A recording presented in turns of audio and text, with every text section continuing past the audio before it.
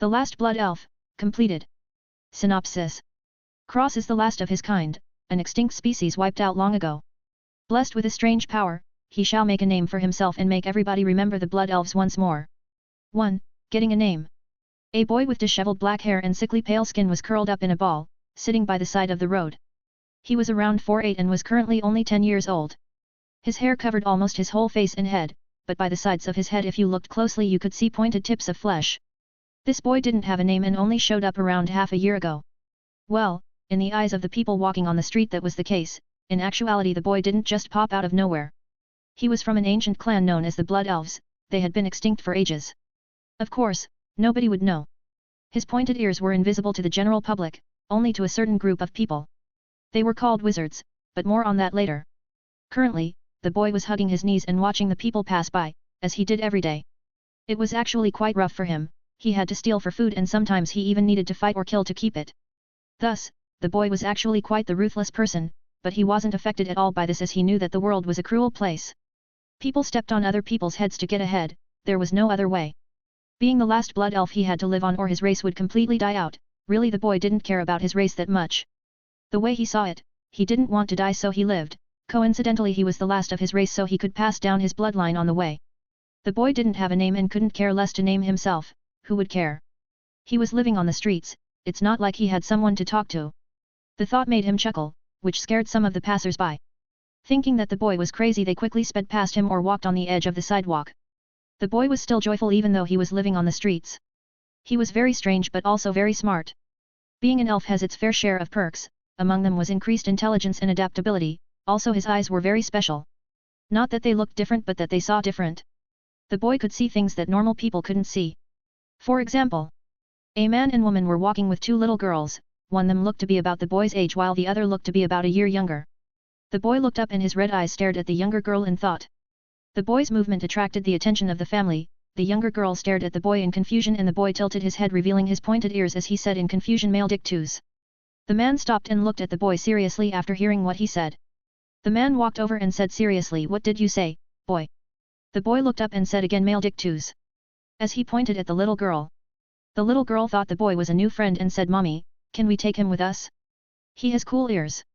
The man looked at his wife, who looked at her daughter helplessly before nodding with a smile. The boy couldn't understand them really, the only language he knew was Elven and apparently nobody spoke it. He was able to say male dick twos because it was a common term throughout all languages, also he could feel the other party's intentions. The boy looked at the man in thought and didn't feel any hostility, more like pity and hope. The man crouched and smiled as he said do you want to come with us? The boy was confused and frowned with pursed lips before speaking in Elven you want me to come with you? Do you have food? The man couldn't understand at all and drew on a piece of paper. The boy looked at the paper and suddenly the drawing came to life. It showed a man holding a boy's hand and walking towards a house. The boy was amazed and directly shouted vulgarities in Elven fuck, that was cool. Before touching the picture curiously and then looking at the man seriously. He might not speak English but he wasn't an idiot. He understood what the man was trying to say and directly pointed to his stomach. His stomach growled and then he pointed at the house and made a gesture of eating. The man laughed and nodded, the boy jumped up and patted his chest as he said I will follow you. The man was stunned and the other three giggled at the boy's antics. The man shook his head and brought the boy with him as the family left. The boy walked with the other kids and looked curiously at the younger girl, he leaned in and stared at her face before poking it. The young girl was stunned and said don't you know it's rude to touch someone like that? The boy narrowed his eyes and thought long and hard about what the girl just said before sighing and shaking his head. The man said Astoria, he doesn't understand English. Astoria looked at her father and said in shock he's an idiot. The boy felt his mouth twitch, he didn't understand but he felt like she just called him an idiot. The man's lips also twitched as he looked at his daughter, wondering who the true idiot was. He didn't have to think about it for much longer, as she directly proved it herself. Astoria looked at the boy and said extremely slowly Dun ti yo nuoth hotit sss ruvu di tutoich peeu pli liic keith aaaaaaaaaat. The boy knocked on her head and grumbled in Elven I'm not dumb like you, we're speaking different languages. The other girl slapped her forehead and looked at her sister speechlessly, really not understanding what was going on in that head of hers. The man felt his eyes twitching constantly and hurried home before someone saw his daughter and gave him a pitiful look she's not like this usually. A while later. The boy entered a house and looked around in awe before clicking his tongue and saying in Elven better than the streets, that's for sure. The man chuckled and walked through a door, into an even bigger house. The boy rubbed his eyes and saw a plate flying around, he was directly stunned. He had never seen a plate fly before. Actually he had never seen anything fly before. The man said welcome. What's your name? The boy was confused and the man scratched his head, thinking communication was going to be difficult. Just as he thought this, a short pink creature with long pointed ears and a long nose with rags on walked out of the kitchen and said, Master, Madam, Grundle has prepared. Grundle froze and looked at the boy before falling to his knees and coughing up blood. The man and woman were shocked and said, Grundle, are you okay? Grundle coughed and said, Master, Madam, Grundle is having difficulties. The boy walked over and squatted before poking at Grundle's ears and saying in Elven with doubt, what kind of elf are you? You're not a high elf, blood elf, dark elf, or wood elf. Grundle looked up at the boy and spoke in Elven, I'm a house elf, your highness. The boy frowned and asked, what's a house elf? Why do you look like this? Very unsightly. Grundle panicked and said quickly, if your highness is displeased, Grundle shall kill himself. The boy smacked his head and said, what, kill yourself? Answer my questions. The family was completely stunned, they didn't know that Grundle could speak a different language. The man said, Grundle, what is he saying? Grundle looked at the man before looking at the boy, and appearing to be in a tough position. This shocked the man even more, usually house elves would listen to your every word. Grundle spoke once more, your highness, master wants to know what you're saying. May I speak? The boy slapped him again and said, why do you keep asking for permission? Do what you want, so annoying. Grundle directly spat out another mouthful of blood and said to the man, he's asking me what I am, master. The man nodded and said, could you tell him our names and ask him what his name is? Grundle appeared to be pleading to the man to not make him ask this question. The man paid no attention to him and waved quickly. Grundle spoke to the boy, master would like your highness to know his name as well as the rest of his family. The boy nodded and said, speak. Grundle pointed to the man and said, master's name is Marcus Greengrass. His finger moved to the woman and continued, Alyssa Greengrass. His finger moved to the older girl and said, Daphne Greengrass. Then to the little Astoria as he added, and finally Astoria Greengrass. The boy nodded and looked at Astoria as he said to Grundle, do you know she is a male Dictus? Grundle nodded and said, even she knows, your highness. The boy scratched his head and said, why are they not treating her? Such a strange family. Grundle almost died of shock as he said, your highness, you know how to cure this. The boy waved his hand and said naturally. My inherited memories have all surfaced. Oh yet. You never told me why you look like this. What is a house elf? Grundle replied respectfully, your highness, this is how I look. House elves are like this. It is said that house elves are the result of a forced hybridization between human and elf. The boy looked disgusted and said, nonsense. What kind of sick person would do this? Grundle looked awkward and said, this is what I believe to be the truth, your highness. Grundle hesitated and the boy waved as he said, speak, strange elf. Grundle said quickly, master would like to know your name. If your highness is displeased, Grundle will immediately commit suicide. The boy slapped Grundle again, saying angrily, enough talk about suicide. I will really beat you to death myself if I hear it one more time. As for your question, I do not have a name. Grundle let out a breath and said to Marcus, master, he said he doesn't have a name. Marcus frowned and said, ask him if I can give him one. Grundle started to sweat as he thought his highness given a name by humans? He's going to blow his top for sure. He turned to the boy and gulped before stuttering, you highness, the master requested to give your highness a name. The boy nodded with a smile and Grundle was stunned before saying quickly, master, he has agreed. Marcus rubbed his chin and Astoria said, just call him Dumbo. Alyssa looked at Astoria and sighed before rubbing her head in pity. Astoria was confused, she thought it was a good name. Marcus side-eyed Astoria before saying, what does he think of Cross? Grundle relayed the name and the boy tilted his head to the side before pursing his lips and saying with great difficulty in English, see Crow Cross. Marcus smiled warmly and patted Cross' head, this little kid was pretty cute. Cross embraced his new name and smiled before being escorted to a room by Marcus and Grundle, the rest went to do their own thing. Cross walked into a room that could fit around 4 people comfortably. He was shocked and gave Marcus a thumbs up. Marcus laughed and said, this will be your room from now on, Cross. Grundle translated and Cross nodded before saying, ask him if he would like his daughter cured, also if he would like to witness an experiment.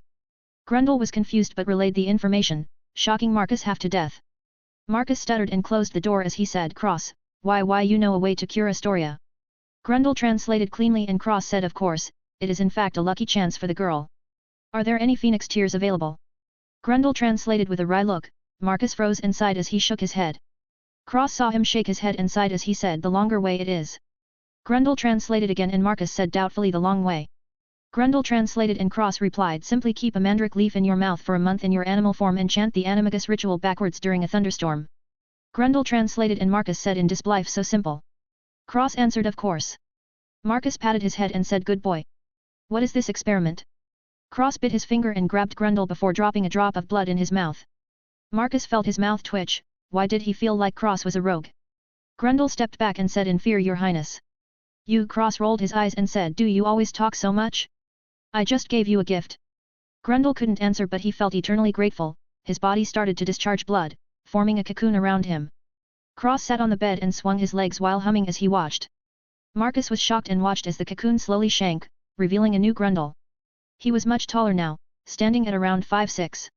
His ears were smaller and stood out straight instead of the droopy look they had before. His nose was completely normal and not huge. He had a head of short brown hair, and his face looked just like a normal person's. He basically looked like a handsome teenager with long pointy ears. He was still wearing the same sack, however. Grundle kneeled and said, Your Highness. As tears dripped down, Cross waved and said, Now all you need is clothes. Marcus was still in a state of shock as he said Grundle. Grundle stood up and bowed elegantly to Marcus. Master, what are your orders? Marcus was shocked and said, What happened to you? Grundle replied with a smile, His Highness allowed my bloodline to evolve by assimilating a single drop of his own. I am now classified as a high house elf. Marcus frowned intensely and looked at Cross, who was looking at him with a smile. Marcus pulled Cross to him and said seriously, Never do this again. Grundle was startled and translated. Cross was also startled and Marcus spoke again, This is very powerful. Many people will try and harm you if they find out you can do such a thing. This is not a joke, Cross. Promise me you will not do this kind of thing again. Grundle translated as Marcus spoke and Cross felt warm inside. He basically had no one to care for him for a long time. He teared up and tears fell as he hugged Marcus and nodded.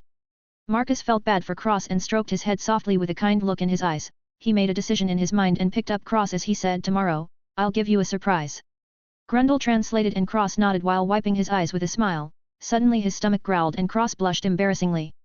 Marcus laughed and brought Cross out of the room with Grundle. 2. Training. The next day, Marcus brought Cross to a special room and sat him down in a circle as he said, I'm going to adopt you and give you my bloodline. Is that okay? Grundle translated and Cross was shocked as he looked at Marcus and said hesitantly, But why? You just met me yesterday. Grundle translated and Marcus laughed as he said, You helped Grundle and potentially my daughter. You are more than qualified. Grundle kept translating and Cross smiled slightly as he said, Okay. Thank you, Father. Grundle translated with a smile and Marcus smiled softly as he started chanting. Cross felt his blood boiling and Marcus poured a goblet of blood into the circle, lighting the rune circle up. The blood hovered in the air and coagulated into a ball before shooting into Cross' chest and sinking in. Cross growled in slight pain, but before he knew it the pain was gone. He felt the existence of another type of blood in his body. To his surprise his pure blood elf blood didn't reject it but instead assimilated it with his own. His blood was still as pure as can be. In addition he felt a certain connection with Marcus. Marcus let out a breath and said with concern, Are you okay? Cross nodded, feeling that Marcus was concerned about him. Marcus let out a breath of relief and smiled softly. Cross said to Grundle, Can you get me English language books? Grundle bowed and told Marcus, who said as well as the Occlumency books, all of them. Grundle bowed and teleported away. Cross let out a breath and smiled at Marcus before bowing and leaving. Marcus smiled and sat down in the chair, feeling tired. He looked at the cut on his left hand and smiled softly. Cross returned to his room and saw a huge stack of books. He scratched his head and mumbled, This language is so hard. Grundle bowed and said, This is the Occlumency books, Your Highness. The English books are over there. Cross turned and saw the small stack of 3 books. He smiled wryly and said, Leave me, Grundle. Thank you. Grundle smiled and said, It's Grundle's pleasure, Your Highness. Before teleporting away, Cross grabbed the English books and started to read them. Surprisingly this language was very simple and easy to learn. Honestly, Cross was a bit shocked by how simple the language was. It took him only 5 days to learn the entire language and speak fluently. This shocked Marcus, who could now communicate with Cross. They were sitting at the dinner table when Astoria said, Humph. I could learn it in 4. Cross chuckled and said, Want to learn Elven? Astoria smacked her lips and said, How hard can it be? Apparently very hard. This was Astoria's professional analysis after 10 seconds. After that she never came back for more lessons. Cross, though Astoria was extremely cute, her dumbness made her even cuter. After Cross learned English, he had also started talking to the family more and more. He found out that Daphne was a cold person. She would only speak occasionally and when she did it would only be a few words. Marcus and Alyssa were very kind parents. They taught Cross, Daphne, and Astoria very patiently, teaching them about pure blood politics and whatever they asked. Even if they had a question about magic, the duo would try their best to answer. Cross didn't have many questions, he also didn't really have any magic yet so he couldn't really have any problems to ask about. Recently thought he had been feeling weird, like something was about to burst inside of him. It had been a month since Cross was taken in and he had bonded with the family quite well. He felt a lot of affection for them, especially feeling the closeness of their bloodline. His favorite was Astoria, since she couldn't control her transformations yet, she couldn't be cured but it was only a matter of time. What Cross found funny was that sometimes Astoria would pop out a snow-white fox tail and ears. She looked like a little doll, Cross would always tease her about her tail and ears. Astoria was used to it by now. Daphne also smiled when she saw Astoria having fun with Cross. Her sister had always been afraid when her tail popped out but ever since Cross came around, she lost her fear and even played around with him specifically when her animal parts came out. Another month later. Cross felt something click inside his body and was suddenly full of energy. His mind was flooded with information and his eyes flashed from confusion to doubt to shock. He raised his hand and circulated his mana, a fine white string shot out of his fingertips. Cross was amazed and felt his energy being drained as he controlled the strings to move around. He immediately went to find Marcus and Alyssa before showing them. They were shocked and finally asked Cross, "What race are you?" Cross said, "Pure blood elf." "Why?" Marcus thought for a moment before shaking his head, not knowing what a blood elf was. He thought it was a particular trait of the species, so did Alyssa. Actually, Cross did too, but that wasn't the case. There was a reason why he was the last blood elf and not someone else, but obviously Cross didn't know that. Marcus tried to guide him using his knowledge of magic, but he had never encountered something like this before. He quickly realized something and frowned deeply. Cross looked up confused and Marcus said seriously, "Cross, hide your identity for now. If others find out you're a true elf you might be in trouble." Cross nodded seriously and Marcus smiled as he pat his head and said, "Go practice, don't forget your occlumency magic." Cross nodded and left happily, returning to his room. Cross started practicing with his strings and reading occlumency at the same time. Time slowly moved forward. Around 9 months later. Cross was already a secure part of the family and loved by everyone, he truly did feel happy with them. He never had anyone before and he now had 4 more people who truly cared for him, and Grundle. Cross magic exceeded expectations and he was able to control the string to an extremely fine degree. It was very strange, however, he was unable to use occlumency with just his hands. When he asked Marcus about this, Marcus laughed and told him that a wand was required for magic and if he could use magic without a wand he would already be a grandmaster wizard. Cross was embarrassed, he had no idea. Marcus taught him about wizards but it seemed his knowledge was also limited. In the end Cross had no choice but to accept this. He had already read all the books about occlumency and even memorized them, but until he got a wand he wouldn't be able to use any spells. A secret Cross had was that he trained, not just his string control but also various different uses for the strings in his room. His control became so fine-tuned to the point where he could make the strings extremely thin and invisible. What shocked him the most was that his strings could attach to anything. He even tried to fly on his strings, he managed to succeed but barely. He would basically balance on a thin piece of string and look like he was standing in the air. He practiced this frequently while reading books and he was at the point where he could jump from string to string without too much effort. Even this was extremely exciting for Cross. He also awakened his innate talents of the elf race. He got Grundle to teach him how to teleport and practiced every day, teleporting around his room before teleporting outside. This didn't have very much utility as of right now, except for moving around quickly and easily. What surprised him was the main talent of his race was impenetrable mind. Which meant Cross was unable to be affected by mental attacks or brainwashing techniques. Anything having to do with foreign entities entering his mind was negated and destroyed. He only found this out recently but still decided to study in his occlumency just to keep it a secret. After all, he started to realize the danger he was in. A race nobody has ever heard of, who wouldn't be curious? Maybe someone who want to open him up and see how he worked one day, then Cross wouldn't even have time to cry. Also if he never studied occlumency and his mind was impenetrable, who would believe him if he said he studied a little a few months back? Only the ghosts maybe. Cross had come to understand that keeping secrets was the key to survival. He learned a term from Astoria: you surprise them, and then kill them while they're sick. Cross didn't understand at first, why would they be fighting if they were ill? But he understood quickly that the little fox girl meant when they're injured. Since then, Cross has been keeping a secret trump card and it was his invisible strings. Actually, Cross was only able to touch them since he made them, if not he was sure that they would slice right through his body. They were just that sharp. He had been training outside at night, cutting falling leaves with his string, controlling the string to bend to his will and cut the falling leaves cleanly without any tears. It was extremely hard at first but as his control got better so did his cutting. Cross estimated he could probably slice a normal person's neck clean off in a second with a single hand motion. The most astonishing part was they wouldn't even know. The string was so fine it was almost impossible to see, unless someone had amazing perception or could feel changes in a certain area around their body. Nevertheless, Cross didn't think he was going up against monsters who had the keenest perception in the entire world. He was just a happy little elf, who would want to fight against him. Cross was working on his control when the door was opened. Cross quickly dispelled his strings and Marcus said, come with me today. I'm taking you and Daphne somewhere fun. Cross tilted his head and said, somewhere fun. Marcus smiled and nodded as he said, you'll be going to school soon, you have to have the necessary materials. No. Cross said, a wand. Marcus smirked and said, you got me, let's go. Daphne's already waiting. Cross cleaned himself up and followed after Marcus. He got downstairs and saw Daphne standing there with a giant backpack. His mouth twitched and he said, sis. Are you going on vacation? Daphne said, simply shopping. Cross poked her bag and said, did you just come back? Aren't you supposed to buy things there? Do you think you can trade goods? Daphne blushed and snapped, shut up, you. I'm excited, okay. Cross chuckled and said, of course. Of course. Big sis is always right. Marcus gave him a thumbs up and Cross snickered before they all left the house. 3. Goblins. Marcus said with a smile, this is Hexatorial Square.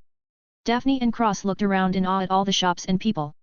Marcus flashed a proud smile and brought them along with him as he explained everything on the streets. Cross listened to Marcus say, everything you need for school is here and you can even get your own custom wands. Cross asked, but I don't have a lot of money. Marcus looked at him and said, you have money.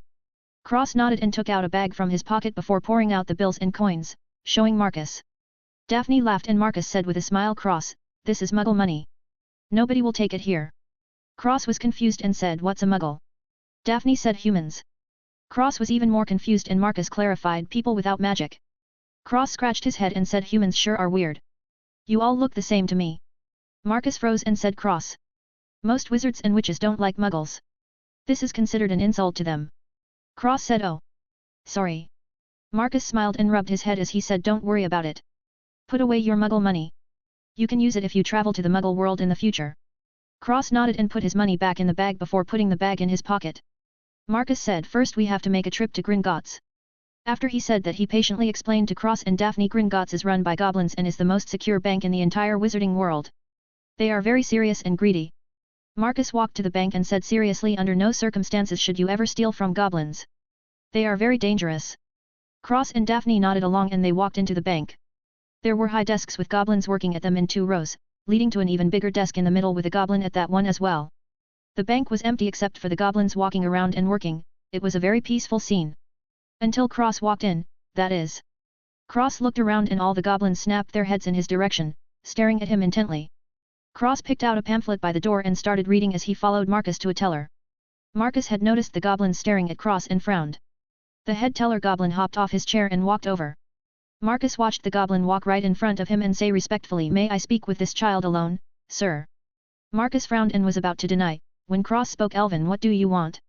The goblins looked excited and the goblin standing in front of Marcus said directly, I wish only to speak with your highness. Cross tilted his head, revealing his ears as he said okay.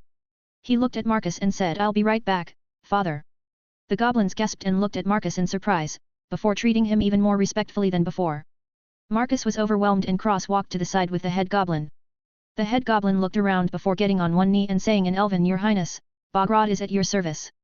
Cross waved his hand and said, Bogrod, why are you like this? Even house elves treat me like this. Isn't it good to have freedom? Bogrod chuckled and said, your highness, you cannot possibly understand the importance of your race.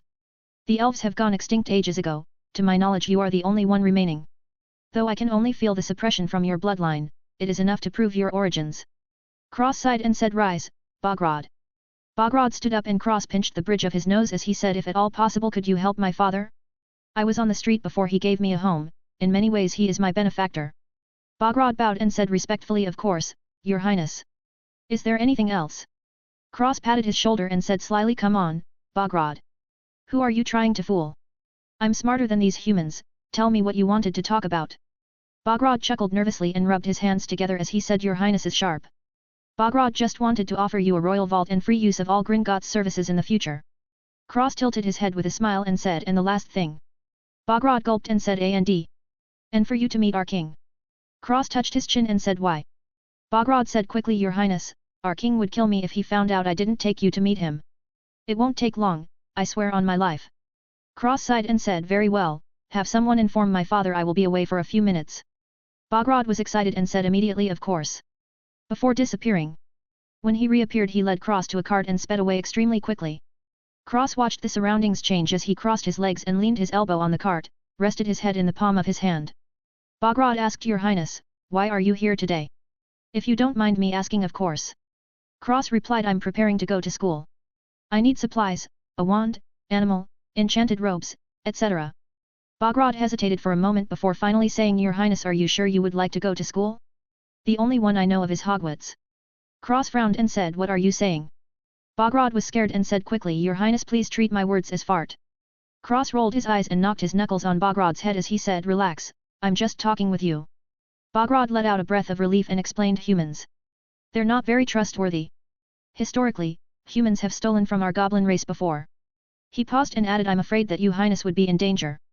Elves have long since disappeared and you may attract a lot of unwanted attention.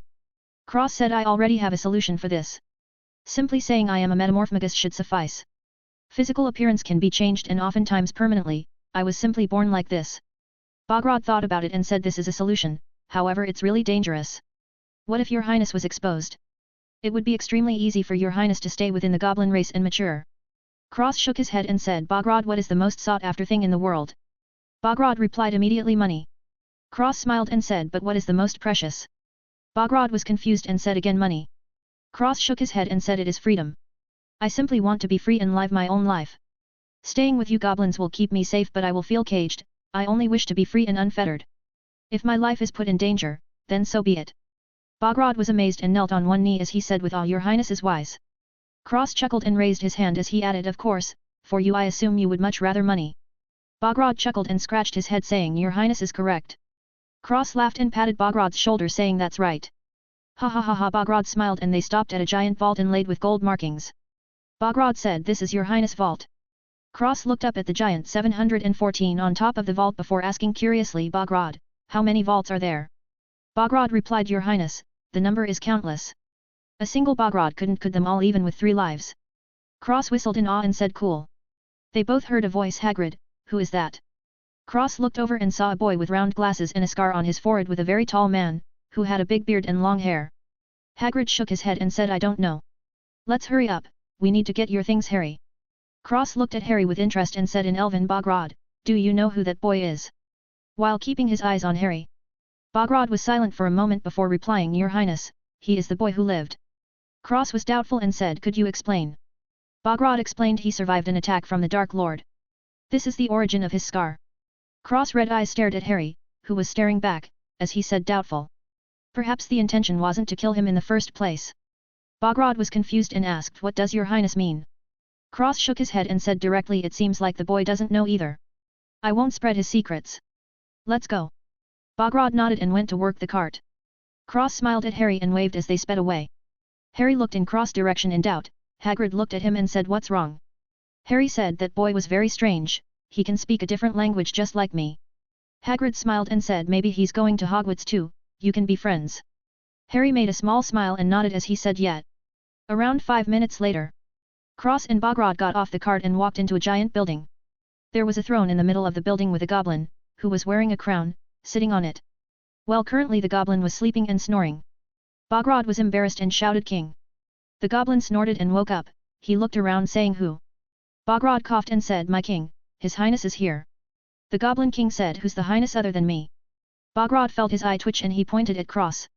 Cross waved and said in Elven, yo. The Goblin King said, you. You're an elf. Whoa. Cross laughed and Bogrod almost threw up blood. Cross walked over and hooked his arm around the Goblin King as he said, hey, man. The Goblin King laughed and said, I've never seen an elf before. You're hurting me though. Cross backed off and touched his nose as he said sorry. The Goblin King coughed and said, my name is Ragnok. Nice to meet you, your Highness. Cross smiled and said, Cross Greengrass. Nice to meet you too. Ragnok chuckled and said, what brings you here? Cross smiled and explained that he was shopping for school supplies and Bogrod brought him here. Ragnok clapped and said, good job, Bogrod. Bogrod smiled happily and bowed. Ragnok hopped off the throne and brought Cross with him as he said, come with me. I'll give you a gift. Cross said, really? I didn't even do anything. Ragnok shrugged and said, who cares? You're our Highness, don't worry about it. Cross sighed and followed him. Ragnok grinned and said, you know, other than money, we goblins love to collect things. Cross looked interested and said, what kind of things? Ragnok replied, all kinds of things. Even rare things that have never been seen before or have disappeared already. Cross said, surprised, disappeared. Ragnok smirked and said, interested? Let me show you. Open the vault. The giant door in front of them slowly rolled open and Ragnok and Cross walked inside. Cross looked around and saw tons of gold coins, but there were also random things laying around as if they were garbage. Ragnok looked around before grabbing a few things and stuffing them in a bag before giving the bag to Cross. Cross noticed that Ragnok did not even put a single gold coin in his bag and felt his mouth twitch as he teased, "Can't part with a single gold coin." Ragnok chuckled and said, "You're right," before giving Cross a single gold coin. Cross laughed and put the gold coin in his pocket saying, "What's in the bag, Ragnok?" Ragnok smirked and said, "Things for your wand and a little surprise from me." Cross rolled his eyes and smiled as he said, "How do you use these bags?" Ragnok brought him out of the vault and said, "You can see the things inside. They appear right in your mind. It's a special space bag. Not made of extension charms." Cross was stunned and said, "Wait, really?" Ragnok grinned and answered, "You thought I was stingy?" Cross laughed and said sincerely, "Thank you, Ragnok."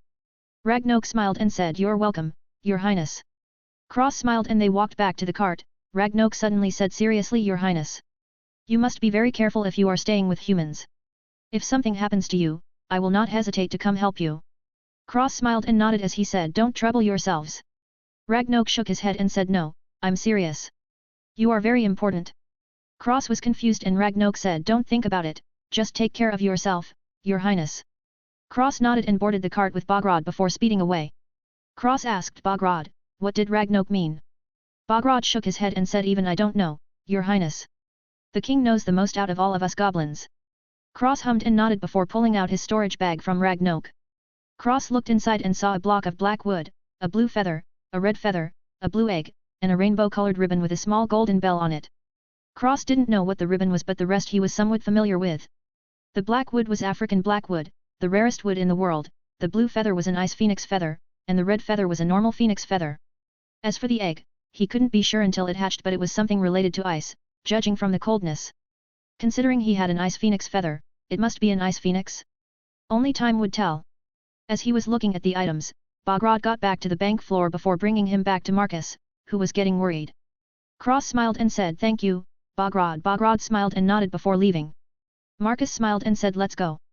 Cross nodded and followed him out of Gringotts. 4. Shopping. Cross walked on the street with Marcus, who asked Cross, "Are you okay?" Cross felt warm and nodded saying, "The goblins are actually very nice."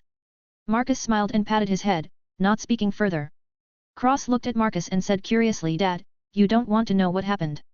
Marcus shook his head and said, "These are your secrets, I won't pry." Cross teared up and wiped his eyes as she smiled warmly. Daphne smiled on the side and Marcus ruffled his hair. Cross took out the bag and said, "The Goblin King gave me some gifts." Marcus was shocked and quickly stopped his hand saying, "Cross, not here." Cross said, "But I have something for Daphne." Marcus smiled and said, "Later." Cross nodded and put away the bag. Marcus nodded and brought them to the wand store saying, "Here we are. You both ready to get your wands?" Cross and Daphne nodded excitedly and Marcus smiled as they walked in. An old man was sitting behind the counter and Marcus smiled as he said, "Mr. Truss. How are you?" Mr. Truss smiled and said, "Marcus, it's been a long time." He looked at Daphne and Cross and smiled, "Yours?" Marcus nodded with a smile as he said, "They're here for their first wands."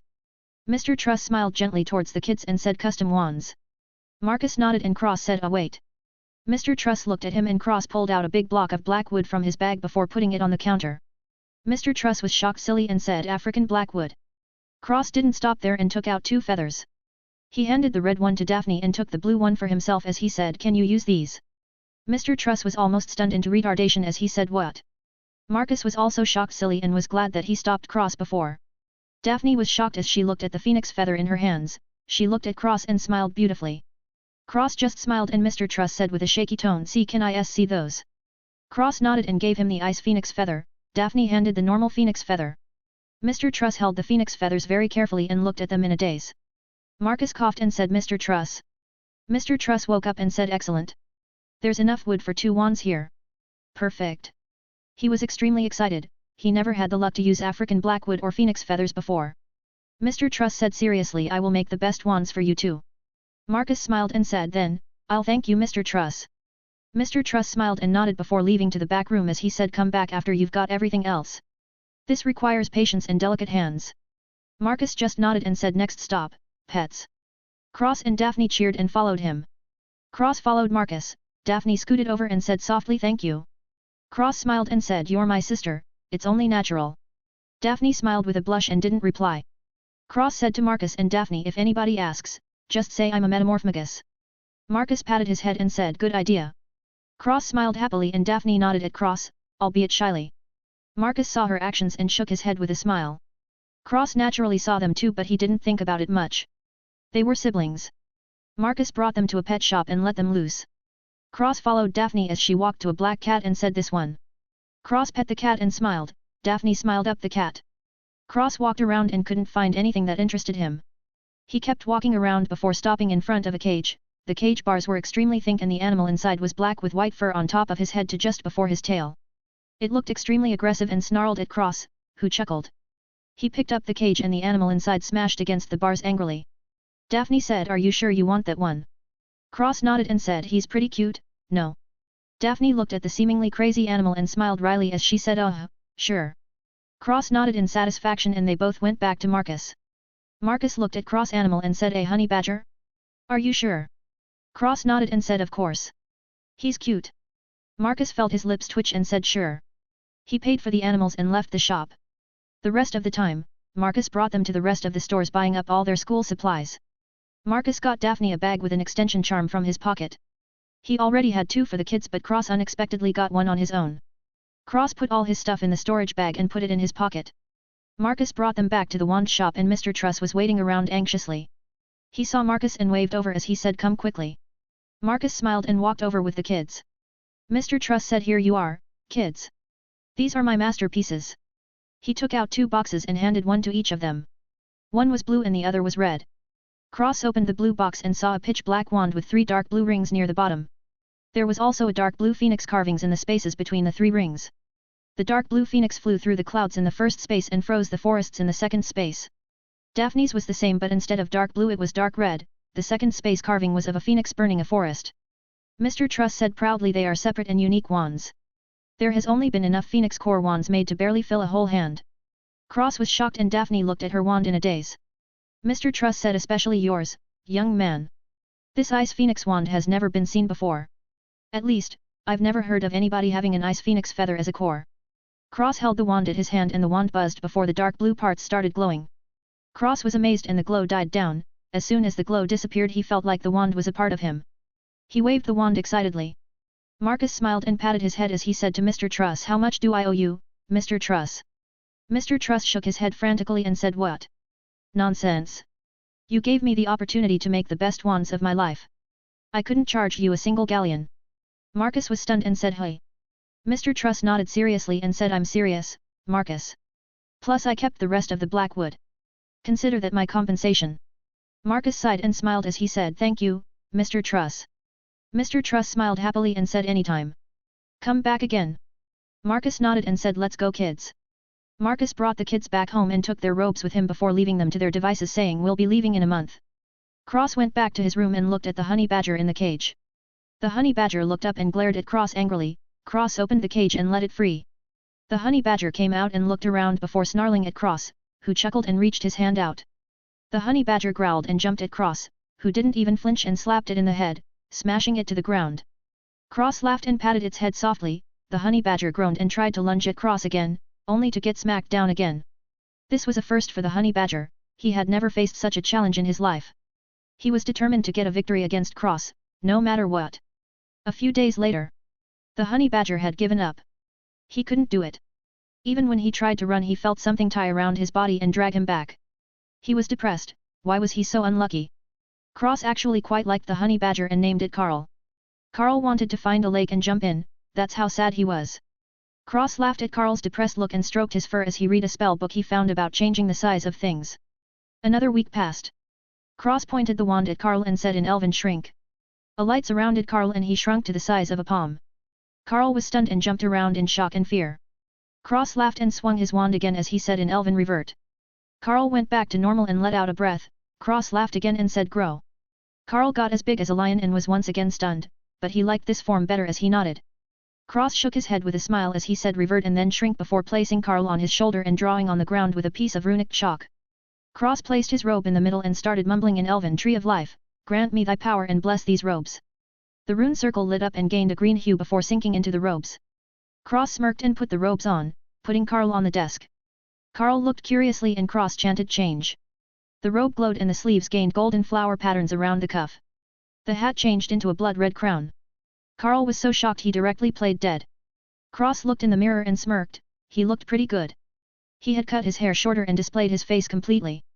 He was extremely handsome, if not beautiful. His hair was silky, his red eyes were bright, and his skin was white and smooth. He almost looked like a girl. That was just the way elves looked, however. Cross was fine with it, he thought he looked good. The crown and sleeves made him seem even more handsome. It gave him an earthly feel. Cross smiled slightly and said revert. The robe and hat changed back to normal but kept the blessing. The ritual Cross just performed was an elven ritual for clothes, they protected his clothes from any tracking, charms, and most curses. They were also constantly kept clean. Cross smiled and changed out of them before stuffing them in his storage bag. He also took out the egg he got at the same time. He held the egg close to him and his hands felt a little cold. Which was a good thing, because if the egg was warm it would be considered dead. Cross put the egg next to his wand and left it on his desk before going back to reading books and playing with his strings. Finally, a month since they came back from shopping. Marcus called Cross and said, "Cross, let's go." Cross picked up Carl's cage and brought him with him as he went down the stairs. He saw Daphne smiling at him, Marcus doing the same, Astoria was crying, and Alyssa had a warm smile on her face. Cross smiled and joined Marcus, Astoria hugged him tight and cried loudly as she complained, "Who's gonna play with me now?" Everyone felt their mouths twitch. Cross hugged Astoria and whispered, "You have to grow up quickly and you can come to school and play there." Astoria nodded and said, "I'll see you tomorrow, I'll grow up overnight." Cross laughed and nodded with a smile. Alyssa fixed Cross and Daphne's clothes with warm and watery eyes. Cross and Daphne smiled and Marcus took them with him out of the house. A while later, Cross was walking holding a cage with Carl in it as they stood in a train station. Cross looked around and was confused, Marcus smiled and led the two through a pillar and the three disappeared. Cross got through the pillar and saw a new train station. Cross was absolutely stunned as he said loudly, "How did nobody see that?"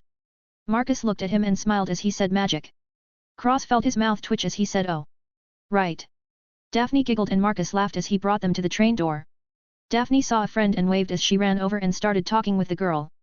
Cross looked at Marcus and smiled wryly. Marcus laughed and said, "Study hard, Cross. I hope you'll become a great wizard." Cross smiled and nodded as he said, "I will, Dad." Marcus smiled softly and ruffled Cross' hair as he said, "Now get in there, hopefully you'll come back looking like a man." Cross' face turned black and Marcus laughed loudly, before sighing and adding seriously, "You also have to make friends." Cross' face fell and he said, "What?" Marcus nodded and said, "Don't think I don't know you don't like talking to people. You have to make at least 4-5 friends." Cross complained, but Marcus said, "No. You will make friends. Try and be friendly." Cross was about to nod when Marcus added, "Even if they aren't interesting." Cross grumbled, nodded reluctantly, and got on the train before finding an empty room and sitting down. The train whistle blew and the train started moving. 5. Train ride. Cross put down the cage and let Carl out. Cross pointed his finger at Carl and said in Elven, "Shrink." Carl shrank down and Cross put his hand down in front of Carl, who jumped onto his palm and ran up his arm before sitting on his shoulder. Cross put the cage in his storage bag and looked out of the cabin door to see a toad hop by. Cross waved his hand and tied up the toad with strings before pulling it over to himself. Cross held the toad in his hands and Carl started growling at the toad. The toad was so scared, it played dead. Cross poked it and wondered if it did just in fact die from fear. Carl had a complacent look on his face, as if to say, "Yes, I did just kill a frog from fear." Cross chuckled and kept the toad in his hands as he walked around the train, mostly looking for Daphne and partly looking for something interesting.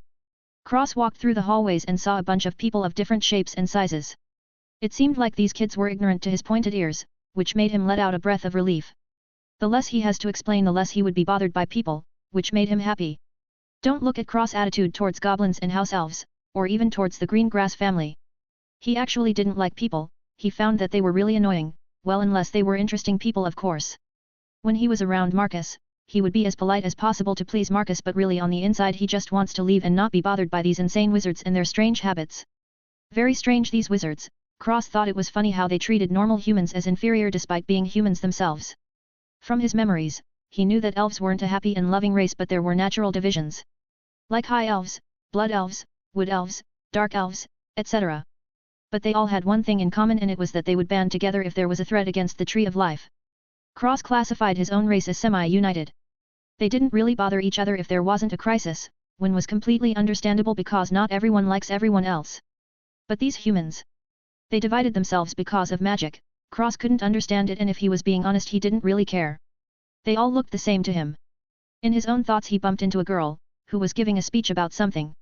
Cross was brought out of his thoughts and looked at the girl, who was staring at him. Cross tilted his head and his long pointy ears twitched before he turned to look into the cabin and saw a ginger kid and the boy with the glasses, Harry. The girl had bushy hair and buck teeth, she looked like a beaver albeit a cute one. Cross' good feeling about this little beaver was immediately washed away when she opened her mouth. Don't you watch where you're going? You know it's very dangerous to be out of thoughts on a moving train. Also. Cross looked at the girl and then at the two boys in the train cart, who looked away, obviously not wanting to get involved. The further they got away from this girl the better. Cross pinched her lips closed as he said, excuse you.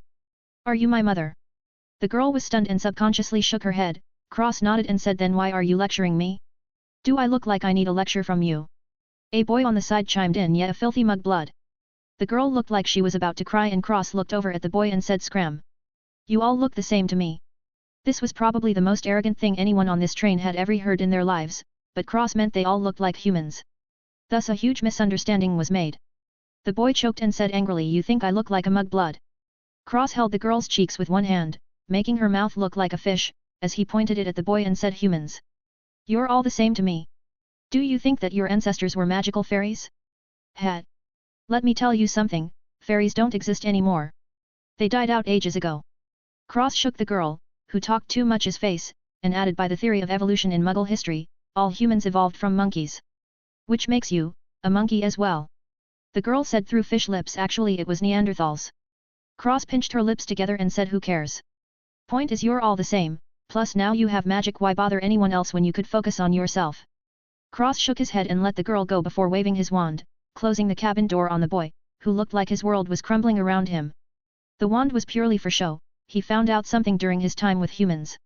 If you want to survive and not be bothered, you have to remain low-key. In reality, he didn't even need a wand, but everyone else used them, so really he had no choice but to pretend. Or else it was a smooth carriage ride to the experiment lab for him. Another boy popped out of nowhere and looked at the toad in Cross' hand before saying, hey. You found my toad. Cross threw the toad at the boy and looked at Harry in the cabin in thought, not even sparing the boy, who found his long-lost toad friend, a glance. Cross was interested in this hairy boy, he had so many things on him, it was impossible to not notice it with his eyes. The girl looked at Cross and said, why are your ears like that? Cross replied, metamorphomagus. While keeping his eyes on Harry and thinking about something else. The girl nodded and said, that makes sense. Harry said, can I help you? Cross tilted his head and said, actually, you can't. But I'm curious, do you know you have around 10 wards and charms placed on your body? He mumbled in a voice only he could hear, as well as another soul living in your body. Harry was stunned and said, what? Cross sighed and said, forget it, I don't care enough. He looked at the rat in the ginger boy's hands and had a funny face before saying to the ginger boy, is that rat a family member? The boy joyfully held up the rat and said, yup, this is Scabbers. Carl started going crazy and snarling at the rat. Cross chuckled and said, another strange boy. He turned to leave when he caught the girl's thinking expression and said directly, you girl. Train in occlumency, this seems to be your strong point. The girl said, I don't have the money to study in that. Cross turned over his storage bag and books piled up on the floor neatly and said, you owe me now. The girl was stunned and Cross walked away, adding, I will find you if you skip out on your debts. The girl looked at Cross back in thought as she wondered what this guy was thinking. In the end she pulled the books into the cabin with the two boys and started talking with them before reading. Cross actually didn't care for these books as he had already memorized them so well, he could recite it backwards. Also these were the copies he had taken with him, he felt like giving out copies for a favor was pretty worthwhile, plus this was one of his attempts at playing nice. Cross walked through the train carts before finally seeing Daphne and smiling as he walked over. Daphne looked over and smiled as she said Cross. Cross waved and looked around the other carts as he said, I found some interesting people before. One of them even had an animagus as a pet. He saw a girl, who seemed to be angry, with purple hair sitting in a cabin of her own. He had never seen a girl with purple hair before and thought she was an interesting person too. Cross was excited, so many interesting people. If this trend continued then his school days might be really exciting. Daphne waved her hand in front of Cross' face and said Cross. Cross came back from his thoughts and said yet. Daphne smiled and said, these are my friends. Cross looked at all the kids inside and found nothing different about them, they were run-of-the-mill pure-blood wizards and witches.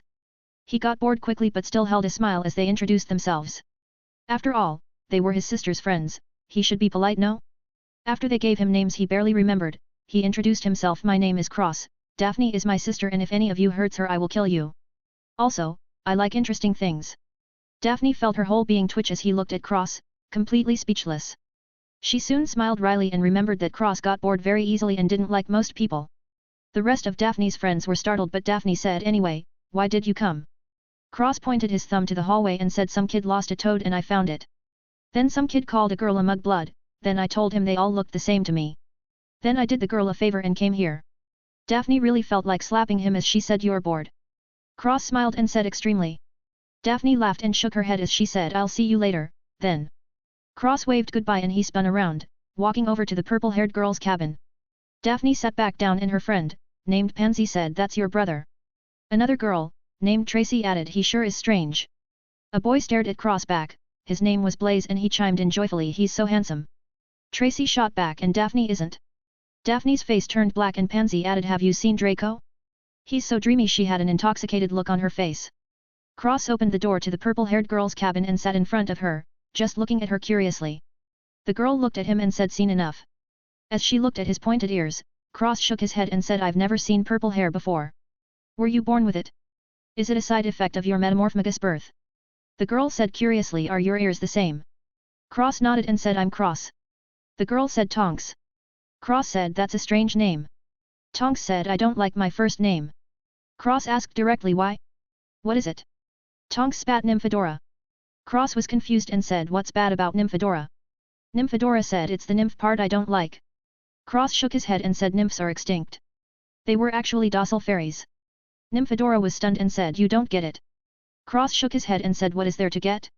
Nymphs are very beautiful and live in forests, it's a shame they died out." Nymphadora countered, "They were also lustful spirits." Cross gave her a weird look and said, "Not true, they were just sexually mature and inspired lust in men. Do you know how hard it is to even catch a nymph, much less capture her heart?" Cross clicked his tongue and shook his head. Nymphadora was stunned and felt like they weren't talking about the same thing. She changed the topic and said, "So why are you here?" Cross said with a smile, "I like interesting people, so far I have found 2 on this train. You are the 3rd. Nymphadora tilted her head and said with a smile, "Should I be honored?" Cross smiled and said, "Take it as you will, I'm just bored. By the way, can you change your hair color?" Nymphadora asked back, "Can you?" Cross hair changed from black to silvery white to golden yellow to blood red, then back to pitch black. Nymphadora smirked and her hair changed to almost every color in the rainbow. Cross clicked his tongue and said, "My hair changes naturally during the seasons." Nymphadora said, "Let me guess, black right now, white in the winter, red in the spring, and yellow in the summer." Cross shook his head and said, "Black in the fall, white in the winter, yellow in spring, and red in the summer." "You were close though." Nymphadora clicked her tongue and said, "Can you shapeshift easily?" As he nose turned into a pig snout. Cross frowned and twitched his fingers, bunny ears shot out of his head and Nymphadora laughed as she said, "You're pretty interesting, Cross." Cross released the string-made bunny ears and smiled, "You too, Nymphadora." Nymphadora said, "Just call me Dora or Tonks." Cross corrected Dora. Nymphadora smiled and said, "This is your first year, correct?" Cross nodded and Nymphadora said, "Let me teach you a few things." Cross listened attentively and Nymphadora started. "Basically there are 4 houses. A hat sorts you into the house you are most suitable for." Nymphadora went on and Cross listened to her speak. When she was finished, Cross said in doubt, "A hat that sorts you? How does it do that?" Nymphadora said, "It can talk." Cross looked startled and said, "Don't tell me you put this hat on your head."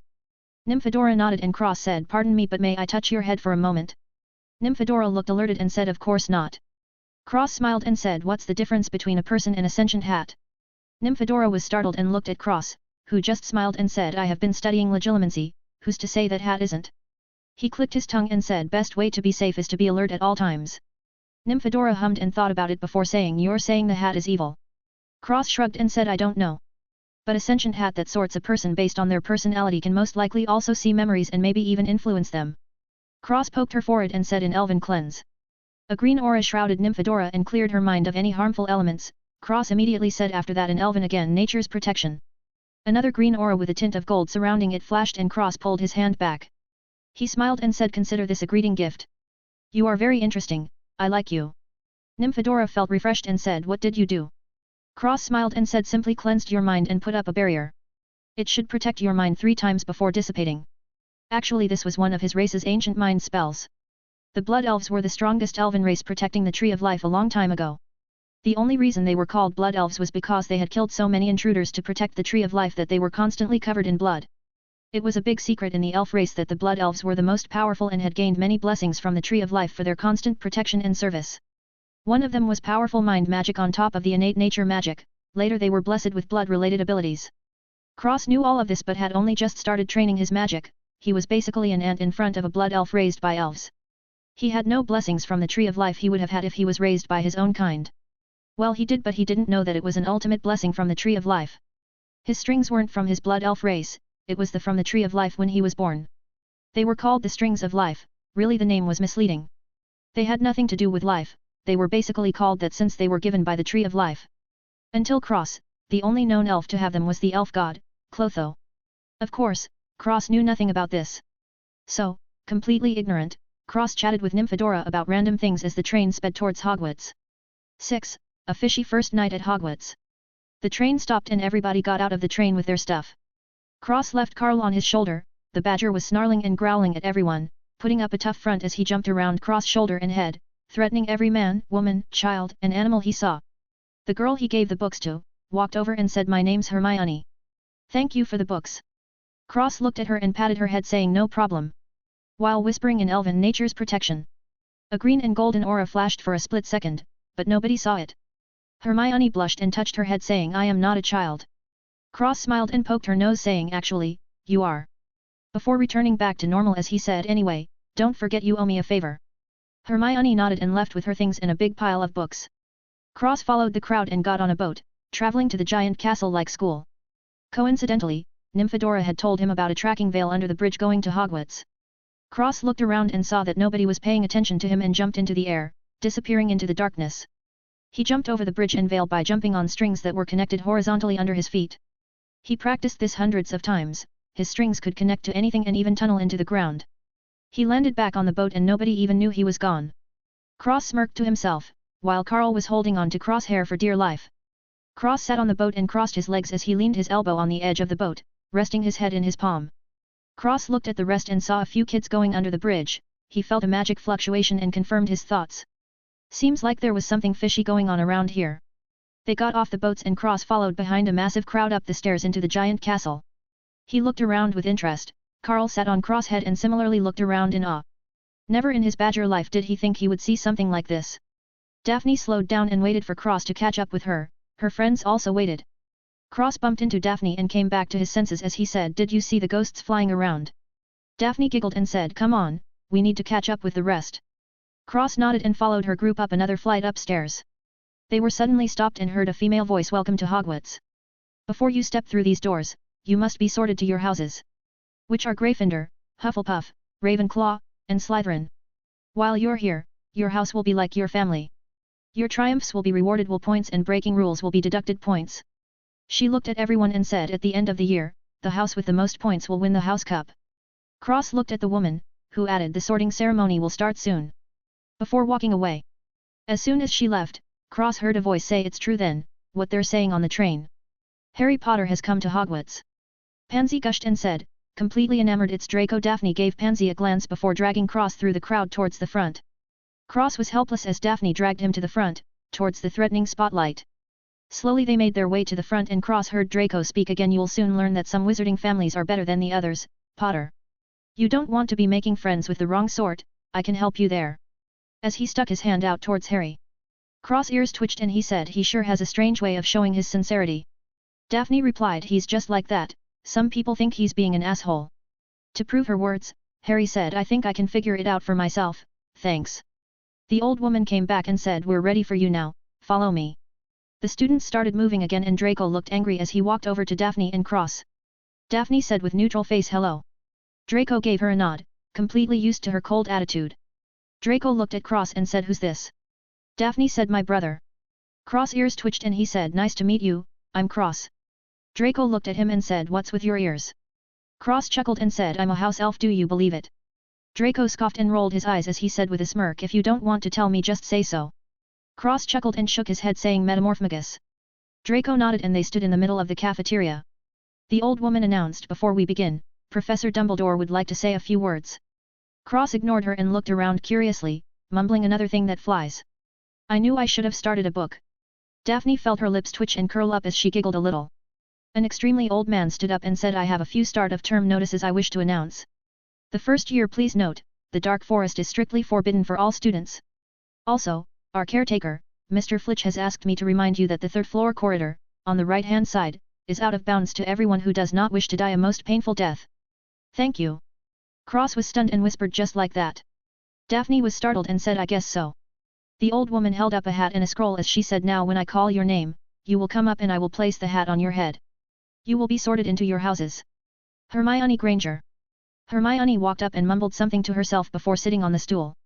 The woman placed the hat on her head and the hat said Gryffindor. Hermione smiled and went to the Gryffindor table. The old woman continued Draco Malfoy. Draco walked up and sat down, the hat didn't even touch his head as it said immediately Slytherin. Cross frowned and he heard the ginger kid say there's not a witch or wizard that went bad, who wasn't in Slytherin. Cross looked over at Harry, who nodded along. Cross watched everyone go and finally after everyone was sorted, he was the last one left. The old woman said Cross Greengrass. Cross looked around and chuckled as he walked up and sat down. His eyes scanned the room and everyone was paying attention to him. He closed his eyes and the woman put the hat on his head, he felt something attack his mind and he ripped the hat off his head immediately, frowning extremely hard. The woman said is there something wrong, Mr. Greengrass? Cross looked at the woman and said no. Just nervous. The woman smiled kindly and said that's natural. Let's try again.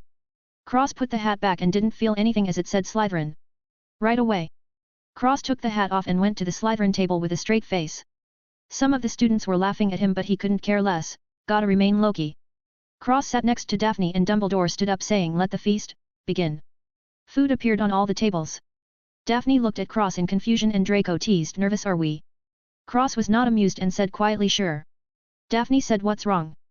Cross said seriously the hat tried to pierce into my mind. Daphne frowned and Draco narrowed his eyes and said what? Cross nodded and looked around to see nobody looking at them, he whispered you both are proficient in occlumency, correct? Draco and Daphne nodded, Cross continued occlumency has more uses than just setting up barriers. You have to hide everything about yourself and dip into legilimency to display all the effects. Traps, detection, security, etc. They are all extremely useful. Cross turned to the hat and added the sorting hat is a legilimens magical artifact and can break into the mind of unguarded wizards. If it can break in, it can change it. He got serious and continued as he turned back to the other two never trust anyone other than yourself. Legilimens are extremely dangerous, think about it. Your mind is the most fragile part of your body, you could unknowingly end up as a brainwashed slave if you're not careful. Daphne and Draco got serious and Cross leaned back as he said just remember to be careful, anyone who is not yourself, is an enemy. No matter who they are. Before biting a bite of the food and immediately spitting it out, his eyes narrowed at the food and he refused to eat. Daphne looked at the food and Draco asked something wrong. Cross said the food has aggression potions in it. He looked over to the other tables and saw that they gradually started glaring at the Slytherin table. Cross' expression was grave and he turned back saying all the food is drugged. Daphne looked at the food and frowned saying for what purpose? We're just first years, why would we be targeted? Draco thought Cross was thinking too much and ate his food as he said you need to relax. Cross shook his head and said maybe the target isn't us, but someone else. Daphne looked around and suddenly felt that Hogwarts might not be that safe after all. Cross whispered in her ear find me later. Daphne nodded and they both sat still, not eating. A while later. The prefect of Slytherin brought them to the staircases as he said the stairs change every now and then, you have to pay attention and memorize all their patterns. This way. Before leading the ground of first years through several changing staircases to a door with a snake pattern on it. The prefect said serpents ad vitam the snake hissed and the door opened. He brought them all into the common room and said up these stairs to the left is the boys' rooms and the right is the girls'. This is the common room. He started tell the history but Cross ignored him. Currently he was looking around the room, he tapped the ground with his foot and invisible strings shot out in a spider web pattern, scanning everything in the room. Even going into the floor and checking for anything hidden from sight. By the time the prefect guy stopped speaking, Cross had already scanned the entire common room and focused his attention on the green fireplace. It felt like it was trying to push him away. This made him feel strange, he suddenly asked where is the library? The prefect said on the second floor, past the dining hall. Cross nodded and turned around, leaving the common room to the library by himself. Daphne watched him go before going up the stairs to the dormitory rooms with the rest of the group. Cross was walking the halls looking for the library. He had already memorized the staircase patterns as soon as he got here, but would much rather a map. Nevertheless, he was fine on his own, for now. As he walked, he left countless strings behind him, covering every square inch of the hallway and walls. There was nothing out of the ordinary so far, Cross got suspicious. Perhaps directly setting wards everywhere in the school was the bottom line. Then again, he didn't think whoever was drugging the food would care about bottom lines. If anything, they would be too confident to even put up surveillance, firmly believing the potions would work. Cross couldn't care less what plans were being unraveled, as long as he wasn't in them. Daphne too, of course. As for the others, it wasn't his problem. He helped Nymphadora and Hermione on a whim, they were barely acquaintances. He wasn't going to risk his neck, stretching it out for someone else. That would be retarded. If he was dragged into the plans unavoidably, then it was a different story. Cross was confident in himself to take care of most problems, but it was always better to know your enemy first. Even if he wasn't part of the plans, knowing what they were could help keep him out of them.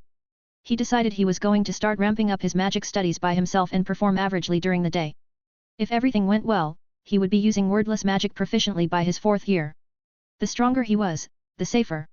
Coming out of his thoughts, he was standing in front of the library. He walked inside and saw a massive room full of bookshelves, stocked with hundreds of books. There was also a woman sitting at a desk by the door. Cross walked over and said, "Excuse me, are there any books on languages and a book of general spells?" The woman looked up and said, "Oxio, World Languages and General Spells for Wizards and Witches Volume 15." 6 books flew over and landed on the desk. Cross took them and said thank you. The woman smiled and went back to her work as Cross walked to a table with the books. Cross opened the first general book and placed Carl on the table, telling him to be quiet before reading the spell books. The general spell series was packed with simple and easy to use spells. It had only taken a few hours to finish the entire series. Most of the spells were already known by him, but the rest were new. Cross increased his knowledge of spells and memorized them in his mind. They were only the simplest kind of spells, so it was relatively easy. He moved on from the spell books and focused on the language book. He opened the book and started reading through it. To his surprise, the book not only had a series of languages but their descriptions, an example, the race that uses it as their main language, and the history behind the language as well as famous users. To Cross' confusion, Elven wasn't in the book at all. As if it didn't exist. This puzzled him as he could clearly speak Elven. How was it that the language disappeared? This did, however, confirm his suspicions that something did happen to the elves, causing them to be forgotten about by almost everyone except a few humans and some old races. Cross kept reading and found Parseltongue. The reason it attracted his attention was because the founder of Slytherin was a proficient Parseltongue speaker. He suddenly remembered the green fireplace in the Slytherin common room. There was a secret behind the fire. He could feel it with his strings. He decided to learn Parseltongue and see if anything changed. Seeing the connection between Parseltongue and the founder of Slytherin House, maybe it would be worthwhile to learn Parseltongue regardless. He picked out a few more languages to learn. Most of them were common European languages like French, Russian, Italian, Spanish, then he chose Gobbledygook, and Draconian. Cross didn't know if there were any dragons still left alive, but he still chose Draconian regardless. It was more of a cover-up for Parseltongue and Gobbledygook. What business did a first-year student have learning Parseltongue and Gobbledygook? He could just say he was curious about the language, and if he targeted Parseltongue and Gobbledygook specifically he would appear suspicious. Cross brought the books back and asked with a smile, "Can I borrow books on French, Russian, Italian, Spanish, Parseltongue, Gobbledygook, and Draconian please?" The librarian looked at him and said, "What use do you have for these?" Cross pretended to be shy and scratched his head sheepishly as he said, "I like to study languages. I find they are very interesting." The librarian sighed with a smile as she said, "Very well. Don't spend too much time studying these languages. It's better to study on your magic directly." Before calling the books over, Cross nodded in appreciation and took the books with him back to his table. Cross started with Parseltongue and read the book until the sun came up. The librarian knocked on the table and Cross looked up. He looked perfectly fine and the librarian smiled softly as she said, "It's time for breakfast, young man." Cross nodded and said, "Big sister, could I borrow these books?" The librarian gushed and said gently, "Just remember to bring them back." Cross smiled cutely and said excitedly, "Thank you so much, big sister. You're my favorite." The librarian blushed at his flattery and shooed him out of the library with a warm smile. Cross put Carl on his head and scooped up the books, heading out of the library. When he was alone, his smile straightened out to a line and he scanned around him with his strings. Finding no one and nothing, he pulled out his storage bag and dumped all the books, except Parseltongue, into it before putting his bag away and walking towards the kitchen while reading. 7. Goblin Gift. Cross walked into the kitchen and the house elves working in there immediately fell to their knees. Cross looked the kitchen and noticed that only house elves worked in there. Cross spread his strings out everywhere and checked every nook and cranny of the kitchen before saying in Elven, "Why are you putting potions in the food?" The elves coughed out blood and pleaded fearfully, "We were ordered, Your Highness." Cross nodded and continued, "From now on, you will make potion-free food and mark the plates with this symbol." He drew a circle with a line through it before adding, "Only to Slytherin and only enough for a few people with notice me not charms on the plates." Cross looked around the kitchen and said coldly, "In addition, speaking about our meeting and my identity will be treated as treason of the highest order decreed in elven law. Spread the word to the other house elves. If I hear so much as a peep about this to anyone, including your master, I will not be forgiving. Is that understood? The house elves fearfully nodded. Cross didn't want any chances and waved his hand in the air as he said in Elven Cleanse. A green aura sprinkled down on the house elves and cleared them from any legilimency placed on them. Cross spread out his fingers and spoke in Elven as his eyes gained a golden hue. Hear my words as law. The conditions have been met, descend. Seal of the Divine Tree. The green aura turned golden and sprinkled down on the elves, turning into little hidden tree insignias behind their ears. Cross returned to normal and spoke coldly. You know the consequences of treason. Before teleporting out of the kitchen, stunning the elves. Cross reappeared outside and went back to reading his book as he walked to the dining hall, as if nothing happened. He covered his tracks very well and searched for every possible hidden device. So far he hadn't found one. He was sure there were none on him, so his movements were in the clear. Again, Cross was sure that he was okay now, but he couldn't be sure about the future. Hence he was preparing before having limited movement placed on him. He couldn't just teleport everywhere, and after he was limited he wouldn't be able to teleport period. Cross walked into the dining hall with his attention on the book, but his strings were constantly spread out searching everything for him. To the normal eye, he looked like a regular nerd. If someone was able to see the strings they would indeed be shocked. The strings were everywhere and constantly expanding. Despite the fact that Cross wasn't paying attention to where he was going, he could feel everything in front of him. A kid sneered at him and stuck their foot out. Cross jumped over it and flexed his finger without even looking. The kid's pants exploded to pieces, leaving his lower half naked. Everybody around him started pointing and laughing hysterically. Cross didn't pay attention to the fly that decided to bother him today, and walked to a table before reading by himself as he searched for a plate with the insignia on it. He found one and flicked his finger, summoning it over. He had to say, the house elves were extremely efficient at their tasks. It had not even been 10 minutes and some the plates already had the insignias on them. As Cross ate and read, the dining hall slowly filled up. Even Harry and his friends walked in. As well as Daphne and her friends along with Draco and his goons. Hermione, Daphne, and Draco walked over to Cross and sat down. Cross was holding a book in one hand and eating with the other. He looked up and saw Daphne and Draco, but he was surprised that Hermione was there too. He looked at her and touched her head, noticing that one of the uses of his barrier was broken while the second use was waning. It seemed like the potion's effects were negated as well and didn't use much of the barrier's second block. Hermione pushed his hand away and said, "Why are you away touching my head?" Cross smirked and said, "Because you're cute." Hermione blushed and buried her face in her books. Cross went back to a straight face and glanced at Daphne and Draco, who were looking at him weirdly. Cross rolled his eyes and went back to reading his book and eating. Daphne whispered, "You like her?" Cross shook his head and said, "I put a barrier on her mind. It has 3 uses and the first was already used. The second use is constantly negating the effects of the potions in the food. I was checking it." Daphne said, "Oh." Feeling relieved. Draco just ignored them and ate, feeling that it was impossible for Cross to randomly like a girl. Daphne had told him yesterday that Cross only liked interesting things. This mug blood was as normal as it got. Harry and Ron walked over and said, "Hermione, why are you sitting with Slytherin?" Hermione looked up and said, "Why not? They didn't do anything to us." Cross looked up at Harry and Ron and narrowed his eyes, looking at their facial expressions very carefully. Harry frowned and Ron directly expressed hatred for all things Slytherin. Carl, on Cross' shoulder, got annoyed by Ron's voice and jumped at Ron, snarling as he flew through the air. He got into Ron's shirt and started to run around and bit him in several places. Cross covered his face with his book and chuckled silently. Draco laughed and slapped the table as he watched, cheering for the honey badger. Harry and Hermione looked concerned and Cross said, "Carl. Enough." The little honey badger jumped out and strutted across the table arrogantly as if he was king of the world. Cross kept a straight face and slapped Carl in the head, throwing him back to his shoulder, then going back to reading as if nothing happened. Ron got up and was terrified as he said, "Bloody mean bugger, ain't he?" Carl bared his fangs again and Ron yelped. Cross tapped his fork on the plate and Carl immediately stopped. Cross said he usually doesn't attack, but he doesn't like rats. Perhaps he smelled your pet rat on you and was looking for it. Ron rubbed his body and said, "I'll say. Scabbers is in his cage." Cross looked at him deeply and said, "Is that so?" Before becoming disinterested as ending the conversation saying maybe he got out. Before ignoring the rest and focusing on the book. Whether the rat was the source of everything, he didn't know. But he did know the rat was a prime suspect. Whatever if the rat didn't bother him, he didn't care. Hermione felt something was off but Ron scratched his cheek saying, "Anyway, Hermione, these guys are bad guys. Come eat with us somewhere else. You won't get attacked by a crazy badger there." Hermione looked at Cross.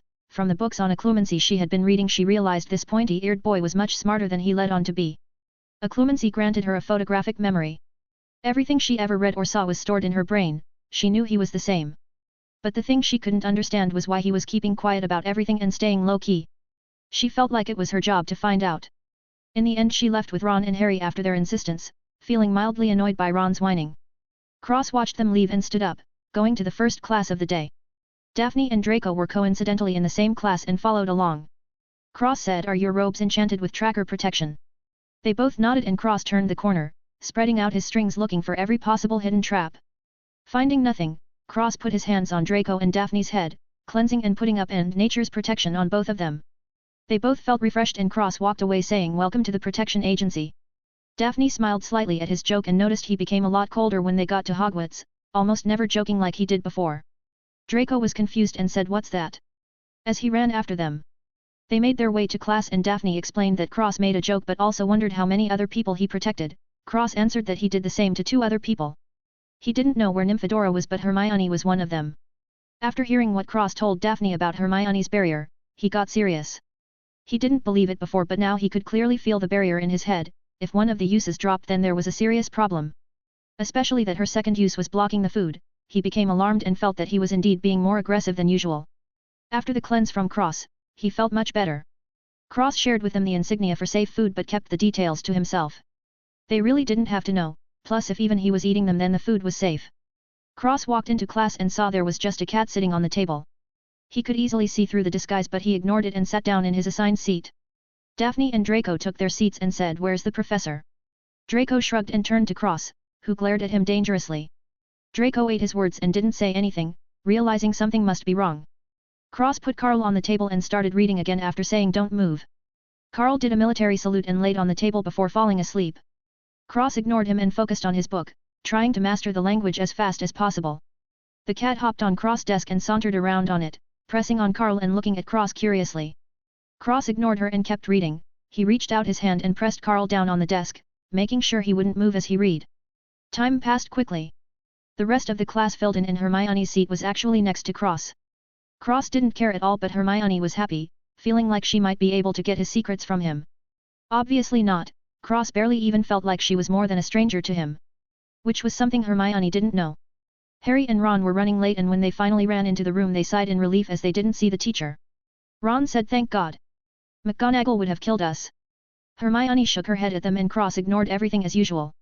The cat jumped off the teacher's desk and transformed into McGonagall. Ron and Harry were shocked. Ron said bloody hell. That was amazing. The class looked astounded and Cross rolled his eyes as he kept reading while McGonagall chided Ron and Harry.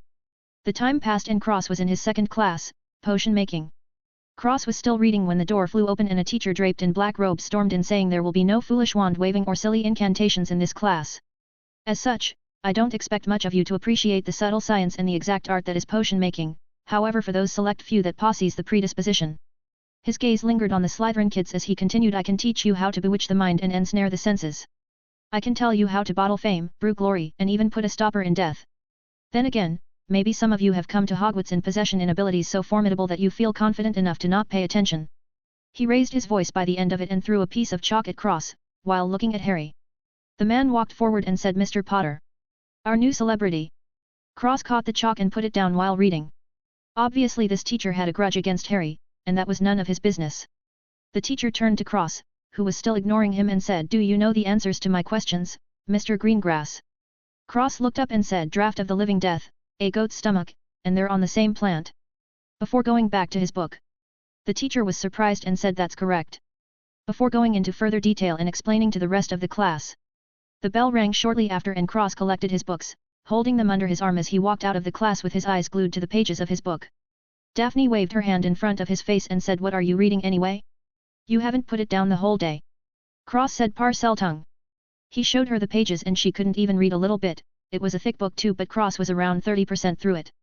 Daphne was confused and said, why are you learning Parseltongue? You want to talk to snakes?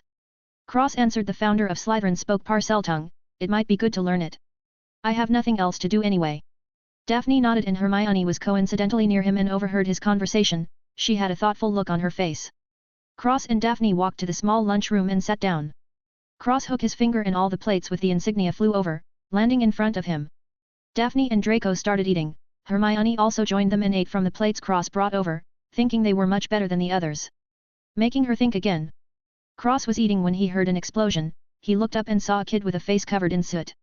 He went back to his book, uninterested in whatever the kid was trying to do. Suddenly a bunch of owls flew in and started dropping packages in front of the students. 2 packages fell in front of Cross, one was a box and the other was a letter. Daphne also got a letter. Cross opened the letter and smiled slightly. It was from Astoria saying that she had unfortunately not grown up overnight and couldn't come play with him at Hogwarts. He could imagine her bitter and sad face as she wrote the letter. He laughed softly and put the letter in his storage bag before opening the box. Hermione was stunned. Cross laughed. It was not some things he had seen him do before. Then she went back to thinking about the implications. Cross opened the box and smirked at the letter that it came with. It was in Elven from Ragnarok. It basically said, "How's that school? Probably not as good as my Goblin Palace. I even have plenty of women here, you should have stayed. Anyway, I sent you a gift. I forgot to give it to you before." Cross opened the box and there was a glass cylinder with a bluish metal bottom and the top of the cylinder was rounded shut in a dome-like way with the ornate glass teardrop shape on the top. Cross knew what it was for and looked at the letter again, reading by the way. "It works in your bag." Cross took out the egg and put it in the glass container, the bottom started glowing slightly and Cross put the whole thing away. Daphne smiled at the letter from Astoria that basically said she missed her but she missed Cross more. By the time she finished the letter, her face was completely black. She looked over and saw Cross already reading again with a blank face and felt her eyes twitch. 8. Founder's Room. Cross was standing outside next to a broom, reading his Parseltongue book. Daphne and Draco were standing on his left and right. A teacher walked past them and said, "Welcome to your first flying lesson. Well, what are you waiting for? Step to the left side of your broom and stick your right hand over the broom and say up." Cross read his book and reached his right hand out as he said without feeling up. The broomstick didn't move and Cross let out a breath of relief. If he did it on the first try, he would definitely be noticed. Harry did it in one try. Hermione looked at Cross and thought. She could hear the disinterest in his voice, but she was confused. Why didn't he try at all? Was there something for him to hide? If he performed exceptionally well, then he would be favored and get focused teaching. Isn't that a good thing? Hermione watched carefully. She saw his eyes look around and when enough people brought up their brooms, his tone changed and he said up. The broom immediately flew into his hand and he went back to reading. Her eyes trembled sure enough. It was extremely easy for him. She wondered if she was the only one who noticed that he wasn't trying. Cross stepped over his broom and sat down on it, pretending to struggle. If you looked closely enough into his eyes, you would see that there were no fluctuations in his eyes, he was completely calm. Hermione was frustrated. Suddenly, Neville Longbottom, the boy with the toad, flew up into the air and sped away. Cross spared him a glance before changing his seating position. He dangled a single leg off the side and crossed the other, leaning his elbow on his crossed knee, resting his head on his palm and reading while hovering off the ground with the broom. Since the teacher was too preoccupied on Neville, she didn't even notice. Hermione did, however. Neville was out of control and flew all over the place before falling off the broom and landing on the ground, groaning in pain. The teacher ran over and checked on Neville before saying, "All of you stay here while I bring Mr. Longbottom to the infirmary. If I see so much as one of you flying, you will be expelled faster than you can say Quidditch." As she left with Neville, Cross watched them go and Draco was playing around with a glass ball. Hermione looked at Cross and said, "Why didn't you help him?" Cross looked at her and said, "Why should I help him? I'm not his father. It's not my problem if he can't control his magic. Maybe the red cloud in the glass ball was telling him he forgot his brain when he woke up this morning." He shook his head and added, "Putting myself in the spotlight for a thankless act? Yeah, right. Even if he died in front of me I wouldn't do anything." Before going back to reading, sliding back with his broom hovering of the ground. Hermione couldn't refute. Yeah, why should he care? She thought to herself about what Cross said, why doesn't he want to be in the spotlight? Could he have noticed something strange going on? Hermione narrowed her eyes and looked around suspiciously. Seems like there really is something going on behind the scenes at Hogwarts. If she was being honest with herself, she really didn't want to get involved with it. She's safe now, is there a need to throw her life in danger for nothing? Obviously not. Harry started arguing with Draco about the glass ball. Draco was confused by the obvious antagonization from Harry, but he wasn't one to be slighted. He had his own pride too. So he provoked Harry and threw the glass ball away, making Harry fly and go get it. Cross stayed out of it and read his book. Daphne was still trying to fly on her broom. She looked at Cross and asked, "How do you do it?" Cross kept his eyes on the book and gave her some tips. Control the balance of the broom. The bottom half is heavier than the top, sit in the middle and slightly lean forward. Keep your magic around the bristles and you'll hover. As he moved forward, backward, spun around, and added, "Very simple." Daphne tried it and to her surprise it worked. Daphne smiled happily and hovered off the ground, practicing her control. Carl jumped off Cross' shoulder and stood on the edge of the broom, pointing forward as if he was commanding a ship. Cross rolled his eyes and snapped his fingers. A bristle flew out of the broom and appeared under Carl, before flying him around. Carl cheered in badger language as he flew around. Daphne laughed and fell off her broom.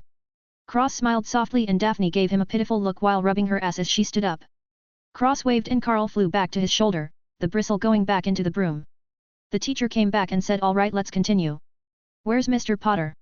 Draco said. Professor McGonagall took him away. The teacher nodded and continued with the lesson without him. Cross went back to unable to use magic mode and the class ended without any more surprises.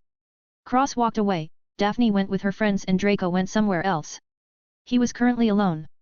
Hermione popped out of the void next to him and said, "Why are you always pretending to be mediocre?" Cross kept walking and said, "Why do you follow me around?" Hermione answered, "Because you're a strange boy." Cross felt it was funny and said, "I'm the strange boy? You're two friends. You don't find them strange?" Hermione said, "Ron is a nag and Harry is just. Well, Harry." Cross chuckled and shook his head saying, "Haven't you learned that nothing is as it seems with magic?" He raised his hand and a green aura appeared on his palm as he added, "Don't use your eyes to see, you have to use your mind." He crushed the aura and it exploded into beautiful green snowflakes, sprinkling onto Hermione's face. Cross went back to reading as he said in Elven change. His robe shined and the golden flower pattern appeared. Hermione was shocked and pulled out a mirror before noticing her buck teeth had disappeared. She looked up to see Cross was gone, she turned her head around but he was nowhere to be found. Cross had already left, teleporting away. He was tired of talking to her, she was just annoying him and he was currently focused on reading. The secret of the green fire was itching at him, he needed to find out what it was or he wouldn't be able to sleep. Slowly like this a few days passed. Cross finally closed the Parseltongue book and let out a breath. It was tough for sure but with his mind it was quicker than normal people. He was also shocked to see that it was only the beginner's book. It seemed like nobody else knew this fact as he couldn't find the advanced one. But he erased his thoughts and brought the Parseltongue book back before going to the Slytherin common room. He spread out his strings and scanned the entire common room. He didn't find anything suspicious, other than the fire. He looked around to see nobody coming in. He walked to the fire and crouched in front of it before whispering in Parseltongue, "Show me your secrets." The fire changed into a snake that spoke in Parseltongue, "Answer the riddle for the entrance." Cross was confused, he didn't know there was a riddle too. The snake spoke again, "I have cities, but no houses. I have mountains, but no trees. I have water, but no fish. What am I?" Cross thought about it for a moment before answering in Parseltongue, "A map." The snake hissed and the fire disappeared, revealing a door. Cross entered the door and behind him the fire erupted again. Cross entered a room and looked around. The room was huge. It had a single bed, a bookshelf, a desk, closet, everything a bedroom needed. Even a bathroom. Cross was confused and saw a painting on the wall. It was of an old man with a long grey beard and a bald head. Under the painting was a name, Salazar Slytherin. Cross was stunned and mumbled to himself, "The founder? Why is there a room with the founder's picture in it?" The painting started talking as it said, "This is the first visitor I've had in ages." Cross was spooked and spread out his fingers, string shooting out and forming a snake. The painting laughed and said, "Relax, boy. I'm long dead. You're talking to a collapsed soul fragment." Cross narrowed his eyes and said, "Who are you?"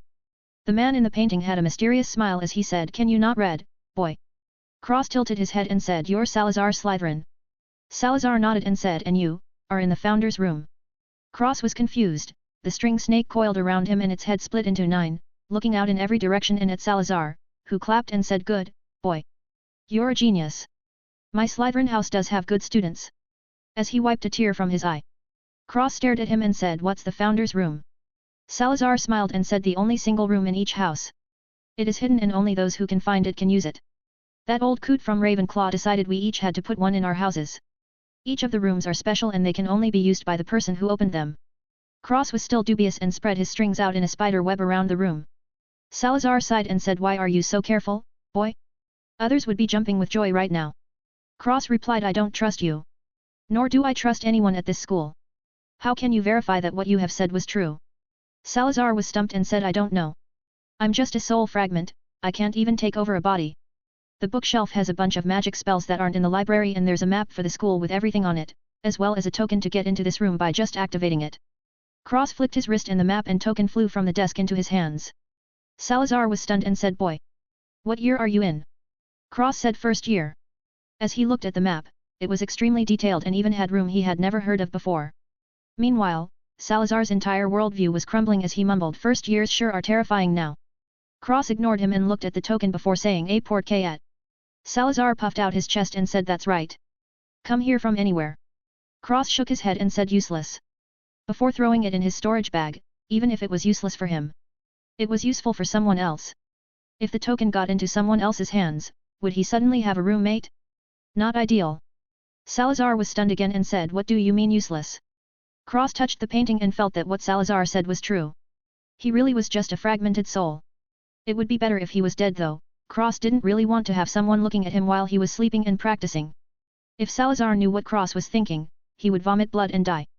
Coincidentally, just was Cross wanted, but Cross didn't know that if his thoughts were spoken they would come true, so he kept them for himself. Cross said, I can just teleport in and out, the token is basically a variable that could hurt me in the future. Salazar opened his mouth and Cross disappeared before reappearing. Salazar choked on his words and cursed, fuck me. What can't you do, boy? Why does it seem like this room is useless to you? Cross shook his head and said, the books are good and there's you. What other secrets do you have? Salazar said, acknowledge me as your teacher and I will tell you. Cross face turned black and he said, that's okay, I'll figure it out in the future. Salazar said, wait. We can talk, what's the harm? In his mind he was thinking, with my knowledge this boy will be so amazed he will change his tune and take me as his teacher. Then those old fools in the afterlife can only envy me for my disciple. Cross said, speak. As he looked through the books on the bookshelf, Salazar said, there are many rooms hidden in Hogwarts. So many even I don't know them all, but I know of, debatably, the best one. It is on the 7th floor in front of a dancing orc painting, its name is the Room of Requirement. Cross was interested and said, Room of Requirement? Salazar had a proud look on his face and said, I worked on that room with that Gryffindor codger. Truly a mad fellow that Godric. Let me tell you something, that Gryffindor fellow would always go overboard on everything. He even wanted the school to be built with gold bricks. Insane. There's not enough gold in the world for that. Cross felt his mouth twitch. If Salazar was telling the truth, then Godric Gryffindor was really. Salazar continued anyway. The Room of Requirement was one of our ideas. Basically whatever you need or want, as long as you're standing in that room, you will get it. Within reason, of course. You can't just wish for god powers. Cross looked at Salazar and asked, where does it get these things?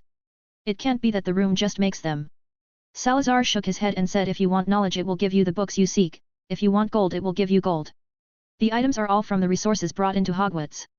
Once they pass the barrier the room replicates them and stores them for later usage.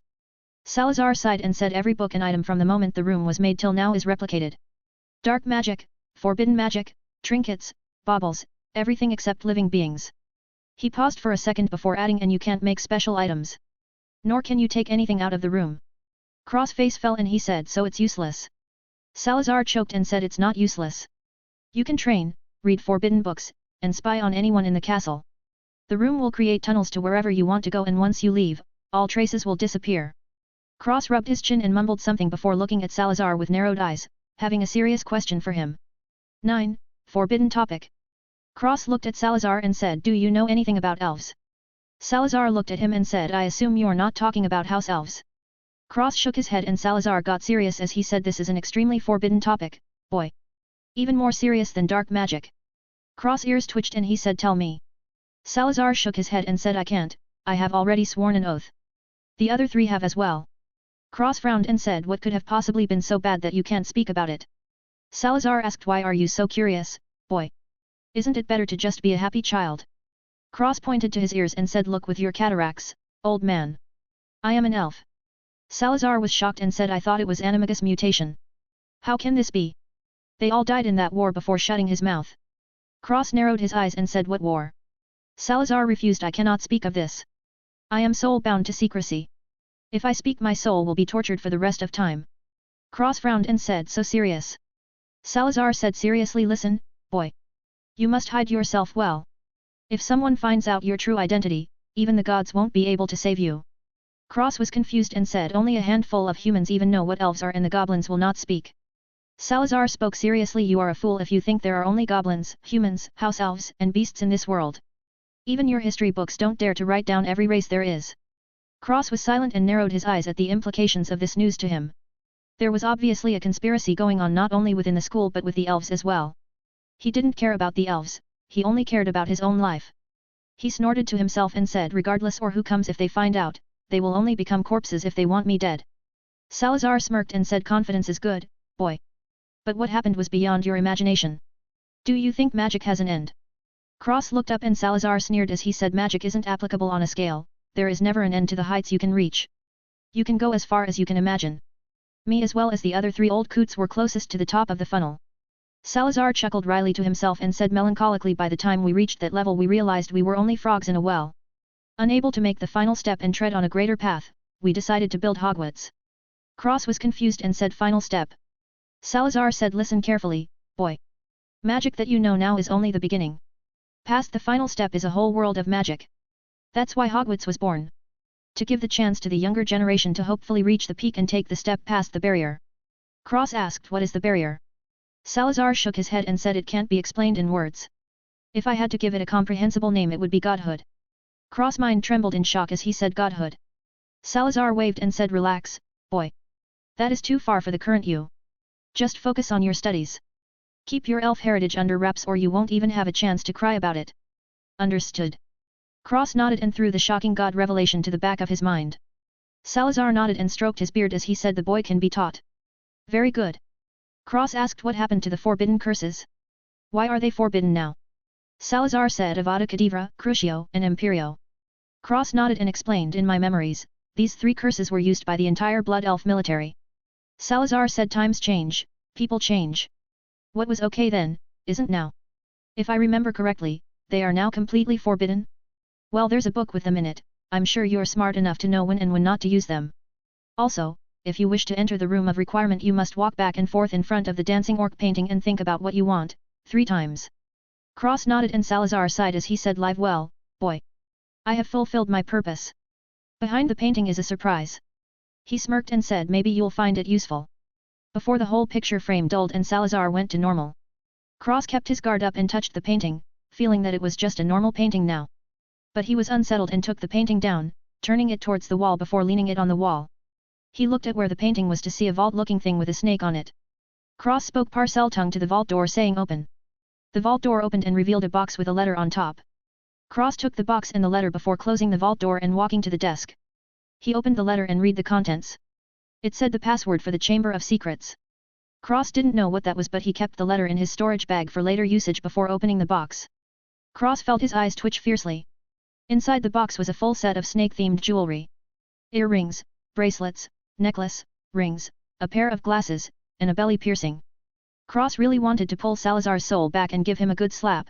How could this be useful? Cross looked at the jewelry and noticed they all had different effects, increasing magic comprehension, increasing magic absorption, etc. Everyone had a different effect but they were all useful. Unfortunately, Cross wouldn't be caught dead wearing any of these. Apparently it wasn't his choice, as 2 earrings shot out of the box and morphed into snakes, melding into earrings running along the top of his pointed ears. They looked like 2 coiling snakes, crawling on his ears about to pounce from the edges. Cross closed the box before any other jewelry started flying towards him and waved his hand, making a mirror in front of him. He twitched his ears and they felt the same, just now they had snakes on them. He didn't like them, at all, but he felt more magic flowing towards him and the magic in his body being stimulated. He got increased magic absorption and increased magic power. Cross looked at his miserable self and mumbled, is it worth it? To look like this? He sighed and touched the snake earrings. Suddenly, they disappeared.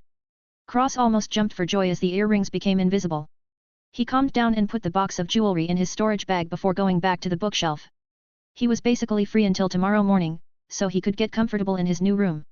He started setting his room up with all the stuff from his storage bag. He took out the incubator and placed it carefully on the desk. He looked at the egg and mumbled to himself before taking off the case and biting his finger. He dipped a drop of blood on the egg before putting the case back.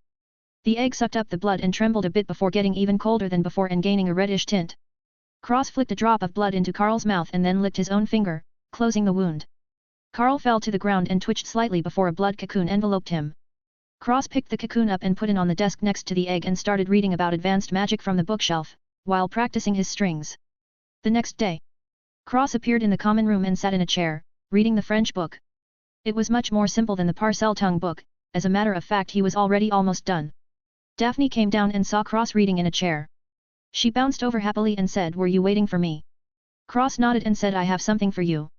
Let's go." Daphne smiled and they left the common room. Cross spread out his strings and cleared the area before pulling out a box from his storage bag. Daphne was curious and said, "What is it?" Cross smiled mysteriously and opened the box. Daphne saw the beautiful jewelry inside and was confused. The two bracelets flew out and turned into snakes before wrapping around Daphne's wrists and biting their own tails. Cross closed the box and put it away. Daphne was stunned and looked at the bracelets saying they're beautiful.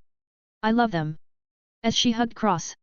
Cross was stunned and looked awkward as he hugged her back saying, "Yeah, you're welcome." Daphne pulled back and said seriously, "Cross, we need to talk." Cross was startled and said, okay. But let me just tell you something." They started walking again and Cross explained the bracelets are artifacts, in particular your bracelets will increase your magic control and comprehension. Basically turning you into a genius. Also, they can turn invisible if you want them to. Daphne looked at the bracelets and thought for a moment. The bracelets disappeared and Daphne said, "So cool." Cross smiled and Daphne said, "You have some on you too? Can I see?" Cross' face turned ugly and he said, "I'd rather," and Daphne said, "Show me." Cross sighed and let the earrings appear. Daphne looked at Cross' ears and she said quickly, "Enough, disappear. Go back." Cross made them invisible again and sighed, "Ugly, right?" Daphne almost died. "What do you mean ugly? My heart is still beating fast. More like too handsome." Cross didn't know that Daphne had told him to put them away because he looked too good and she didn't want anybody else to see him. They sat down for breakfast and started eating. A while later, Hermione and Draco sat down as well. Daphne finally remembered, "Right. I almost forgot." She elbowed Cross, who was reading the French book. Cross almost dropped the book and quickly caught to before looking at Daphne, bewildered. Hermione bit her lips and looked down, giggling slightly. Draco chuckled as he ate and Daphne said seriously, "You need to relax." Cross was confused and said, "What do you mean?" Daphne explained, "You weren't all serious all the time before. Ever since we got here you've been all serious and studying." Cross was silent for a second before saying, "It's dangerous here. You can't let your guard down." Daphne rolled her eyes and said, "We're not in danger right now, are we? Just relax, you're too serious. Look, your uniform is all perfect and neat. Where's the goofy Cross from before?" Cross was speechless and Daphne put the final nail in the coffin as she said, "Do you want me to tell Dad that you're not actively making friends?" Cross said, "You wouldn't. He'll kick my ass." Daphne chuckled evilly. Cross grumbled and said in Elven change. His robe changed to the golden flower robes. Daphne nodded and said, "Just chill. You're too high-strung." Cross sighed and went back to reading, cursing Daphne for basically blackmailing him. Hermione and Draco were stunned. Draco was stunned that Daphne actually showed so much emotion and Hermione was stunned that Cross used to be a goofy kid. The rest of the meal went by without any more surprises. Another few weeks later, Cross finished learning French, Spanish, Russian, Italian, and gobbledygook. He returned all the books he finished and kept the Draconian language book. He kept his golden flower robes but kept doing the same he was doing before. It wasn't that he was ignoring Daphne's advice, but he felt it was better to be safe than sorry. He practiced in his room every night. He had become even more proficient in his strings and was developing a special spell. Cross stood in the middle of his room and spread out his hands. Strings flew out and slowly came together to form another cross. He perfected all the details and enchanted it with elven magic. Cross named it String Clone. It could move, talk, and do everything Cross could do, but only worked with Cross giving it instructions. It didn't have a mind of its own. But everything it did, learned, and saw, could be sent back to Cross, either telepathically, or by returning to his body in string form. Cross made this clone so that it could go to classes while he went other places. He was thinking of going to the room of requirement soon and skipping class would obviously shine attention on himself. So the solution was to create a clone that could send him feedback and be a stand-in for himself. Cross looked at the string clone in satisfaction before going to sleep. The next day, Cross sent the string clone to class and went to the 7th floor. He had tested the clone at breakfast and it worked perfectly, nobody suspected anything. Cross walked through the 7th floor before finding the dancing orc painting. He covered the painting with a mass of strings, covering its sight before he paced back and forth thinking about wanting to get into the room. After the third time the wall in front of him changed into a door. Cross smiled and walked into the room, dispelling the strings as the door disappeared and leaving the orc confused. 10. Troll meat. Get your troll meat. Cross looked around in the room of requirement, noticing that it looked just like a normal room. There were mirrors on the wall, but other than that it was bare. Cross spread out his strings, scanning the entire room but finding nothing out of the ordinary. Cross said, "I want forbidden magic." Books appeared out of thin air, piling up on the ground. Cross was surprised that it actually worked and started checking the books. To his surprise they were actually forbidden magic books. Cross sat down and started reading the forbidden dark magic books. He quickly realized that all magic classified as dark magic was forbidden. But it didn't make any sense. Some of the dark magic described were barely able to be used as pranks. Like for example the slipping jinx, it caused the target to slip constantly and wore off after 5 minutes. Strangely it was classified as dark magic. Cross kept researching and really thought he needed some dummies to practice on. Sure enough. Dummies appeared in the room, they even had wands and everything. Cross smirked and started reading through the books. After a few hours. He had read through all the forbidden books, he memorized them all, so he didn't need them anymore. The room understood and the books all disappeared. Cross stood up and dusted off his robes before starting with the most basic dark magic spells. He pointed with his finger and said in Elven Slipio. The dummy he was pointing at started to fumble around and slip on the floor. Cross laughed and continued to practice all the dark magic spells in the forbidden books for the rest of the day. The string clone teleported to the room of requirement when everyone went to sleep and merged back into Cross, giving him the memories of the day. Cross noticed that he also got the training the clone learned, this gave him an idea. He brought out a new clone and threw him a pile of books, advanced spells, beginner's potion making, beginner's charms, beginner's transfiguration, and advanced legilimency. The string clone sat down and started reading as Cross started practicing again, completely without a wand. For anyone else this feat would be amazing, but for Cross it was only natural. The wand, for him, was only a cover-up and used in front of others. Even just his fingers were enough to cast magic, he noticed that his strings were capable of casting magic and were in fact stronger than just using him fingers. Since Cross was an elf, really he didn't need a wand at all. While wand could make his magic more stable than when he was using his hands, he felt that it wasn't natural. Basically to him and other magical species, magic was an innate trait. Capable of being performed flawlessly with the use of a crutch such as wands. The days passed like this, with Cross occasionally going to the kitchen and stuffing his bag full of food before teleporting back to the room of requirement to practice. Very quickly, a month and a half passed. Cross merged with the string clone and stood up seriously, the string clone had finished memorizing all the books. Cross had gained all the knowledge of the books the clone read as well as the events of the passing days. To his surprise, nothing really happened. He was just the same as before but he was closer with Daphne, Draco, and surprisingly Hermione. Tonight was the last night Cross would practice in the room of requirement for a while. He was getting bored of practicing constantly, well himself, that is. He would still send a string clone here to keep gaining knowledge and practicing, while he would go to classes. Something to note was that the string clone had learned Draconian during the month and a half. If Cross were to put his power on a scale of 10, he estimated he would be at a 6. This was among the entire student body, he was already way ahead of the first years. It was not even a fair comparison. Cross stood in front of 3 dummies and had a serious expression on his face, he pointed to the dummy in the middle and said in Elven Imperio. The dummy turned around and destroyed itself by smashing into a wall. He turned to the dummy on the left and said Crucio. The dummy had no scale of pain but it crumbled to the ground and stopped moving. He looked at the last dummy and said Avada Kedavra. A bright green light shot out of his fingertips and blasted the dummy to dust. Cross took a deep breath and said in Elven Cleanse my soul. Light of the divine tree. A golden green aura surrounded his body and seeped into his skin. Cross felt refreshed and happy, he had learned all of the dark magic in the books, with the unforgivable curses being the last ones. He was ready to take a break. While the dark magic didn't take too much of a toll on him as the book said, he was mentally exhausted. Practicing without rest for a month and a half gave him excellent results, but the toll on his mind was a lot. He made a string clone and gave it instructions before teleporting out of the room of requirement to the founder's room in Slytherin and going to sleep in his bed. The next morning, Cross woke up and wore his Slytherin-themed uniform before looking over at the egg and Carl's blood cocoon. He was perplexed, even after a month and a half nothing changed, except the egg was a lot colder, even the glass was frosted. Carl's blood cocoon was slowly dimming and shrinking, but it didn't look like it would disappear anytime soon. Cross actually missed Carl a bit. He hoped that Damn Badger would hurry up and come out so he didn't have to talk to other people. He cracked his neck and exited the room to the common room before sitting down and entertaining himself by playing with his strings. Strings shot out from his fingers and latched onto 2 skeleton dolls. Cross manipulated the skeletons to fight each other with his fingers, constantly moving them and creating a fight scene. He sighed at the fact that he had no music. Shortly after Daphne came down and saw Cross playing with 2 skeleton dolls. She tilted her head and looked at the 2 skeletons fighting to the death, well they were already dead so. To the destruction?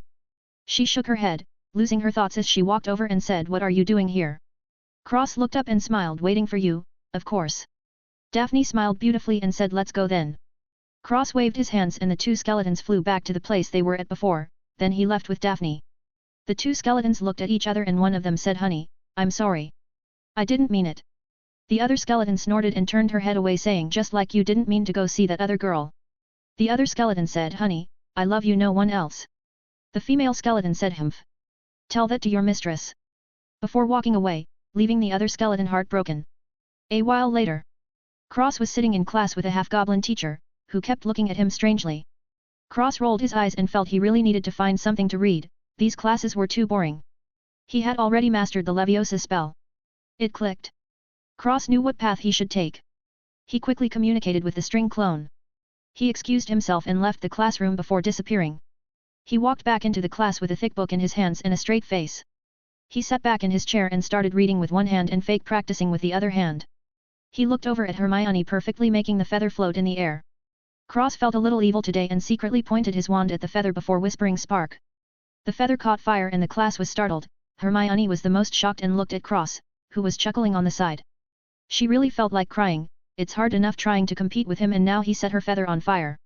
For an 11-year-old Hermione this was too much and she ran out of the room, with tears in her eyes. Cross sighed and mumbled it was just a joke, for fuck's sakes. The class ended shortly after and everyone went to the Halloween banquet. There was tables full of candy and junk food. Cross sat down in a bad mood, he wasn't expecting Hermione to lose control of herself and start crying because he lit a feather on fire. He looked around and saw that Hermione was missing, he sighed and started to eat from the insignia-labeled plates while shooting his strings into the ground and shooting around the school. He found Hermione crying in a bathroom. He sighed again and left the table, going to the bathroom saying need to go. The prefect nodded and said just come back fast. Cross nodded and left. He walked through the halls and heard a loud crash coming from the bathroom Hermione was in. He frowned and walked into the bathroom and saw Hermione hiding under the sink with a giant troll smashing things and making a racket. Hermione looked at Cross and shouted run. Cross ignored her and dug his finger in his ear as he said noisy. He waved his hand and extremely fine strings came out, slashing at the troll. The troll turned around, only to be cut in 6 pieces. The flesh falling to the ground and splashing blood all over the place. Hermione was stunned silly, she couldn't even understand what happened. Cross waved his hand and the troll turned into deli meat. Hermione looked at Cross with her mouth open so wide you could fit an egg in it. He sighed and mumbled, am I going to have to obliviate her now? Why did I even come here? He scratched his head in frustration and was about to say something when he heard footsteps. He looked at Hermione and said, keep quiet about what you saw, I will find you later. Before teleporting away, but to Hermione it looked like he disappeared into thin air. Not even a second later, Ron and Harry ran into the bathroom shouting Hermione. Are you okay? Before seeing the troll deli meat and gasping. Hermione said softly I'm fine. Harry pointed to the troll meat and said what happened? Hermione shook her head and said I don't know, there was a flash of light and then this. Ron poked at the troll and said blimey. That's some light. Hermione smiled a little and McGonagall rushed into the bathroom with Snape and Quirrell. She immediately said to Ron and Harry explain yourselves. Hermione interrupted and said it was my fault Professor. I read about trolls and thought I could take it. If it weren't for someone saving me, I would have died. Ron and Harry helped. McGonagall said and this is. As she looked at the troll meat. Hermione added all I saw was a flash of light. The teachers were silent and Snape said this. Is not something a first year can do. McGonagall nodded and asked did you see anything else? Hermione shook her head and kept silent. McGonagall nodded and said return you 3. And the trio left the bathroom. McGonagall touched the troll corpse and frowned as she said seems like a very controlled severing charm. Snape frowned and said severing charm? How could that be? None of the first years could do this. McGonagall frowned and said no matter, the danger is gone. Professor Quirrell, clean up. Before leaving with Snape. Cross was already back at the table eating, he got back a while ago. Completely impossible for anyone to even suspect him. The feast ended and everyone went back to the common rooms over their houses. Cross was talking with Daphne in the common room, when an older Slytherin student came down and said anyone good with a broom. Our seeker is sick and we need a new player. Cross was silent and ignored him, but obviously he wasn't getting away that easily. Daphne said Cross is good with a broom. The guy looked at Cross and said good, get ready to play Quidditch tomorrow. Before leaving, not even giving Cross the chance to refute. Cross sighed and said to Daphne this is attracting unnecessary attention. Daphne giggled and said you can use some attention. You sit and read all day. Cross rubbed his eyes and said if I play will you let me go? Daphne said only if you win. Cross groaned and said fine. Daphne cheered and said good luck. Before skipping up the stairs in a happy mood. 11. Quidditch game. The next morning. Cross was eating breakfast at the table, Daphne and Draco were sitting next to him talking excitedly about the Quidditch game. More like they were proud their friend was playing as a first year. Cross was reading a new book he got yesterday, it was titled Elements for Beginners. Cross had an idea yesterday. Since the strings came out separately and not clumped together, if he had more than one elements, couldn't he just use them all at once? He didn't know if it was possible, but he was going to try. Plus, it relieved his boredom during the day. Hermione walked over and dropped her books on the table, looking at Cross. Daphne and Draco looked at her in confusion. Cross looked up and said later. Hermione nodded and sat down, reading her books silently. Cross looked at her with interest. He wasn't bothered last night, so he assumed she must have said something else. This improved his opinion of her by a lot. Cross smiled a bit at the thought, thinking it wasn't a waste to go save this girl. Though well, he kept thinking, it was her fault he even had to make a move in the first place. It was also his fault for making her cry. He didn't really know what to think. He decided to stop fooling around with people. It creates too many variables, just like what happened with Hermione. If Daphne knew his thoughts, she would sigh and say 1 step forward, 2 steps back. As a result, Cross didn't really speak with anyone during breakfast. Reading his book like usual. After a while, the captain of the Slytherin Quidditch team came over and said, Cross, let's go. Cross stood up and left with him, leaving the school towards the Quidditch field. Cross found out the captain's name was Marcus Flint. He was in his 6th year and he explained the rules to Cross. Cross interrupted him and said, just tell me what I have to do. Marcus smirked and said, get the golden ball. Cross nodded and said okay. And they got changed in the dressing room after meeting the rest of the team. A few dozen minutes later, Cross held his book and read from his book, uninterested with the Quidditch game. Marcus was helpless with Cross. It was like the book was glued to his body. Cross looked up and saw the doors. He put the book away and the doors opened. He got on his broom and shakily followed the rest of the team. They all sighed at the shakiness of his broom, but he was already here, they couldn't just tell him to leave. Next time they would have their seeker back, so it was fine. Cross couldn't care less what they thought and continued his act, getting into position and shaking every so often. Looking to be off balance. Daphne's face turned black and she cursed, what the fuck is he doing? Draco said what? Daphne explained, he's probably better at flying than anyone on the field right now. Draco was stunned and Daphne added, my stupid brother likes to stay low-key. But this is too much. People are going to make fun of him. Sure enough. A girl from the Gryffindor team laughed and mocked Marcus couldn't find someone who could even use a broom. Marcus was silent and the girl looked at Cross, adding, hey Greengrass. Maybe you should go back to your sister and study while she comes to play? Wouldn't want you to get hurt after all. Oh wait. She probably can't handle a broom either. It must run in the family. Cross' face turned dark and he said coldly, I think you should apologize. The girl sneered, to you? A nerd, who can't even handle a broom. Another guy chimed in, maybe if you let your sister stay with us, we might apologize. They started to laugh. Marcus looked at Cross, who was glaring at the whole Gryffindor team, and he said to Marcus, if I get the snitch or whatever, we win. Marcus nodded and Cross looked at the teacher, saying coldly, start the game. Daphne gulped and said, oh no. Draco was confused and the teacher started the match, letting all the balls loose. Cross let go of his broom and spread his hands, invisible threads shooting out from his fingertips and grabbing the Gryffindor brooms. He secretly made a fist and all their brooms flew out from under them as he shot forward towards the snitch extremely fast, not shaky at all. The Slytherin team couldn't react, they were just too shocked. Cross dispelled the strings and ignored everyone else as he chased after the snitch. He secretly flicked his finger and the snitch stopped in mid-air. Cross flew over and grabbed the snitch before flying back and stopping in front of the ref, holding out the snitch with his fingers. Not even a minute passed. The entire arena was silent.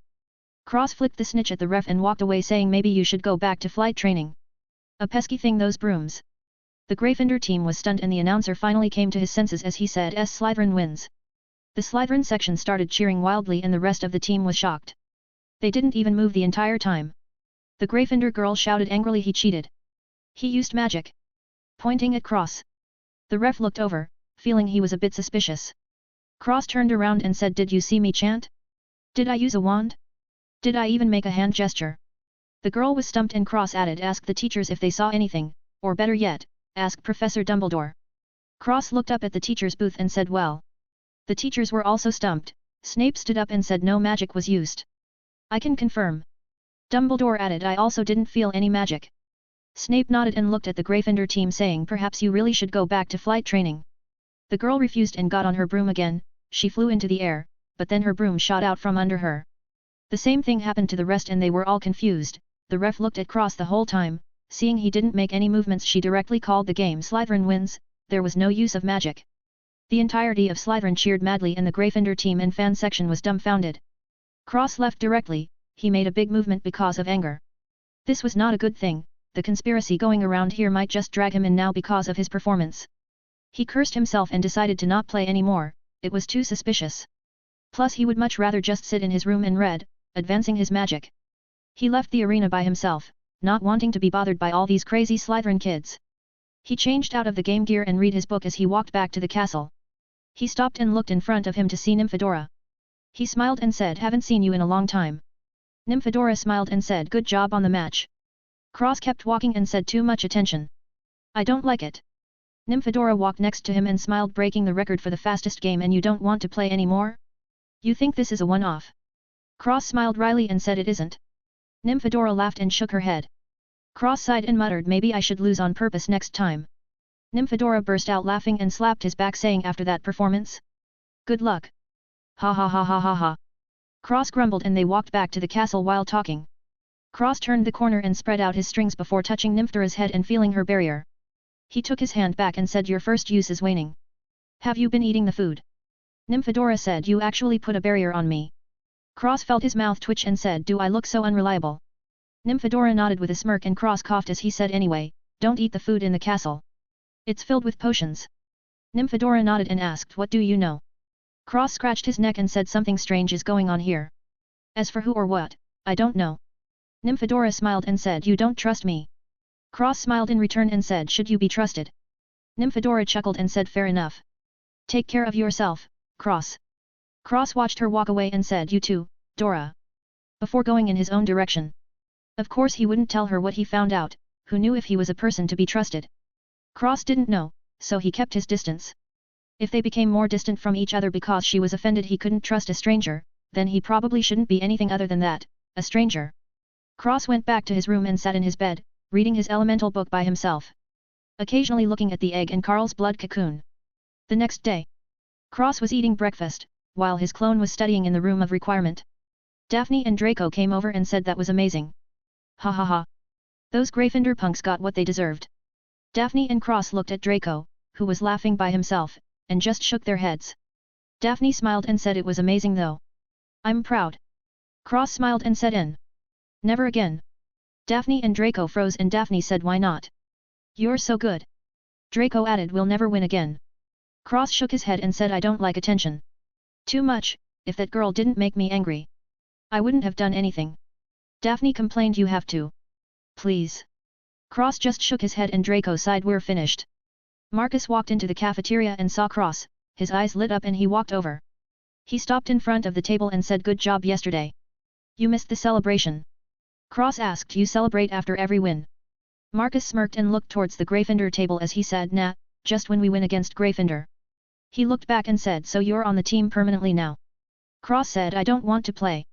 Marcus was apparently deaf and added, "Great. We have no more games until the break ends, glad to have you on the squad. See ya." Before leaving, Cross was stunned and said, "I said no." Marcus waved his hand over his shoulder and said, "Don't worry, we don't practice much. Plus you have no choice, Househead's orders." Before disappearing, Cross grinned his teeth in anger and looked at Daphne, who put him into this mess. She giggled and gave high a thumbs up for encouragement, while Draco directly laughed and cheered as if he was the one to win the game. Cross really wanted to smash his head into the table but decided not to since it would hurt his beautiful face. He didn't know when, but he started caring about his looks. He assumed it had something to do with his bloodline and forgot about it. The day passed. Cross was going back to his room, when Hermione stopped him and said, "Can we talk now?" Cross led her to a spot and searched the area with his strings before saying, "What do you want to know?" Hermione started, "How did you do that to the troll? That was crazy. Plus you didn't even chant or use a wand." Cross covered her mouth and said honestly, "Can you speak any louder? I don't think the teachers heard you clearly enough." Hermione looked at Cross, who took his hand back and said, "These are my secrets, you think I would just tell them to a little girl like you?" Hermione's expression dimmed and she said, "It's because I'm a mug-blood, isn't it?" Cross was confused and Hermione almost cried. He smacked her head and said, "You could be a literal dog and I still wouldn't care. Muggles, mug-bloods, wizards, they're all the same to me. I couldn't care less. Even my family doesn't know, why would I tell you?" Hermione's expression brightened up and she said with a smile, "You don't hate me because I'm a mug-blood." Cross rolled his eyes and said honestly, "Tell me the truth. Are you deaf?" "I just said I don't care." Hermione teared up and hugged him. Cross was stunned and pushed her away, pressing on her forehead with his hand. Hermione had a cute look on her face with her arms stretched out. Cross coughed and held her back as he said no hugs. Hermione pouted and dropped her arms. Cross added, just don't tell anyone what you saw, okay? Hermione said, you have to be my friend though. Cross looked to be struggling internally before he finally sighed and said fine. But no hugs. Hermione smiled happily and Cross added in. No kisses or hand-holding either. Hermione felt her eyes twitch and Cross continued, no love letters, amorous glances, dubious sentences, or admiration from afar either. Hermione's face was black and Cross thought for a moment before finishing, just stay a meter radius away from my body. Hermione shouted, then what's the difference between friends and acquaintances? Cross rubbed his chin and said, you're right. Hermione smiled, but her smiling face froze when she heard him speak again, then just a half meter will do. Time came and went and the time to go home for Christmas break came. Cross left Hogwarts with Daphne and returned back home to the Greengrass family, excited to see Astoria again. He quite missed that little fox girl. 12. Blue. Cross and Daphne got back to the house and opened the door. Cross was immediately tackled to the ground by Astoria. Daphne looked over and said, I'm back too. Astoria stuck out her tongue and said hey. Before going back to Cross and saying excitedly, you're back. Daphne's face turned black and Cross laughed. He felt completely at ease at home, finally allowing himself to relax. Though he still kept his clone in the room of requirement at Hogwarts. He was gone for a week, that was precious learning time that couldn't be missed. Marcus smiled and said, welcome home you two. Cross and Daphne smiled. Cross got back up and Astoria clung to him like a koala as they walked into the house. Marcus asked them about their time at Hogwarts and Daphne went on a long rant about all her classes and friends, either forgetting or keeping quiet about the potions and the food and the mind-intruding hat. Cross, however, mentioned that he was being cautious at the school because he thought something was up. Though he didn't go into details, Marcus understood that something must be happening for Cross to be this cautious. Daphne surprisingly didn't out Cross for his loner behavior at school. Cross looked at her and she giggled with a smile as if to say, why would I say anything? Cross immediately knew he was fooled and decided to clamp her mouth shut next time when someone asked if anybody wanted to be in the spotlight. He was a bit angry with her, but then again she was, first of all, his sister and second of all, she didn't know about his elf origins. To her, her brother was changing for the worse and she just tried to help him come out of his shell so to speak. Although he was angry, he didn't blame her. She didn't understand the constant danger he was in, and he wouldn't tell her either. The strongest strength was his own and the less people who knew the better. If him telling her his secrets and her getting targeted because of him were to happen, he wouldn't even have time to cry. Throwing this to the back of his mind, he had fun with his family, finally relaxing his nerves after being on guard for months. It was a well-needed break. He played with Astoria, talked with Marcus and Alyssa, and helped Daphne practice her spells. Christmas arrived and Cross got picture of Astoria from Astoria and a new top-of-the-line broom. Daphne chuckled and Marcus said, I heard you're an amazing Quidditch player. Cross held the new broom and smiled wryly as he replied, I'd rather not be. Marcus laughed and shook his head before whispering, make sure you don't cheat next time. Cross turned green and his smile became forced as he said, I don't know what you're talking about. Marcus laughed again and shook his head with a knowing smile. Cross scratched his cheek, he had already been found out. Maybe he should openly cheat next time? Then he would be banned from the game. Thinking he just had an amazing idea, Marcus immediately shot it down saying, don't even think about it. Cross choked and looked at Marcus, completely aggrieved. Time passed and the duo went back to school. Cross separated from Daphne, who went with her friends, and went back to his room.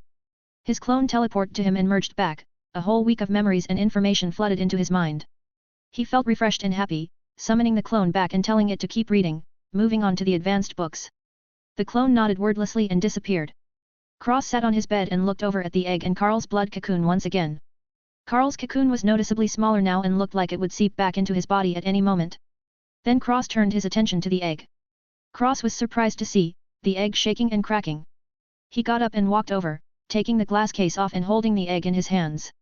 The egg kept shaking and a beak poked through the egg.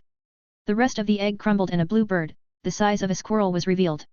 It was completely light blue with a long tail at the end, its whole body covered in soft crystal-like feathers. The only part of its body that wasn't blue were its bright red eyes that shined like rubies in the night.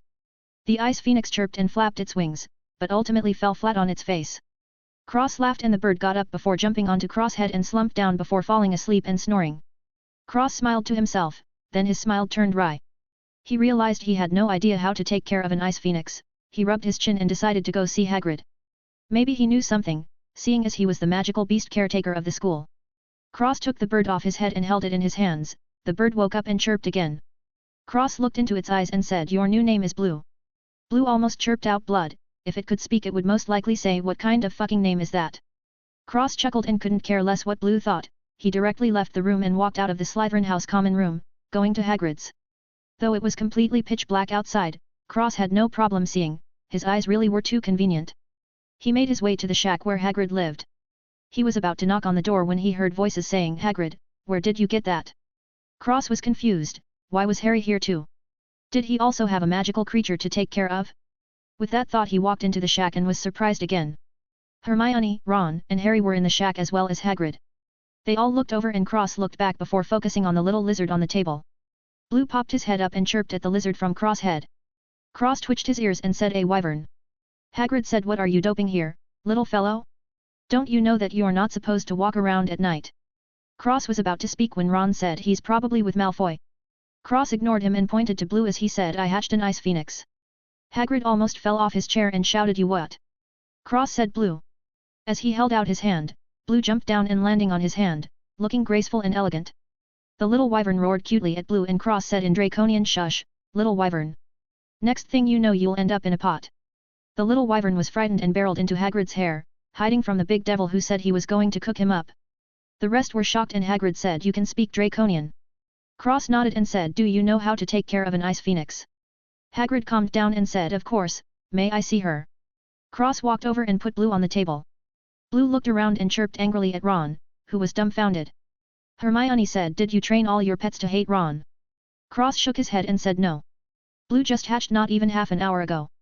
Hagrid looked Blue over with glasses on, occasionally touching her feathers and nodding saying she did just hatch. Extremely healthy for a hatching too. "Boy, where did you find her egg?" Cross looked to be in a difficult position and just said, "I got it as a gift from a friend." Hagrid understood that Cross didn't want to go into details and didn't push it. He looked at Blue and said, "Perchance, do you still have the egg shell?" Cross nodded and took the remains out of his storage pouch. Hagrid took the shells and gave some friendly advice, "Don't go showing people that bag. It's illegal." Cross asked, "Really? Why?" Hagrid shook his head and said, "Ministry things, I could never understand them." Cross just nodded and smiled saying, "Thank you, Hagrid." Hagrid smiled and explained, "The egg shell of the blue Luin can help its infancy period if you stew it up and feed it to her." The other three looked at Blue and Ron said, "Beautiful creature, ain't it?" Harry nodded and said, "What does it do?" Hermione said, "I read that some magical creatures can bond with a wizard or witch and give them boosts as well as affinities with whatever element they excel in." Hagrid was surprised and said, "That's right, little girl. This cute little girl can share her ice affinity with her bonded wizard." As he scratched Blue's neck, Blue chirped happily and Hagrid smiled. Cross smiled and asked Hagrid, "What does she eat? Surely the egg isn't supposed to last forever." Hagrid sighed and replied, "That's the tricky thing about them, they haven't been around for so long many people don't have their food anymore. Lad, my best advice is to leave her with me, but I can tell she won't like that." He got up and threw the egg into a pot as he continued, "So I can make the food for you. Unfortunately you can't just feed her bird seed. They need ice element herbs in their food to grow. You're very lucky it was just snowing. I have lots of materials to make food with." He crushed the egg shell into dust and mixed in with other herbs using his wand to cook the food into a birdseed-looking food. He continued to make the food for Blue, until a big bag was full. He handed the giant sack to Cross and said, "That should last you a while. Come back if you need more. Also if you ever need a babysitter, I'm more than happy to help." Hagrid smiled and rubbed Blue's neck feathers. Cross put the food in his storage bag and thought for a moment before saying, "Hagrid, would you like to own a basilisk?" Hagrid almost died as he said, "Why would you ask such a question? Do you know how dangerous basilisks are?" Cross nodded and said, "I can't just take your food for free." Hagrid shook his head and said, "It's illegal by the Ministry of Magic." Cross rolled his eyes and said, "What isn't illegal by the Ministry?" Hermione and the other two laughed and Hagrid shook his head saying with a smile, "You young ones show be wary of breaking the law. Azkaban is a terrible place and they won't think twice before throwing you in there." Hagrid shooed them out of the shack and said, "Go back before you get into trouble." Cross smiled and said quickly, "Hatch a chicken egg under a frog." Before turning around and leaving with Blue sitting on his head. Hagrid smiled and shook his head before closing the door. Cross looked at the other three and said, "So? What were you guys doing there?" The three were silent and Cross shook his head as they walked back. "You guys are gonna get in trouble if a teacher." A voice startled them all by finishing Cross' sentence. "If a teacher what, Mr. Greengrass?" Cross looked up at McGonagall and cursed his bad luck. Why was she here? This was attracting too much attention again. McGonagall snorted softly and said, "Too late for regrets, follow me you four." They all followed McGonagall into her office. Cross looked at Draco and slapped his forehead as he said aloud, "I was shot in the crossfire." Draco coughed and turned away, while Hermione looked down and giggled. McGonagall was amused but still said coldly, "You four were out after dark, as such you will be sent to detention." She turned her head to Draco and added, "You as well, Mr. Malfoy. Don't forget you were also out at night." Draco turned green and McGonagall waved as she said, "Go. Detention is tomorrow night." Cross scratched his head and wondered they weren't allowed out at night but they were punished to go out at night anyway. This didn't make any sense at all. Still, he didn't say anything and left, going back to the Slytherin house with Malfoy. Cross looked at Draco, who said, "Sorry, I didn't know you were there." Cross shook his head and said, "Why bother? Are they really worth going out of your way? Seems like it's more trouble for you." Draco shrugged and said, "I just don't like 'em." Cross shook his head again saying, "Can't argue with that I suppose." The next night, the five were walking with Filch, who was talking about the old detention in the dungeons, but Cross' attention was on his cat. The cat looked at him curiously and Cross patted his shoulder. The cat jumped onto his shoulder and Cross whispered, "Why do you stay like that? Do you just not want to be human again?" The cat meowed in shock and Cross whispered, "So strange, all these male dictus don't cure themselves." The cat meowed a bunch and Cross whispered the way to turn back into a human right into her ear. The cat meowed in doubt and Cross said, "That's the way. Believe it or not. I don't really care either way." The cat tilted her head and patted Cross on the cheek before jumping back to Filch and meowing. Filch grunted and said, "Go on then."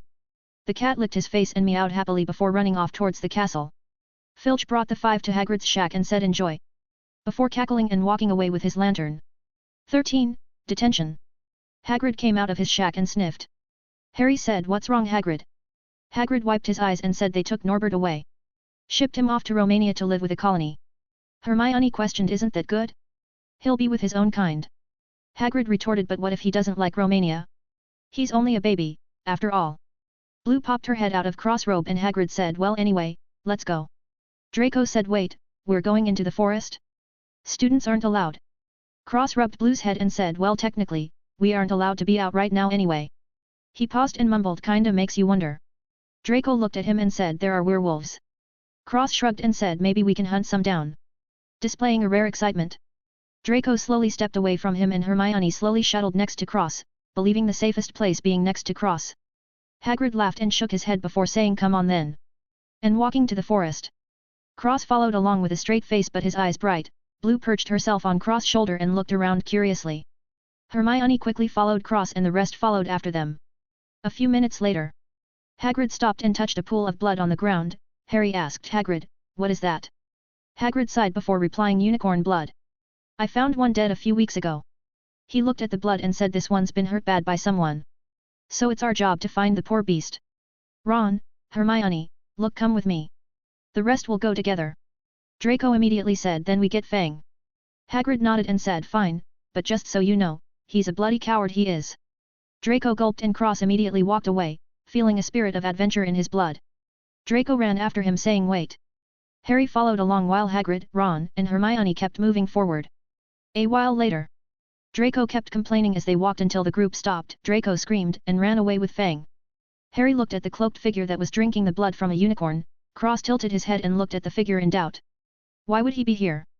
With his eyes, seeing in the dark was a simple matter. The person Cross was looking at was Professor Quirrell. Quirrell slid over to the two line a snake and Harry stepped back. Cross sneered with his eyes but put on a frightened expression and stepped back with Harry. Suddenly Quirrell stopped and a centaur jumped over the boys and forced Quirrell to flee. Cross walked past the centaur and touched the unicorn with his hands and sighed. The unicorn was dead. Cross looked at the centaur, who was speaking to Harry, seemingly ignoring him. He wondered why that might be. Cross had an extremely narcissistic thought. Maybe he's ignoring me because I'm more handsome than him. He shook his head and sighed, "It's a blessing and a curse." As he kept looking over the unicorn, inspecting the bite marks and feeling the blood, Hagrid and the rest turned up and said, "Harry, Cross. You both all right?" They both nodded and Hagrid said, "Firenze, I see you've met our young Mr. Potter." Firenze, the centaur, nodded and said, "You are safe now, Mr. Potter." Before turning around and glancing at Cross. Cross looked at Firenze curiously. Firenze said in Elven, "What yourself, Prince? Not everything is as it seems at Hogwarts." Cross replied with a smile in Elven, "I know these things very well. I assume you also know of the creature lurking within that boy." Firenze nodded and said, "These things we cannot interfere with, it is beyond our reach. Be careful in what you meddle in, Elven Prince. Not everyone can be trusted." Cross frowned and replied, "Are you referring to yourself as well?" Firenze shook his head and said, "The plots and plans of humans will never reach into our creature kingdom. I await your rise, Prince. As it once was, it will be again. This path is inevitable for you, tread carefully. Before running back into the forest and disappearing into the darkness. Cross watched him go with a serious expression, trying to think of the meaning behind Firen's words. He felt a crisis. If he didn't get stronger soon, he would be in grave danger. Hermione walked up to him and said, "What was that?" Cross went back to a straight face and said nothing. "I'm surprised the centaur speaks gobbledygook as well." Hagrid said in surprise. "You speak gobbledygook?" Cross nodded and said, "I like languages." Spouting out bullshit once again. Hagrid shook his head and Cross changed the subject. "Can we harvest the unicorn parts?" Hermione said angrily. Cross was confused and replied, "What? It will become dirt like this. At least its corpse will be useful after dying for nothing." Hermione was stunned and Hagrid sighed as he said, "He's right. Though, Hogwarts doesn't need the money.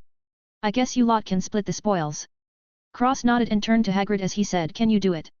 Hagrid nodded and handed Cross the lantern before dissecting the corpse for the useful parts.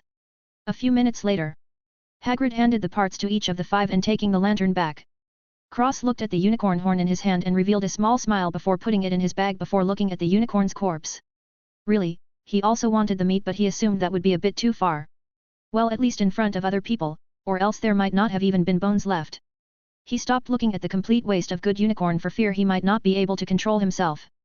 Hermione looked at the unicorn hair in her hands with a slightly pale expression, while the rest were looking at their parts curiously. Hagrid stood up and said, "All right, let's go back. I think that was enough excitement for one night." Before walking back to the castle, Cross and the rest followed him. Harry gave his part to Ron, knowing that he needed the money more than he did, as did Hermione, out of sheer disgust. Draco kept his part. Even if he didn't want it, he definitely wouldn't give it to a Weasley. The group arrived back at Hagrid's shack and parted ways towards their houses, going to bed. Cross got back into his room and took out the unicorn horn while looking at the blood cocoon. A thought floated into his mind and he created a bowl of spinning strings that were extremely fine. He places the bowl over Carl's blood cocoon and dropped the unicorn horn into the bowl, shredding it to powder and sprinkling into the cocoon, changing it from blood red to a darker shade of red with stars twinkling in it. The blood cocoon expanded and Cross places his hand over it as his eyes glowed gold and he chanted in Elven Divine Tree, "Hear my call. Bless the beast for which I have chosen. Nature's gift." A gold aura surrounded the blood cocoon and seeped into it, blending the colors together, forming into a golden red with bright star-like twinkles glittered along the surface. Cross nodded in satisfaction and teleported into the room of requirement. He absorbed his clone and then sent him out again before practicing all the spells it had learned.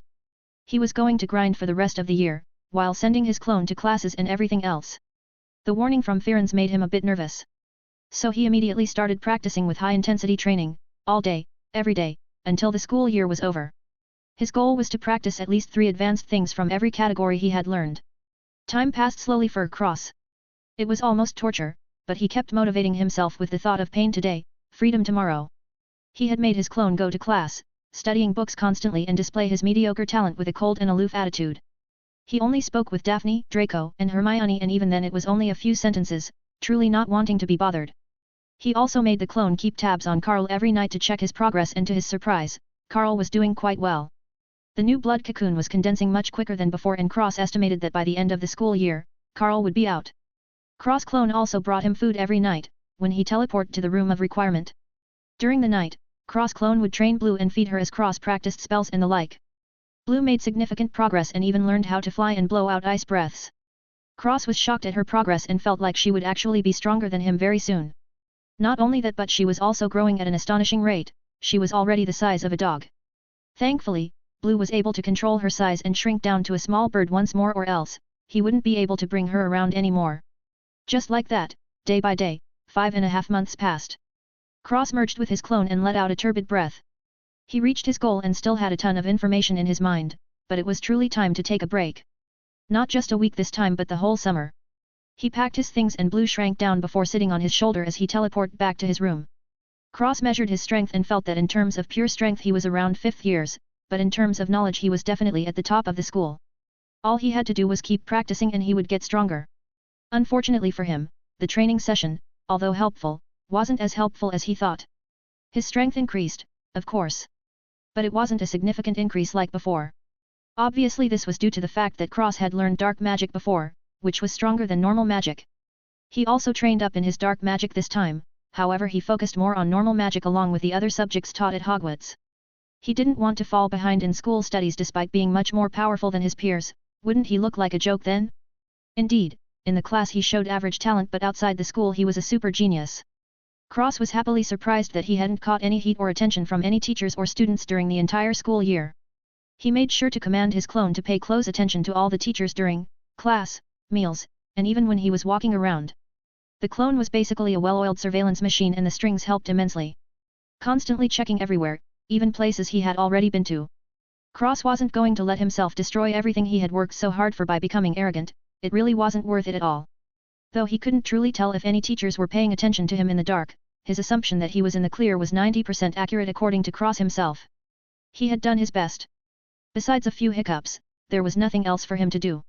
If someone still had their eye on him, then he was helpless against it and maybe that person had a problem. Constantly paying attention to a specific child was a bit strange, especially a completely average child. He had also rectified his Quidditch problem, by performing normally. The whole incident was chalked up to beginner's luck and his celebrity status was forgotten by the students. Cross really wanted to laugh at these ignorant humans. If you're exceptional they flock to you but if you are mediocre the next day, they will ruthlessly abandon you for someone else. And so, Cross was removed from the team and recommended to try again next year. After an extremely sad talk with Marcus, Cross accepted that he was off the team. Cross had to say that was probably his best acting performance yet. Currently, Cross was stretching his back in his room and looked over to see the blood cocoon glowing. He walked over to the cocoon as it shrank, revealing Carl's body. Carl didn't change too much, his fur was the same just much shinier and more beautiful, his eyes were golden red with white star-like speckles, and he had a small pure white horn in the middle of his forehead. Carl slowly opened his eyes and yawned, he turned his head to see Cross face looking at him. Carl was excited and leapt towards Cross as if to say Master, how I've missed you so. Cross laughed and slapped his head before grabbing him and looking at Carl closely. Carl was aggrieved, he had evolved. He became the only badger to ever do it. He changed from a badger to a magic badger. Even his parents would be proud. And yet Cross still slapped him all the same. Secretly, Carl was happy, he knew Cross only slapped him when he was happy. Cross, completely oblivious to the masochistic tendencies of his pet, said Carl, you took too long. Blue is stronger than you now. Carl was confused. Blue? Who the fuck was Blue, before seeing the blue bird on Cross' shoulder? Carl almost cried, while he had been changing from the inside out, Cross had gotten someone new. Cross rolled his eyes at Carl's abandoned wife look and put him on his other shoulder before leaving his room with a smile. He was happy Carl was back, but more importantly he had heard something from his clone and wanted to see exactly what happened. And so, he went to breakfast after waiting for Daphne. 14. Philosopher's Stone. Cross ate breakfast with Daphne. Carl and Blue on his shoulders. Daphne looked at him funnily and said, are you trying to look like a zoo? Cross chuckled and said, I'm not gonna leave them alone. Daphne shook her head and said, are your things packed? We leave tomorrow. Cross nodded and said, everything is ready, you. Daphne smiled and said, me too. Draco came and sat down next to them saying, what's up? Cross and Daphne shook their heads and Draco said, you guys want to come to my house over the summer? We can go get our school supplies for next year together. Daphne nodded and said, okay. Cross looked at her and said, isn't Astoria coming next year? Daphne nodded and said, yeah, but we don't need Dad to come with us this time. We can go by ourselves, that would be fun. Cross smiled softly and looked at Draco before saying, how are we supposed to contact each other? Draco said, by owl of course. Cross shook his head and said, honestly, for wizards you're all so far behind. Draco and Daphne were confused and Cross smirked as he said, listen, a company made these phones. They're for instantaneous communication anywhere. Draco frowned and said, a Muggle company. Cross nodded and said, Muggle, wizard, what's the difference? If they can make things more convenient it's better, no. Daphne said, what is this phone? Cross took out a piece of paper and drew 2 squares before saying, so you're the first square and Draco is the second square, right? He drew a line connecting the squares and continued, wherever Draco is, if you call him with your phone, and he has a phone as well, he will receive your call and you can talk to each other. Daphne was startled and said, anywhere. Cross nodded and said, anywhere. Draco was doubtful and said, if these are so amazing, why haven't we heard about them before, or better yet using them? Cross knocked on his head and said, remind me what you think of Muggles. Draco said, hate 'em. Cross replied, that's why. Draco had a thoughtful look on his face. Hermione came and sat down at the table saying, what are you guys talking about? Cross said, perfect example. Hermione, your parents are Muggles, right? Hermione dimmed and nodded. Cross asked, they have phones in their house, right? Hermione was confused and said, of course. Cross looked at Draco and said, these Muggles have faster communication than people who use magic. Why would we not use them? It just doesn't make sense. Draco rubbed his chin and said, how much are these phones? surprisingly looking at Hermione. Hermione was startled and said around 900 pounds. Cross calculated and said so like 180 galleons.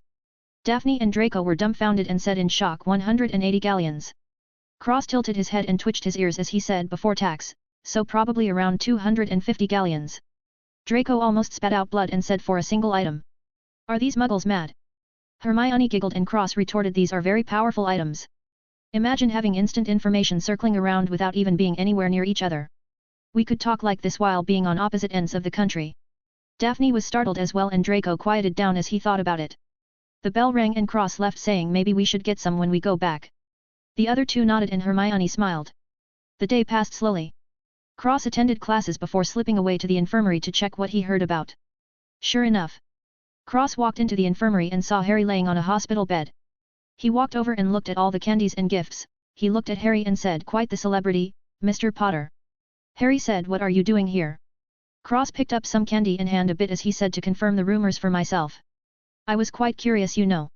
I hadn't seen Quirrell since. Well anyway, I didn't see him since that day. Though I am curious, what exactly did you kill Quirrell over? Harry said I didn't kill him. Cross tilted his head and kept his blank face as he said I think Quirrell would disagree with you. Harry was silent and Cross said if you don't want to tell me I understand. I merely came to see for myself. The boy who lived. Twice in fact. You are very interesting. Harry said what does that mean? Cross smiled and said come now, Mr. Potter. If I tell you everything, where is the fun of you finding out for yourself? Not to mention we're barely acquaintances, why should I tell you? Harry looked at Cross in confusion and Cross waved as he said anyway, hope you get well soon and all that nonsense. Before he turned to leave, Harry looked at his back and said the Philosopher's Stone. Cross stopped and frowned as he looked back and said what? Harry said Quirrell wanted the Philosopher's Stone. Cross frowned even harder and said and the stone. Harry shook his head and said destroyed. Cross twitched his ears and said a pity. Harry said why, you wanted to use it. Getting a bit confrontational and accusatory. Cross shook his head and said no, I wanted to see if it was real or not. Harry frowned and said it was real, I held it in my hand. Cross raised a brow and said oh? And what did it look like, Mr. Potter? Harry said like a piece of glass. Not circular like a broken stone. Cross lost interest and shook his head saying a mere replica. Harry said replica. Cross didn't say anything else about it and looked at Harry before saying Mr. Potter, for your stellar information. I will give you some in return. His strings spread out from the ground, checking the room and walls. He found a few wards and charms that shouldn't be there. Cross frowned and wrote something on a paper before throwing it to Harry and walking away. Harry read the note before it burst into flames and disappeared. He frowned and thought about what it could mean. The note said be careful whom you trust. Not everything is as it seems.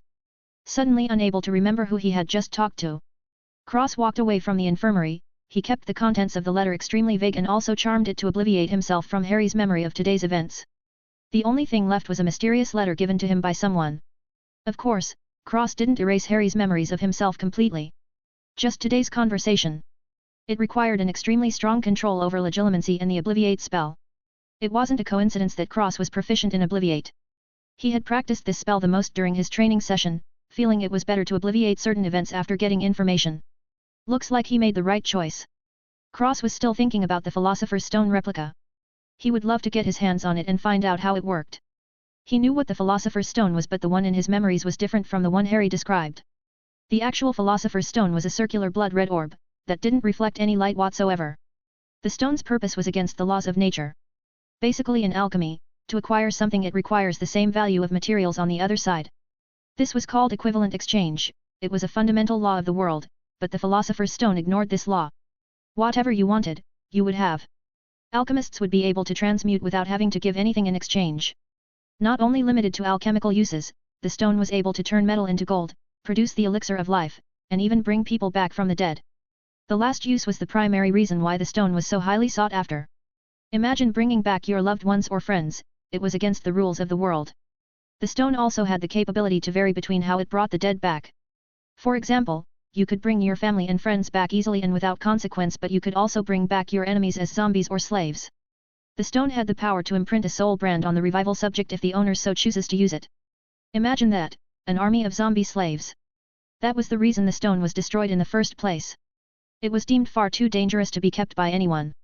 Power and greed could turn even the most faithful monk into a demon. The original Philosopher's Stone was an artifact made from the earth. Impossible to recreate. The replica maker must have found a shard of the original and used his own means to recreate his own Philosopher's Stone. Surely he was hunted down when people found out, though. Cross wasn't sure if anybody still knew the original Philosopher's Stone, but he was sure that the replica didn't even have a fraction of the original power of the original. A while later, Cross walked the hallways, going back to his room to sleep before leaving tomorrow to go back home. Surprisingly, nothing happened during today. Dinner was fine. Cross paid attention to everyone and found that other than Hermione and Daphne, nobody was even paying attention to him. Which made him happy. It seemed like the Obliviate decision was the right one. Gryffindor won the House Cup and the entirety of Slytherin was enraged. Gryffindor had gone from last place to first and won the House Cup right out from under them. The only one who didn't really care at all was Cross. He was confused as to why everyone else did, but he kept the act and cursed just like everyone else. The next day, Cross got all his stuff and boarded the train back. Draco was still angry next to him. Cross looked at him and said, "Why does the House Cup mean so much to you?" Draco said, "It's the House Cup." "What do you mean?" Cross shook his head and sat in a train cart as he said, "You realize that all you get is your banners hung in the dining hall and an announcement, right? What's the appeal? Is this exciting? Are there other rewards?" Draco was unable to reply. It was indeed just that. Cross shook his head again and added, "Is there really a need to get so riled up? It's like you were going to die if you didn't get the House Cup." He looked at Draco and frowned. Cross reached out his hand and touched Draco's forehead. Cross' eyes opened wide in shock and he pulled back, looking at Draco with a frown. Draco was confused and said, "What?" Cross shushed him and spread out his strings, covering the entire room, blocking the door and windows. There were no wards, charms, or spells. He even checked for living creatures, not a single one. Cross grabbed Draco's head and said in Elven, "Cleanse." A green aura shrouded Draco and wiped away all the harmful intruders in his mind. Cross kept checking and found another one. He shouted angrily in Elven, "Ultimate Purge of the Divine Tree." A gold aura swept through Draco's entire body, getting rid of every charm, spell, ward, etc. Cross closed his eyes and said again, "Nature's protection." Putting the barrier back in place. Cross leaned back and took his strings back. Draco blinked and said, "What happened?" Cross said seriously, "All my barriers were broken." Draco trembled and said, "How is that possible?" Cross shook his head and said, "Who have to been with since I put it up?" Draco thought for a moment and said, "You, Daphne, the Mudblood, Potter, Weasley, Snape, Hagrid, McGonagall, Filch, and my parents." Cross said seriously, "If it has only been these people, then one of them has to be the one to destroy the barrier. We can rule out the first years, Filch and Hagrid. The rest are suspects." Draco said, "Even my parents?" Cross nodded and said, "Even them. Perhaps, they did in fact do it. If you saw a barrier on your child and didn't know where it was from, would you let it be?" Draco shook his head and Cross nodded again as he said, "Exactly, perhaps the intent is not malicious but the effect afterwards harmed you." Draco was silent for a moment before saying, "What about this time? If it was my parents, then they would just find out again. If it happens twice, it's a problem." Cross snapped his fingers and they glowed white. He tapped on Draco's forehead and said, "I hid it. Only you and me can see it now. Do not, under any circumstances, mention that it was me who helped you. This will put you and me both in extreme danger, understand?" Draco nodded seriously. He was still curious about Cross and asked, "Are you like a house elf or something?" Cross shook his head and said, "It's better if you don't know. Maybe you will find out in the future. For now, focus on keeping your mind secure. I have no idea if the person who took down the barrier has read your mind. If they did, we may have a problem." Draco got super serious and nodded. Cross nodded and laid back, letting out a breath as he said, "Good to be going home." 15. Summer break. Cross finally arrived home and started relaxing on his summer break. The only thing he did was make his clone practice all the spells in his room, while he went out and played around with Astoria and the rest of the family. Cross had bought a phone and met up with Draco to get the number of his phone before going back to his house. These phones were too convenient. Getting one wasn't an issue either, as his ears weren't visible to muggles and anybody who saw him that wasn't a muggle just assumed he was a metaphormagus. Cross had to say his excuse was pretty convenient, especially since his hair changed with the seasons and was currently blood red, adding a strange flair to him. Though different colored hair was almost never seen, that didn't mean that it didn't exist. Muggles simply looked at his hair in shock before continuing along on their way. Cross was wearing normal clothes he had bought before, consisting of a white t-shirt, jeans, and black sneakers. If one were to look at him, he would seem like a punk. Though this helped him keep people away, which was a plus. Cross explored the Muggle world by himself and sometimes went with Astoria or the entire family. Cross had a wonderful time just walking around and seeing the Muggle world. It was impressive how they made things without any magic. He didn't really understand why the wizards didn't like Muggles. Their devices could be useful and even improved upon with magic. It seemed like they had their own way of advancement just like wizards did. Electricity instead of candles, toys that used the electricity to move by themselves, and many more.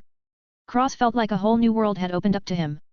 Everything in the Muggle world was so novel and different. He had bought a ton of different things, toys, gadgets, books, clothes, etc. When he came back from his trips, Marcus' face turned black. Cross was wearing a hat that said I3 football and a shirt that said Blackpool football for life. Cross was confused and looked at Marcus, who said get those Muggle clothes off, what are you doing? Cross shook his head and said these humans are truly interesting. Have you seen the things they have? It's impressive they got so far without magic. Marcus rolled his eyes and chided all right, Muggle boy, go change. Cross smiled happily and went to his room with all his bags, making Marcus' mouth twitch. Time passed and 2 months later. Cross was walking in Diagon Alley with Astoria and Daphne. Cross smiled and carried Astoria on his back, she looked like a little doll. Cross turned his head and saw Draco waving at them from a bookstore. Astoria looked over and slid down Cross' back before fixing her posture and blushing a bit. Cross didn't notice, but Daphne did. She smiled a little. The trio walked over to Draco, who took a quick glance at Astoria before looking back at Cross and Daphne saying come on up. As he went back into the bookstore and walked up the stairs. Cross followed along and Daphne nudged Astoria, who was in a daze with a thick blush. Astoria yelped and Daphne laughed as she pulled Astoria with her, following Cross. Cross and Draco were on the second floor, looking over the railing down at the crowd of people. Cross was confused and said what are all these people doing here? Draco pointed down and said some fancy writer is doing a book signing, sounds like a asshole to me though. Cross chuckled and shook his head as he looked down and saw Ron, Harry and Hermione standing in line. He smiled to himself and heard someone say ladies and gentlemen, Mr. Gilroy Lockhart. Cross saw a red-headed man with a cloak come out and smile for a camera. Cross leaned over the railing and muttered what's so special about this guy? Draco informed him he does all these amazing things and writes about them. Cross looked over and saw Draco looking nervous, trying to seem macho. Cross was confused and said Draco, are you okay? Draco coughed and said oh, yeah. Of course. Cross shook his head and said keep your wits about you. Honestly, you never know what might happen around here. By the time he started paying attention back to the book signing, Harry was walking away with a bunch of books. Cross lost interest in this guy and went down the stairs of the bookstore. Draco followed along, talking more to Daphne than Cross, but his focus wasn't on her, strangely enough. Cross finally noticed, even if he was an idiot he would understand. This boy was crushing on Astoria. He didn't really know how to feel, Astoria was his sister and Draco was his friend. He needed to look into this more. Draco saw Harry, Ron, and his family and snorted at Harry. They started arguing and Cross sighed, this guy. Couldn't he just relax? So much energy expended on Harry Potter. Cross sat on the side, watching the whole show, until a blonde man stopped Draco saying now Draco. Play nicely. Draco snorted and walked to the side, the man looked at Harry and said Mr. Potter. Lucius Malfoy, we meet at last. Forgive me. He pulled Harry close and used his snake head cane to part Harry's hair and see his scar. Lucius sighed and said your scar is legendary. As is the wizard who gave it to you. Harry retorted Voldemort killed my parents. He was nothing more than a murderer. Lucius raised a brow and said you must be very brave to mention his name, or very foolish. Hermione chimed in fear of a name only increases fear of the thing itself. Cross looked at Hermione and wondered why she was getting involved. He pulled her back but it was already too late. Lucius looked over and said and you must be Ms. Granger. Draco has told me all about you and your parents. He looked over at Hermione's parents and said Muggles aren't they? Lucius looked at Cross and said Mr. Greengrass, how are you? I hope you are keeping Draco out of trouble. Cross nodded and said nothing, Lucius nodded and turned to Ron as he continued. Cross looked at Hermione and said why even get involved? It's like asking to be shot for no reason. Hermione rolled her eyes and said I can't just let him speak like that. Cross was placid and retorted why not? Hermione was stumped for a moment before saying they're my friends. Cross sighed and said all right, just watch yourself. According to our agreement, I'm also your friend. Hermione smiled cutely and said only the agreement. Cross nodded and said yeah. Hermione's smiling face froze and she grumbled bastard. Astoria looked at Hermione and her eyes flashed a sly light as she said cutely are you my sister-in-law? Cross choked on his own saliva and Hermione was bewildered before turning completely red as she stuttered WW what? Me? No. No. Cross pinched Astoria's cheeks and said angrily what nonsense are you spouting now? Do you want me to stop playing with you? Astoria almost cried and said wah. I'm sorry. Cross sighed and pinched her nose saying Watch the nonsense, you little dunce. Astoria stuck her tongue out and nodded cutely. Cross smiled and decided to leave after being completely embarrassed.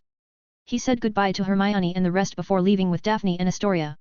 When they got away from the store, Daphne burst out laughing and gave Astoria a big thumbs up. Cross grumbled and kept going as they bought the things Astoria and they needed for school before going home. The next day, the three were brought to the train station and boarded the train with Astoria, so she wouldn't be alone. Cross sat in the train cart, looking out the window as Astoria swung her legs happily on the seat. Daphne smiled and leaned back. The door opened and Hermione said, "Have you seen Ron and Harry?" Cross just shook his head and Daphne did the same but asked why. Hermione came inside and sat down saying they're not on the train. Maybe they got stuck somewhere. Cross said, "Well, it's too late to get on now. Just forget about it, I'm sure they'll be at school." "Well, at least Potter will be." Hermione was confused and said, "What does th?" She was interrupted by a woman holding a cart at the door saying, "Fancy some candy?" Cross said, "We'll take it all." As he passed her a bag full of galleons. The woman smiled and gave them all the candy on the cart before pulling the cart away.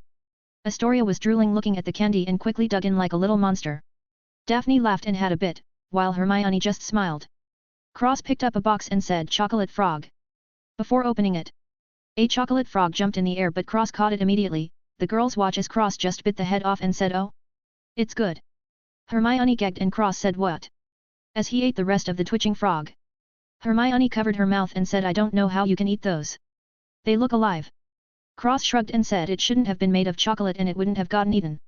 Astoria nodded and said matter-of-factly, "That's right. Stupid frog shouldn't have gotten caught and put in a box." Daphne felt her mouth twitch and Cross just rubbed her hair with a soft smile. This stupid little girl was his favorite. Hermione looked at Astoria speechlessly. She could tell that she wasn't joking. Wasn't this girl a bit too stupid? Astoria then said, "Plus they have enough population in the chocolate animal country to sustain the frog population decrease due to constant catching. Due to the chocolate frog's spawning rate being extremely high, they can afford to capture thousands per trip." Hermione felt her head was going to explode. She had never heard of no chocolate animal country. Was Astoria tell the truth? Were the chocolate frogs not made? Her worldview was collapsing. Cross nodded and patted her head saying, "That's right." Astoria smiled cutely, looking like a chipmunk as she stuffed her cheeks full of candy. Daphne smiled softly. Everyone loved Astoria. She was just too cute. It was a fact. The rest of the train ride went smoothly. Cross directly left out his robe going for a wardrobe change this year. The robe was unnecessary for him. He just kept his white button-up shirt with a loose Slytherin tie, rolled-up sleeves, a black belt and pants and sneakers. His hair had already gone back to black and he had a breast pocket on his left chest, with Carl poking his head out while Blue was sleeping on his left shoulder. His wand was on his right wand leg and he looked even more beautiful than before. Cross had also grown since the beginning of his first year. He was now 5 feet tall and 12 years old. He kept his hair short and messy. It looked messy but it still looked strangely clean, giving Cross a wild but handsome charm to him. The train was close to Hogwarts and Cross cleansed and placed a nature's protection on Astoria, Daphne, and Hermione. Then hid the barriers. He definitely wasn't taking any chances after Draco's barrier was shattered. It was a good thing that Cross hid Draco's barrier because it was still intact when Cross checked at the bookstore. Cross got off the train and waved at Astoria, who left nervously to the boats for her sorting system while Cross, Daphne, and Hermione went to the castle by carriage. Cross looked at the strange skeletal horses pulling the cart and was surprised. He didn't know Thestrals pulled carriages at Hogwarts. "Fancy."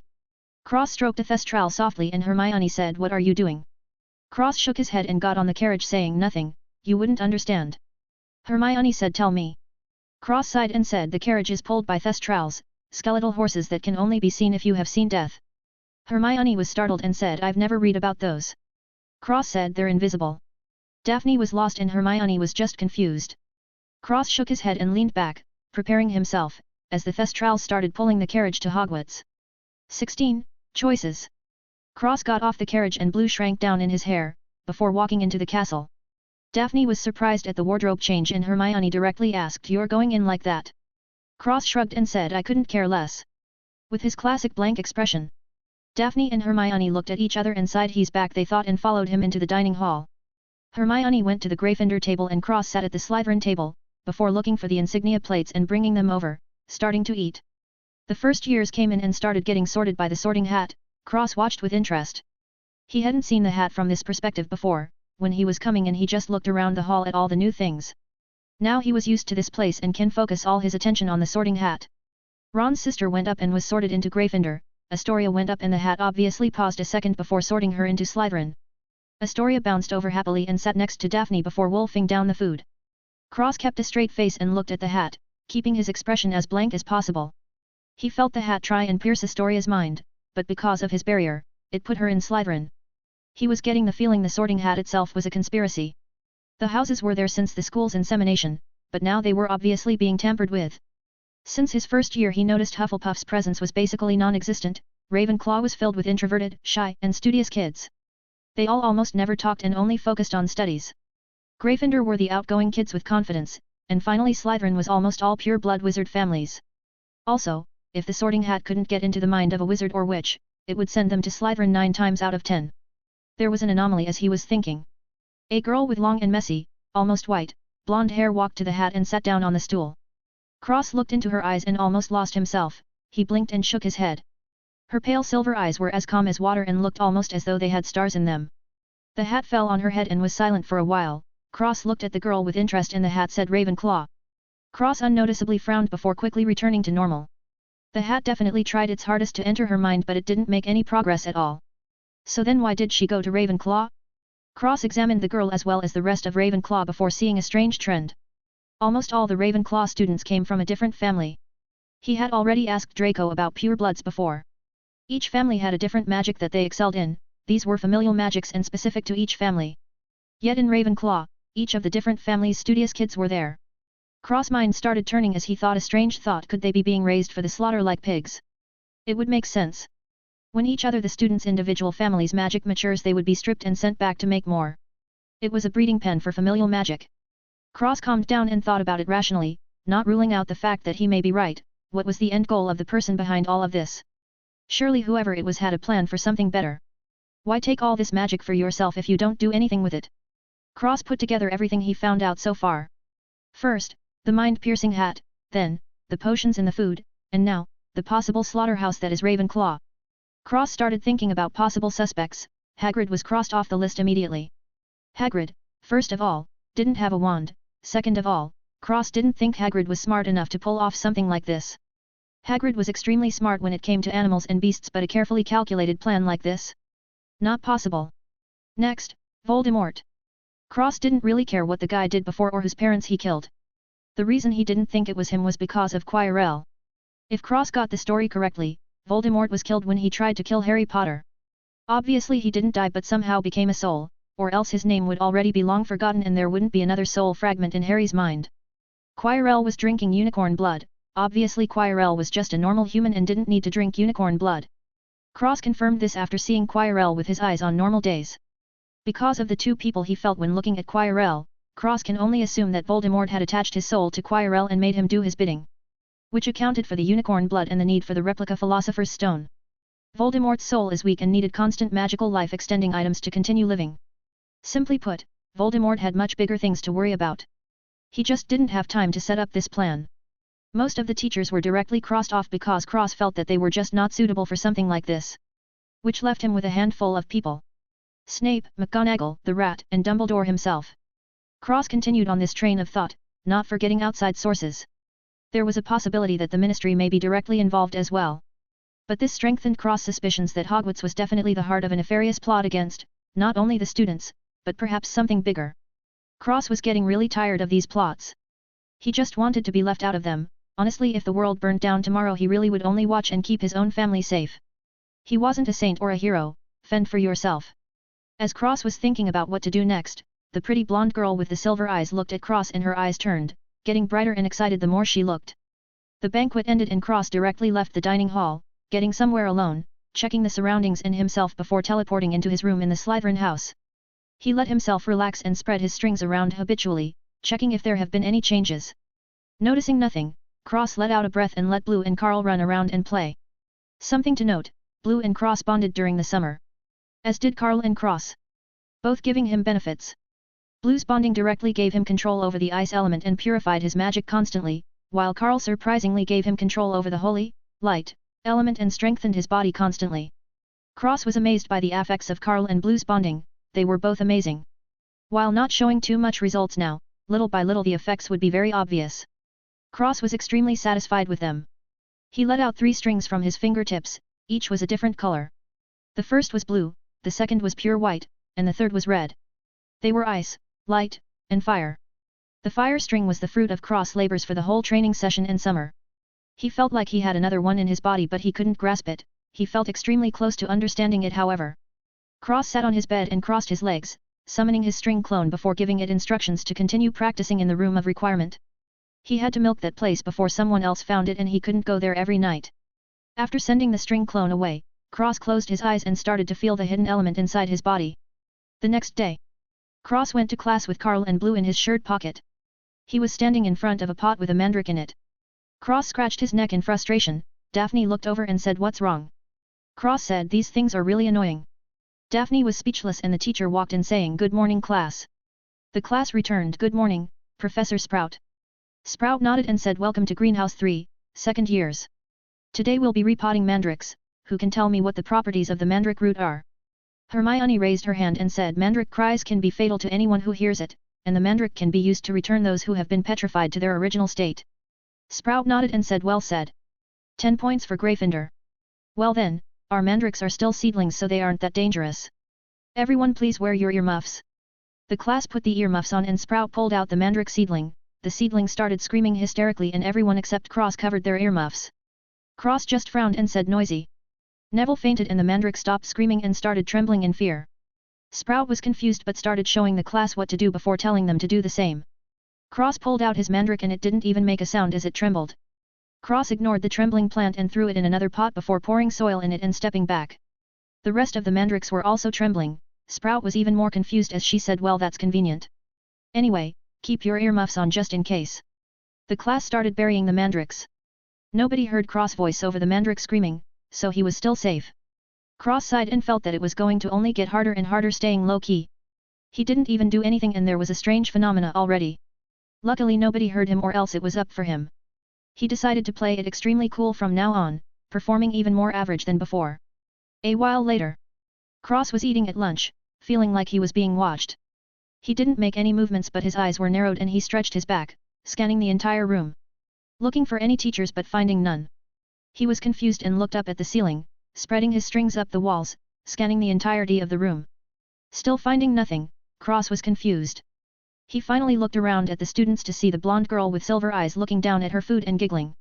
He looked at her for a second, his instinct told him it was her looking at him, but he wasn't sure. He couldn't see through this girl at all, but the same situation was happening to her. Cross didn't know this just yet. Cross eventually looked away from the girl and looked at the rest of the students, finding nobody that was looking at him.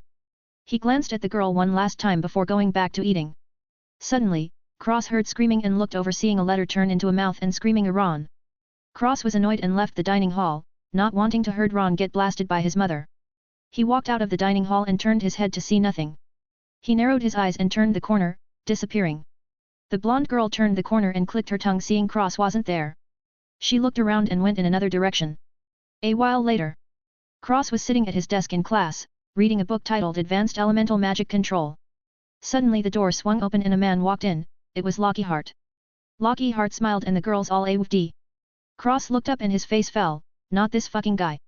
He promptly ignored Lockyheart, who was talking about solely himself instead of teaching the class about defense against the dark arts. Cross was reading his book when suddenly a ton of pixies started flying around creating havoc in the class. The students started evacuating, leaving only Ron, Hermione, Harry, Lockyheart, Cross, and Neville, who was hooked onto the chandelier. Lockyheart smiled sheepishly and retreated to his office as he said, "Right then, I'll let you all handle them." Before slamming the door shut, Cross looked up and the pixies and they all avoided him. He sighed and looked at the rest thinking about his options. 1. Kill all the pixies and obliviate everyone in the room. 2. Kill everyone in the room and flee the school. 3. Do nothing and hope the others do something. And finally, 4. Try and help but make things worse. Cross rubbed his chin in thought, thinking very carefully about what to do. 17. Contradictions. Cross looked at the pixies, who were looking at him warily and unnoticeably smirked. He took out his wand and said in Draconian Grow. As he waved his wand at the pixies started growing until they became as big as dogs. Hermione shouted, "What did you do?" Cross had an innocent look on his face as he genuinely said, "I was trying to help." Hermione was incensed, "Does this look like it's helping?" Ron and Harry's eyes widened and they ducked under a huge pixie. Ron popped his head out and cursed bloody hell. "Thank God he's not using my wand." Harry nodded a bit fearful. Hermione looked at them speechlessly before turning to Cross, who had a cunning smirk. She realized what Cross did now and she was a bit shocked, so far just to hide himself? She stood up and pointed her wand as she said Immobilis. All the pixies stopped in mid-air and just floated around. Hermione let out a breath and waved her wand again, shrinking the pixies back before throwing them in the cage and closing it. Cross put away his wand and walked out of the class. His job was finished, but the matter wasn't over yet. A while later, Cross was sitting in his room at night with a smile. He had already heard the other students talking about him accidentally making the pixie problem worse and mocking him for being a terrible wizard. He was happy. Looks like someone in that room did the job. Suddenly he heard whispering. Cross frowned. The whispering was in Parseltongue and it was saying kill over and over again. It was more annoying than anything. Cross left Carl and Blue in his room before teleporting out of the room and walking through the hallways. It's not every day that you hear strange Parseltongue words floating around in school. Cross walked the halls before stopping at a turn and looking at a wall. Harry, Hermione, and Ron were there too. Big surprise. He ignored them and looked at the wall to see a message. The Chamber of Secrets has been opened, enemies of the air beware. Cross thought to himself, Salazar talked about the Chamber of Secrets, didn't he? That unreliable old fart didn't even tell him where it was though. He just gave him a password and nothing else. While Cross was cursing the old fart, the rest of the students showed up to see the messages. Cross walked up and picked Ms. Norris off the hook. He held her in his hands and clicked his tongue. This silly cat still hadn't done her transformation? What was she waiting for? Christmas? He backed away to the Slytherin house as his hands flashed green and gold for a split second. Cross pet the petrified cat as the teachers started showing up. Filch came around and accused Harry of doing it, before looking for Ms. Norris. Cross waved at Filch and held out Ms. Norris, who was not petrified anymore. Ms. Norris meowed and snuggled into Cross' arms. Filch walked out and took Ms. Norris back while grumbling about the mess. Cross smiled and left Ms. Norris go as Dumbledore showed up. Dumbledore looked at the wall and said everyone will proceed to their dormitories immediately. Everyone except you three. As he looked at Harry, Ron, and Hermione.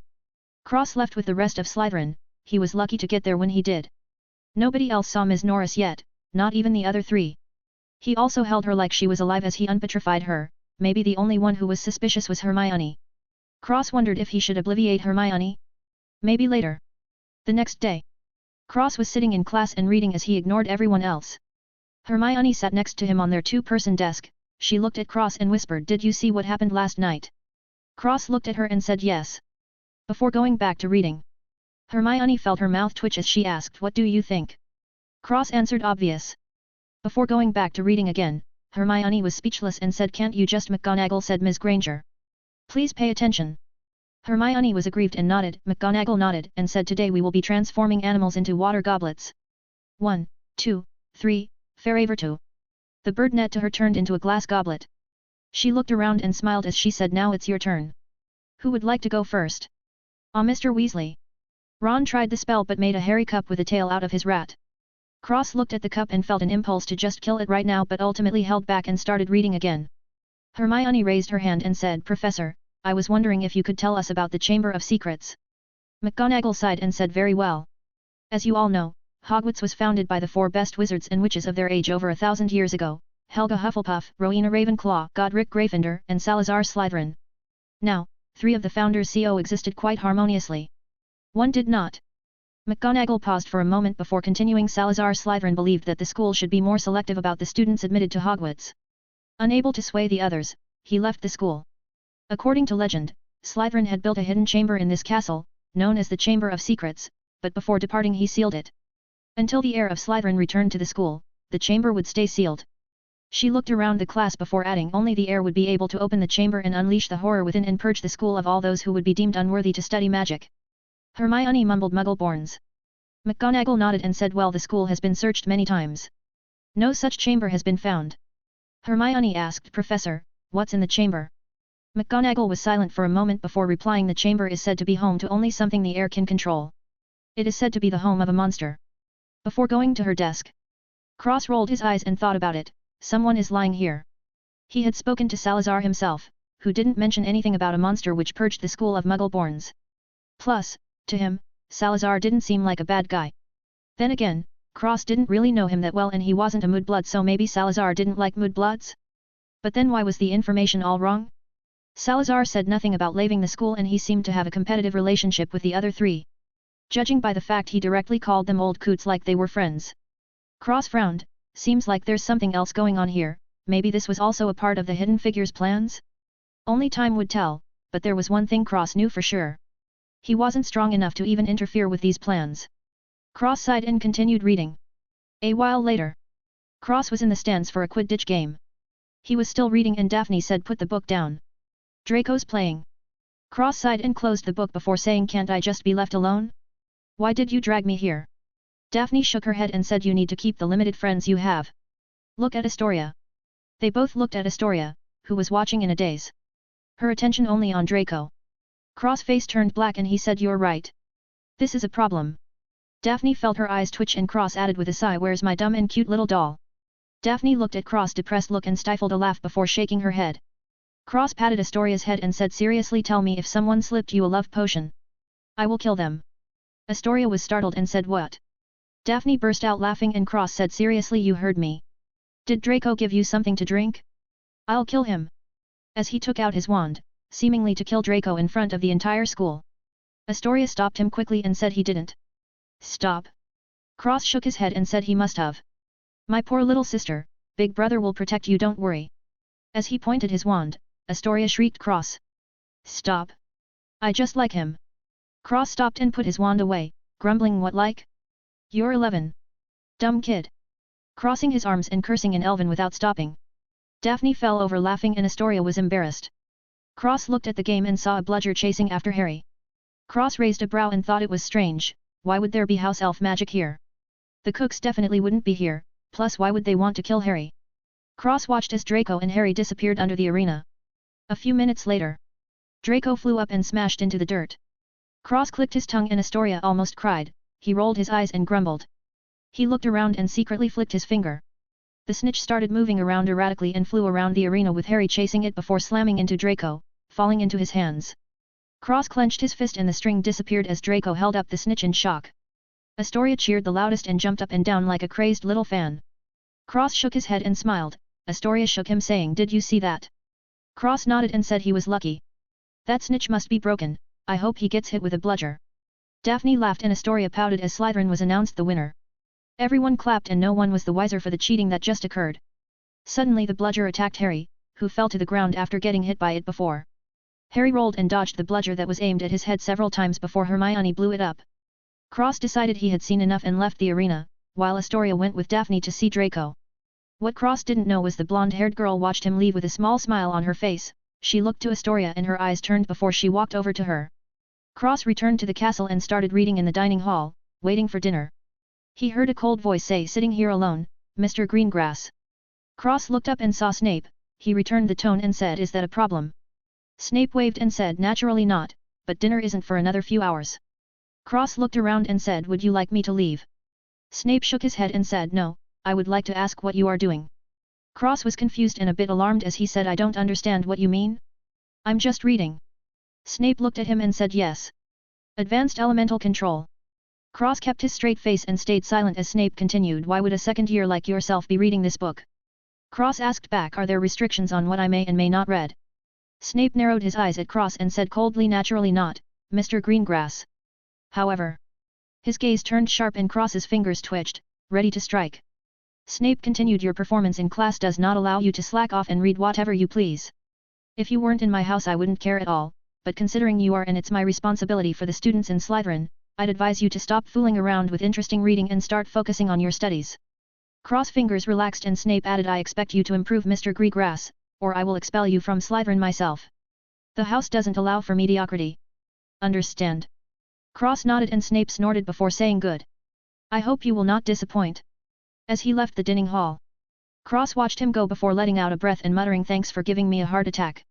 Geez. As he went back to reading his book, completely ignoring Snape. He did what he wanted, who was this Snape guy anyway? 18. Dueling Class. Cross finished dinner and left the dining hall, he saw Astoria talking and laughing with a few girls. A red-haired girl, a black-haired girl, and the blonde-haired girl that Cross saw before. He spared her a glance before leaving, not wanting to interrupt Astoria and her new friends. The blonde-haired girl looked at his back and saw blue fly out and land on his shoulder before chirping. She almost ran over but held herself back before hearing Astoria calling out to her and turning back with a smile, joining the conversation again. Cross returned to his room and teleported to the room of requirement before merging with his clone and releasing another one. Cross gave him instructions before saying I require a way to the Chamber of Secrets. A door formed on the wall and Cross walked through, coming to a bathroom. Cross was confused and mumbled the Chamber of Secrets is a bathroom. A light shot out of the door and shined on a sink. Cross looked at the sink and saw a small snake pattern, he frowned in thought and heard a noise. He immediately teleported back to the room of requirement and the door disappeared. He let out a breath and decided to go there tomorrow. He went back to his room and meditated, still trying to feel that element within him. The next day, Cross walked into the bathroom again, he found out nobody used this bathroom. Which made things much easier, but apparently whoever told him that was a lying asshole. He walked in and saw Harry, Ron, and Hermione sitting in front of a cauldron. The air stilled. Ron said, "Oi! What are you doing here?" Carl and Blue popped out and growled/chirped, Ron was spooked and jumped back, hiding behind Harry. Cross walked over and sniffed before saying I could say the same. Polyjuice potion. Very dangerous. He looked at Hermione and shook his head saying isn't it better to study by yourself? Why are you always in every storm? He looked at Harry and Ron but didn't say anything, just sighed before looking back at Hermione and walking into a stall. Actually using the bathroom. Hermione had an awkward face and Harry looked at the stall Cross was in before saying what does that mean? Cross walked out and washed his hands at the sink with the snake engraving as he said I don't understand what you are trying to say, Mr. Potter.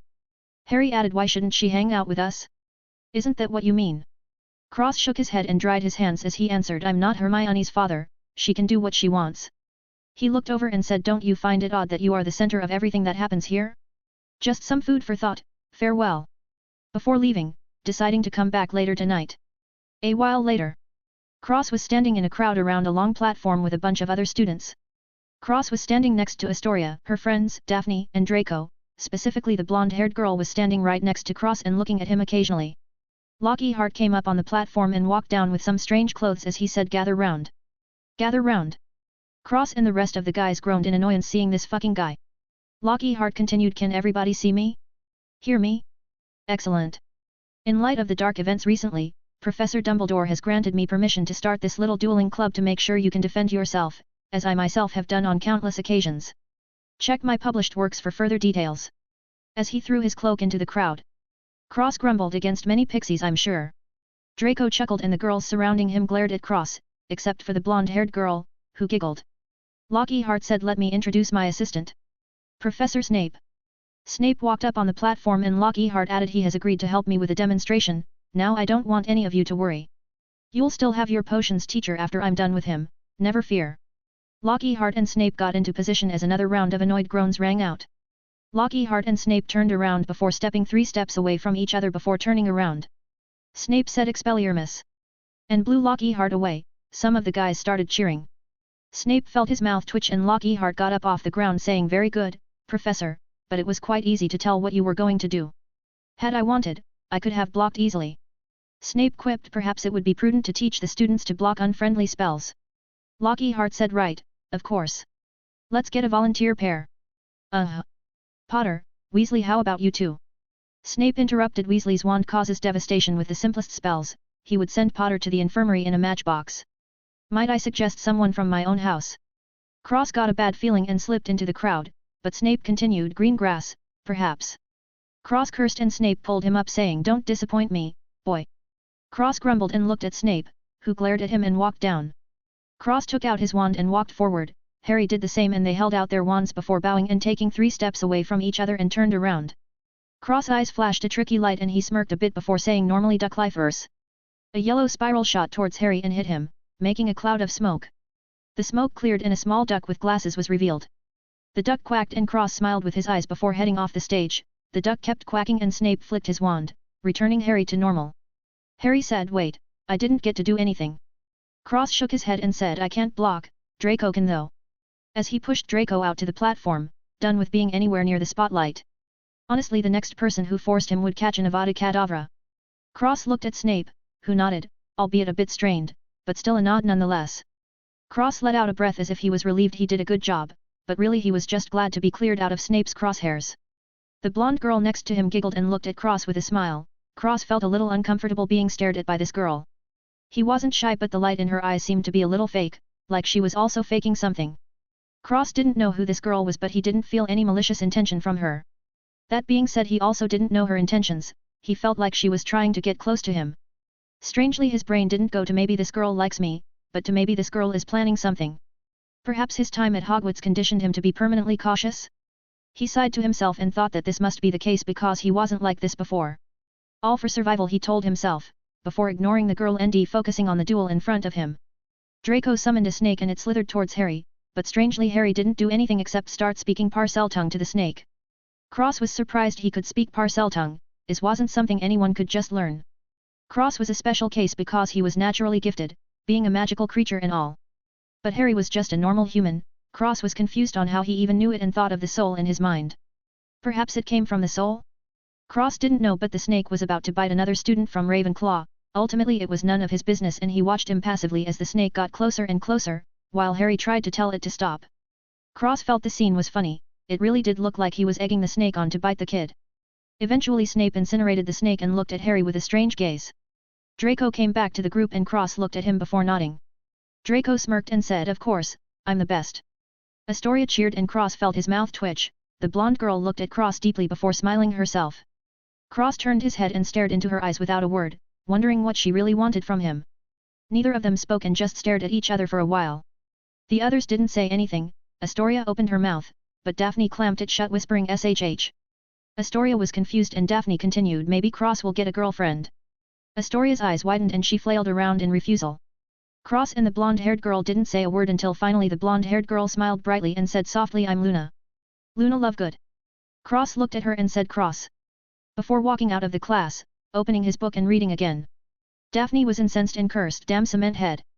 Luna giggled and didn't reply, knowing that that wasn't the case, thinking that she must try harder if she wants him to talk to her.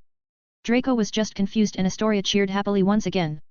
Later that night, Cross was in the self-study room with a bunch of other students, when he saw Harry, Ron, and Hermione. Luna was sitting next to Cross and reading a strange book.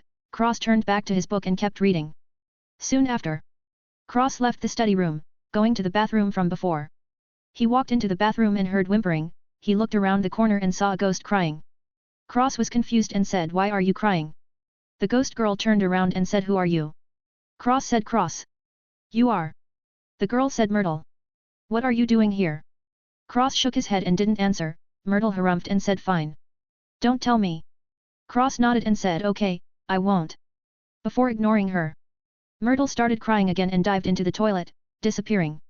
Cross touched the snake engraving on the sink and turned around. He pointed to the door and magically locked the door before turning back to the sink and scratching his neck, trying to figure out how to open it. He assumed that since only the heir could open it, then the heir must know Parseltongue as a requirement and spoke in Parseltongue. "Open." The sink started moving, expanding out before the sink with the snake engraving sank into the floor and revealed a big hole. Cross scratched his head and muttered, "Am I just supposed to jump in? Well, whatever." He jumped down into the hole and slid along the side for a few seconds before landing on his feet. He looked up and saw the sinks closing back up as if it never opened in the first place. He looked down and saw a bunch of bones, but they looked to be animal bones instead of human ones. Cross couldn't care less what kind of bones they were, all he wanted to know was whether what he thought was in here, was indeed in here. Cross started walking through the tunnels before coming across a large shed snake skin. Cross got a little excited and continued past the skin to a door with several snakes on it. Honestly, Cross was getting bored with the snakes. Couldn't that old man mix it up a little? Cross recited the password in Parseltongue to the door and a snake slithered around the edge before the door swung open, revealing a giant area. Cross climbed inside and landed on a platform with water on the sides. There were snake heads rising from the water on both sides, leading to a giant head made of stone. Cross felt his mouth twitch as he looked at the stone head. This old man. Really? Cross sighed and looked at the mouth, which seemed to be able to open. Cross continued the trend and said in Parseltongue, "Come out, little snake, I won't hurt you. I have food." The mouth opened and a giant snake head poked out, looking at Cross and sniffing. Cross smiled and looked at it directly in the eyes before saying, "Come here." As he took out a big beast leg and waved it. The basilisk slithered out and slowly approached the meat before sniffing. Cross smiled and heard a voice in his mind, "Who are you, boy?" Cross smiled and said, "A friend? Whatever makes you comfortable. I couldn't care less." The basilisk looked at Cross and asked, "Why aren't you petrified?" Cross shook his head and said, "A lower species wants to petrify me. Are you joking?" The basilisk was silent for a moment before glaring at him, saying, "What are you, boy?" Cross smirked and said, "An elf, do you believe it?" The basilisk nodded and said, "No wonder. I'm Selena, what's your name, little elf boy?" Cross smiled and replied, "Cross. Nice to meet you." Selena hummed and ate the beast leg before saying, "What do you want from me?" Cross said, why are you tired of living? Isn't staying here very nice and safe? Selena was amused and said, an elf, caring about humans. Cross shook his head and said, no, I don't care, but you're stirring up everything above. I unfortunately have to follow the rules to a certain extent, unlike you, and when you're petrifying all the Moodbloods, etc. The rules and surveillance get tighter. You know what I'm talking about. Selena rolled her eyes and said, do I look like a garden snake to you? Of course I understand. But I'm helpless. Really, I don't want to leave as everybody always tries to kill me. I'm effectively being forced to move around. Cross tilted his head and twitched his ears as he asked, by who? Selena said, Tom Riddle, the one who opened the chamber 50 years ago. Cross frowned and said, Tom Riddle? Who is Tom Riddle? Selena explained, a former student of Hogwarts. Though I have no idea what happened outside of this chamber, he is currently a fragmented soul inside a book. Cross was confused and asked, if he's a fragmented soul, then how can he even get here? Selena said directly, he is controlling a little girl to open the chamber and release me. Cross fell silent and rubbed his chin before asking, you can't resist? Selena shook her head and further explained, 50 years ago, he tricked me into signing a soul contract, forcing me to listen to his commands without question. Though it's only that soul fragment that has the power over me. Cross said, how did he manage that? Selena was embarrassed and said, I'd rather not say. Cross rolled his eyes and said, very well. He heard the door behind him creaking. Cross frowned and made an eye out of string before throwing it into the ceiling as he said, well, Selena. We will meet again, farewell. Selena waved her tail and Cross nodded before teleporting away as the door opened behind him. 19. Selena. Cross went on with his daily school life, but now he had an extra person following him along everywhere without a word. It was Luna. She didn't disturb him, just staying next to him when he walked around without a word. Cross didn't mind, as long as she did talk. It wasn't a huge deal and he could feel that she didn't have any other intentions. Unless she could hide herself extremely well, but Cross didn't think she was that kind of person. Regardless, Luna stuck to him like dog plaster. Occasionally looking at him happily and playing with Blue, who felt comfortable around her. Other than this, Cross went to talk with Selena every night. She was comfortable enough with Cross to let him pet her and hang around. Cross also brought food for her every night.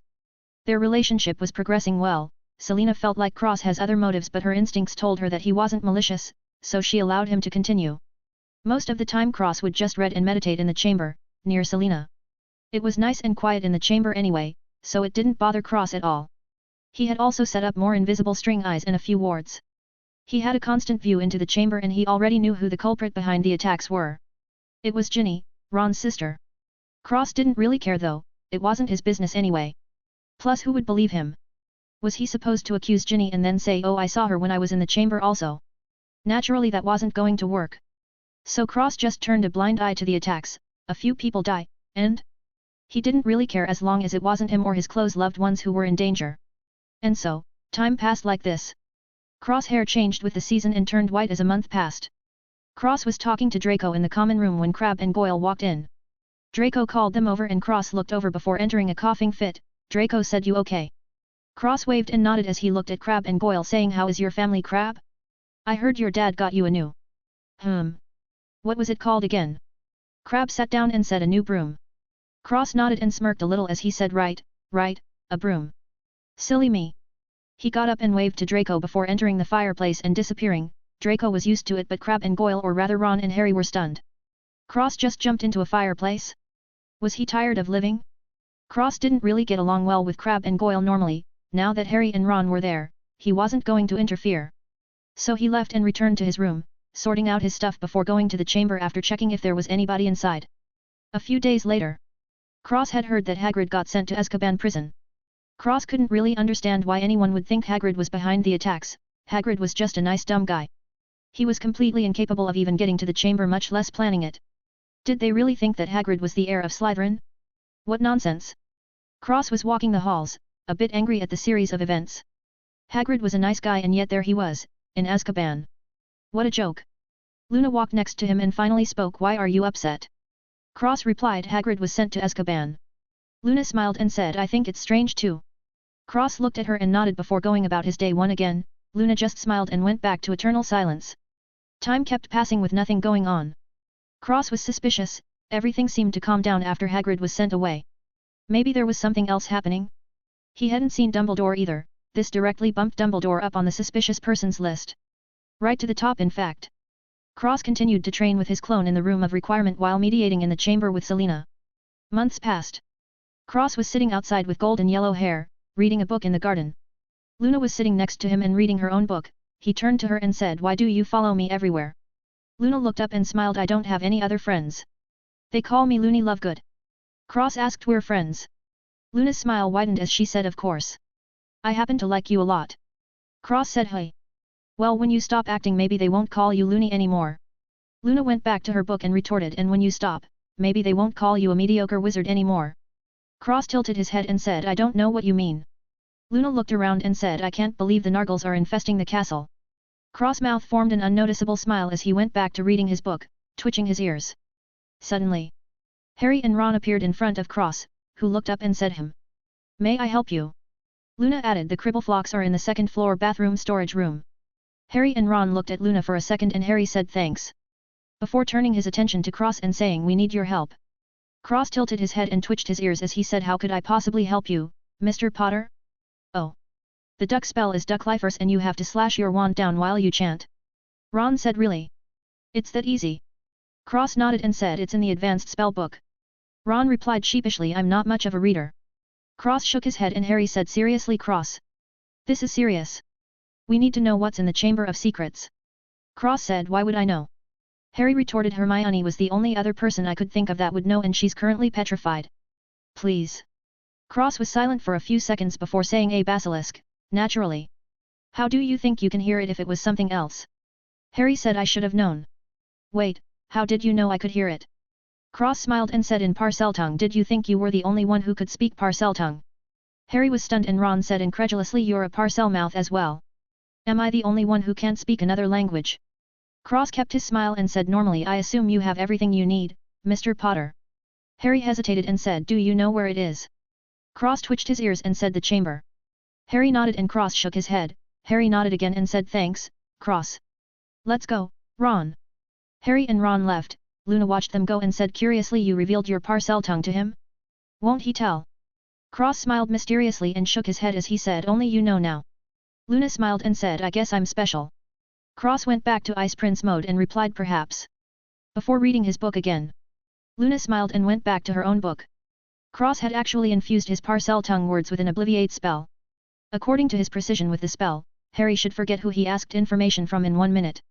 Cross made it so he got the information but forgot who he got it from, the same with Ron.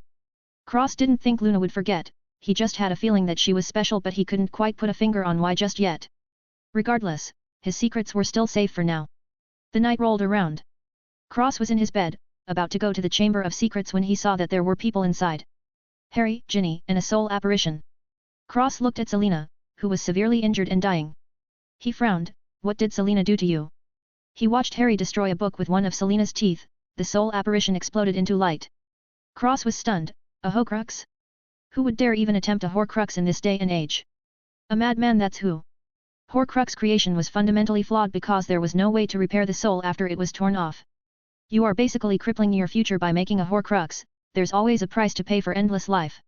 The consequences for making a Horcrux was just not worth the benefit. You live forever but are unless to advance at all, what's the point? Eternal life was so great? Cross didn't think so. Cross kept watching and Harry took Ginny and the book away. He waited until they left the chamber completely before teleporting inside. Cross walked over to Selena and stroked her head softly as he said in Parseltongue, "Selena, are you okay?"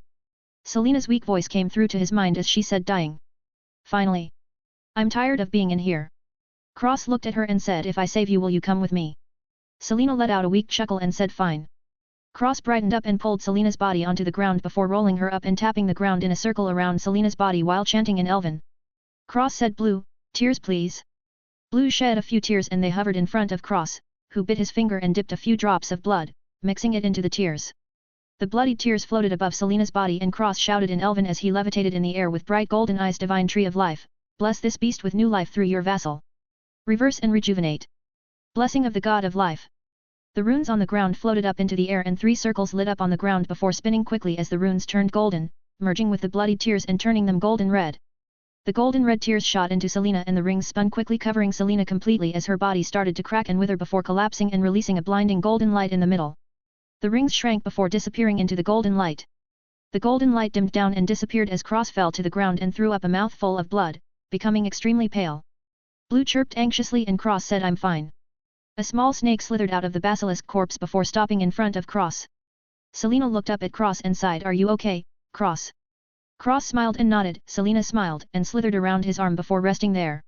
Her body glowed slightly before Cross stood up and smiled, saying, I thought you'd be a harder sell.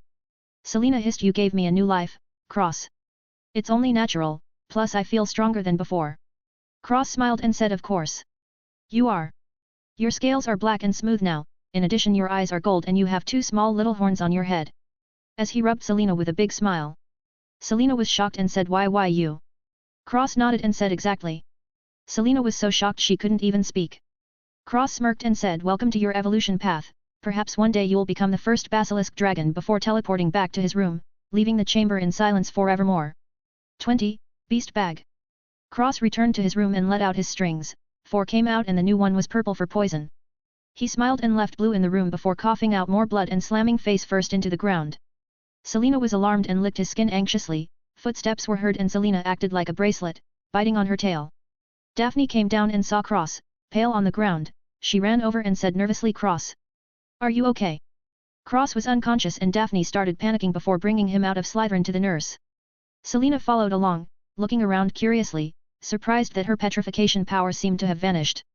Cross wasn't in any condition for questions, so she held her tongue as Daphne brought him to the infirmary. The nurse helped Daphne put Cross on a bed before looking him over and a serious expression appeared on her face as she said, troublesome indeed. Daphne said anxiously, what happened? The nurse said, internal problems, seems like he tried to cast a spell he couldn't control. It's not an issue, but he will have to stay here for a while. Daphne let out a breath of relief and thanked the nurse, who smiled in reply before administering treatment right away and sending Daphne back, promising Cross would be fine. The next day, Cross was still in the infirmary and healing, but he was unconscious. Astoria, Draco, Daphne, Luna, and Hermione were around his bed and talking to the nurse. Luna was particularly concerned, but when she heard that he got internal injuries due to practicing a spell that was above his level, she was angry instead. Though she kept a concerned look on her face through the nurse's explanation. As the nurse left, she dismissed them, telling them to get to classes. Luna looked at Cross with an angry look before leaving with a vacant expression as usual. A few weeks later, Cross' hair turned red and he slowly opened his eyes and sat up. He looked around before hearing an angry voice say, is it fun to make other people worry? Cross looked over and saw Luna. He said, what are you doing here? Luna said, obviously watching over you. Who knows what you will do to prove you're an idiot next? Maybe you'll chop off an arm. Cross was startled and said, why are you so angry? Luna pulled out a mirror and showed him his hair as she said, it's been 2 weeks, we leave school tomorrow. Everyone thinks you're an idiot for overestimating himself, are you satisfied now? Cross was silent and said, actually, this was an accident. He touched his arm and felt Selena before letting out a breath of relief. Luna frowned and said, what accident? Cross shook his head and said, not here. Luna rolled her eyes and said, whatever. Let the wraiths have you for all I care. Before stomping off angrily. Cross was dumbfounded, they weren't that close, were they? He didn't remember that they were, at least. He stretched his back and said, Selena, what happened? Selena hissed angrily as well as she said, you're really just a madman, aren't you? Why go through all the trouble? Cross smirked and said, I saved you, didn't I? Selena was speechless for a moment before retorting by severely injuring yourself. You should know that that girl has come every day several times a day. I don't see what's so special about a fool like you, but regardless. The rest of the humans came by as well. Cross was surprised and said, she did? We're not that close though. What is her goal? Selena was speechless and said honestly, are you an idiot? This girl clearly likes you. Cross ignored her and mumbled, it can't be so simple. Why? My only physical quirk are my ears, otherwise I am practically worse than average. He frowned and continued, it doesn't make sense. Selena sighed and stopped speaking, this guy gets dumber by the day. Cross left the bed and walked back to the Slytherin house. He went into his room and was immediately attacked by Carl and Blue. Cross smiled and fed them all before introducing Selena to them. Selena looked at Carl curiously and said, what is this creature? Carl said, humph, I am the great Carl. The only honey badger to evolve past its normal limits. A little snake dares to speak to me this way. Selena was stunned and looked at Cross, who laughed and said, Carl, she's around 20x stronger than you. Carl coughed and sucked up to Selena saying, big sister, do you need anything? Selena was speechless and Blue landed on Cross' shoulder as she said, he's like this, you get used to it. Selena said, an ice phoenix, a strange badger creature, and a basilisk. Cross smiled proudly and said, amazing, isn't it? Selena chuckled and said, "What are you trying to do, Cross?" Cross said nothing. Carl was bought in a store, Blue was a gift and hatched from an egg, and you were found in the chamber. I don't go looking for you all, you kind of just came to me. Selena was silent, truly that seemed to be the case. Very strange. Cross clapped and said, "All right, let's get ready to leave." Again. Carl shrank and entered his shirt pocket, Blue fixed her feathers and stayed on his shoulder, while Selena just coiled round his wrist. Cross packed up all his things in his storage bag and mumbled, "I need some kind of space magic," before teleporting to the room of requirement and collecting his string clone. Cross said, "I need beast space magic." 2 books fell from the air, Cross caught them and read the titles, Undetectable Extension Charms and Atmosphere Charms. Cross brought out his clone and started blowing through the books quickly, not having much time to read them, as when he leaves the room of requirement, he can't take the book with him. The next day. Cross looked tired but finally finished both books. He collected the string clone and left the room of requirement, going to his room before leaving and reappearing in the common room of Slytherin House. He dragged his tired body to breakfast and started eating, lifelessly. He was ready to leave and experiment at home.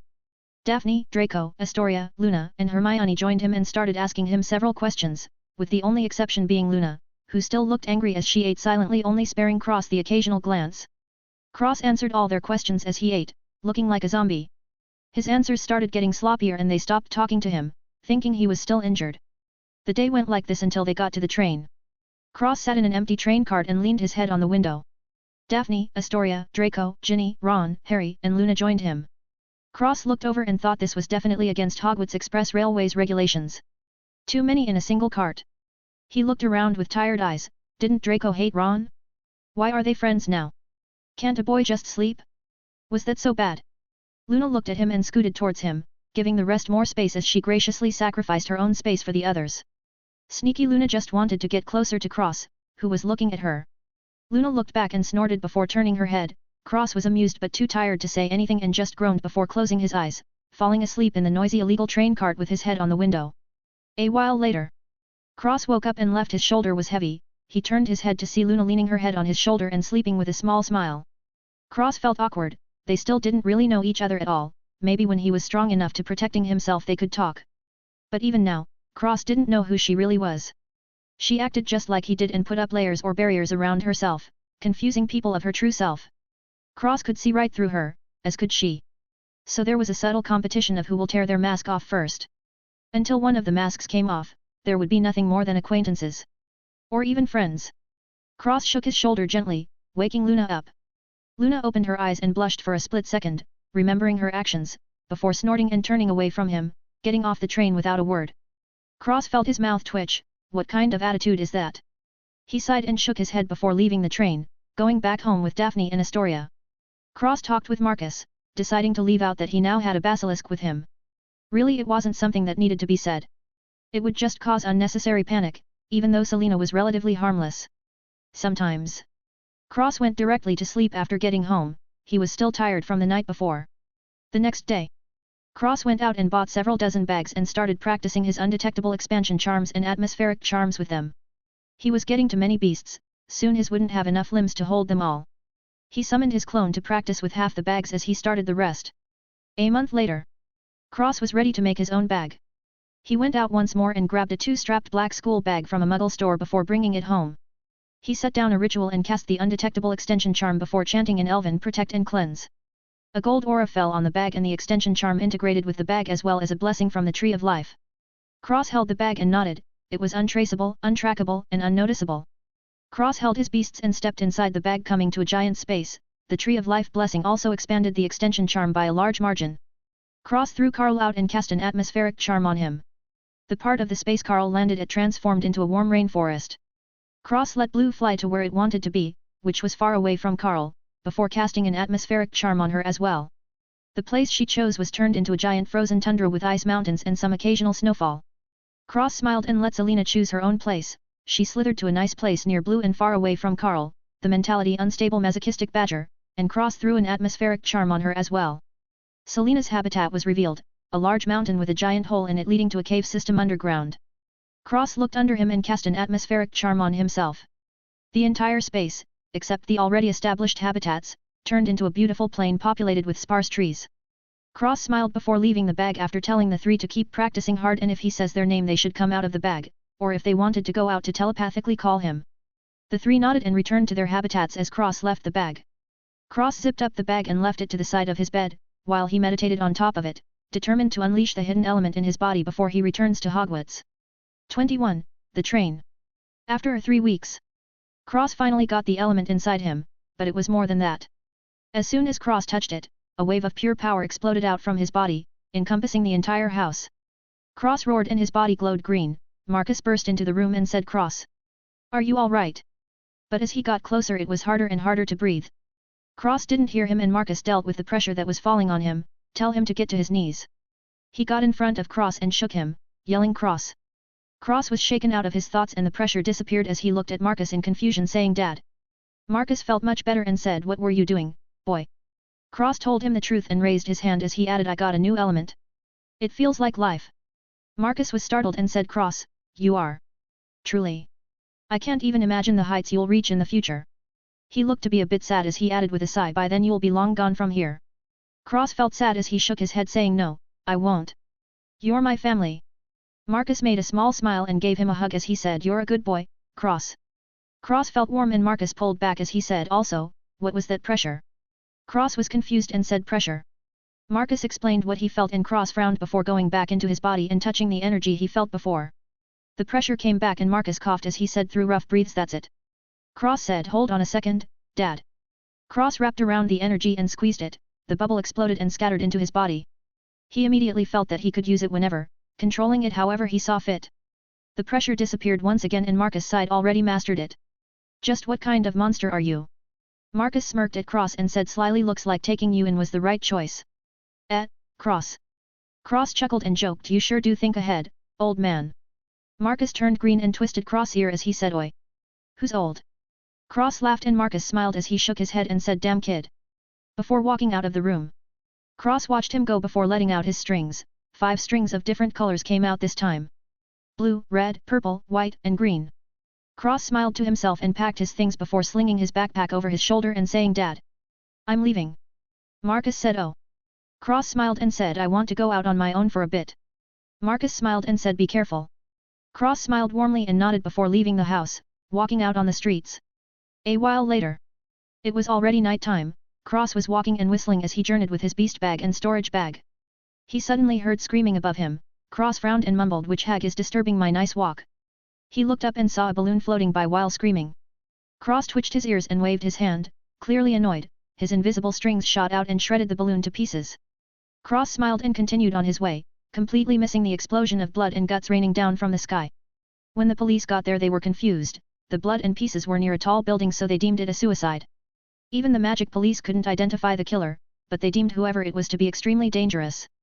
The extremely dangerous killer walked into the leaky cauldron, paid for a room and went to sleep, in a good mood. The next morning, Cross brought all his stuff and went downstairs. He sat down at the table and ordered a coffee as he took a newspaper and started reading.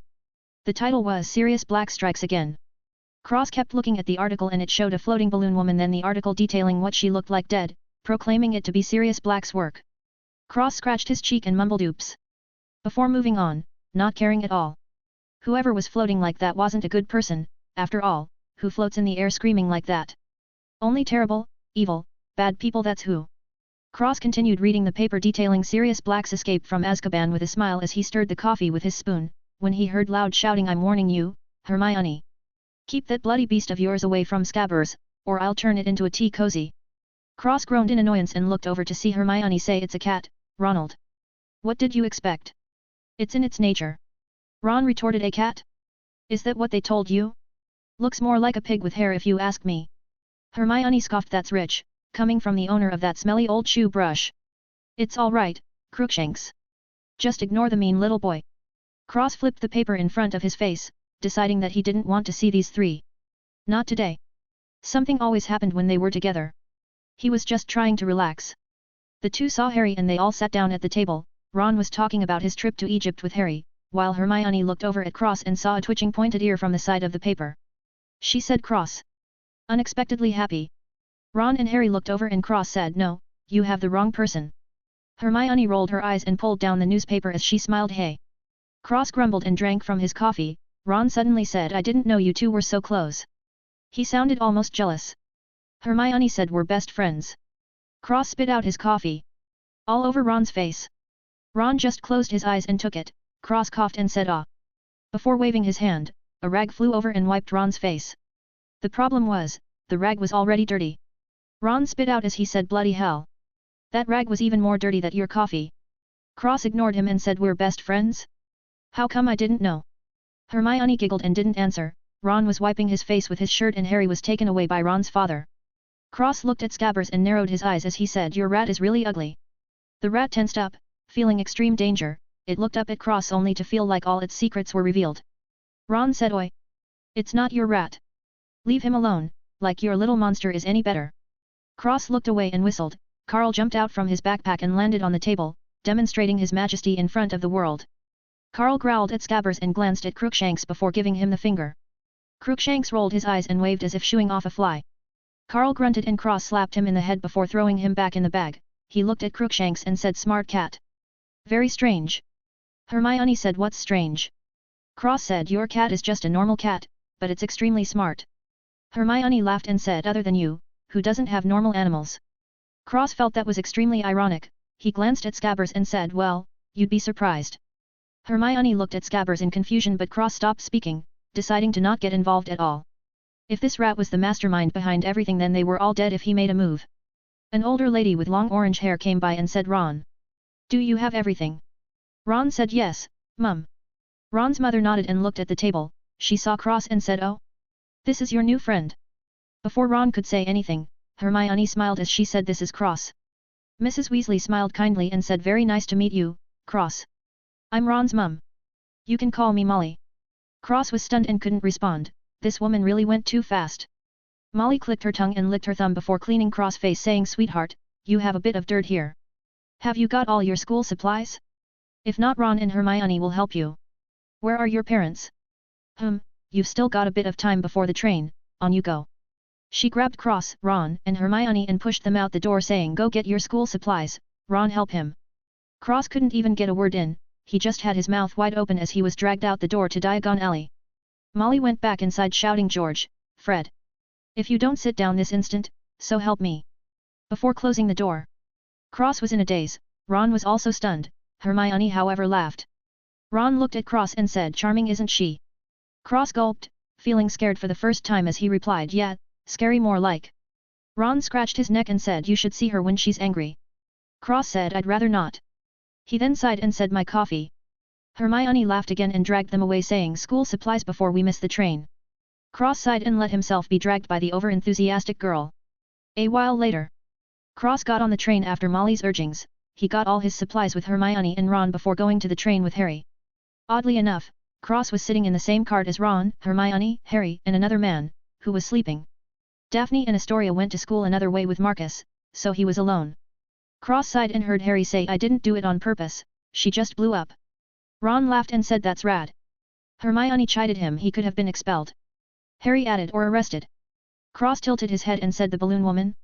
You knew her. Harry said she's my aunt. Cross said oh. Sorry for your loss. Harry was confused and Cross handed him the newspaper. Harry read it and said she died. Cross shrugged and said that's what it says. Harry said oh. Before moving on as if nothing happened. Cross nodded on the inside, seems like she wasn't a good person and he was right. Harry started talking about Sirius Black for a while. After he was finished, Ron said hold on. You mean to say, Sirius Black escaped from Azkaban to come after you? Harry nodded and said yeah. Hermione said worriedly but they'll catch Black, won't they? Cross rolled his eyes and wondered why Hermione was getting dumber. Maybe because she was with Ron all the time? He nodded to himself, that's definitely the reason. Suddenly the lights went out. Hermione jumped and grabbed onto Cross like a frightened rabbit. The lights flickered back on and Hermione let go, embarrassed. Ron looked out the window and gulped as he said there's something moving out there. The lights went out again and the glass started freezing over. Cross exhaled and saw his own breath, he sighed and thought something really does happen every time these three are together. Why am I so unlucky? He looked out the train cart into the hallway to see a tall cloaked figure floating at the door. He tilted his head and looked at the strange creature, who lifted out its hand and pulled slowly, opening the train cart door and floating inside. Cross was surprised and said never thought I'd see one of these. Hermione, Ron, and Harry were so scared they didn't say a word. The cloaked creature looked at the four of them, Cross twitched his finger and a small white glow appeared, the creature immediately turned to Harry and started feeding off him. Cross finger returned to normal and he just watched. Hermione stuttered, what is it doing? Cross said it's feeding off his happy memories. He'll be fine, maybe a headache later. Hermione was stunned and said, how can you be so nonchalant? Cross said, it's not feeding off me, is it? Plus it's just hungry. The man, who was actually sleeping, woke up from Hermione's yelling and saw the creature. He groaned and pointed his wand at it. A bright white spiral came out and scared the creature, sending it flying away, out of the train. Harry fainted and slumped to the seat. The lights came back on and Cross went back to reading his book, completely unbothered by the terrifying creature that just invaded his privacy. He was currently reading the Monster Book of Monsters. Honestly, Cross was quite upset with this book. It kept squealing at him, which was quite annoying, but after a few slaps it stopped. Unfortunately, it shivered in fear every time Cross touched it now. Debatably more annoying than before. The man looked at the three and said, you okay? Hermione and Ron nodded, while Cross looked at the man and said, who are you, Mr. The man smiled and said, Professor Lupin, I'll be your defense against the dark arts teacher. Cross looked at him for a moment before nodding and going back to reading. Lupin wasn't bothered and tended to Harry. 22. Things are getting more and more dangerous. A few minutes later. Harry woke up and looked around. Hermione said, Harry, are you all right? Harry sat up and said, what was that thing? Lupin stuck out some chocolate and said, here, eat this first. Come on, it's chocolate. Harry took it and Lupin added it was a Dementor, one of the guards of Azkaban. It's gone now. It was searching the train for Sirius Black. Now if you'll excuse me, I need to have a little word with the driver. Lupin walked to the door and looked back as he said, eat, you'll feel better. Before leaving. Cross watched him go. Ask Harry said, what happened to me? Hermione said, you just passed out. She looked at Cross, who had a frown on his face. Ron added, you sort of went rigid, we thought you were having a fit or something. Hermione looked at Ron in disbelief, was this guy deaf? Didn't he hear what Cross said before? Harry said, did any of you? You know, pass out. Hermione and Ron shook their heads and Cross ignored him, frowning in thought while looking at the door. Hermione nudged him and Cross blinked as he said, what? Hermione pointed at Harry and said, what happened? Cross looked at her and said, are you deaf? I already told you. Harry said, you knew what that was. Cross nodded and said, a Dementor. They feed off happy memories and emotions. What happened to you was, the Dementor was eating your happy memories for nourishment. Most people can't even move when it happens. Ron was stunned and said, bloody terrible creature that is. Cross shrugged and said, meh, they're not dangerous unless there are hundreds of them feeding off you at the same time. They're used to torture the prisoners in Azkaban, they're everywhere there. Ron was terrified and Harry said, then they hear voices too. The three were confused and Hermione said, voices. Harry said, you didn't hear it? A woman. The three shook their heads. Cross looked at his scar and touched his chin in thought. Cross decided to give his opinion, mainly because he felt a bit bad for not helping when Harry was getting fed off of. He was right there, anyway. Cross pointed at his scar and said, pardon me, but might I ask why you are still alive since Voldemort tried to kill you? Hermione elbowed Cross, but Harry said, my mother sacrificed her life for me. Cross nodded and said, perhaps the voice you heard was your mother's? During times of crisis, people are often known to have hallucinations of the things they'll miss the most when they die, or rather who'll they'll meet once they are dead. Cross paused for a moment and said, well, unless of course, they become a ghost. But I don't see the reason for anyone to become a ghost. It's truly constant torture. Hermione clamped his mouth and said, honestly, I like it when you don't talk at all. Cross removed her hand and said, fine. It was just my opinion anyway. Before going back to reading. Cross removed his guilt for not helping. If he had to go out of his way to help it was a different story, but Harry was right in front of him. Anyway, the event was over and Cross went back to being a stranger with Harry and Ron while being lukewarm with Hermione, the self-proclaimed best friend. Harry was lost in thought about Cross words, thinking that it could be plausible. A while later. Cross was sitting at the Slytherin table in the dining hall at Hogwarts. Daphne teased, how was the train?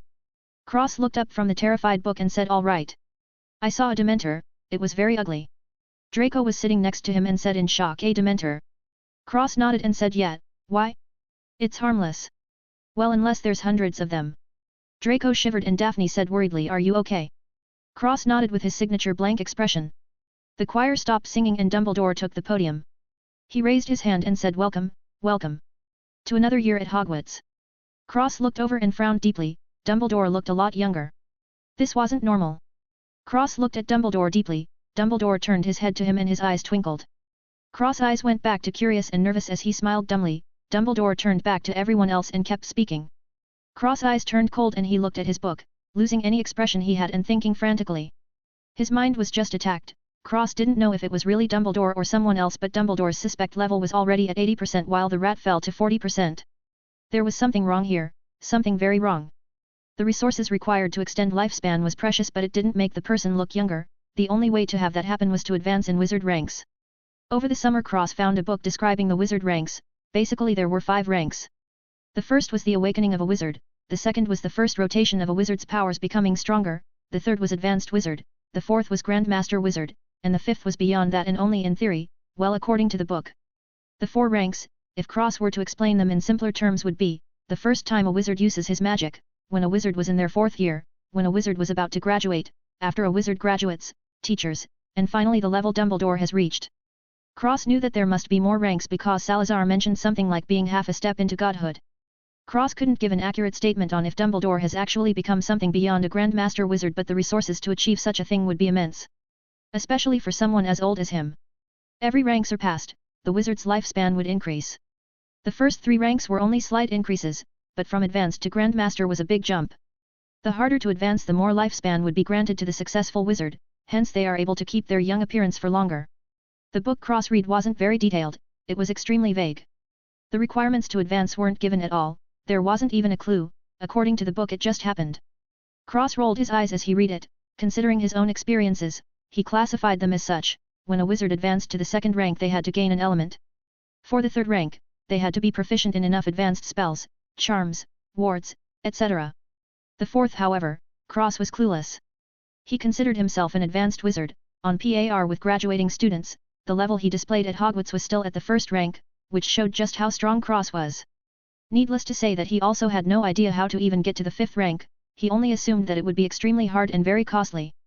Cross came back from his thoughts when he heard everyone clapping for Hagrid, who had apparently become a teacher now.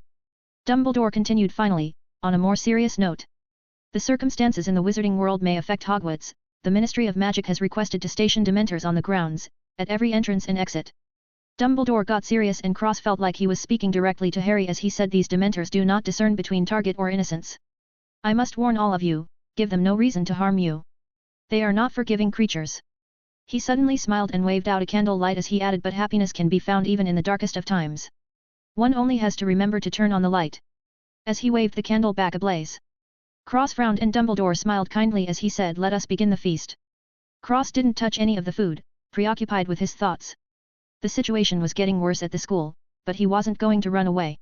He sneered in his mind, 4th rank, 5th rank, if they wanted him, they should be prepared to lose a few limbs. But this didn't mean that he would start acting arrogant, he was low-key until the end. Unless Cross was truly forced into a corner, he wouldn't reveal himself. If he did reveal himself, he would obviate any witnesses if possible. This is what he has been doing and it was working so far, why change now? Although, Cross felt more confidence in dealing with threats now, since he had 5 elements so far. He was going to continue his elemental collection while practicing his advanced spells with his string clone. The feast ended and Cross left directly, reading as he walked to the Slytherin common room. He was wearing the school uniform, except he ditched the cloak, hat and shoes, opting for just the dress shirt and sneakers. He felt much more comfortable, plus he thought he looked better like this. His hair was also medium length and messy, it was currently black. Cross seemed to get more handsome as he aged, earning him looked from all the female students, well until they found out he was a mediocre wizard. Then they lost all interest, he even heard a rumor that he was just a pretty boy that was dumb as bricks.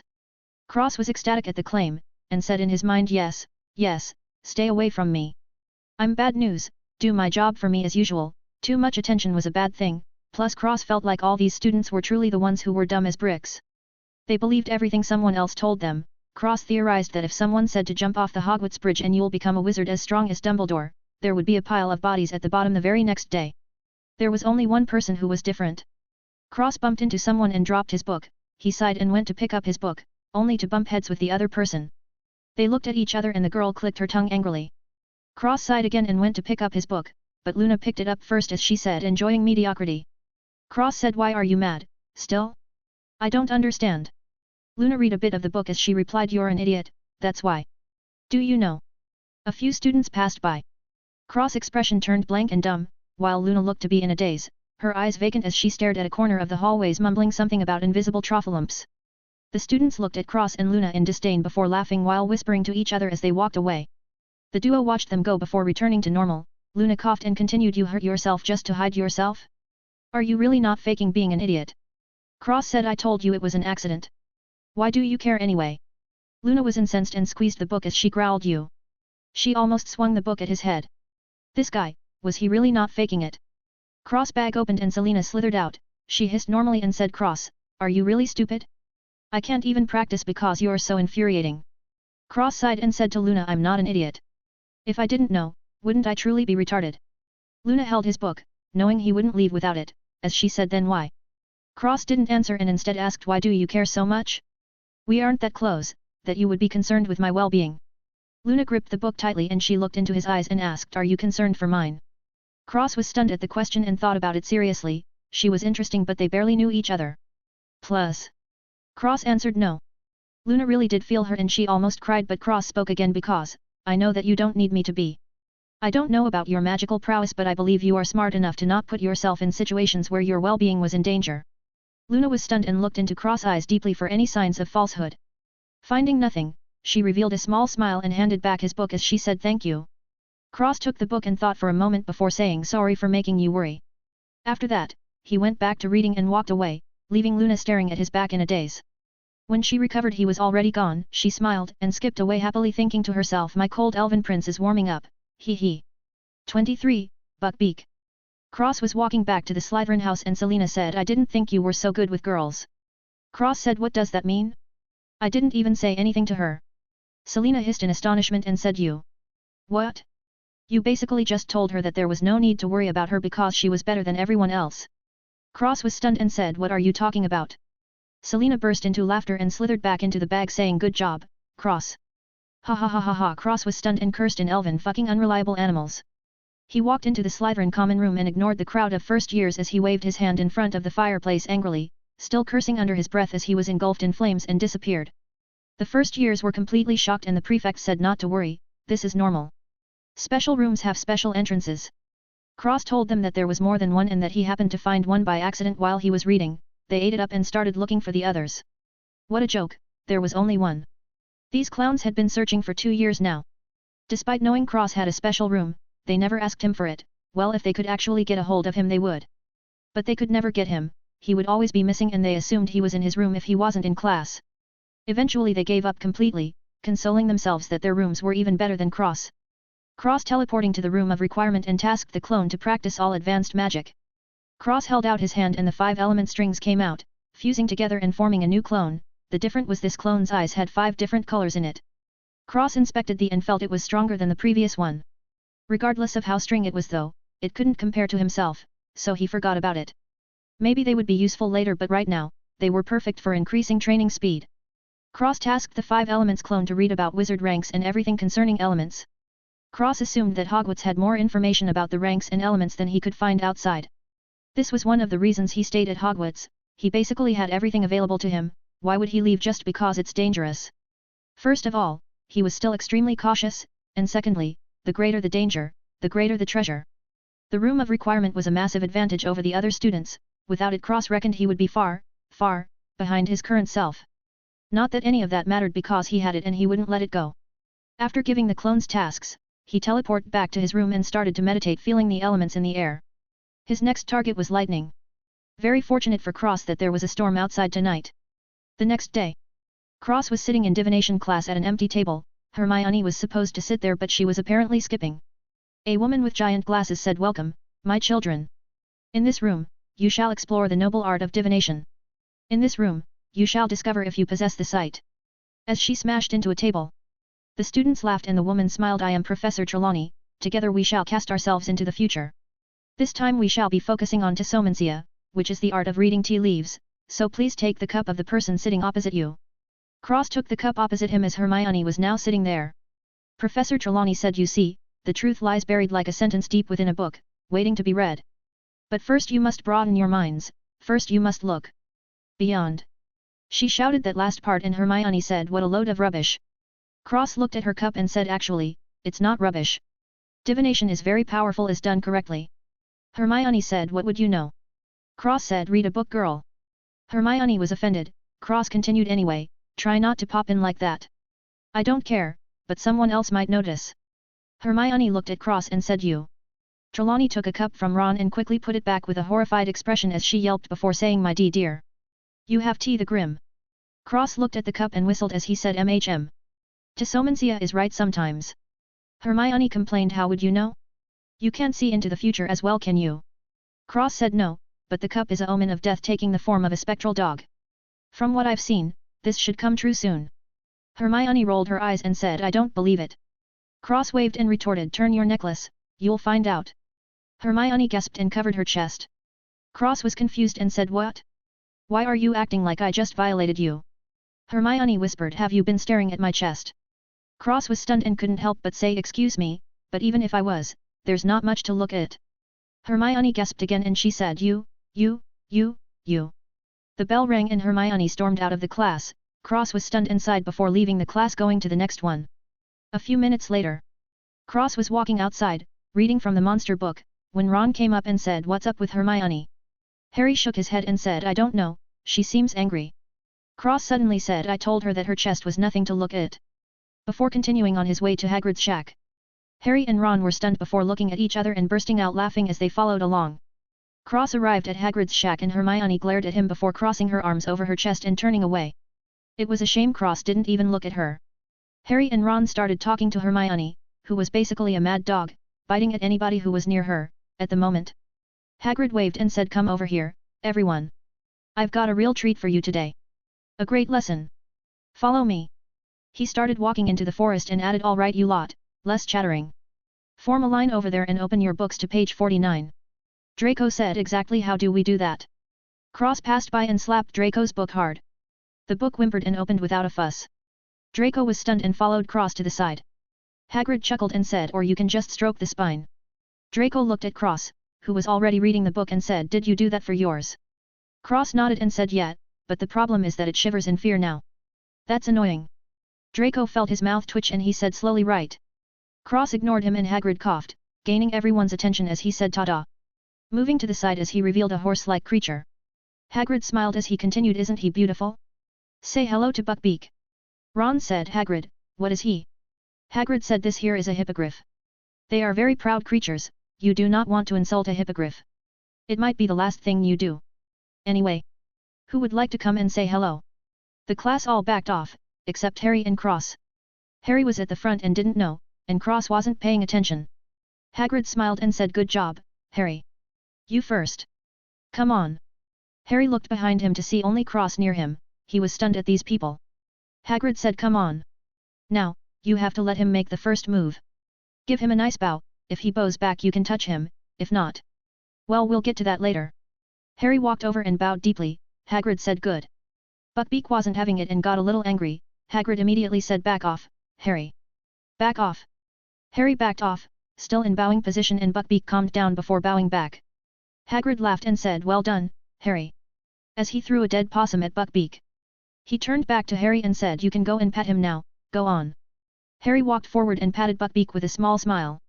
Hagrid walked over and said happily he may even let you ride him now. As he picked up Harry, who said anxiously wait. Hagrid ignored him and put Harry on Buckbeak's back as he said don't pull out any feathers. Before slapping Buckbeak, who immediately ran forward before taking off and flying away. The class watched him go and clapped. Cross looked in the air and twitched his ears, wondering if Blue could support him for flight. He needed to try one of these days. A while later. Harry came back and Hagrid helped him off before whispering with him. Draco was jealous and said humph, proud creature my ass.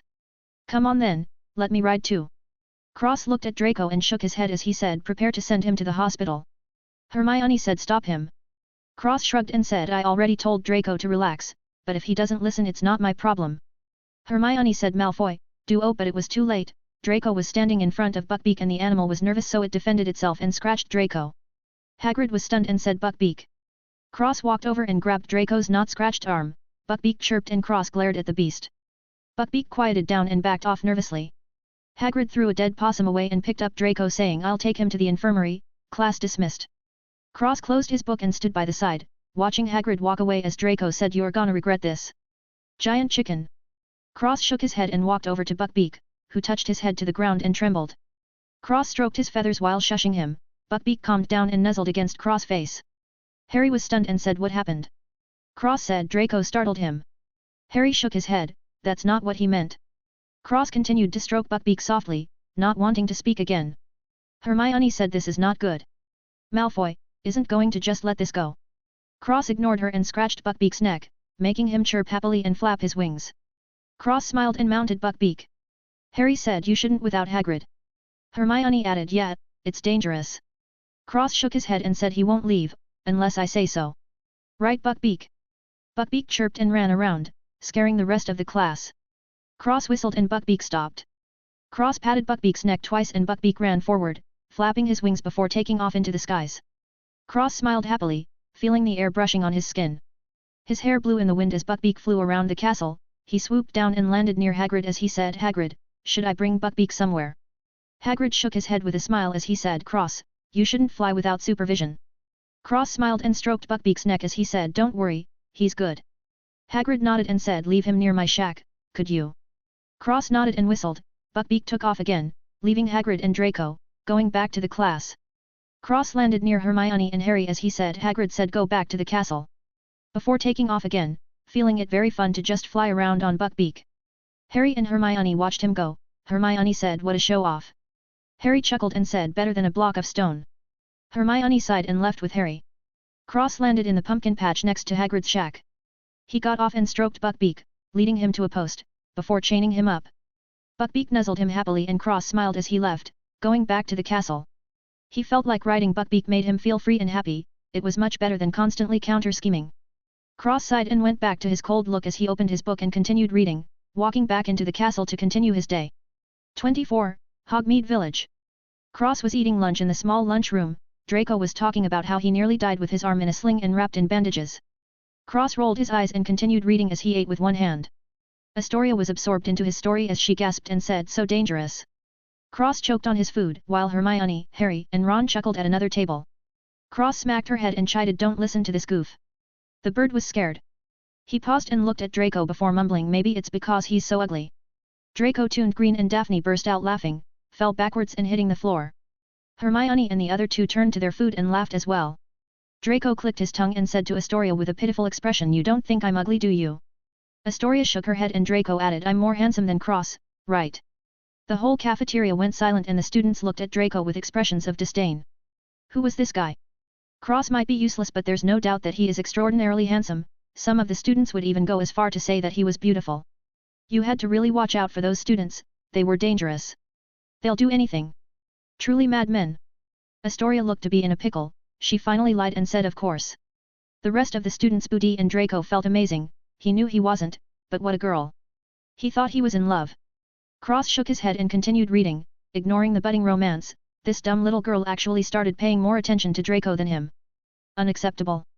Draco smiled softly and started talking to Astoria more, strangely changing his tone to be gentle. Boom, that was a critical hit. Astoria blushed and they started talking, ignoring everyone else. Cross looked at them and sighed. Daphne patted his shoulder and said, she's too far gone. Cross looked up and said sadly, there's no cure for being an idiot. He glanced at Ron when he said that before writing something down. Ron was offended and Hermione giggled, covering her face with her book, while Harry just chuckled as he ate. Cross threw a paper at Draco before picking up his book and walking out of the room. Draco read the paper and his eyes lit up. A while later, Cross was standing in the defense against the dark arts classroom. There was a cabinet shaking in the middle of the room. Lupin walked around and said, intriguing, isn't it? Can anyone guess what's inside? Onkid said, that's a boggart, that is. Lupin said, very good. Can anyone tell me what a boggart looks like? Hermione popped into existence and answered, no one knows. Boggarts are shapeshifters, they take the form of what someone fears most. That's what makes them so terror. Lupin finished, terrifying, yes. There's a very simple charm to rid the boggarts. Let's practice it now, without wands please. Repeat after me, ridiculous. The class returned ridiculous. Lupin nodded, good. But this isn't enough. You really need laughter to finish it off. Let's have a volunteer, Neville. Cross looked at Hermione next to him and said, you know, you might kill Ron like that. Hermione waved and said, nonsense. Ron said, no, he's right, I nearly had a heart attack, I did. Hermione snorted and paid attention to Neville changing a boggart of Snape. Cross sighed and shook his head, she can't learn my low-key methods. Lupin laughed at Snape, who had Neville's grandmother's clothes, as he waved, Weasley, you're next. Before putting on some music. Ron stepped up and the boggart turned into a spider, before Ron made it have roller skates and slip on the ground. Cross stepped up, since he was next and the boggart was the spider for a few seconds. Cross' face was completely blank. Lupin said, "You're not scared of anything." Cross tilted his head and the boggart changed into Molly Weasley. Ron shouted, "Oi! That's me, Mum." The boggart came over and started cleaning Cross' face and straightening his clothes. The students were stunned. Cross stepped back and waved his wand saying, "Ridiculous." Molly turned into a gangster. She had a leather jacket and was smoking. Cross smirked and stepped away as Hermione stepped forward. Lupin was still laughing and Ron was aghast, while Harry was laughing along with the rest of the class. The boggart changed into Cross. Cross was stunned and the class was silent. Hermione was startled and the boggart said, "You're flat." The class was completely stunned and they looked at Cross, who was also dumbfounded on the side. Hermione glared at him, then turned to the boggart saying, "Ridiculous." The boggart turned into Cross with cat ears and a tail, acting like a cat, licking his hands. Cross just had his mouth open wide in disbelief, so venomous. Hermione smirked and walked to the side. The class chuckled secretly and the next girl walked up. The boggart turned into a snake. Cross looked at Hermione with his mouth open. Hermione snorted and smiled. Cross shook his head and Ron said, "Oi! You're scared of my mum." Cross answered seriously, "She's very scary." Ron shook his head and said, "You haven't seen angry." Cross replied, "You said that already." Cross looked back to the boggart, which had turned into a Dementor for Harry. Lupin got in front of him and the boggart changed into a full moon. Cross rubbed his chin and though that was very interesting. "A werewolf scared of the moon?" Lupin said, "Ridiculous." The moon turned into a balloon and flew around the room before Lupin threw it into the cabinet and locked it saying, "All right everyone, that's enough for today. Thank you. My apologies." The class started leaving the class, while Harry started at the cabinet in a daze. Cross left the class, reading his book, not really bothered by the class at all.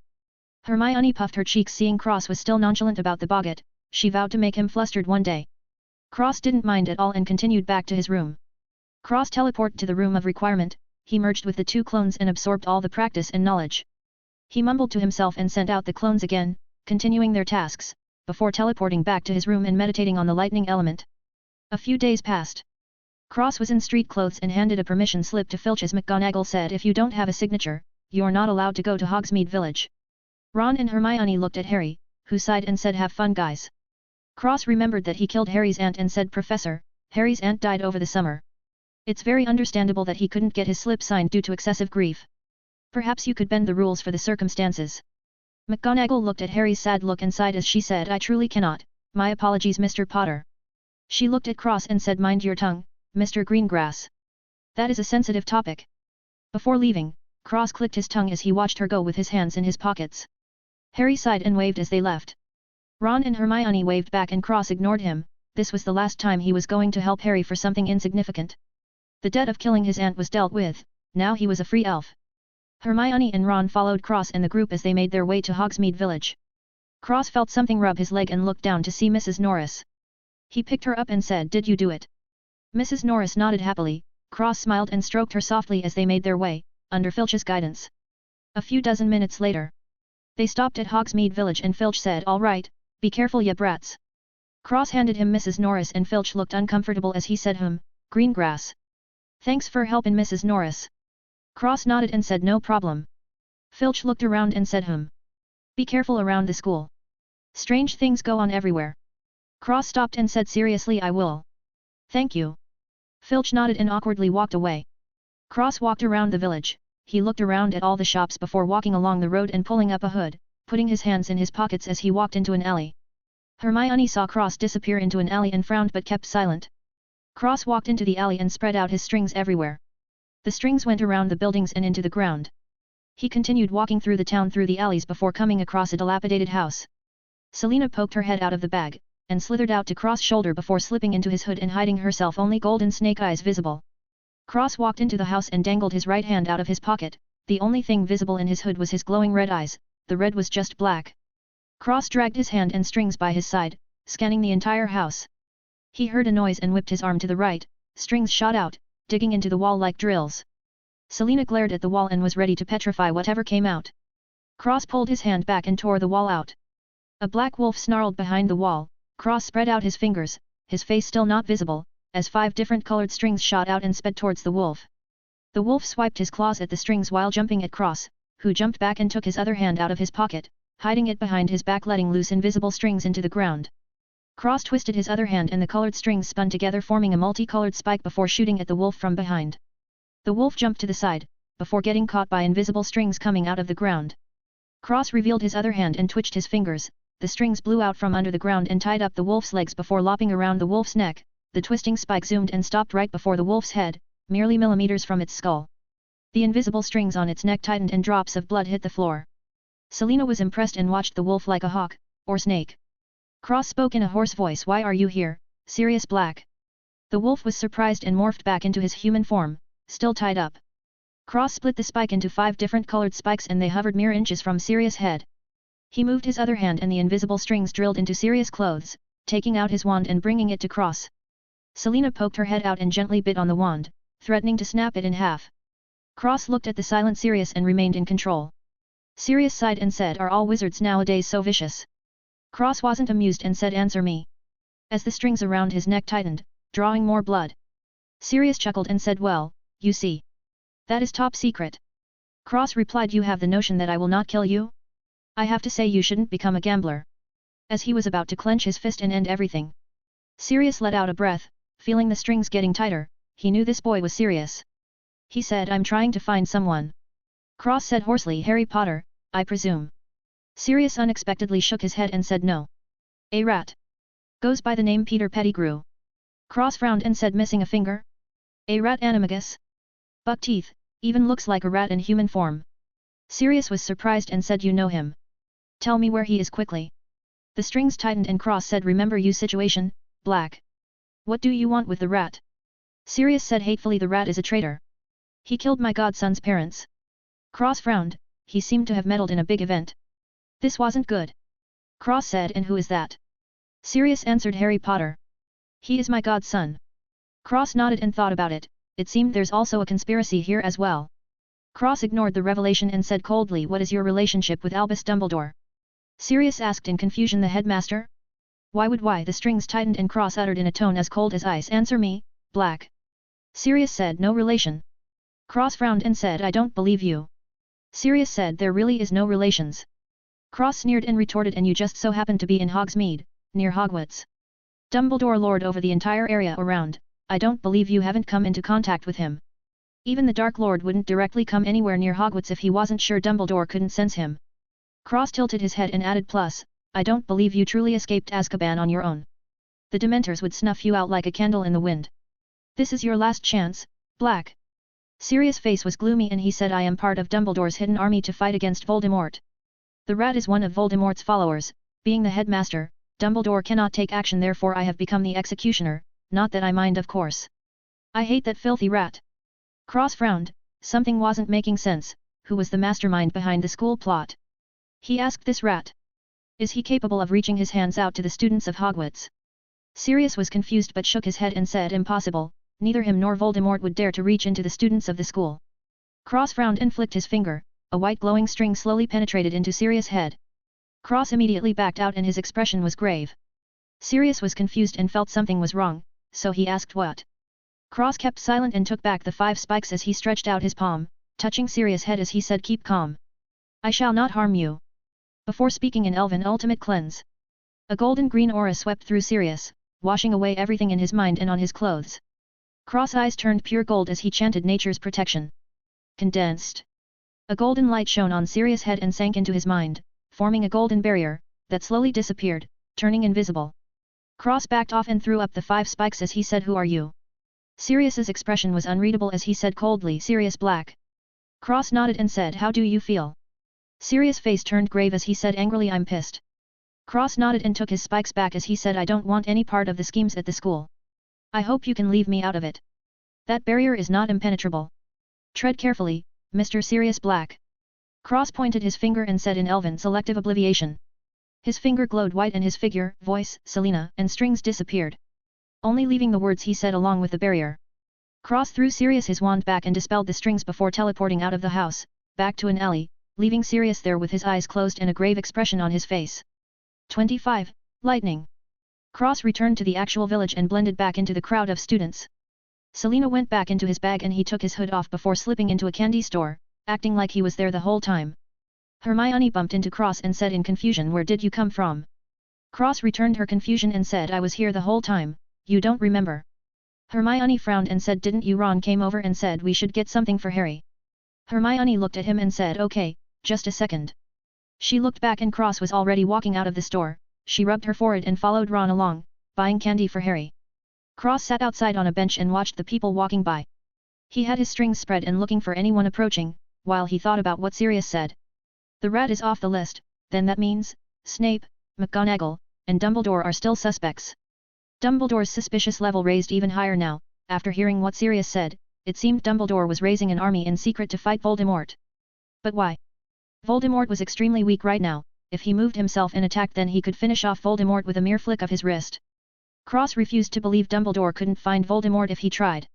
There had to be something bigger going on. He thought about it and all his leads ended at Harry. Every single one. But what's so special about Harry Potter? His mother sacrificed herself and he survived a killing curse, and? What else? Cross knew that he had a soul fragment in his mind, connecting it with the diary Horcrux. Cross theorized Harry had been turned into a Horcrux by accident, which explains his parcel mouth and the apparent attraction to anything Voldemort. But how does Dumbledore factor into everything? What is the plan for the school? Who is behind it? He racked his brains trying to figure it out. He just didn't want to get involved. Honestly, he just wanted to study freely, but apparently that was impossible as he was constantly walking on a tightrope. With Voldemort on one side and an unknown schemer on the other. The only solace he found was that, he had obliviated Sirius of his traces completely. Nothing against Sirius, but he couldn't take any chances. Indeed, unfortunately he severely underestimated the person behind the scenes. Cross was in his thoughts, when Hermione sat next to him and said where did you go before? Cross returned and said what are you talking about? As he touched her forehead, his finger glowed from the tap and it dimmed when he took it back. Cross kept the same expression but his eyes were a raging fire. Hermione touched her forehead and said I saw you going into the alley. Cross changed the subject and said Hermione, have you met with any teachers privately? Hermione was startled and said why? Cross smiled beautifully and said just tell me. Hermione thought about it and said I did go see a teacher before. Hey! I don't remember. Cross' smile was cold as ice and Hermione's eyes widened in horror as she almost started crying I don't remember. Cross pulled her in and stroked her head as he shushed her. Hermione was shivering, thinking of the implications. Cross held her and whispered in Elven Ultimate Cleanse. Nature's protection.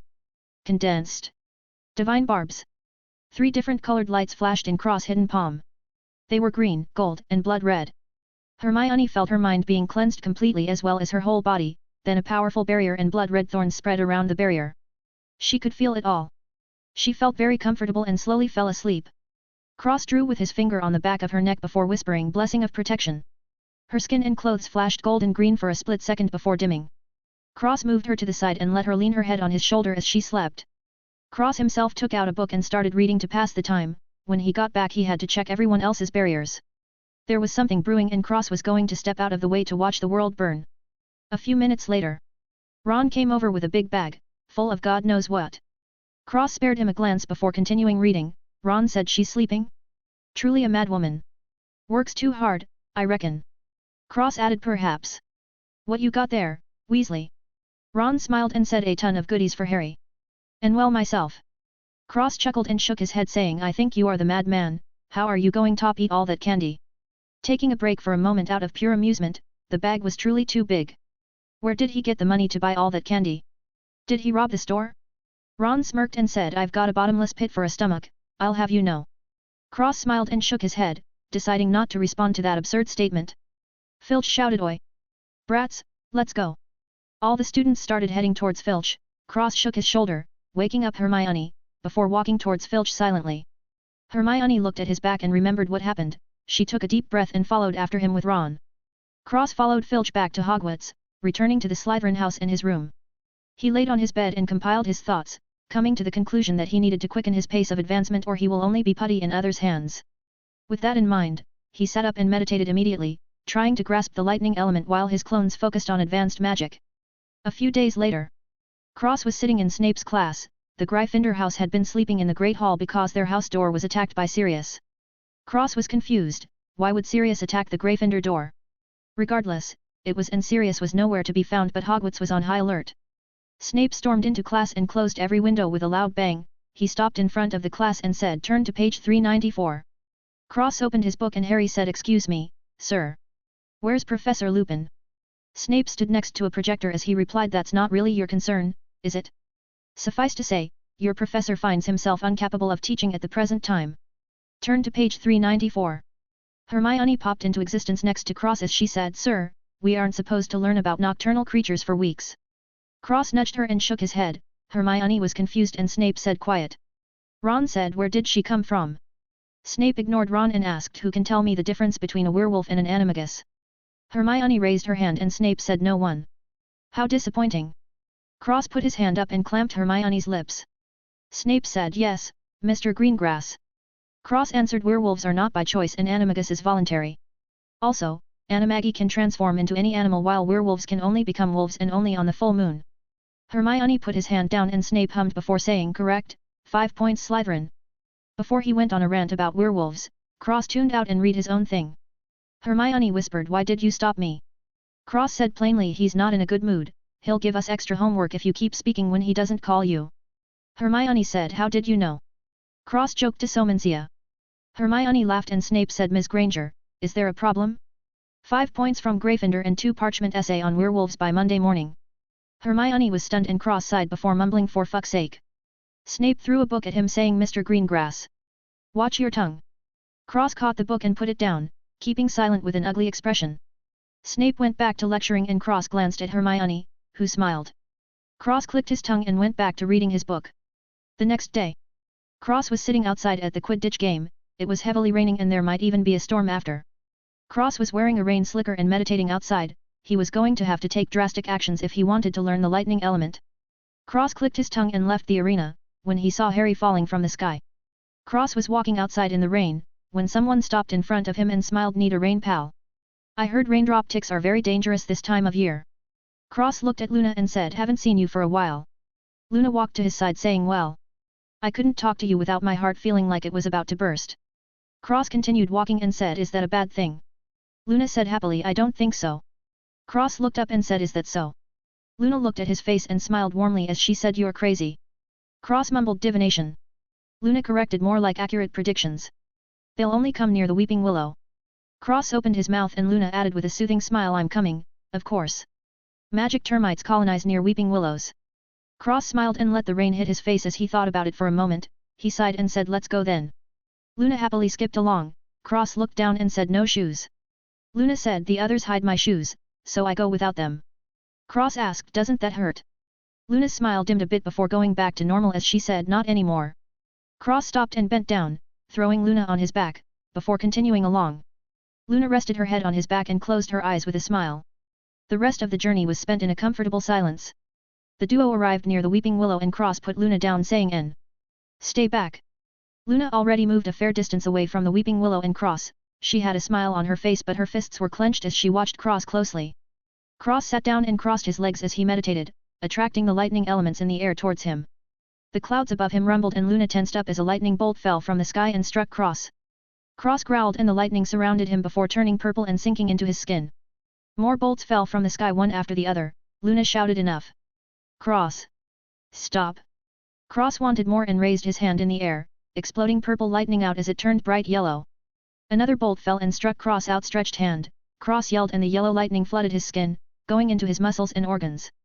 Luna took out her wand and waved it, putting up a barrier over Cross as she ran over. She kneeled in front of him and said, idiot. I told you no more. Cross coughed out black smoke and Luna pointed her wand as she said, Episki. Cross felt much better and smiled, a personal healer. Luna knocked on his head and smiled lightly as she said, finally lost it. Cross chuckled and stood up, his entire body made cracking sounds as he said, not yet. How much do you know? Luna smiled and said, if I say everything, will you believe me? Cross looked into her eyes and said, I would. Luna smiled and said nothing. Cross spread out both his hands and there was a new color, bright yellow. Now there was 6. Cross thought about it and reckoned 10 was a maximum. He already had fire, ice, poison, life, light, and lightning. He could substitute ice for water, life for wood, and poison for earth, which meant that he needed metal or a metal substitute which took up a slot. Cross planned out his next elements. Metal, death, shadow, and wind. He took his strings back and looked at Luna saying, let me see. He moved his face close to hers as he said, double eye ritual. I'm sorry for your loss. Luna was startled and asked, how did you know? Cross threw Luna on his back as he walked back to the castle saying double eye transformation ritual requires a human sacrifice. Wisdom and true sight with the side effect of future sight. No wonder. Luna tightened her arms around him as she rested her head on his back and stayed silent.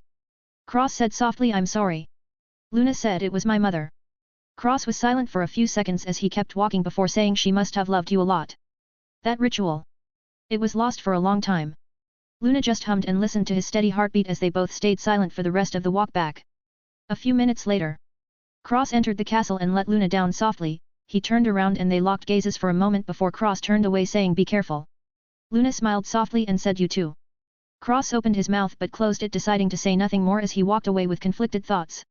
Luna watched him go as a gentle smile slowly sprawled across her lips and she walked away, her vacant expression returning but her mind filled with Cross figure. 26. Double Element.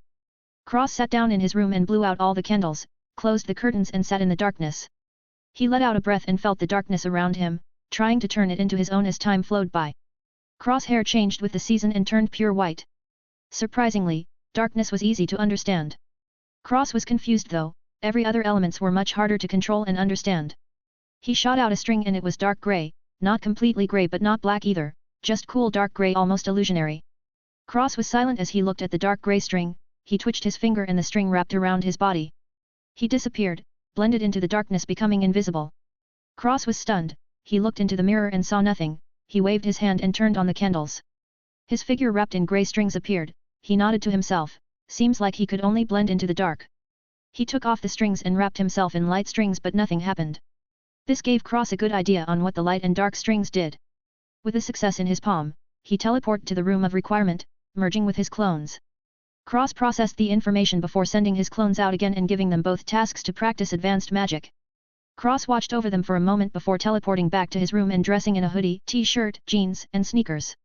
He nodded at his reflection and grabbed his backpack before leaving the castle, going to Hogsmeade. A while later. Cross was sitting on a rock near a cliff, cross-legged, feeling the cold wind brushing against his face as he meditated on the wind element. While he was meditating, a voice interrupted him. Cross. What are you doing over there? Cross' ear twitched and he turned his head to see Hermione and Ron. He replied, what are you doing here? Hermione was stumped, was she supposed to say she was here with Ron just because?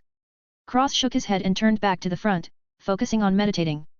Ron looked at Cross back and said, a madman that lad. Sitting on a rock like that, what if he falls off? Hermione rolled her eyes and said, how is he going to fall off? He's not moving at all. Ron shrugged and said, I don't know, the wind. Hermione was speechless, looking at Ron, who scratched his cheek. Hermione finally replied after a few seconds, might strong winds, Ron. Ron blushed in embarrassment and didn't reply. Suddenly they heard a voice, well, look who's here. You two shopping for your new dream home? Quite a grab for you, isn't it, Weaselby?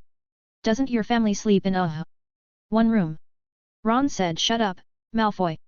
Draco clicked his tongue and said, I think you should respect your superiors. Hermione said, I hope you don't mean yourself. Draco said, I hope you're not talking to me. You filthy. Cross sighed and said, Draco. Draco looked over and said, oh Cross, you're here too. Cross waved and said, come here. Draco walked over and Cross touched his forehead before saying, so that's why. Draco frowned and said, what happened? Cross said simply, your mind has been infiltrated. Have you been feeling angry and more aggressive lately? As he cleansed Draco's mind.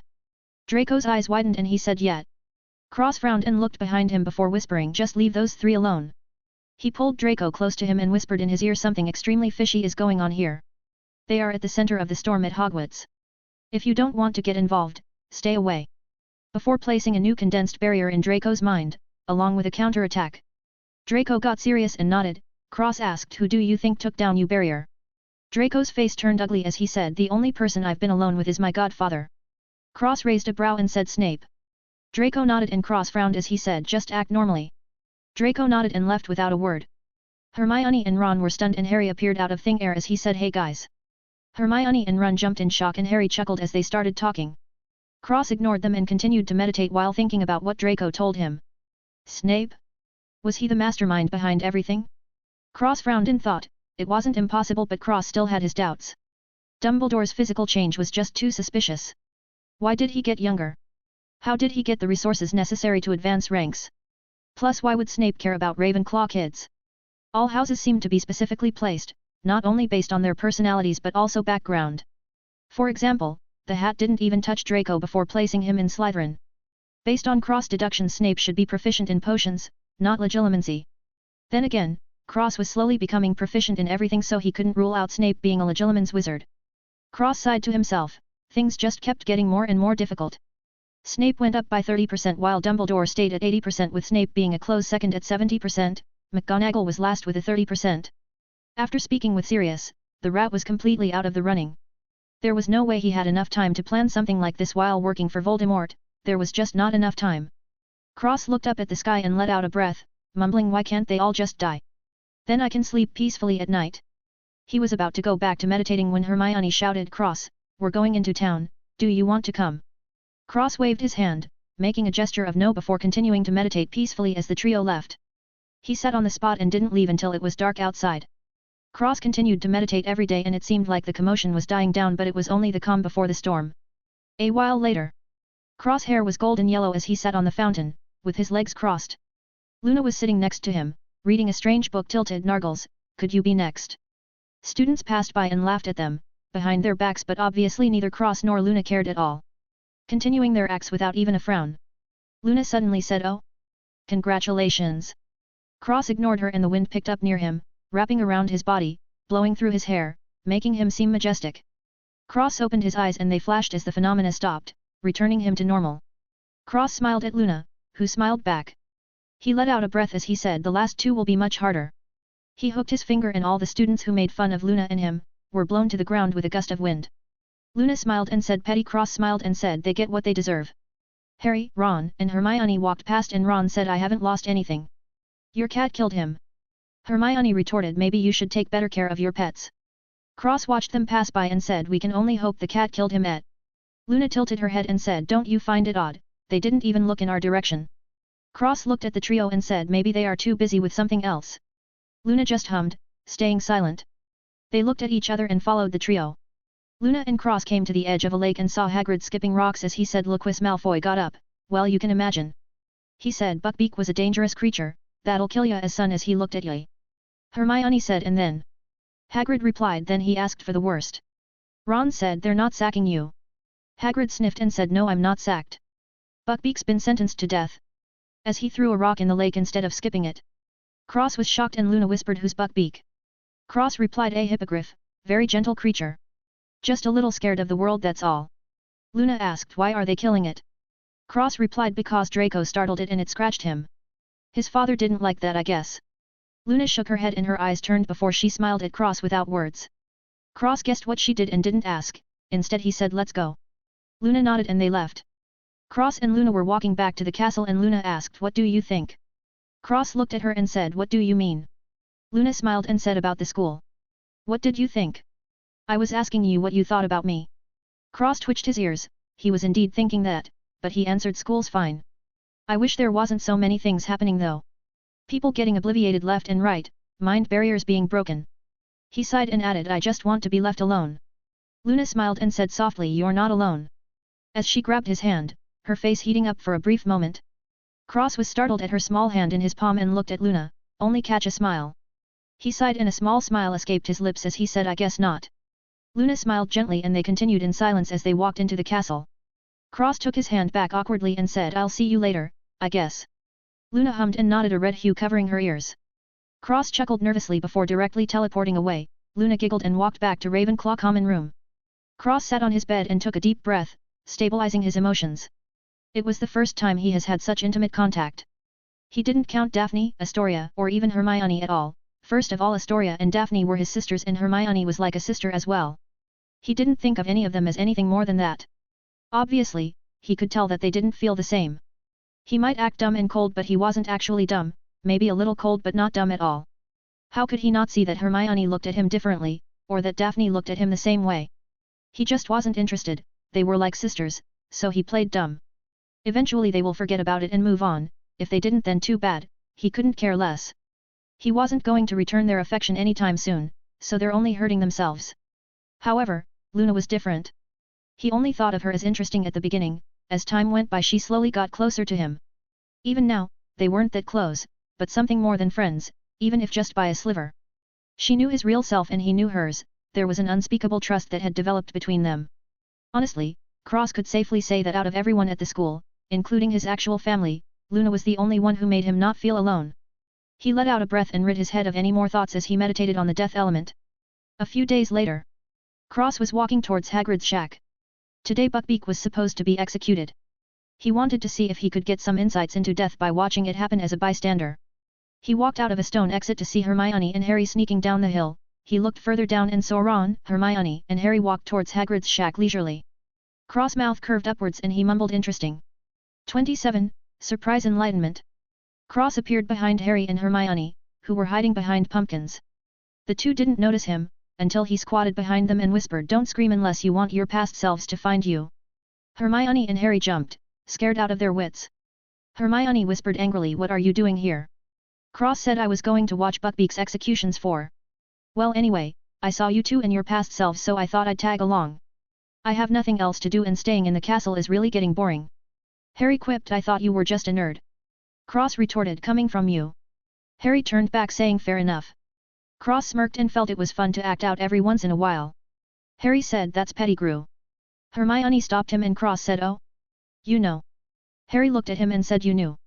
Cross nodded and said, "I knew the first time I saw the rat. I only knew he was an animagus though." Harry turned back and Hermione moved to the side before throwing a rock and breaking a vase. Cross looked at Hermione in confusion and Hermione threw another rock, hitting Harry in the head. The Harry in Hagrid's shack looked out the window and saw Dumbledore and two other men before moving. Hermione said, "They're coming, go into the woods." The three went into the woods and hid behind a tree as the past Ron, Harry, and Hermione hid behind the pumpkins. Hermione looked at herself and mumbled, "Is that really what my hair looks like from the back?" Harry pulled Hermione out of the way and their past selves looked back. Before running back up the hill towards the castle, Harry, Hermione, and Cross moved towards Buckbeak and Cross asked, "You're saving Buckbeak?" The other two nodded and Cross snapped his fingers as he cooed, "Come, Buckbeak. Here boy." Smacking his lips together making kissing noises. Hermione and Harry looked at him strangely and Buckbeak chirped before walking towards Cross, nuzzling against his face happily. Harry took the chain off the post and they escaped into the woods, disappearing from Hagrid's shack. A while later, Cross was sitting on Buckbeak's back as they walked through the forest. Hermione and Harry were talking and stopped when they could see the weeping willow. Cross stroked Buckbeak's neck and said, "Lupin's here too? Oh, and Snape." His eyes narrowed on Snape and Hermione sat down as she said, "Now we just wait." Cross asked, "What were you guys doing before?" Harry explained, "Sirius Black is my godfather and they were trying to kill Peter Pettigrew because he betrayed my parents, giving out their location to Voldemort. When we got out of the Weeping Willow, Lupin transformed into a werewolf and attacked us. Sirius fought him off and almost died from a Dementor attack, but we were saved by an unknown wizard, which I believe to be my father." Cross nodded and said, "And then?" Hermione said, "And then? Are you not surprised at all?" Cross replied, "I knew Lupin was a werewolf. As for Sirius Black, I'm mildly surprised," lying through his teeth. Harry continued, "When I woke up in the hospital, they had already taken Sirius and were about to give him to the Dementors. So we're gonna save him." Cross nodded and said, "Oh. Good luck to you then." Harry said, "Thanks." Hermione was speechless and said, "You're not going to help?" Cross looked at her and said, "Why would I help? I owe someone a favor, but it's neither of you. Speaking of which, you still owe me a favor." Hermione suddenly remembered and said, "Right." After which she mumbled softly, "How can I ever return your favor when you keep saving me?" Cross heard her but said nothing. He looked at Buckbeak before waving his wand and shrinking him down, placing him in his beast bag and walking to the side. He was out of sight and jumped into his bag, disappearing before landing on the ground. Buckbeak looked around curiously and Cross said, "Find a nice place, Buckbeak." Buckbeak chirped and flew off to an empty space, under the watch of Blue, Carl, and Selena. Cross threw an atmospheric charm at him and the area Buckbeak was at changed. Tall grassy mountains sprouted from the ground and the trees in the arena vanished. Buckbeak was thrilled and nested on top of a mountain, before resting. Cross fed all the beasts before leaving the bag and putting it back on his back, walking back to the other two. Harry was talking about what he saw at the lake. It was a massive dragon. "I really think it was my dad, Hermione." Hermione said, "But Harry." "Your dad is," Harry cut her off and said, "dead." "I know, but I just felt like it had to be him." Cross only came when Hermione spoke and didn't hear the first part. Hermione looked over and said, "Here we come." Harry pointed at his past self and Sirius as he said with a smile, "You see me talking to Sirius there? He's asking me to come and live with him. When we free him, I won't have to go and live with the Dursleys anymore, it'll just be me and him. We can live in the country. Some place you can see the sky. I think he'll like it after all those years in Azkaban." Cross looked at Harry and felt pity for him. Poor kid, didn't know his parents and from the sound of it, his uncle's family are real assholes. Cross forgot that he didn't know his parents either. Hermione said let's go. Harry nodded and they left. Cross followed them at a leisurely pace, wanting to see where this goes. They stopped in a bush and Hermione startled howling. Cross was alarmed by this clearly mad woman and covered himself in dark element string, disappearing into the darkness. Harry said, "What are you doing?" Hermione replied, "Saving your life." Werewolf Lupin turned around and bolted towards Hermione and Harry, who immediately started running for their lives as Lupin chased them. Cross stood by the side, invisible, as he watched Lupin go before going in a different direction. Cross came to a frozen lake with Sirius and Harry on the other side. He looked at Sirius and felt that he could repay the favor of the information by saving his life. Not a bad trade for Sirius. Cross was still invisible as he pointed his finger out and whispered Expecto Patronum. A bright silver swirl formed and a giant dragon flew out, flapping its wings and blowing away all the Dementors, saving Sirius and Harry's life. Past Harry slumped to the ground and passed out. Cross' ear twitched and he heard footsteps behind him. He immediately teleported away while he was still invisible. Harry went to where the Patronum charm was cast but felt nothing. He was confused and Hermione said, "What was that?" Harry said, "My dad, for sure." Cross brought Buckbeak with him and appeared behind Hermione as he said, "What happened?" Hermione looked back and said, "Where did you go?" Cross said, "I ran away as soon as you started howling. I found Buckbeak by the way." Harry was still looking at the spot Cross was just it. Cross kinda felt bad, giving Harry false hope but he wasn't going to say anything. Harry and Hermione got on Buckbeak and Hermione said, "Let's go back. Sirius is waiting in the tower." Harry said, "Can't we just get him right now?" Cross tapped Buckbeak twice as he said, "If you got Sirius now, then you would have no reason to go back in time, which means that you both will cease to exist immediately." Harry was stunned and Hermione nodded as she said, "That's right." Before Buckbeak flew off towards Hogwarts. Buckbeak landed on a tower. Harry and Hermione got off and rescued Sirius before getting back on Buckbeak. Cross looked at Sirius before tapping Buckbeak twice and flying off. Buckbeak landed in an old courtyard. Harry and Sirius got off. Cross and Hermione got off as well, but Cross held Hermione back and shook his head when she looked at him. Cross turned around and stroked Buckbeak softly, thinking about something. He brushed his hand against Sirius' head before, everything he placed was gone and there were new wards, charms, spells, etc. Cross didn't like that, not at all. Everybody's barrier has been broken already, which means that the mastermind, whoever it is, probably knows who he is. Cross' eyes narrowed, things were going to get bumpy in the future. They may not know he's an elf, but they surely know he's faking his talent. Cross calmed down and analyzed everything. This may not be a bad thing. Whoever it is may start making moves in the dark, pushing him to the spotlight to force out his secrets. There was also the flip side, they may just come after him directly. Cross was angry, all this work for nothing. He'll continue to stay low-key, he wanted to see how he was going to get pushed into the spotlight. A cold sneer slowly formed on his face, if they wanted him to show off, he'll show off. Sirius walked over and said, "Excuse me, lad. Can I borrow him?" Cross looked into Sirius' eyes and sighed before nodding as he said, "Bring him back someday. I'll keep him." Sirius smiled and said, "No problem." He paused before saying, "Do we know each other?" Cross shook his head and said, "Not anymore. Farewell." As he slapped Buckbeak's behind, sending Buckbeak soaring into the sky before Sirius could answer. Cross watched him go before seeing Hermione and Harry running inside. Cross sighed and followed them. He was in a bad mood and maybe making fun of Ron would make him feel better. Cross trailed behind the duo as they pushed the door open to the infirmary and saw themselves spinning the necklace. Cross looked at the past Hermione and Harry and his eyes turned vacant as he entered a daze. His hair turned red to black to white to yellow to red, in a cycle before an orange light burst out from around him, waving out from his body, fizzling out in a circle. Cross returned from his daze and blinked his eyes in confusion before remembering what just happened. Hermione shouted, "Cross!" Cross looked over and said, "What?" Hermione said, "I called you like 10 times, your hair started changing quickly and you looked like you were in a daze. Are you okay?" Cross looked around and said, "Yeah. I'm fine." "That was weird." Harry nodded and said, "Extremely." Ron chimed, "By the way, where the fuck did you three come from?" Harry and Hermione were right here, then they were over there. Hermione said, "Ron, are you loopy?" Harry added, "Yeah, are you sure you're alright?" Ron said, "Oi. Don't fuck with me, I know what I saw."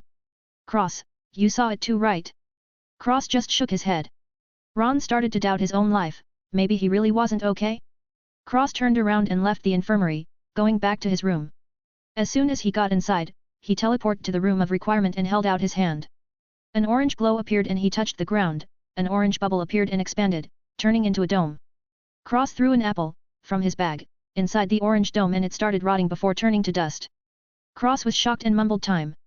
He waved his hand and the dome disappeared. Cross pointed and an orange string came out. Cross was silent and took back the string before merging with the clones. He sent them back out and tasked them to continue as he went to his room and sat on the bed. He opened his palms and an orange glow appeared in each palm. He started studying the element of time, slowly getting used to it, so he use it easier. This could be a deadly trump card if used correctly, it could also speed up his training significantly. And so, Cross spent the rest of the year, studying his time element and occasionally seeing Luna here and there, while continuing to be on the lookout for any suspicious actions by the teachers or anyone at Hogwarts. Everything passed by suspiciously smoothly and Cross' third year passed right by. The night before they left, Cross appeared in the room of requirement and placed a time bubble to slow down the time so the clones could practice for longer while he was gone for 2 months. Cross' proficiency with handling time became somewhat better, he could slow time now, but only a little bit. Instead of 24 hours a day, if you were sitting inside the time bubble you would have 36 hours. The reason why the apple rotted so fast when he first tried was because he just set up a fast-forward time bubble, set to an extremely fast speed. Even Cross didn't know how fast it was, but he was glad he threw an apple instead of testing it on himself. He might have been a shriveled old man if he stepped inside it. After arranging everything, Cross nodded and left the room of requirement, going to sleep and leaving the next day with all his stuff packed. 28. Trip to Luna's. Cross stayed in his room for most of the summer, studying his time element every single moment of the day. One day, Cross was sitting at the breakfast table, staring at a glowing orange orb in his hand while shoveling food into his mouth with the other. His red hair was all over the place and he looked like a beggar. Marcus was used to seeing him like this, it's been a month since he started looking like this. Suddenly an owl flew in from the window and landed on the table with a letter in its mouth. Marcus took the letter and looked at the name on the front before being bewildered. He looked up at Cross and said, "Cross, it's for you." Cross waved with his fork and said, "I'm not home." Marcus chuckled and waved the letter saying, "It's from A. Luna Lovegood." Cross turned his head to him and Daphne lunged at the letter. Marcus lifted it up and she fell flat on her face. Cross dropped his fork and hooked his finger. Marcus let go of the letter with a smirk and it flew over to Cross' hand. Marcus looked at Daphne on the floor and whispered, "Who is this Luna, girl?" Daphne grumbled, "A loony bin at our school." Marcus chuckled and asked, "A loony bin?" Daphne replied, "She's loopy, out of it, not good in the head, strange." Marcus' face turned black as she went on and on. Cross opened the letter and read the contents. "Dear Cross, I got tickets to the Quidditch World Cup so I'm bringing you along before the Nargles steal my tickets and sell them to the Flumplesnuffs. Oh also, clean yourself up before you get here. Luna." Her address was included in the letter. Cross mumbled to himself for a few moments while Marcus read the letter and said, "Oh, boy. What are you hesitating for? A girl who buys you tickets to the Quidditch World Cup? She's a keeper for sure." Daphne and Astoria were stunned while Cross sighed, "I don't like Quidditch." Marcus smacked him saying, "Idiot. It's not about the Quidditch. Go clean yourself up. Go. What are you waiting for?" Cross rubbed his head and said, "All right old man. Geez. I'm going." Cross crushed the time bubble in his hands and went to shower, change, etc. A while later, Cross came out with a black hoodie, white t-shirt, blue jeans, and blue sneakers. He was wearing his beast backpack and had his storage bag inside it, his wand was in his pocket and he was ready to go. Alyssa looked him over and fixed his hair as she said, "What a good-looking son I have. He takes after me."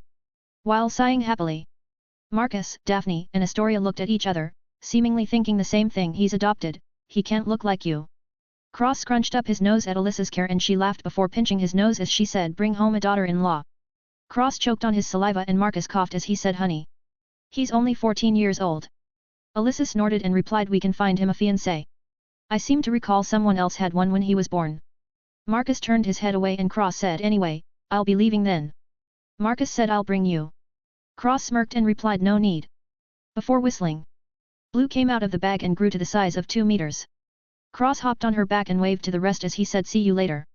Love you. Bye." Blue chirped and took off, flying into the sky and disappearing. Marcus sighed and Alyssa wiped her eyes as she said, "He grew up so fast." Astoria and Daphne were still standing there with black lines on their foreheads. Apparently their own parents didn't think of them. A while later, Cross landed in front of a giant rook-like building. Blue chirped and the door on the house opened. Luna walked out and smiled as she said, "Did you rush over?" Cross coughed and said, "My dad sent me off." Luna smiled slyly and said, "Right. Of course." Cross chuckled and Luna stroked Blue's neck as she said, "Would you like to come inside?" Cross smiled stiffly and nodded. Blue nuzzled against Luna's face before shrinking and sitting on her head. Luna smiled and said, "Follow me." As she grabbed his hand and walked to her house. Cross followed along with a small smile as they walked into the house. Cross looked around and was amazed at all the paper, artifacts, drawings, and decorations. Luna said my dad likes to experiment with artifacts. Though he's gone a bit crazy, I hope you don't mind. Cross shook his head and a man with long white hair popped out of the kitchen as he said Luna, where is my... His words got caught in his throat as he saw a boy. His mind turned as he walked up to Cross and looked him up and down, walking around him and looking around carefully. Cross tensed up and he remembered what Alyssa said at the house, his face heated up and the tips of his ears turned red as both his ears twitched. Luna was also a bit embarrassed, and Tay-man backed off as he mumbled nargle free. No sugar plum crookstacks. What do you want with my daughter, strange boy? Cross-eye turned thinking of an answer as he said Luna stepped in and said Dad, we're going to the Quidditch game tomorrow. Luna's dad ignored her and looked at Cross deeply, his crazy eyes focusing and becoming sane as he stared at Cross. Cross blinked and said I. He tilted his head and his expression frosted over I will protect her. Luna's dad's eyes widened slightly as he said really, and how will you manage to do that? Cross put his hand on Luna's dad's head and said in Elven Ultimate Cleanse. Luna's dad backed off and shook his head. Luna stepped forward but Cross put his arm in front of her and said hold on a second. Luna stopped and her dad straightened out as he said I see. Unfortunately I have been this way for too long, lad. Cross sighed and put his arm down, looking sad. Luna's dad smiled and said fortunately for me, there may still be revenge. You have my blessing, boy. I'm Xenophilius Lovegood. Cross' sad expression was washed away and he choked on his saliva. When did I ask for you blessing, you crazy old man? Luna felt her eyes twitch and her face froze, a smooth pink blush ran across her face. Xenophilius laughed and sat down in a chair, letting out a breath. Luna pulled Cross to the couch and Cross said I'm Cross Greengrass. I'm adopted and I have no parents. Luna looked at Cross, completely speechless. Why don't you tell him what you had for breakfast too? Xenophilius chuckled and said there's no need to be nervous, Cross. I believe Luna will be safe in your hands. Cross scratched his neck and said she will be. As his face completely turned red, what was he supposed to say? No. Luna blushed and glared at her father, there was no need to talk about this at all. They weren't even that close yet, at least not close enough to marriage. Xenophilius nodded and said good. Thank God, you don't have any Lamont Wixies on you which is a blessing. Cross was lost and looked at Luna, who said he's right. Those are really nasty. With a teasing look in her eyes. Cross let out a breath before saying it's good you don't have any Horchak sprites in you house. Xenophilius' eyes lit up and he said I used a crumple horn Snorkak horn to keep them away. Cross was shocked and said you have a crumple horn Snorkak horn. Xenophilius dragged him away while explaining how he came across the crumple horn Snorkak, leaving Luna dumbfounded on the couch. A while later. Cross and Xenophilius were talking like old friends while Luna was sitting by the side with a sour face. The clock on the wall rang and Xenophilius sighed as he said time for sleep. Excellent talking with you today, Cross. You're welcome anytime. Cross smiled and said thank you, oh and if you ever get infected by a shortuncle you can come look for me. Xenophilius and Cross laughed, while Luna's face got even more sour. Xenophilius went to bed and only Cross and Luna were left. Cross sighed and looked over seeing Luna's sour face. He was confused and said what's wrong? Luna snorted and said have fun. Cross nodded and said your dad is very knowledgeable. Luna said of course he is. My dad is the best. Cross nodded and said probably. Luna coughed, not expecting Cross to agree, before saying how have you been? Did you get that under control? Cross sighed and said barely. So far I can go 3x slower or 3x faster and everything under that. He waved his fingers over the table and a bubble hovered in the air. Cross threw a peanut through the bubble and it shot out of the bubble 3 times faster than before. Luna gasped and said that's so cool. Cross smiled and said just barely, I don't know if it's safe to use on people. I don't have a test subject. Luna smiled and said what about Carl? Cross chuckled and said Carl wouldn't even look at it when I told him what it was. Luna giggled and said you can try it on me. Cross frowned and said and if you explode? What do I do then? Extremely serious. Luna was startled, she was just joking but her heart felt warm and she quieted down, a smooth blush running across her face. Cross rubbed his nose and blushed as well, listening to what he just said, how embarrassing. He stood up and said we have to wake up early tomorrow. So. Luna agreed and said follow me. She brought him upstairs and stopped in a room as she said this is my room. Her voice barely over a whisper as she said you can sleep here, I'm going to sleep in my mom's room. Before rushing out and closing the door. Cross was stunned and looked at the room, he watched over and touched the bed. It was soft. And it smelled nice. Cross shook his head and sat down on the floor, opting to fall asleep on the ground instead of ruining the bed. But quickly found himself unable to sleep, he finally crawled into the bed and covered himself in the sheets before falling asleep. He wasn't the only one having trouble sleeping. Luna's heart was beating loud and fast in her small chest as she laid in her mother's bed, everything that happened today replaying in her mind. She turned around and looked at the phoenix sleeping next to her on a desk, a small smile unfurled on her lips and she fell asleep thinking about the wonderful day tomorrow. 29. The Quidditch World Cup. The next day. Cross was sitting in the couch talking to Xenophilius, Blue was sitting on Cross' head as they both waited for Luna to finish getting ready. Xenophilius wasn't coming because he had other stuff to do and entrusted Luna's safety to Cross. Cross, naturally, would keep Luna safe. To be honest, other than a few people he didn't think anybody could be a threat to him if he was on guard. Obviously, Cross would be making preparations for any situation. Luna finally came down, she was wearing a red and white scarf with a white t-shirt, jeans, and sneakers. She also had a necklace with a cork on the end of it and earrings with wings on the hooks. Cross smiled and Luna said let's go. The duo bid farewell to Xenophilius and left the house. Blue grew to 2 meters and Cross helped Luna on before getting on behind her. Luna stroked Blue's neck and got a chirp in response before Blue flapped her wings and flew up into the air. Luna gave Blue instructions, while Cross made sure Luna didn't fall off. He unceremoniously held her waist and pulled her close to him, but he wasn't even thinking about the close contact. He was paying attention to the flight direction and Blue's speed, the last thing he needed was Luna falling off and plummeting to the ground. Luna felt warm from his hug but still gave directions, seemingly unbothered by the close contact as well. If she was looking at herself from another person's perspective she would have to say that they were a good team. A while later. Blue was exhausted and landed on the ground before shrinking back and drilling into Cross' beast bag. Luna held Cross' hand and walked towards the Quidditch arena, she looked at him and said unfortunately the tickets are at the top. But she smiled brightly as she said that. Cross smiled and said great seats. Both him and Luna had special eyes and could see the field clearly from anywhere they sat at, so the top was the best for them. Cross looked around at all the people and tightened his grip on Luna's hand, making sure she didn't get pushed around and separated from him. Cross threw his hood up and made his way to the arena. They got into the arena and passed by a ton of people towards their seats in the top stands. Coincidentally, the Weasleys along with Hermione and Harry were right next to them. Hermione was standing next to Harry, with Ron on the other side of Harry. Her position was right next to Cross. She looked to her left and saw Cross, she was immediately bewildered and said Cross. All the Weasleys and Harry looked over to see Cross and Luna. Cross sighed and took off his hood before saying are you following me? I know I'm handsome, but this is ridiculous. The Weasleys chuckled and Harry smiled, Hermione was offended and snorted as she said follow you? You think too highly of yourself. But she was looking at Luna with an ugly expression. Cross just rolled his eyes and smiled as he said hello, Mr. Weasley. How are you? Arthur smiled and said great, yourself. Cross smiled and said not too bad.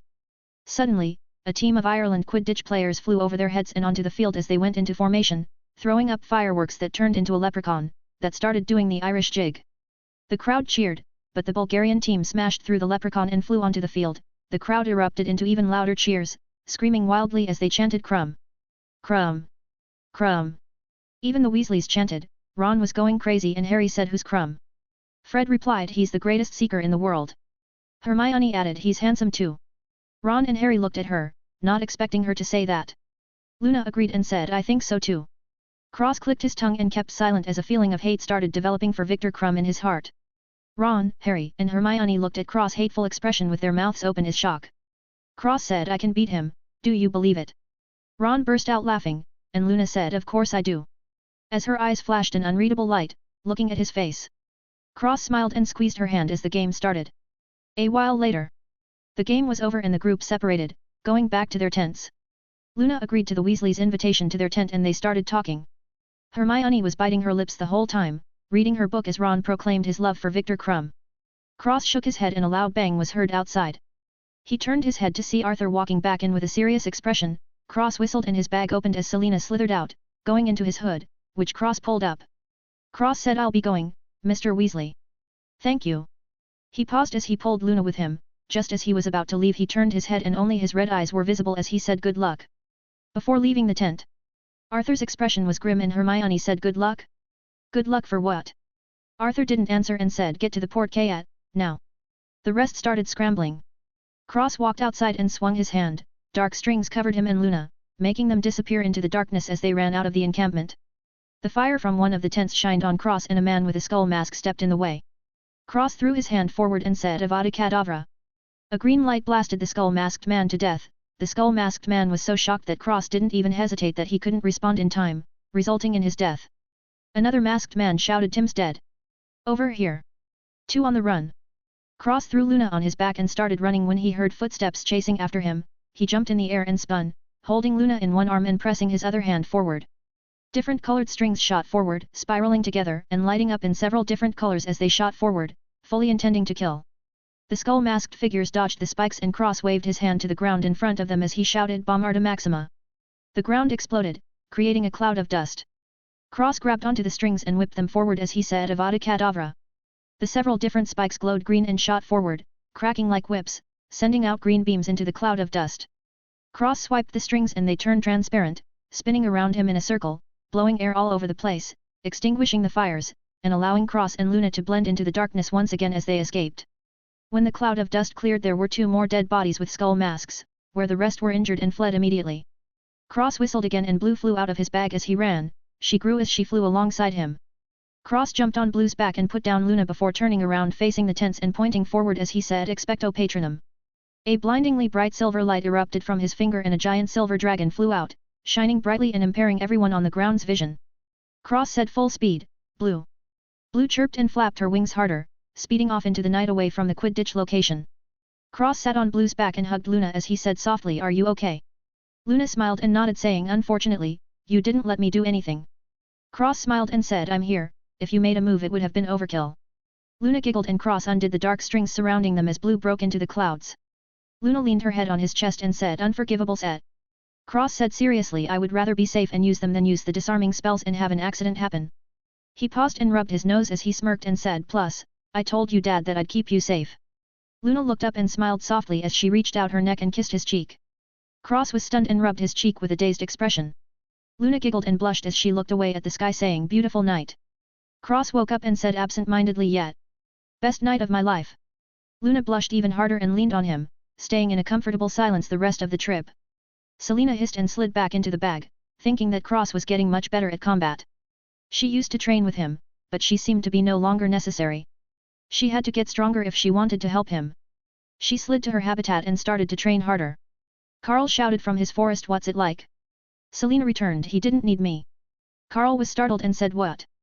Selena just sighed and Carl started thinking before he said Hey, big sis. Can we train together? Selena smirked and said Can you handle it? Carl puffed out his chest and said I eat snakes for breakfast. Ah, he shouldn't have said that. A while later.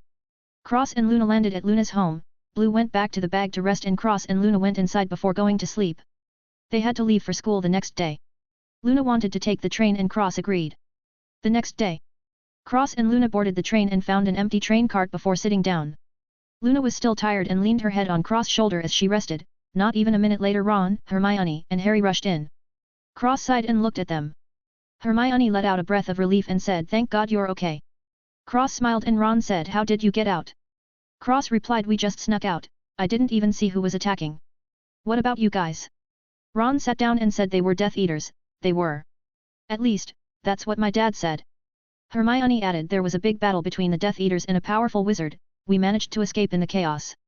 Harry said surely you saw the giant dragon Patronus charm? I never thought of using a Patronum charm to blind someone like that. Cross said I saw the dragon. That was a Patronus charm? How did you know? Harry said I saw it before at Hogwarts. Hermione said at the lake, last year. Cross pretended to be amazed and asked Do you think it was a teacher? Ron quipped bloody strong teacher to conjure something like that. Harry was silent and Hermione said I don't know, but at least we survived. That was extremely dangerous. Luna smiled gently and Cross nodded seriously as the candy trolley came past with the lady saying anything off the trolley, dears. Cross handed her a bag of galleons and said I'll take the lot. The woman smiled and placed a table in the cart before putting all the candy on it and leaving. Ron wasn't polite and took some, Cross also ate and after a few seconds Harry and Hermione took some. An Asian girl knocked on the door and everybody looked at her, she smiled shyly and said Can I buy some off you? Cross waved and said Take as much as you want. Before stuffing his face full of candy, he really loved this stuff. He wondered how they made it taste so good without any potions. The Asian girl was ignored after that and reached for a candy, accidentally touching Harry's hand. They both blushed and Harry said my bad. The Asian girl smiled and hooked her head before taking the candy and running away. Ron watched her go and said Blimey Harry. You scared her off. Hermione slapped his shoulder and glared at him, while Harry just scratched his cheek and laughed. Cross shook his head and waved a licorice wand in Luna's face, she smiled and bit it. Cross let go and went back to stuffing his face as the other three talked about last night. 30. Interesting class with Moody. Cross was sitting in the Great Hall, at the Slytherin table. It just so happened that Cross was sitting on the outer edge and in between him and another table was the center of the room. The table on the opposite side was Gryffindor. Cross could have sworn this was done on purpose. Either way, directly opposite to him was Ron and Harry. Cross was sitting with his back on the table as he read a book titled Elemental Fusion, The Dangerous Art of Mixing Incompatible Elements. Just so happened that Cross stumbled upon this book in the restricted section at the library before he came into the Great Hall. As Cross read, Dumbledore took the podium and coughed, getting the students' attention as he said, "Now that we're all settled in and sorted, I'd like to make an announcement." Filch came running in towards Dumbledore as he continued, "Hogwarts will not only be your home this year, but home to some very special guests this year." Filch whispered in his ear before running back as Dumbledore kept speaking. "Hogwarts has been chosen to host a legendary event. The Triwizard Tournament. For those of you who don't know, the Triwizard Tournament brings together 3 schools for a series of magical contests. From each school a single student is selected to compete. Now let me be clear, if chosen, you stand alone. And trust me when I say, these contests are not for the faint-hearted." Dumbledore looked around looking at Harry and Cross specifically as he continued, "But more on that later. For now, please join me in welcoming the lovely ladies of the Beauxbatons Academy of Magic. And their headmistress, Madame Maxine." The door opened and a group of beautiful girls walked in and did a little dance as they made their way to the front. The girls passed by Cross and they all looked at him, every single one. Cross looked up at them and kept his cold face as he spoke in French. "You will have no effect on me, keep walking." The girls seemed to be excited instead of offended and passed him, blowing birds towards him. Cross waved off the birds and kept reading, clicking his tongue in annoyance. All the male students glared at Cross muttering, "Damn pretty boy." Cross just rolled his eyes and ignored them, not even bothering to clap. These Vila really annoyed him. Dumbledore smiled and greeted Madame Maxime before saying, "And now, our friends from the north. The proud sons of Durmstrang and their High Master, Igor Karkaroff." The door opened again and a group of guys stormed in, smashing their staves on the ground and making a big show. Behind them, Victor Krum and the High Master walked in. Cross lifted his head and locked eyes with Krum. Cross slowly sneered as Krum passed by him, returning a sneer of his own. Cross closed his book and felt itchy. Daphne, Draco, and Astoria gasped, never seeing Cross do this. Cross cracked his fingers and chuckled evilly. The other 3 shivered. Dumbledore started the feast. Cross started eating. When he felt like he was being stared at, he looked over and saw the Vila from Beauxbaton staring at him and talking amongst each other. He snorted in annoyance before ignoring them and eating, not even sparing a glance in their direction again. A while later, Dumbledore stood next to a tower of sorts and said, "I'd like to say a few words. Eternal glory. That is what awaits the student who wins the Triwizard Tournament, but to do this the student must survive 3 tasks. 3 extremely dangerous tasks. For this reason, the Ministry has seen fit to impose a new rule. To explain all this we have the head of the Department of International Magical Operations, Mr. Bartimus Crouch." The ceiling started to storm and thunder, when suddenly a red laser flew into the ceiling and calmed it down. A man with a fake eye and a staff walked in from a side door, hobbling. Dumbledore smiled and said, "My friend, you're here. Thanks for coming." The man nodded and said, "Stupid ceiling." Before moving to the side, Cross looked at the man and tilted his head with a smile. He heard "Aws" from behind him and he clicked his tongue in annoyance once again, muttering, "Damn Vila." Bartimus took the stand and said, "After due consideration, the Ministry has decided that no wizard under the age of 17 shall be allowed to put forth their name for the Triwizard Tournament. This decision is final." The students started jeering and booing. Cross leaned his elbow on the table and rested his head on his hand as he watched impassively. Dumbledore shouted silence. He waved his hand and the tower melted away, revealing a stone goblet with a blue flame hovering above it as he continued, "The Goblet of Fire. Anyone wishing to submit themselves to the tournament, merely write their name on a piece of parchment and throw it in the flame before this hour on Thursday night. Do not do so lightly. If chosen, there's no turning back. As of this moment the Triwizard Tournament has begun." Before retreating to his seat, continuing the feast, Cross ate his food and left the Great Hall. Victor Krum watched him go, as did the Beauxbaton girls. Cross scratched his neck and yawned. Another boring year, another low-key performance, he couldn't wait. Cross entered his room and teleported to the room of requirement, merging with his clones before sending them back out and setting up a new time bubble with 3x faster time inside. He nodded and left. The next day, Cross was sitting in the dark arts classroom. Hermione was sitting next to him and paying attention as the new teacher introduced himself. "I'm Alastor Moody, ex-Auror, Ministry of Malcontent, and your new defense against the dark arts teacher. I'm here because Dumbledore asked me. End of story. Goodbye, the end. Any questions?" The class was silent and Cross went back to reading. Alastor Moody threw a chalk at Cross and continued, "Now when it comes to dark arts, I like to take a practical approach. but first which of you can tell me how many unforgivable curses there are? Hermione said 3, sir. Cross caught the chalk and tossed it to the side as Moody replied, and they are so named. Hermione replied, because they are unforgivable. The use of any one of them will. Moody cut her off and drew on the chalkboard as he finished, will earn you a one-way ticket to Azkaban. The Ministry thinks you shouldn't know what these curses do, I say different. You need to know what you're up against. You need to be prepared. You need to find another place to put your chewing gum besides under your desk, Mr. Finnegan. Shamus cursed and mumbled. Moody threw another piece of chalk and said proudly, and here across classrooms. Cross coughed and Hermione elbowed him. Moody licked his lips and said, and so, which curse shall we see first? Weasley. Ron yelped and Moody said, let's hear a curse. Ron replied, well, my dad did tell me about one. The Imperious Curse. Moody said, ah yet. Your dad would know about that one, gave the Ministry quite a lot of trouble a few years ago. Let me show you why. Moody hobbled over to his desk and took out a scorpion spider before saying Engorgo. Imperio. And flicking the enlarged spider across the room, laughing as he put it on students' faces as he laughed and said, don't worry, completely harmless. Ha ha ha. He went around with the spider and said, what should I have her do next? Jump out the window? Drown herself. As he hovered the spider over a bucket of water, he brought her over to his hand slowly as he said, scores of witches and wizards have claimed that only did you know who's bidding under the influence of the Imperious Curse. But here's the rub, how do we sort out the liars? Another. Moody walked towards Neville and said, Longbottom is it? Tell me another. Neville replied, there's the Cruciatus Curse. Moody said, correct. Correct. Come. As he brought Neville to the front and placed the spider on the table as he said Crucio.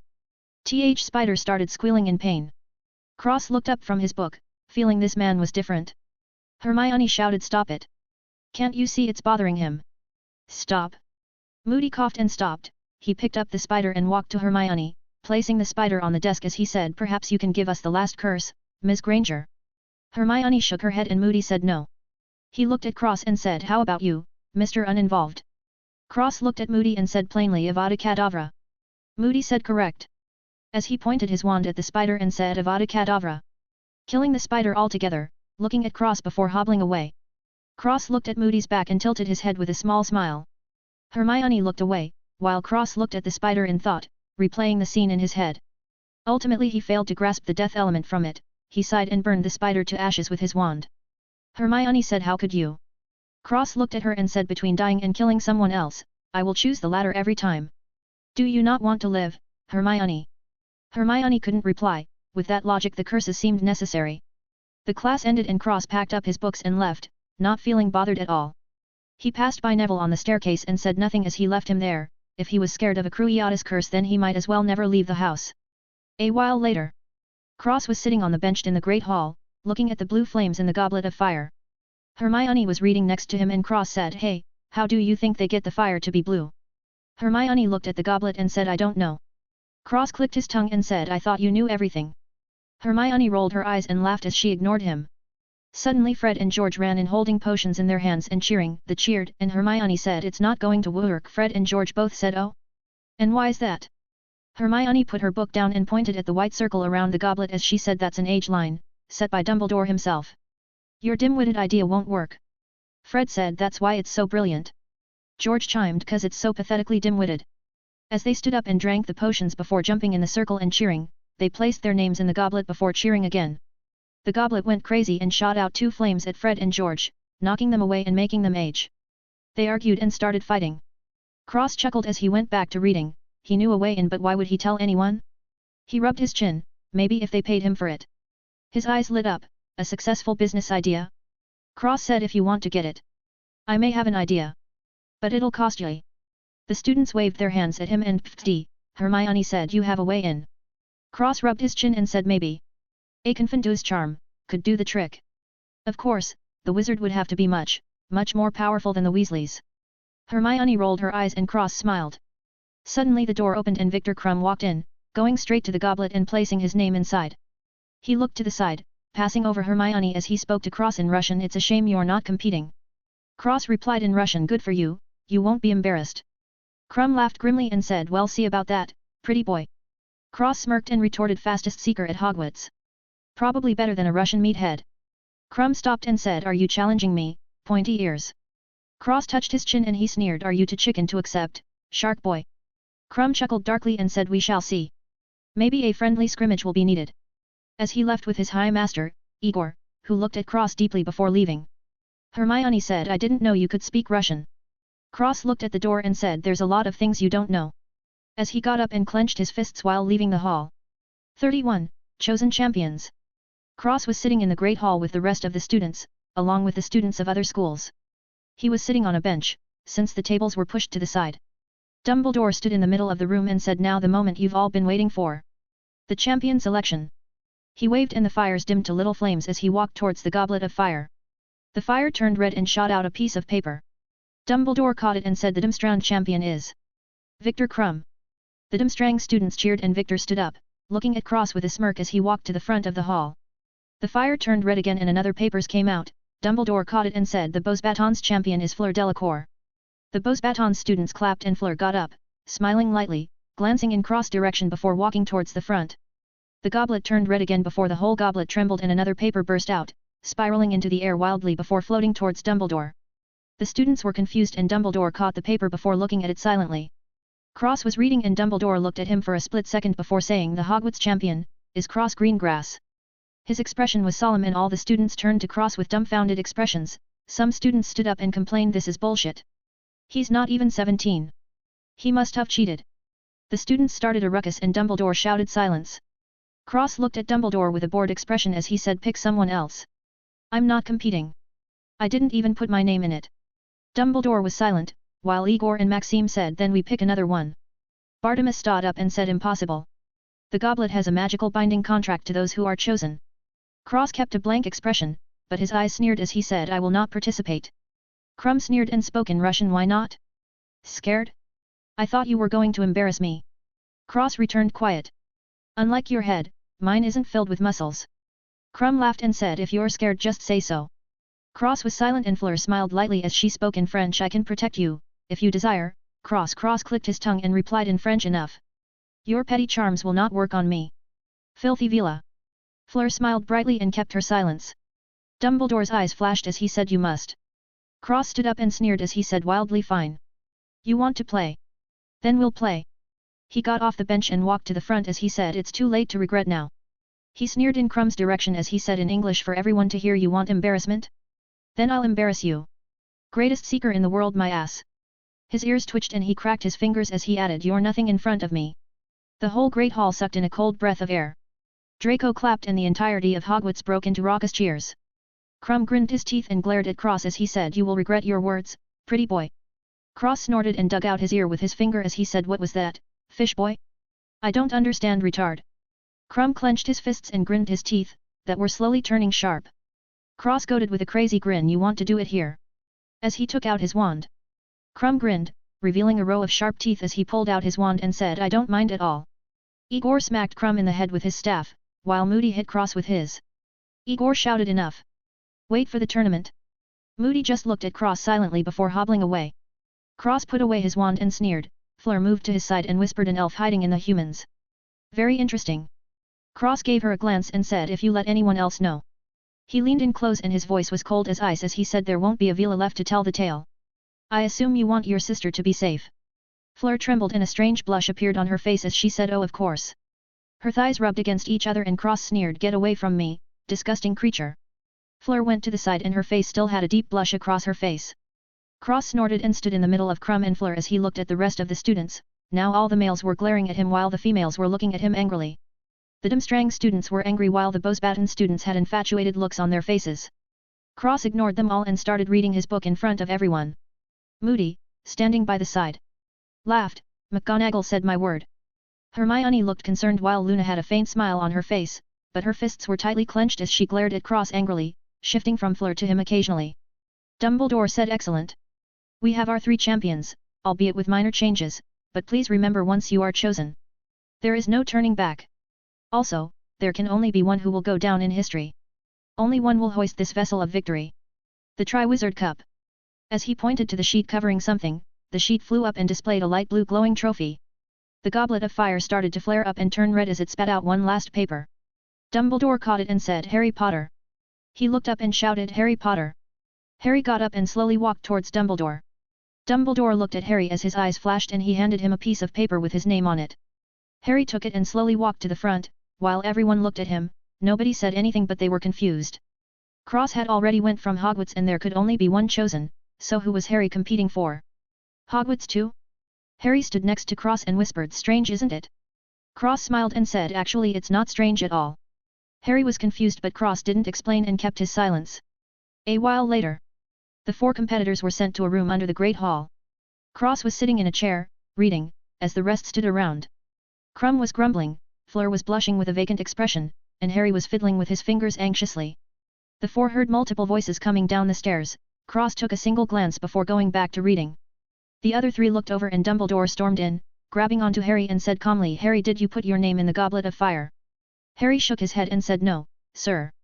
Maxime said but of course he is lying. Moody shouted the hell he is. The goblet is an extremely powerful magical object. Only an extremely strong Confondue's charm could have hoodwinked it.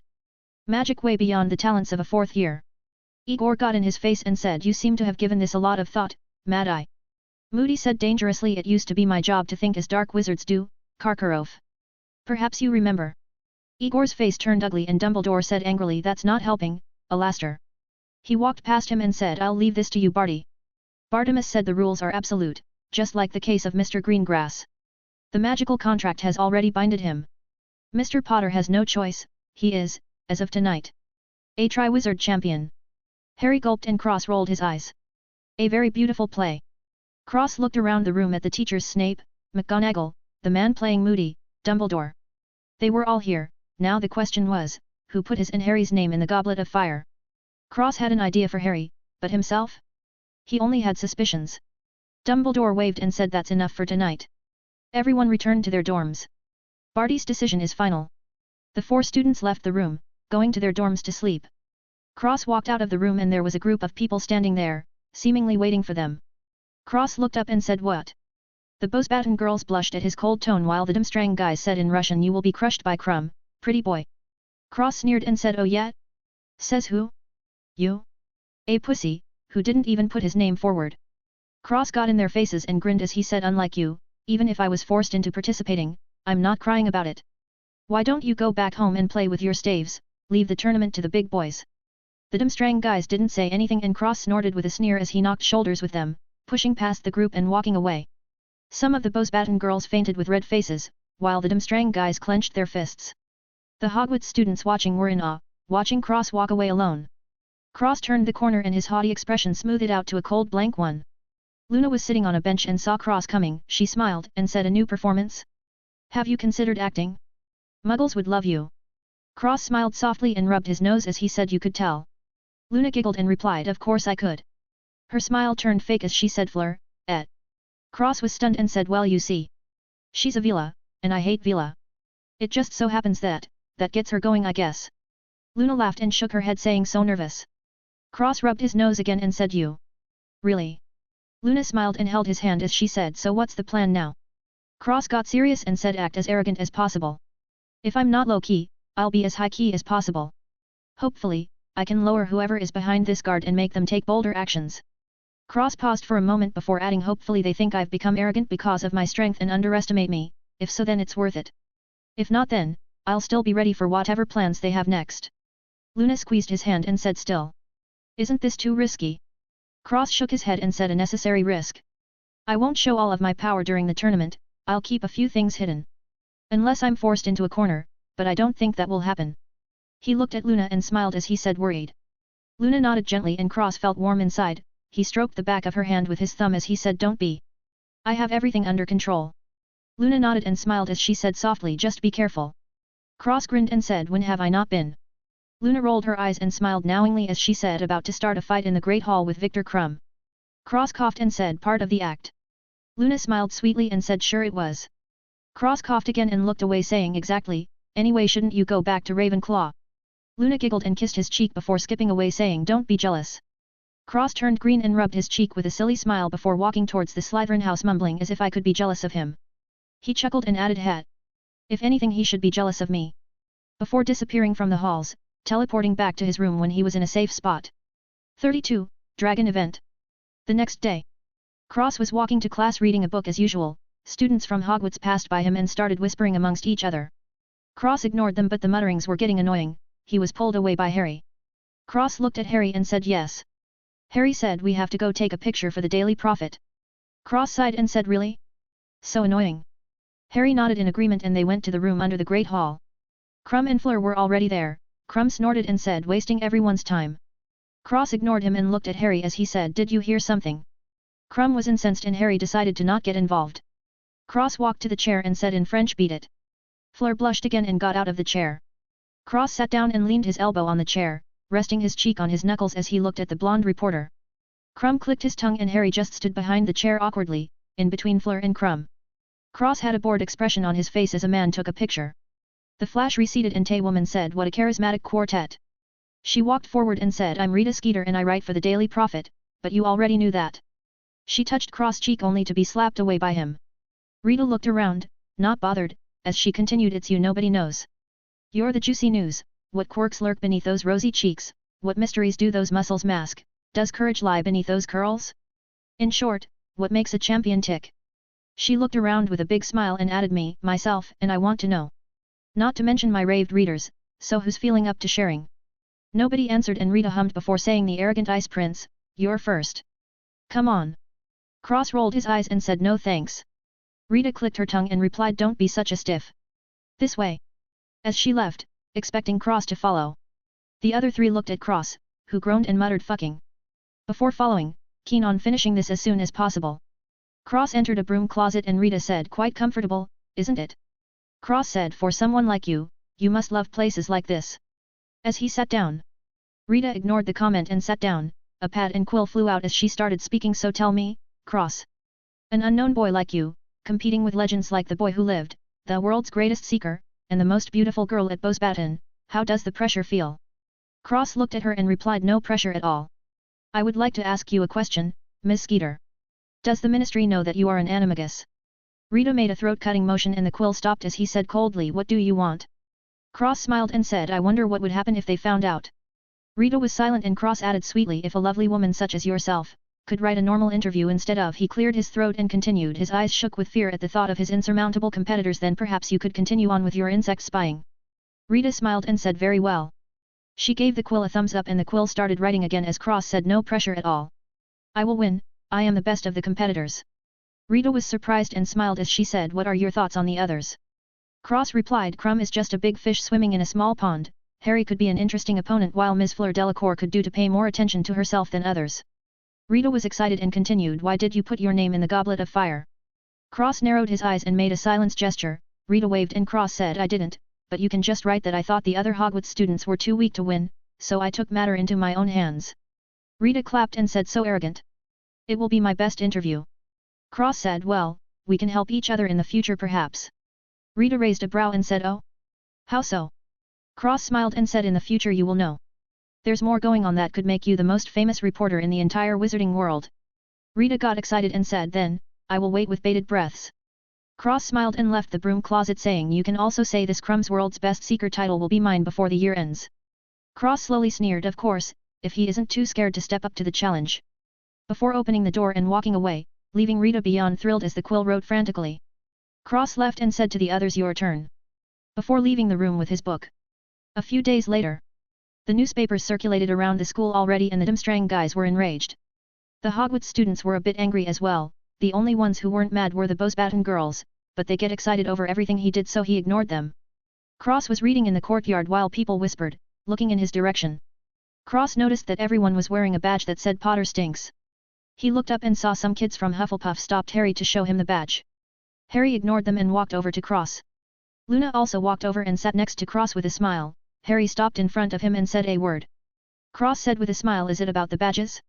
I wouldn't be bothered, the students from Hufflepuff are irrelevant anyway. The Hufflepuff students snorted and Cross said with a louder voice, are you even a real house? Haven't heard you win a house cup or even get any points since I've been here. They blushed in embarrassment, not able to come up with a reply, as they ran away. Cross chuckled and Harry shook his head as he said thanks. Cross said no problem. Harry said seriously, the first task is dragons. I saw 4 dragons in the forest with Hagrid.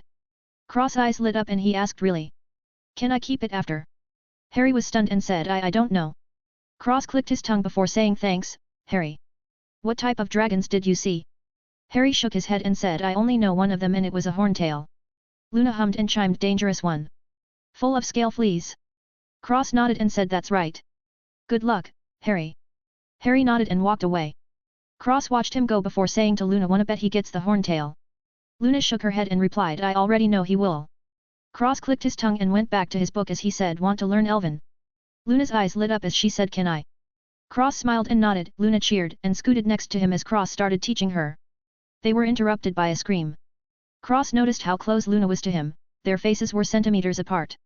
They looked into each other's eyes and Cross turned his head to the scream as he said, what's going on over there?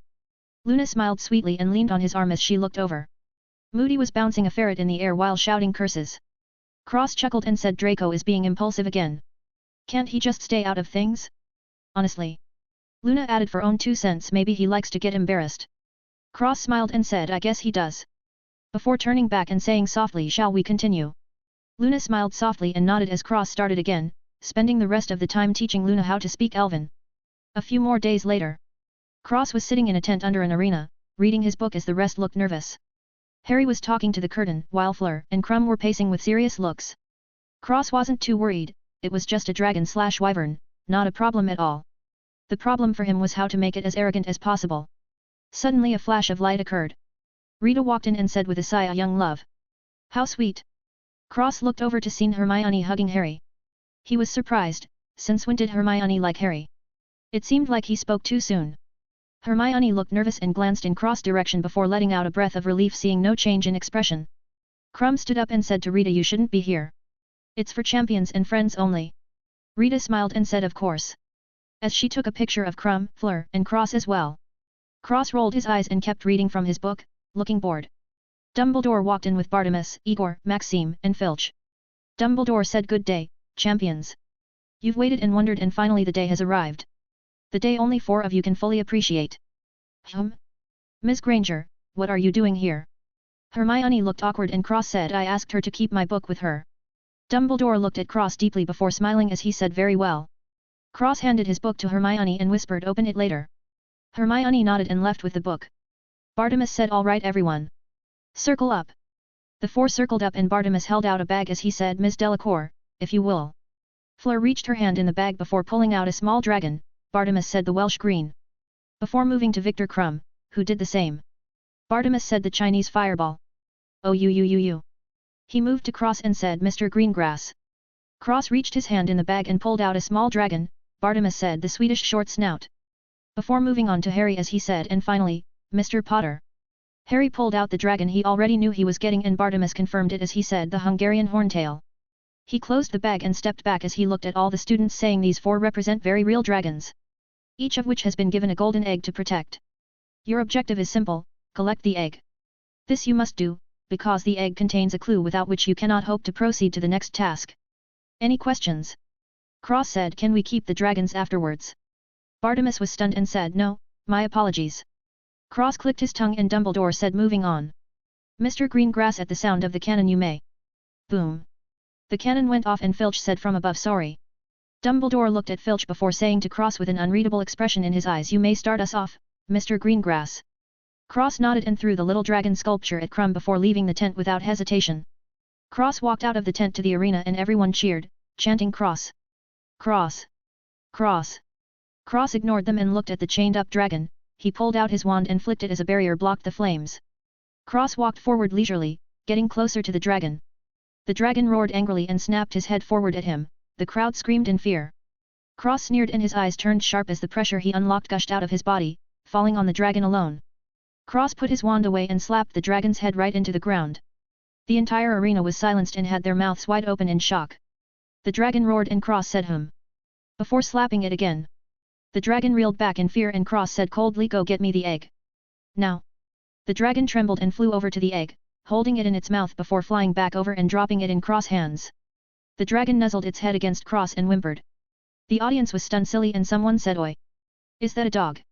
There were gulping sounds and Cross stroked its head softly, cooing it. He stepped on its head and whistled. The dragon raised him to the crowd and Cross stepped off with the egg as the dragon went back to the arena. The announcer gulped before saying, see, Cross is successful. Cross waved to the crowd and left the arena. 33, Grey. A while later, Cross was walking around the outside of the castle, when he heard a loud boom. He looked over and saw Harry flying away while the horntail fell to the ground, clearly injured. Cross jumped off the side and bounced off his strings to the ground, going after the horntail.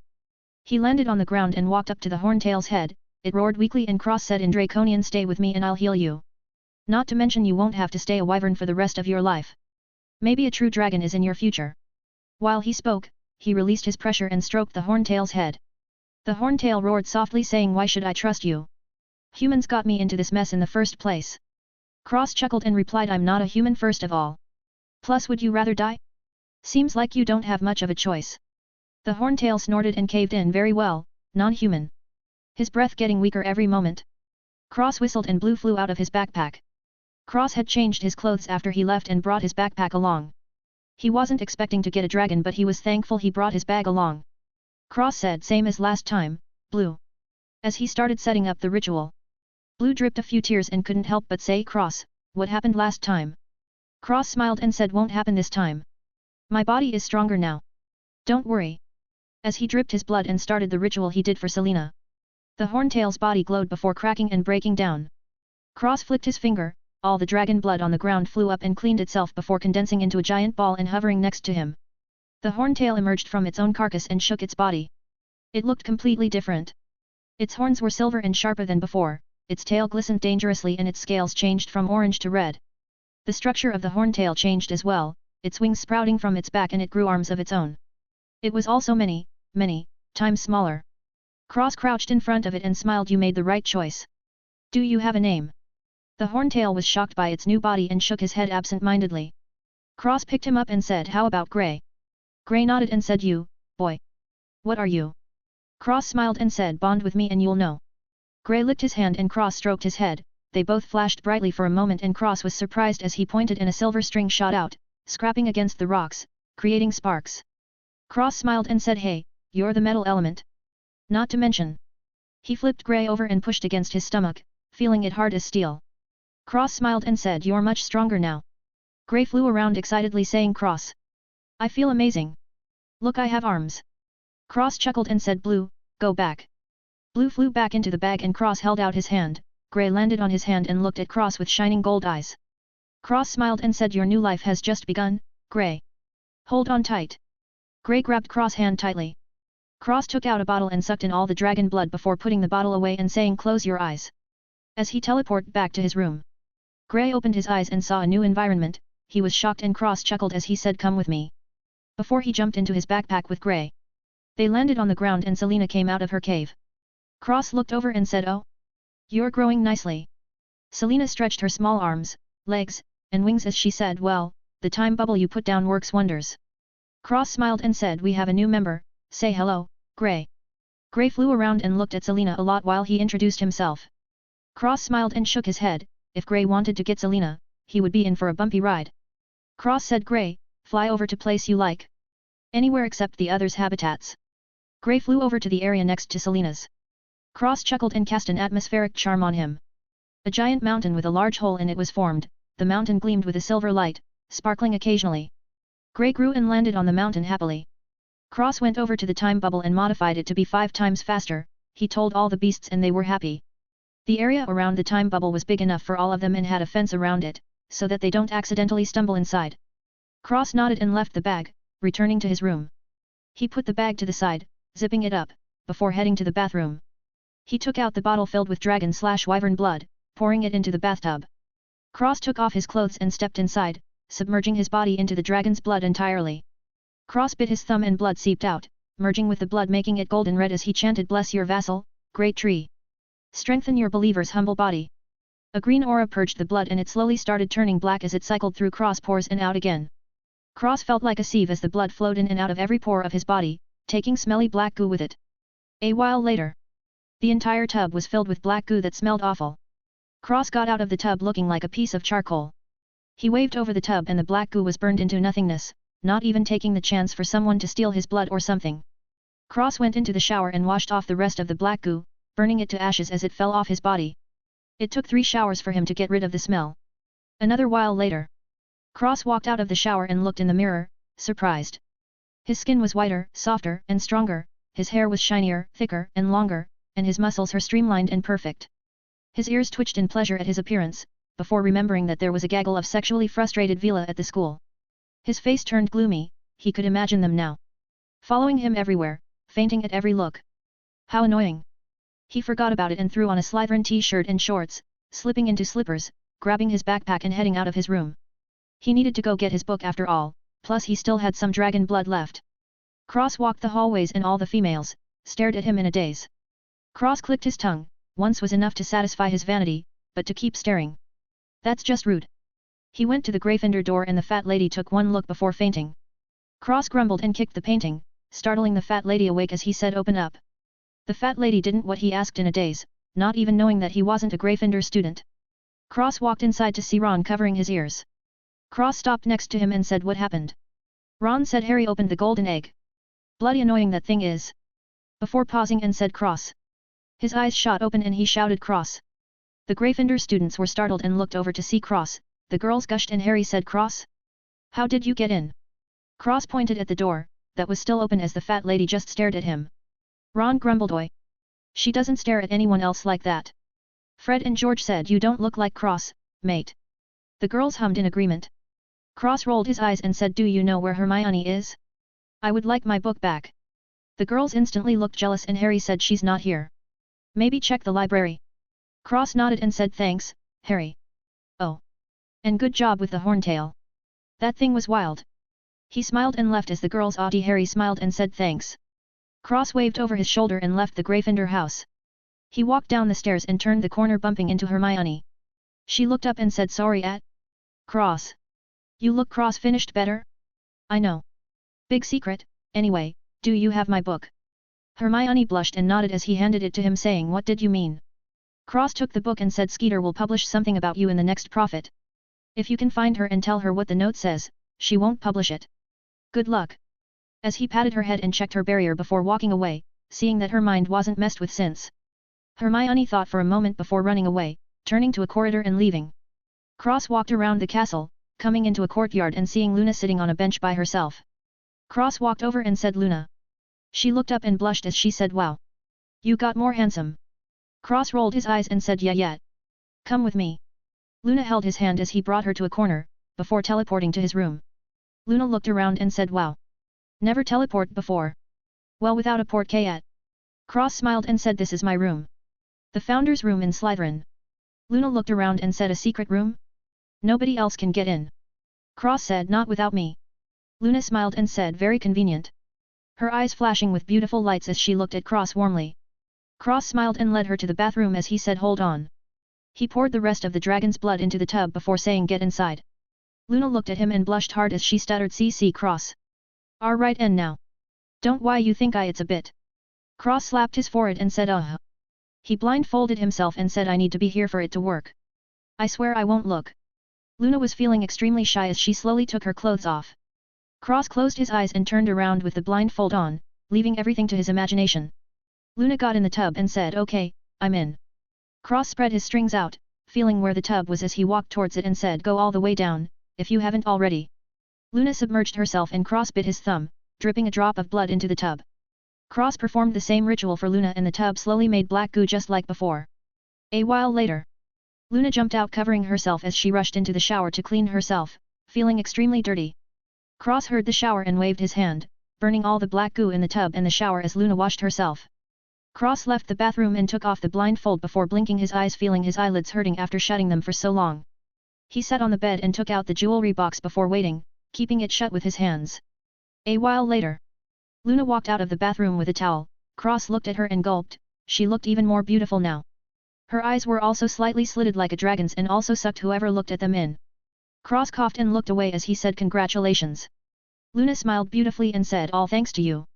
Cross threw her a t-shirt and shorts with some slippers and Luna changed into his clothes before sitting next to him on his bed. Cross gulped and said so how do you feel?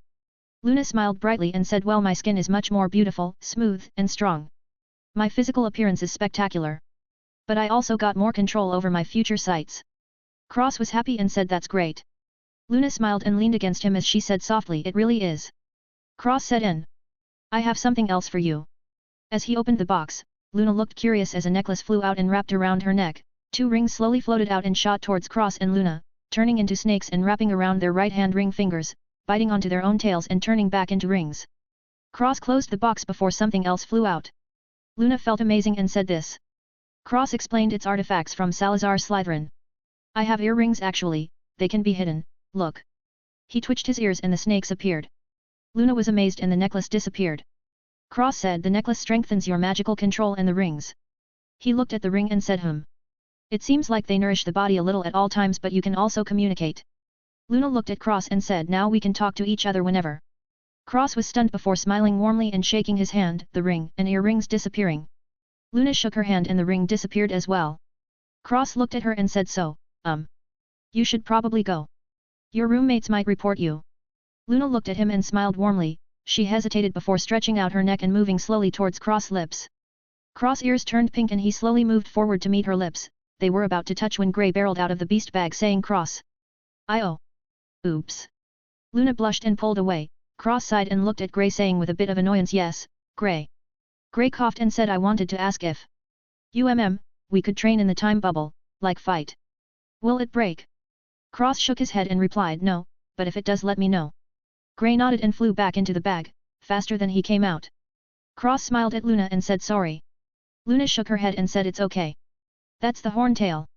Cross nodded and said I found him half dead, so I took him. There's still a corpse where I found him. Nobody will know. Right. We should get you back. Luna nodded and Cross brought Luna out before walking her to the Ravenclaw house. She stopped in front of the door and kissed his cheek before leaving with a blush, remembering what almost happened before.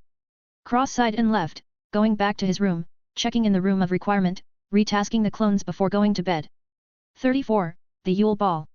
Cross was sitting in the Great Hall eating breakfast and reading, when he heard Hermione shouting I can't believe this. She did it again. Cross looked over and Hermione seethed as she said Hermione Granger clings to newest famous wizard, Victor Krum. Cross chuckled as he ate his food. Hermione glared at him and said it's not funny. Cross replied it's a little funny. Have you seen Krum? Did you read my interview? Wanna hear a secret? Everything is true.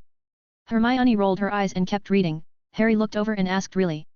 Cross chuckled and nodded. He looked to the side and saw a giant group of girls looking at him and whispering. He rolled his eyes and went back to eating. Ron suddenly shouted what the hell? Cross looked over and spit out his food, right in Harry's face, before laughing. Hermione felt that Cross has been acting different since he was selected.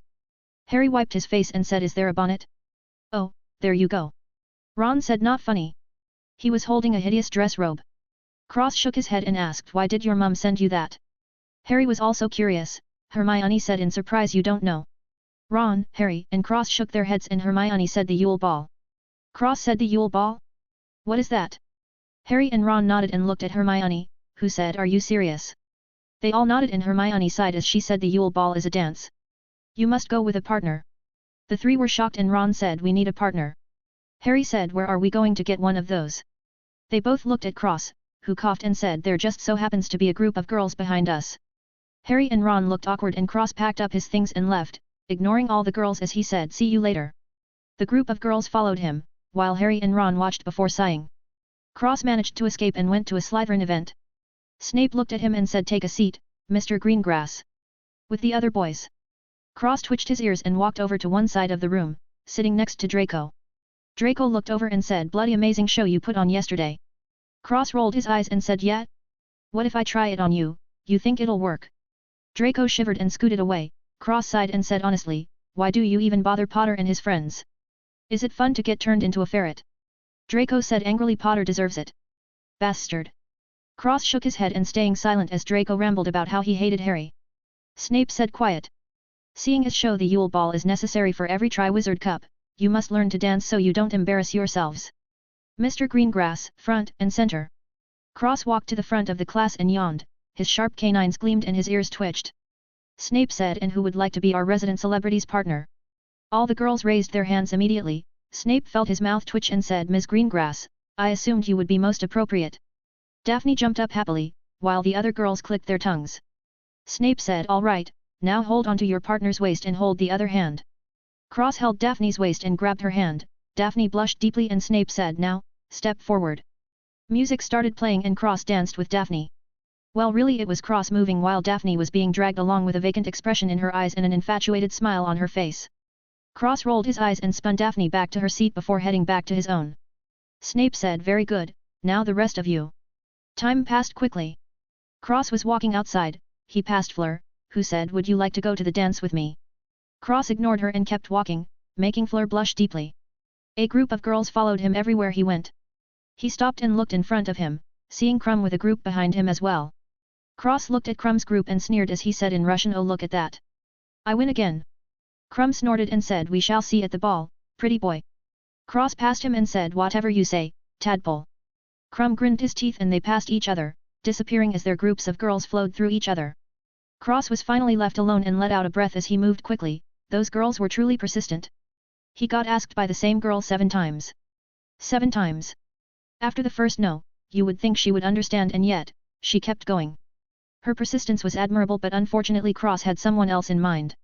Speaking of which, Cross looked around the castle, not wanting to use the ring, as he looked for Luna.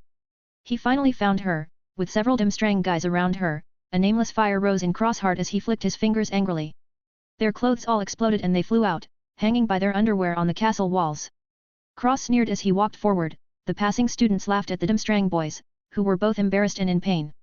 Cross snorted and Luna smiled at him saying a bit much, no. Cross scoffed, if you weren't here it would be worse. Luna giggled and tilted her head as she said mysteriously, can I help you, champion? Cross bowed and extended his hand as he said, would you like to go to the Yule Ball with me, Ms. Lovegood? Luna smiled beautifully and took his hand as she said graciously reluctantly. Cross smiled brightly and said, sorry, you have to suffer. Luna laughed and Cross smiled happily. A few days later, Cross was standing outside the Great Hall.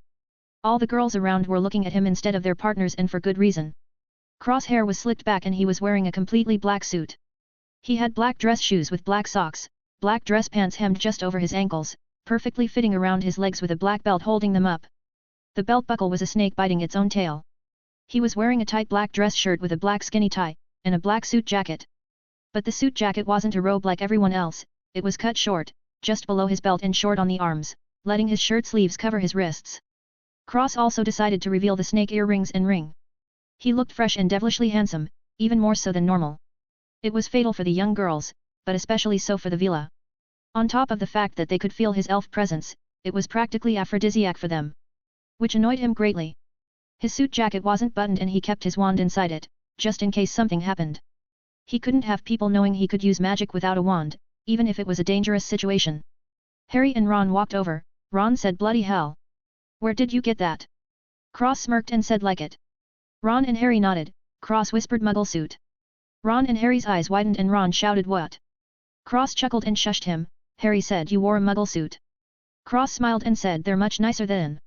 He looked at Ron and added, well anyway, I assume you must have found someone. Ron almost cried and Harry said, yet. Speak of the devil, 2 girls walked up and said, Ron, Harry. They looked at Cross, who ignored them, before going back to Ron and Harry. McGonagall came over and said, oh Potter, Greengrass. Good you're here. Cross, where is your partner? Cross looked around and said, she'll be here soon. I think. McGonagall nodded and she looked at Ron before saying, Weasley. Well, you can just go on ahead with Ms. Patel. Cross could have sworn he saw Ron shed a tear as he left with his partner. McGonagall looked at Harry and Cross as she said, are you both ready? Harry asked, ready, Professor. McGonagall said, to dance of course. It's tradition for the 3-4 champions to dance before everyone else. She saw someone else and went over saying, oh there you are. Cross looked at Harry and said, good luck, Harry. Harry smiled wryly and said, where is you date? Cross sighed and said, I actually don't know. Harry's partner said, wow, they're beautiful. Harry looked at Cho and nodded in agreement as he said, she sure is. Cross smacked his shoulder and pointed behind him. Harry turned around and was stunned before swallowing dryly. Cross was tongue-tied as he stared at Luna. She was absolutely gorgeous. She was wearing a pink dress, that was tied around the top and trailed behind her. Her hair was done up and curly and the necklace Cross gave her was showing, shining brightly.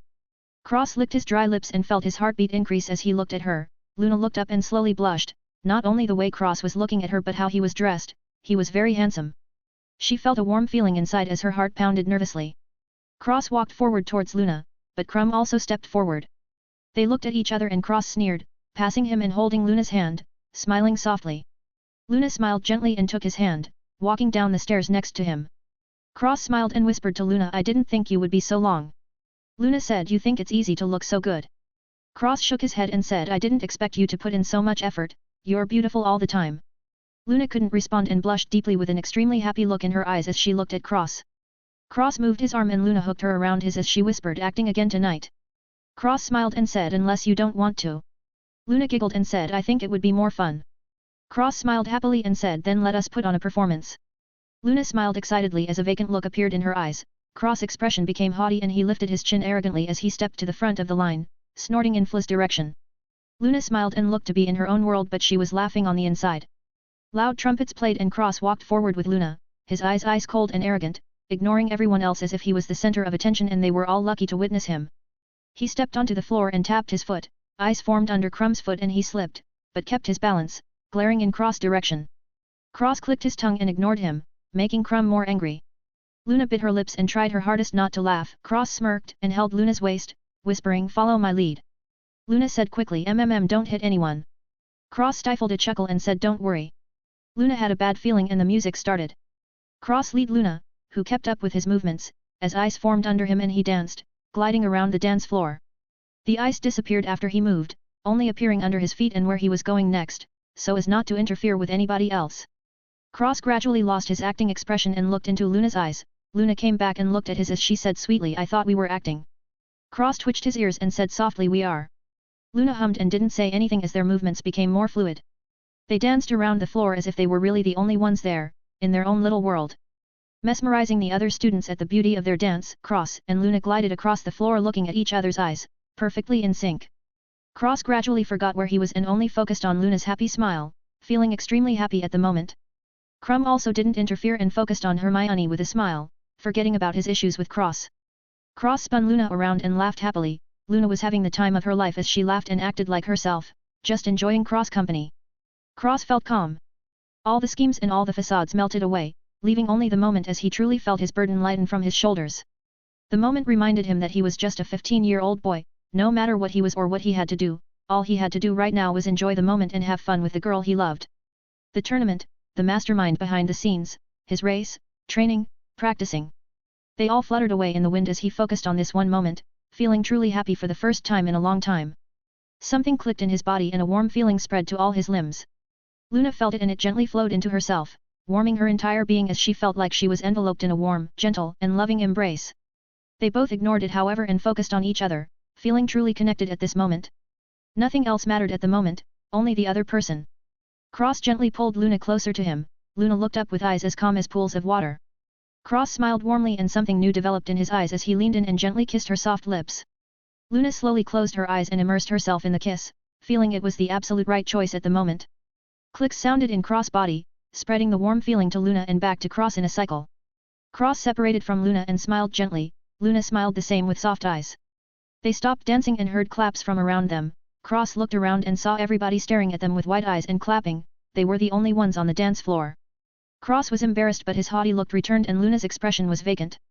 Cross led her to a table and they sat down alone as the rest of the students started dancing, occasionally glancing in Cross and Luna's direction. That was the most beautiful dance they had ever seen in their lives. 35. The Yule Ball 2. Cross sat next to Luna and held her hand, caressing it with his thumb as his fingers were intertwined with hers. Luna was leaning her head on his shoulder as they looked at the dance floor. The others were still dancing to the classical slow music. Cross closed his eyes and felt like he could see everything in a 5-meter radius around him. Luna smiled and squeezed her hand as she said, I can do the same. Cross opened his eyes and said, oh. Luna smiled as she said, it seems you passed some of that to me. It's truly powerful. Look, that girl in the blue is about to trip. Cross looked and a second later the girl in the blue really did trip. Cross smiled and said, I'm glad. Luna looked up and said softly, Cross. Cross looked down and smiled softly as he said yes. Luna smiled happily and said, that was the best moment of my life. Cross smiled warmly and replied, me too, Luna. He leaned in and kissed her lips softly. They both heard a cough from behind them. Cross ears twitched and he separated saying, yes, Professor. Luna smiled softly and looked away. McGonagall said, as much as I am happy for you too, I would like to remind you there are still rules here. Public displays of affection are not forbidden, but please find a place for privacy. Cross chuckled and nodded. McGonagall smiled and added, other than that, the champion and partner table is at the front. Cross smiled and brought Luna, following McGonagall to the champion's table. Cross sat down and looked across him. his smiling face warped into a sneer as he said, hopefully there's food for the rest of us if you're at the table, eh? Crumb crushed the fork in his grip as he said, don't worry, I left you extra. You look like you need it. Do they not feed you at Hogwarts? Cross chuckled and retorted, they do, which is why I don't have to hunt my own food in the wild. As he picked food from the plates normally as if he didn't just call Crumb a savage. Luna grabbed his arm and said, oh. Don't pick the pork, it's full of truffle thwumps. Cross skipped past the pork and threw the beef to Luna's plate instead. Crumb sneered and said, nasty things those truffle thwumps. Cross chilled, an arm flashed to Crumb's neck as his red eyes glowed dangerously, the fork glowed green as Cross said, you can come for me. If I hear another word about her.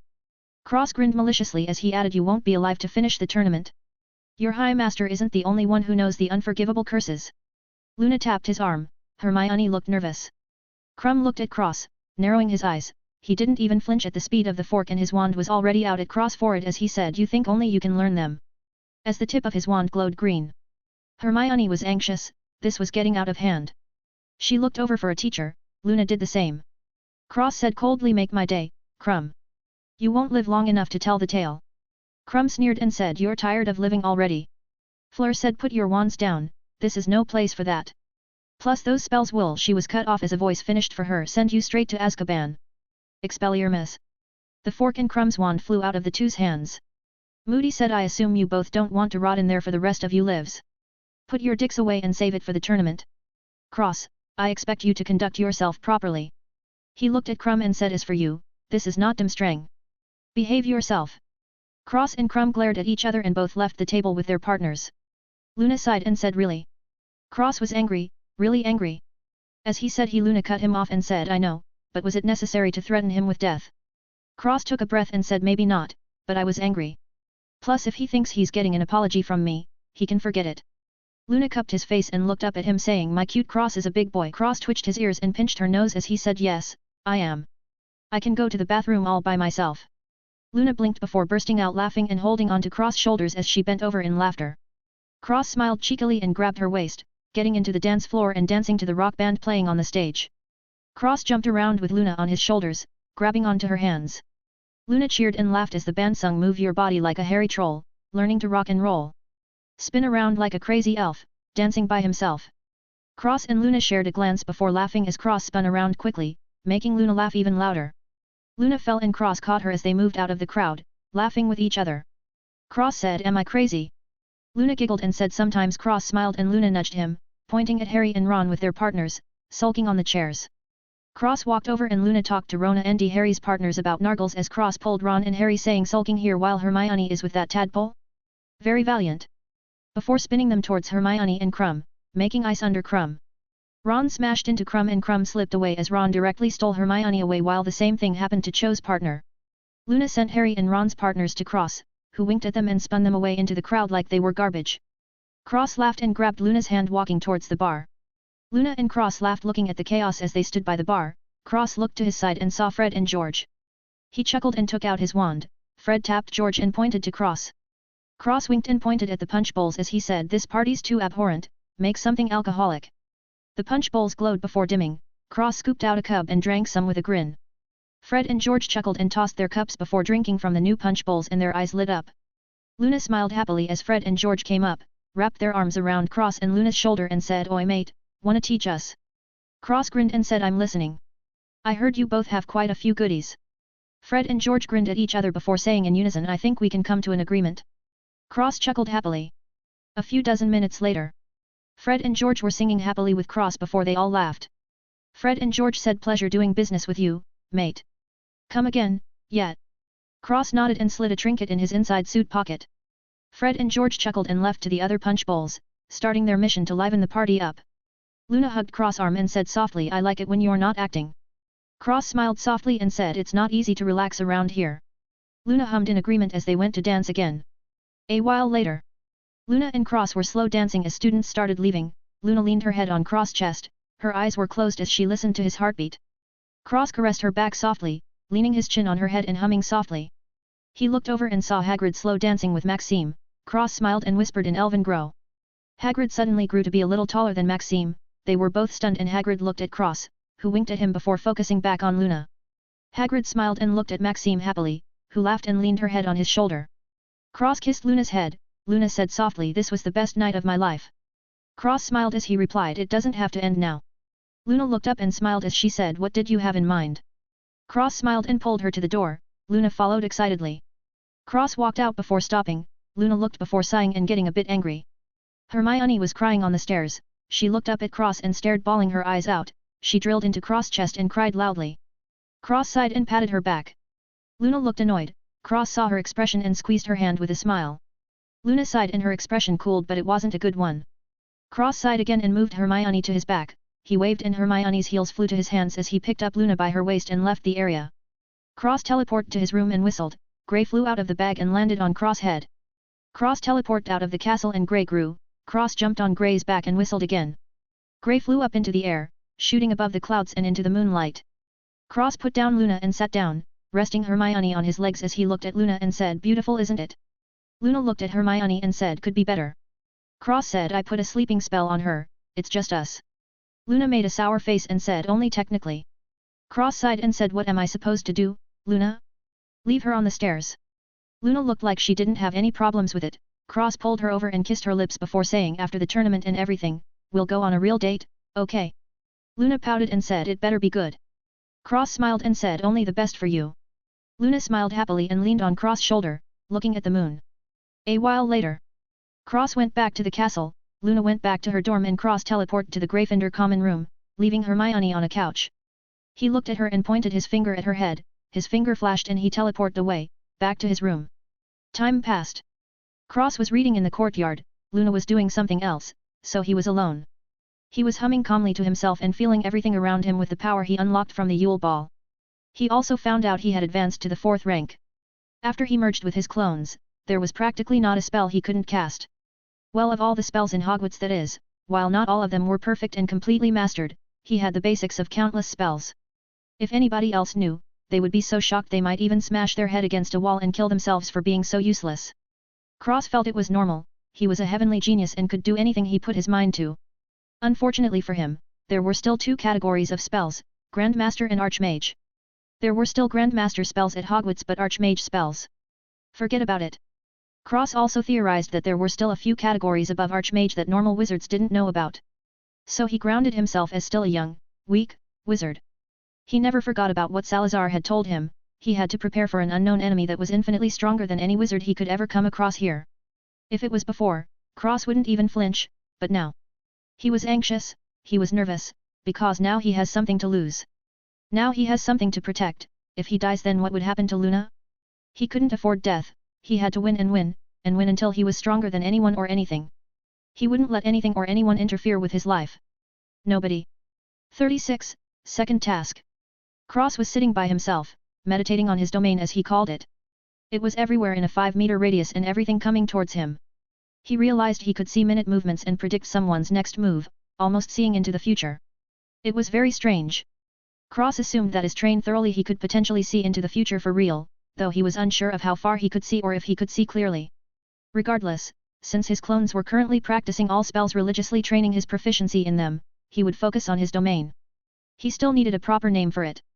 Anyway, while Cross was practicing, Harry and Hermione came up to him. Hermione had an unknown look in her eye, looking at Cross, while Harry just looked at Cross with hope. Hermione remembered last night's events clearly. After she cried on Cross, she slowly fell asleep and had a very happy dream. Her feeling towards Cross skyrocketed, though she knew that he wasn't interested in her, which made her sad. Regardless, she didn't bury her feelings and held onto them tightly, not letting go at all. Hopeful that maybe, just maybe, in the future things would change. Clearly torturing herself, something Cross didn't know. However, even if he did know, would he care? The answer was no. He didn't have feelings for her, and he didn't care if she liked him.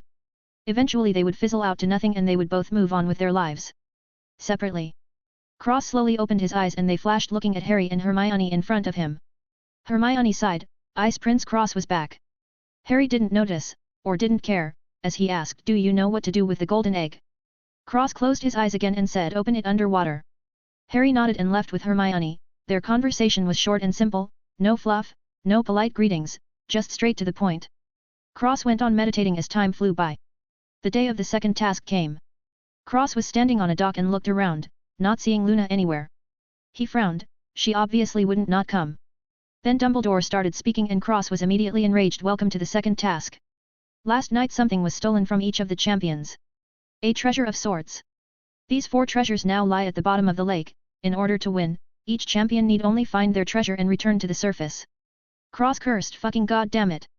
He took off his shirt, revealing his upper body, leaving only his shorts with a wand holder on his calf. Dumbledore continued, simple enough, except they will only have 1 hour to do so and 1 hour only. After that they'll be on their own, no magic will save them. You may begin at the sound of the cannon. The cannon went off and Cross dived into the water immediately. Cross cast a bubble head charm and put his wand away as transparent wind strings swirled behind him, shooting him straight down like a rocket.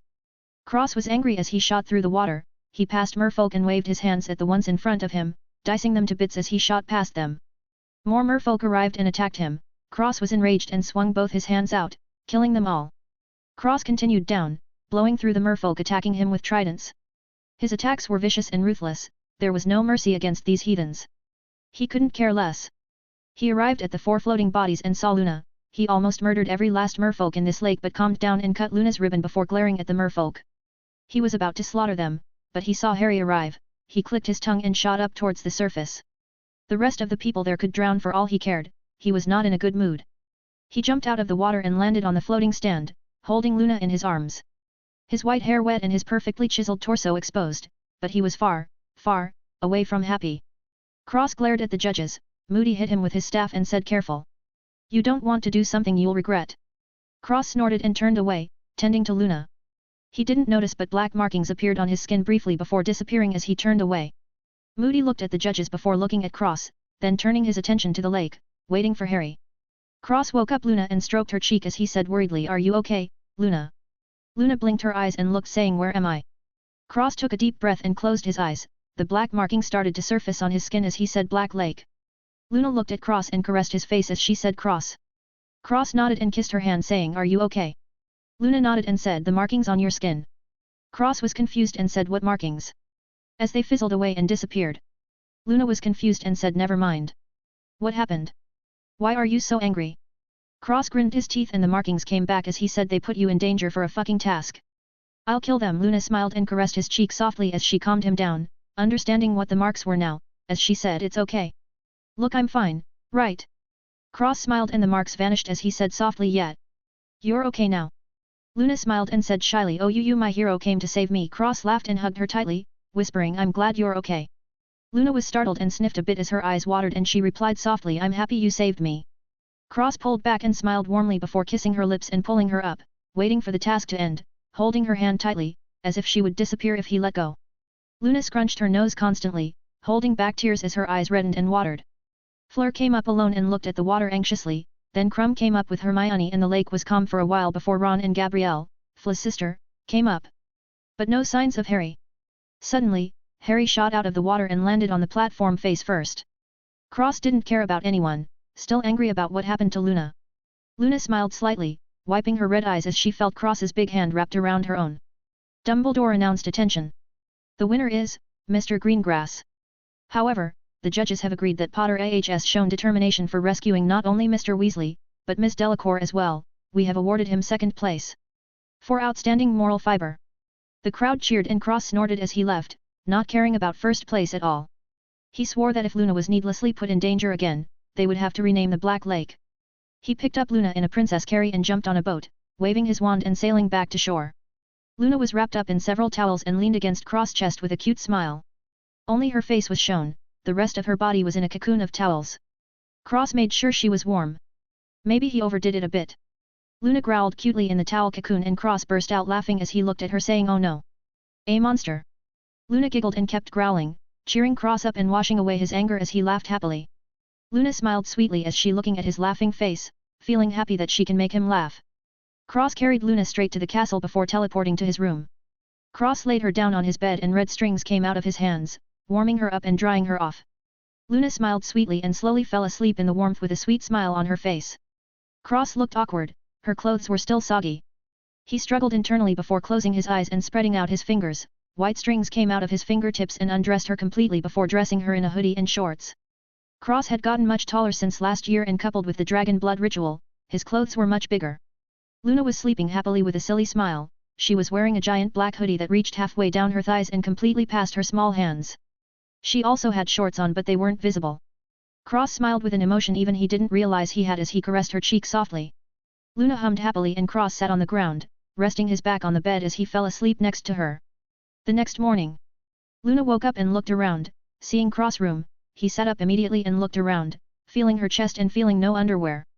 She blushed a deep shade of red, noting that she was wearing his clothes. She looked to her side and sighed softly as she saw Cross sleeping on the floor, still in his swimming shorts. Luna crawled to the side of the bed and looked at Cross' peaceful sleeping expression. He caressed his cheek softly with a warm smile, moving to his ears and running her fingers over them, giggling softly as they twitched at her touch. She leaned forward and kissed his forehead as she spoke softly, "My sweet elf hero," her voice barely above a whisper. She laid on her stomach, watching him sleep before slowly falling back asleep with her hand touching his cheek. A while later, Cross woke up and touched Luna's hand that was on his face. He looked up and saw Luna sleeping with half her body off the bed. He smiled softly and got up, moving her to the middle of the bed before going to take a shower and change. When he came out, Luna was sitting on her heels and rubbing her eyes as she yawned, revealing sharp canines, just like him. Cross smiled warmly. The sharp canines were from the dragon blood ritual, but Cross thought they were cute. He walked over and said, "Breakfast." Luna nodded with half-open eyes. Cross almost ate her, she was so cute. He held back from his strange impulse and threw her on his back, slipping slippers on her small feet, before teleporting out of the room. Cross carried Luna to the dining hall while yawning himself. He walked inside and was assaulted with cheers and applause. He was startled awake and frowned as he winced, shouting enough yelling. "Fuck, it's so early in the morning, don't you all have something better to do?" The cheers quieted down as the students started chuckling. Cross grumbled and walked to his seat. Surprisingly, Harry, Hermione, and Ron were there as well. Cross put Luna down and sat next to her as he started eating. Well, more like shoveling food into his mouth. Ron quipped, "Blimey, have you not eaten for a week, lad?" "Blood hell."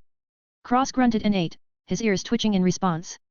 Hermione threw a sour look at Luna before eating. Luna noticed and a sneaky grin appeared on her lips. Hermione didn't see because the hood basically covered her entire head. A few minutes later, Cross stretched his back as he yawned and said, "So? When's the next event?" Harry said, "Tomorrow." But he looked troubled by something. Cross said, "So soon? What's the rush? I thought we were supposed to have a scrimmage against Krum." Krum grunted from another table. Cross took a knife and waved it around saying, "You know, I really doubt he can even ride a broom. Maybe it was all just a show." Krum slammed the table with his fist and the knife slipped out of Cross' hands. It flew through the air and sliced Krum's plate in half, stabbing into the table right in front of him. Krum stood up and said, "I can't take this anymore." As he took out his wand, Cross spun around whipping his wand out as he grinned madly, "I was waiting for you to say that." Stupefy. The students went silent and Krum waved his wand deflecting the spell as he waved his wand severing. A yellow half-moon shot towards Cross, who waved his wand blocking the spell as he swung his wand around in a circle. A long fire whip came out of his wand and he cracked it towards Krum before saying, "Transform." The fire whip twisted into a snake and flew towards Krum. Cross jumped on the table and snapped his wand at Krum saying, "Ice falls." Ice appeared over Krum. Cross pointed to the side and said, "Grim scythe." A dark grey scythe appeared to Krum's left. Cross pointed to the other side as she said, "Holy sword." A white sword pointed towards Krum on the right. Cross smashed his wand down and said in Elven Hydra. Under Cross a stream of fire appeared. It lifted him up in the air as 8 more streams flew out and formed a 9-headed Hydra. Each head was a different color: blue for ice, red for fire, white for light, dark grey for dark, green for life, grey for metal, yellow for lightning, transparent for wind, and finally purple for poison. Cross looked down as the great hall was a complete mess now. The Hydra roared at Krum and Cross sneered from above.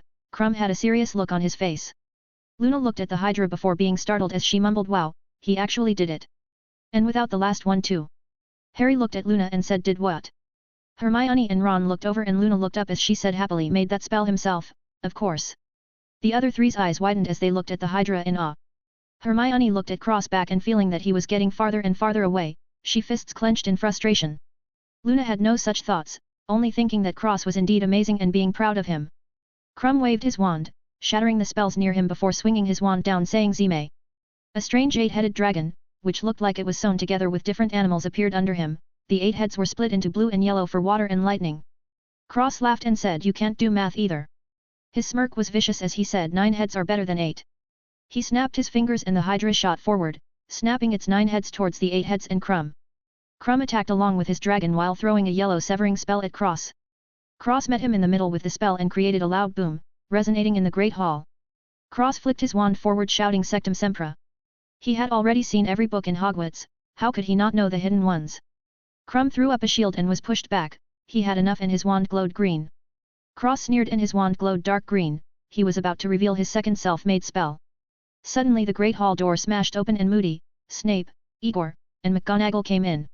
McGonagall was infuriated and shouted enough. Moody directly pointed his wand forward dispelling Krum's dragon. Snape waved his wand and shot a orange light at the Hydra. Cross looked at Snape with narrowed eyes, McGonagall shouted again Mr. Greengrass. Enough. Stop right now.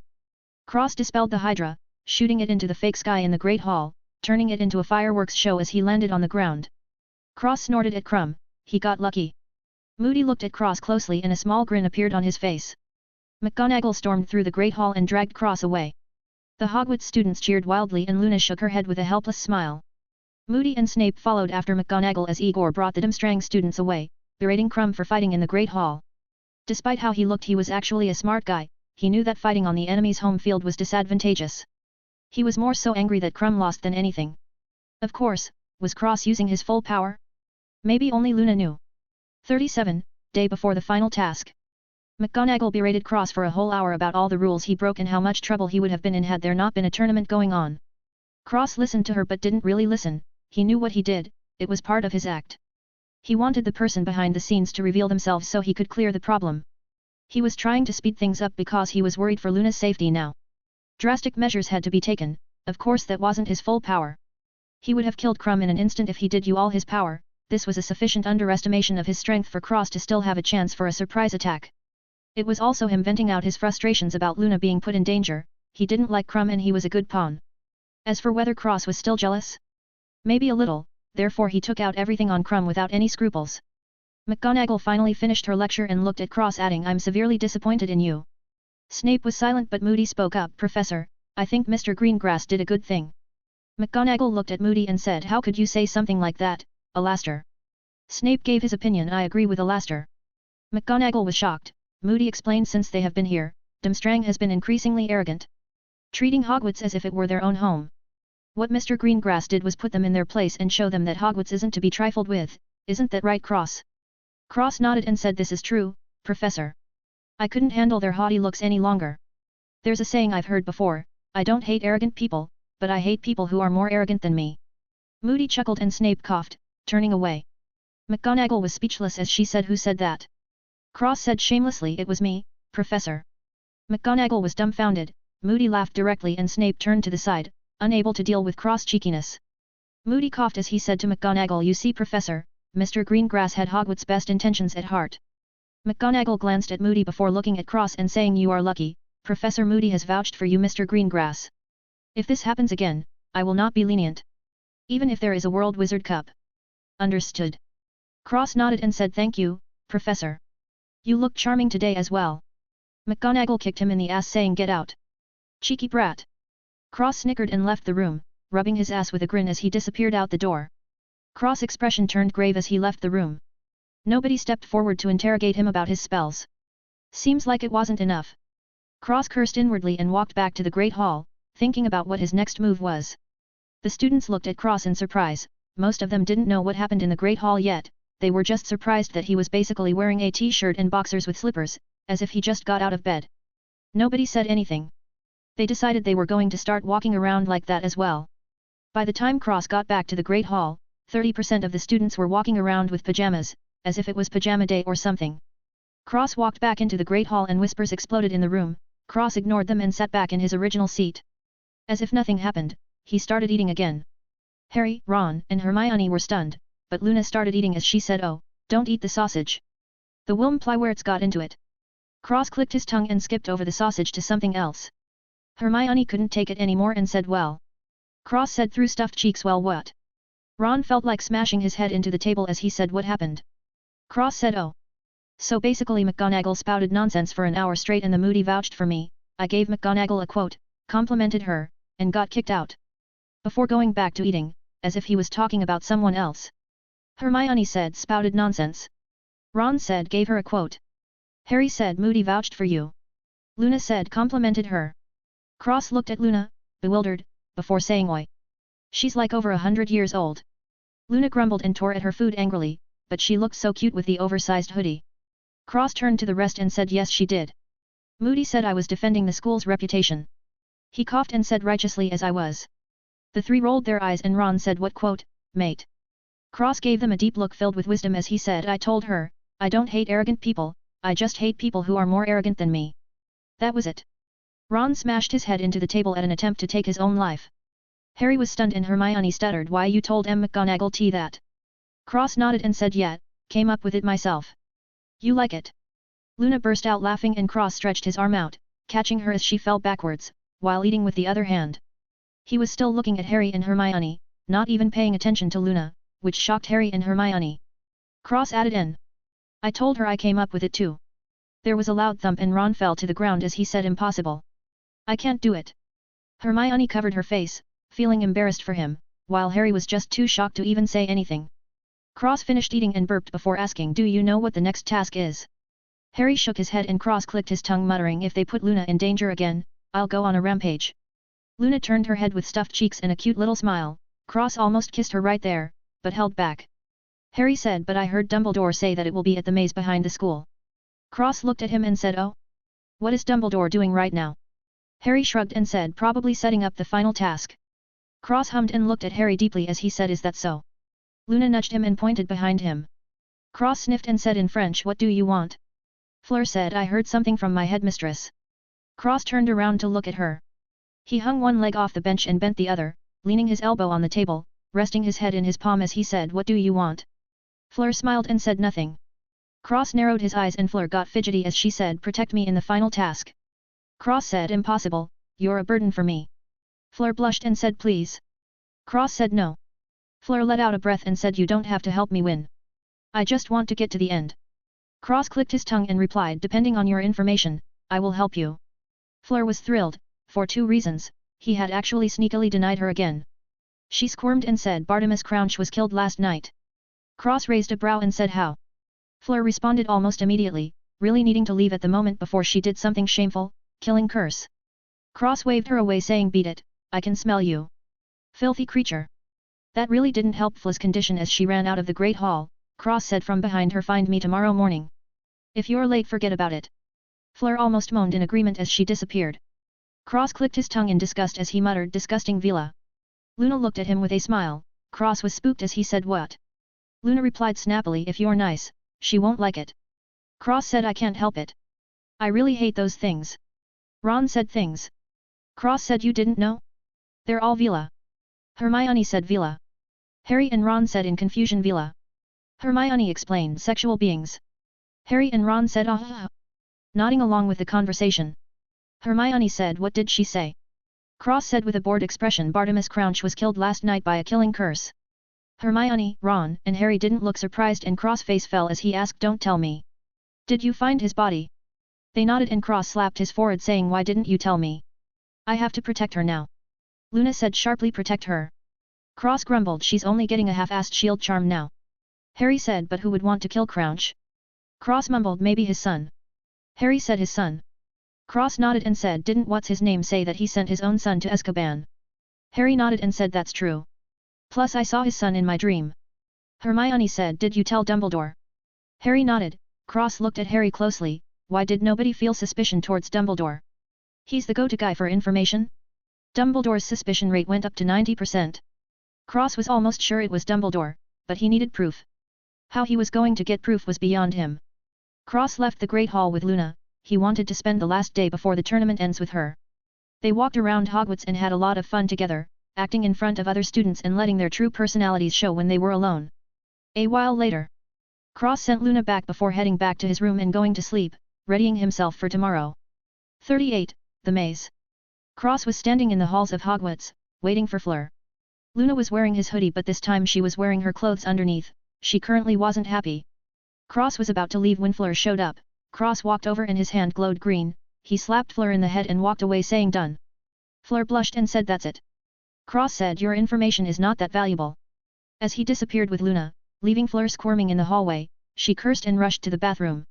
Cross walked to the maze with Luna, who hugged his arm and said good luck. Cross smiled and puffed his chest as he said don't worry I will win. 100% Luna smirked and said N. Acting so early in the morning.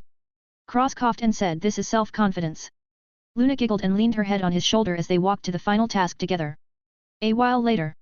Cross kissed Luna and sent her to the stands before walking forward with the other three towards a platform as the band started playing music. Dumbledore stood on the podium and said earlier today, Professor Moody placed the Triwizard Cup deep within the maze. Only he knows its position. Now as Mr. Greengrass the crowd cheered wildly, Dumbledore continued is first, he shall get a head start. Followed by Mr. Potter, Mr. Krum and finally Ms. Delacour. The crowd cheered again. Dumbledore raised his hand and said the first to touch the cup will be the winner. Now, I've set up staff to patrol the perimeter. If at any point the contestants want to withdraw from the task, he or she will only need to send up red sparks with their wands. Contestants, gather round. The 4 contestants circled around Dumbledore as he said in the maze, you will not face dragons or creatures of the deep. Instead you'll face something even more challenging. You see, people change in the maze. Oh, find the cup if you can, but be very wary, you may just lose yourself along the way. He stepped back and shouted champions. Prepare yourselves. Cross looked at Dumbledore deeply before walking to his starting position. Dumbledore said on the count of 3 the cannon went off and Dumbledore looked at Filch with a tired expression. Filch just shrugged and Cross walked into the maze, without a care in the world. A while later. Cross was still walking at a leisurely pace as he heard terrified screams around the maze. Cross hummed a song and the maze bushes gently brushed against his face, he smiled and touched the bushes softly. The maze was a living plant, and an old one at that. Very strange thing these maze plants. They start out as a small bush and after years and years they grow into their own mazes, each and every one of them truly unique. Cross wanted to take a seedling but unfortunately the maze said that it didn't have any left, they all flew away to plant themselves. Cross felt it was a pity but not to matter, he kept walking forgetting about owning a gigantic maze of his own. Cross continued to walk around the maze, not really looking for the cup. He was more interested in the actual maze itself, he wondered how old it was, must have been at least 1,000 years old right? He couldn't see the size but he assumed it was massive. As he kept walking, he saw Harry tangled up in some branches, Cross waved his hand gently and said in Elven not him. The branches receded and Harry was set free. Harry got up and said thanks. Cross said no problem. Harry smiled and said follow me. Cross thought he found something interesting and followed Harry, who was surprised the maze didn't move at all this time, it was completely calm.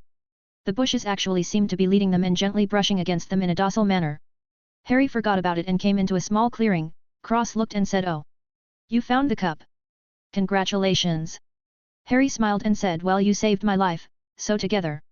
Cross was surprised and said you can just win. Harry retorted I wouldn't be alive to win if you didn't come by. Cross laughed and said fair enough. He and Harry both grabbed the cup at the same time, before warping away, disappearing from the maze. Cross felt the fluctuations from the cup and entered a dazed state. The fluctuations ended and Cross landed on the ground, on his feet, while Harry fell to the ground. The cup bounced away to the side.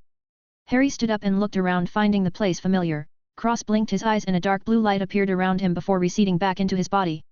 He felt the new element and said space. He smiled happily feeling that this tournament was truly a great thing. He got metal and space from a single tournament. Maybe if there were more tournaments he could get more? Wishful thinking.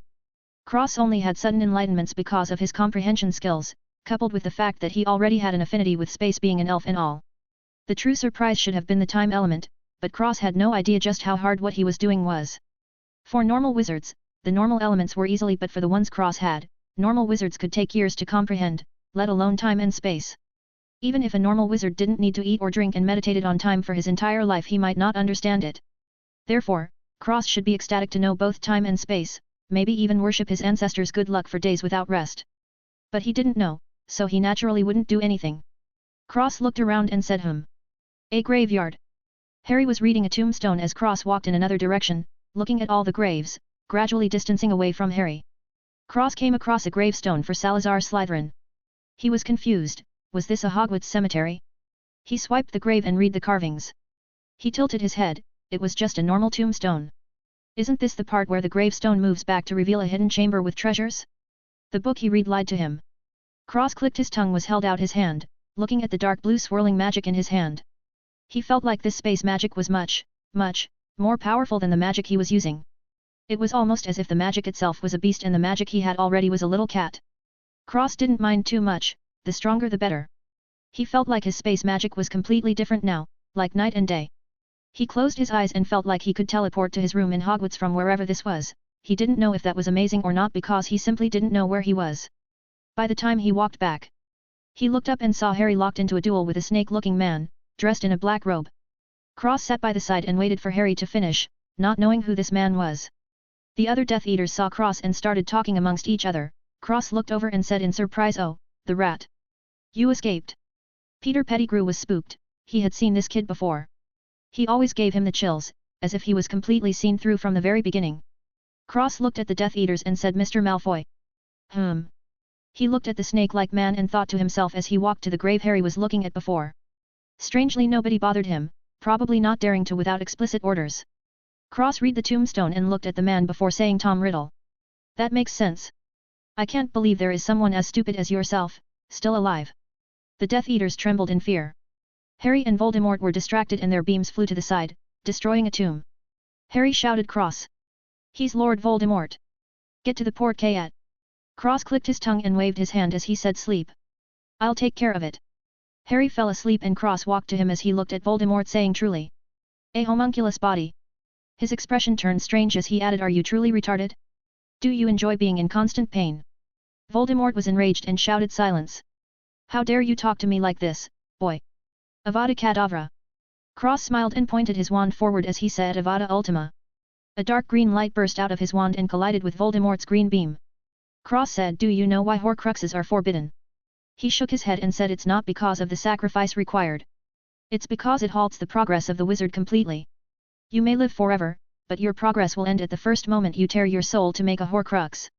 Voldemort was silent and Cross continued, "Unfortunately there's no cure for this. Seeing as you can't replenish your torn soul, nor can you strengthen it anymore, you're finished. Sure, you might learn new spells but your magical output will never become stronger." Cross tilted his head and sighed, "It's a pity. Judging by what I found in the Chamber of Secrets, you formed a Horcrux at 16, which means you've been this strong at that time. You could have become a legendary wizard, yet you chose this path." Cross directed the beams to the side and said, "If you don't mind me asking, why even live forever? What is your goal?" Voldemort refused to speak and Cross clicked his tongue as he continued, "I bet it's kill all the muggles, right?" Cross laughed and picked up Harry, putting him on his back as he said, "You're a fool. Wasting your life for such a worthless goal." Voldemort said coldly, "How is this worthless? Wizards should be the only species. Muggles don't deserve to breathe the same air as us." Cross had his mouth wide open as he said in shock, "Are you serious?" Seeing Voldemort was dead serious, Cross burst into laughter, it was loud and mocking, before he said, "Retard. That's the only word I have for you." Cross wiped the tears from his eyes as he said with a chuckle, "With your aptitude, had you not formed a Horcrux and given up on this idiotic task, you may have been able to become a god." Thinking about it again, Cross started laughing and said, "You gave up on godhood to kill people without magic. Ha ha ha ha ha ha ha." Voldemort was getting angrier by the second listening to Cross mocking laughter. Cross waved and said, "Obliviate." The Death Eaters and Peter forgot he was here, Harry forgot that Cross put him to sleep. Cross gave Voldemort a mysterious smile as he said, "There are schemes going on in Hogwarts as well, you would do well to leave me out of yours. Kill Harry Potter, don't kill him. I don't care, but if you involve me." His tone turned as cold as ice as he said, "I guarantee killing muggles will be the furthest thing from your mind." The cup flew towards him and he grabbed it, warping away with Harry. Voldemort shouted in anger and destroyed several graves. He calmed down and snorted, "He must kill that boy." Cross' name was next to Harry Potter's on his death list, he wouldn't stop until he was dead. 39. Superb actor, Cross Greengrass. Cross returned to the front with Harry. He dropped Harry to the ground and held the cup in his hands, still chuckling. Harry sat up and said, "Return." Cross looked at him and said, "Oi, mate. We're back, you fainted right after telling me to get to the Portkayat. Quite troublesome to bring you back actually." Harry looked around and shouting, "We're back? We escaped." Cross pulled him up and patted his back saying, "Yeah. We're safe now." Harry let out a breath of relief. The surrounding people felt something was wrong with Harry's shouts. Dumbledore said, "What happened, Harry?" Harry said, "V Voldemort. He's back." The crowd started screaming in fear and the people started panicking. Dumbledore was silent. Moody took Harry away. Cross looked at him for a moment as he flashed a smirk before moving past the teachers with the cup in his hands, looking for someone to announce his victory. Luna was sitting in the stands and clapping by herself as everyone scrambled away, fleeing from the scene. As such, Luna was the only one in the stands. Cross looked over and bowed to her as he said, "Ah, my loyal fans never cease to amaze me." Luna giggled and cheered by herself. Cross chuckled and looked around, only seeing a few teachers left, they were discussing something with the Minister of Magic. Cross sat in the stands next to Luna and showed her the cup, telling her about his meeting with Voldemort as well as his time in the maze, and his disappointment that there were no treasures in Salazar's grave. Luna listened with a smile and was a bit angry when they were interrupted. The Minister of Magic, Cornelius Fudge, coughed and said yes. Congratulations, young man. May I have the cup please? Cross handed him the cup and Fudge added what happened. As he took the cup, Snape and the other teachers perked their ears, while Dumbledore examined Cross very closely. Cross put on a scared look and stuttered, Minister, it was horrible. His shoulders started shaking and Luna patted his hands, making it look like she was calming him down. Cross took a deep breath and said we got to a graveyard because the cup was a portkey. There the Dark Lord was waiting. He tried to kill me but Harry stopped him. Without Harry, IW would be alive. Fudge patted his shoulder softly as he said it's all right, lad. You're safe now. Do you recall what he looked like? Cross gulped and put on a terrified look as he said he has snake-like features. And he was draped in a pitch-black robe. He said he was going to kill all muggles and destroy the ministry. Cross trembled and looked at Fudge as he said with a stutter, is it true, Minister? Fudge had a grave expression as he said I'm afraid it is, lad. You showed excellent bravery, you should be proud of your achievements. Not just anyone can meet him and live to tell the tale. McGonagall stepped forward and said I shall take Mr. Greengrass and Ms. Lovegood back to the castle, Minister. Fudge nodded and said very well. He turned back to Cross and said don't worry. The ministry will take care of this, there is no need to be afraid. Cross nodded fearfully and McGonagall brought him and Luna away. A while later. Cross left McGonagall as she had something to do. Luna said do you think they'll believe that? Cross shrugged and said doesn't matter if they do or not. The only one who has to believe it is Fudge. Luna said in surprise you want the ministry to fight him. Cross nodded and Luna said but wouldn't it be better to force Voldemort to attack the school instead? Then you can find out who's behind the things here while also having them be occupied as you took care of the problem. Cross looked at her with a smile as he said because you're here. I don't want you getting hurt. Luna looked at Cross in a daze and mumbled why you? Cross caressed her cheek and said softly as long as you're safe, nothing else matters. Luna's eyes turned red and got watery, she jumped into Cross' arms, wrapping her own around his neck and kissing his lips deeply as tears cascaded down her cheeks, dripping onto Cross' shirt.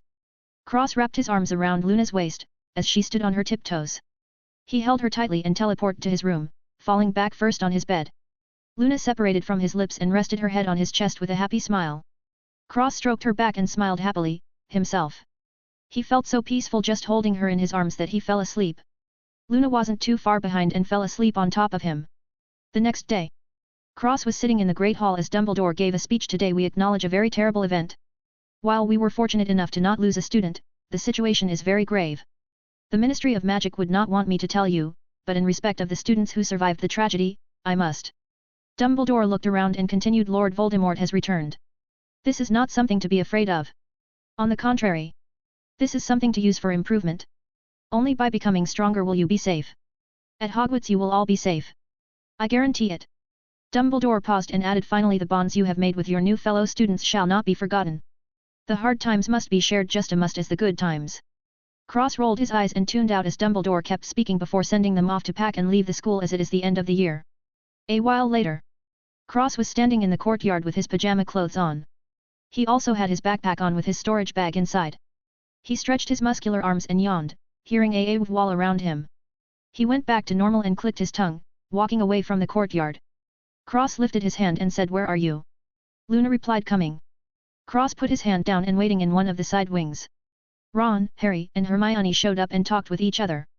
Cross heard Harry say Moody was actually Barty Crouch Jr. Cross said in surprise they found out. Harry looked over and said you knew. Cross shook his head and said I knew he was drinking a polyjuice potion and what he looked like, but I've never seen Crouch Jr. before. How could I know? Hermione said why didn't you say anything? Cross shrugged and said why should I say something? That class was much more interesting with him teaching it, also I don't know if you know, but he was actually a good teacher. What was he before? Harry said a Death Eater. Cross clicked his tongue and said shame. He was interesting. Ron said interesting. Blood hell, if he's interesting then Voldemort himself but excite you. Cross chuckled and said he's better than Snape for sure. The three chuckled a bit before hearing a cough. They turned and Snape said mind your tongues. Before you lose them. As he left. The four watched him go before laughing when he was completely gone. A few minutes later. Luna showed up with her bags and Cross smiled as he said ready to go. Luna nodded and Cross said goodbye to Harry, Hermione, and Ron before leaving the school and going home. 40. Summer Trip Foot. Luna. Cross skipped the train and just teleported home, holding Luna's hand. He still didn't understand why she wanted to go to his house, but here we are. Cross walked inside and Luna followed him, looking a bit shy and nervous. Grundle appeared in front of Cross and bowed saying Your Highness. Cross waved and said we have guests. Grundle's eyes lit up, looking at Luna, as he said my queen. Luna blushed and said I'm not a queen. Grundle smiled and said of course, of course. Let me take you bags. Before taking her bags and teleporting away. Cross walked through the house and walked into the kitchen, he flicked the lights on and almost had a heart attack as Marcus, Alyssa, Astoria, Daphne and Draco shouted congratulations. Cross jumped in shock, not expecting this. Marcus laughed and said happily My own son, a Tri-Wizard champion. Ha ha ha. Alyssa elbowed him and pointed at Luna. Marcus was stunned before a cheeky smile appeared on his face. Cross cursed fuck. I almost died. Daphne, Astoria and Draco laughed and started talking to him, while Alyssa kidnapped Luna towards her, talking to her happily. They celebrated for a long time before everyone went to sleep, or in Draco's case, home. Cross brought Luna to his room and closed the door on the rest of them, grumbling vultures. Luna giggled and sat on Cross' bed, swinging her legs with a smile. Cross let out a breath and turned around saying a handful aren't they? Luna smiled as she said they're not too bad. I quite like them. Cross smiled and said oh, did you? Luna giggled and nodded with a beautiful smile. Cross shook his head with a smile and sat on his bed, taking out a map from his storage bag as he said where do you want to go? Luna tilted her head and said you're taking me around the world. Cross smiled softly and said I still owe you a date from the Yule Ball night. Luna smiled sweetly before closing her eyes and waving her finger around wildly. Cross moved the map around and Luna poked the map. They both stopped and Cross looked as he said Canada. Specifically. Montreal. Good choice. Luna was excited and said I haven't been to Canada before. Cross smirked and said me neither. Let's go. Luna was stunned and said right now. Cross chuckled and picked her up, threw his beast bag on his back and jumped out of the window, leaving a note for Marcus. Cross jumped on his strings into the air, disappearing into the night. Luna held his neck as she said in awe your strings can attach to clouds. Cross smirked and said who's better than me? Luna giggled and leaned her head on his chest as she said Harry Potter, Voldemort, Snape, Dumbledore, Merlin, McGonagall, me. Cross' face was black as Luna went on and on. He said snappily which eye of yours is seeing that these people are better than me? Luna pointed at her right eye and said this one. Cross laughed and said maybe you should get it checked. I'm the best there ever was. Luna rolled her eyes and smiled softly, agreeing in her heart but not voicing it out. They traveled to Canada and spent their entire summer there, going on dates, buying things from both the Muggle world and magical world there. They went to every attraction and even a zoo of magical beasts. While walking around at the zoo they bumped into an interesting person. Cross bumped into an older man holding a briefcase. The briefcase fell to the ground and opened as a creature popped out and ran away. Cross was shocked and whistled. Grey flew out of Cross' bag and grabbed the furry creature, bringing it back to the briefcase. Cross smiled apologetically as he said I'm sorry. The man smiled and said not to worry. These things happen, the little buggers always try and escape. He looked at Grey and said is that a horntail? No. Cross looked at the man's briefcase and said excuse me. Is that a beast bag? The man looked at Cross and said now that you mention it. Is that backpack just like my briefcase? Cross and the man looked at each other in shock. Luna smiled and hugged Cross' arm feeling it was funny. What are the odds? Cross stretched out his hand and said Cross, nice to meet you. The man laughed and shook his hand saying Newt's commander, likewise. Might I see your beasts by chance? Cross smiled and nodded. Grey threw the creature back into Newt's briefcase and landed on Cross' head, feeling that it was nice to get some fresh air. Cross and Luna followed Newt to a house and Cross jumped into his bag with Luna and Newt. Newt landed on the ground and whistled as he said it's true. You used atmospheric charms. Cross nodded and said yeah. The separate habitats are all occupied by only one. He whistled and Newt watched as Blue, Selena, Carl, and Grey flew over. Unfortunately he hadn't seen Buckbeak for a while. Cross hoped he was doing all right. Newt was amazed by the beasts and said is that a basilisk dragon? Cross smiled widely and said the only living one. Selena. Selena came over and nuzzled on Cross' face.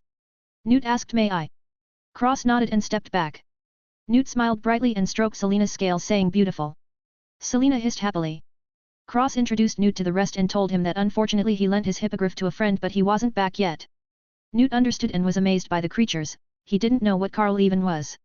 Cross confessed that he didn't know what Carl was either, but explained that he was a normal badger before. Due to a tricky situation, Carl had come into contact with a unicorn horn and now looked like this.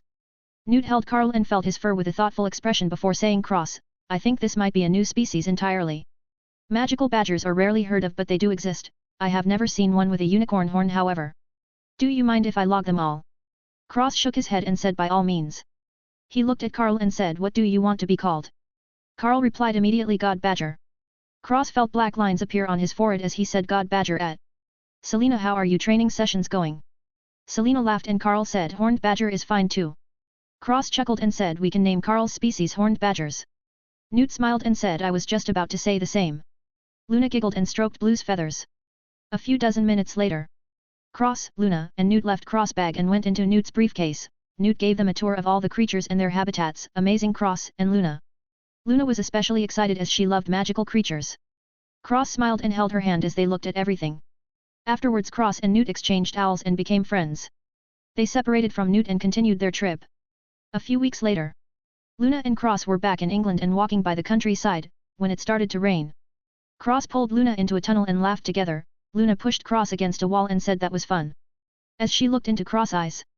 Cross caressed her cheek and said I'm happy you had fun. Luna hummed and kissed him. Cross closed his eyes and wrapped his arms around her waist, hugging her closer as they locked lips passionately.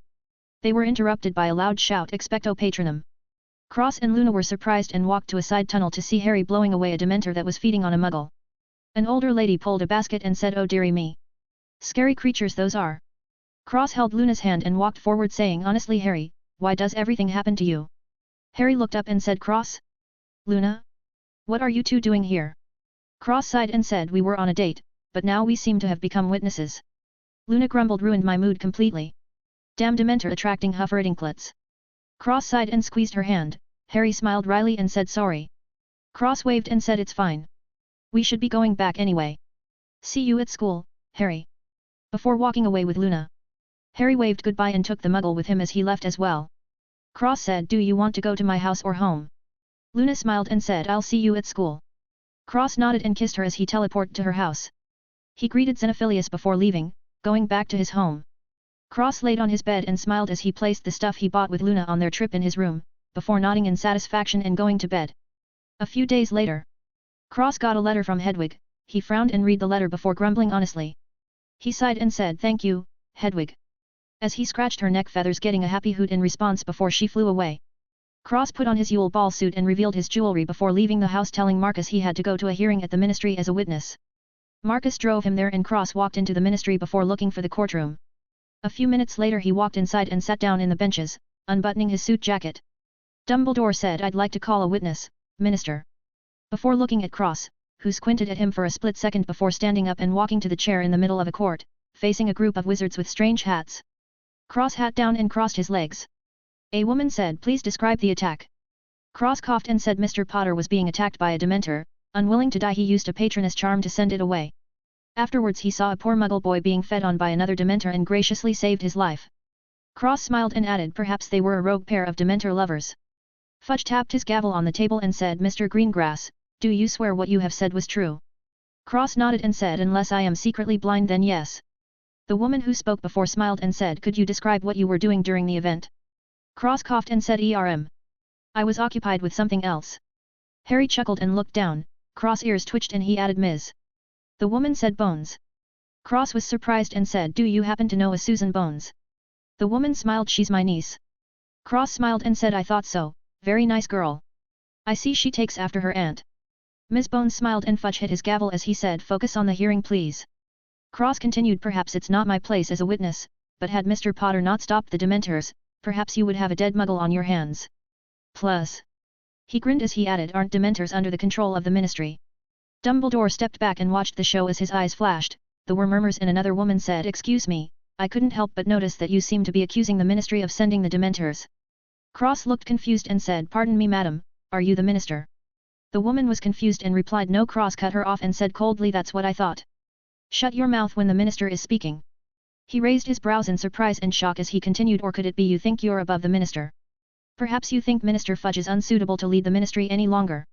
Cross made an angry face as he berated I'll have you know, Minister Fudge is a very good man, who cares about the younger generation of wizards. He took it a step further and directly blamed her as he said could it be you're putting Minister Fudge in a poor spot with the laws, forcing him to go so far as to expel a young man who saved a life, Purely out of your own selfishness and greed for the Minister of Magic position.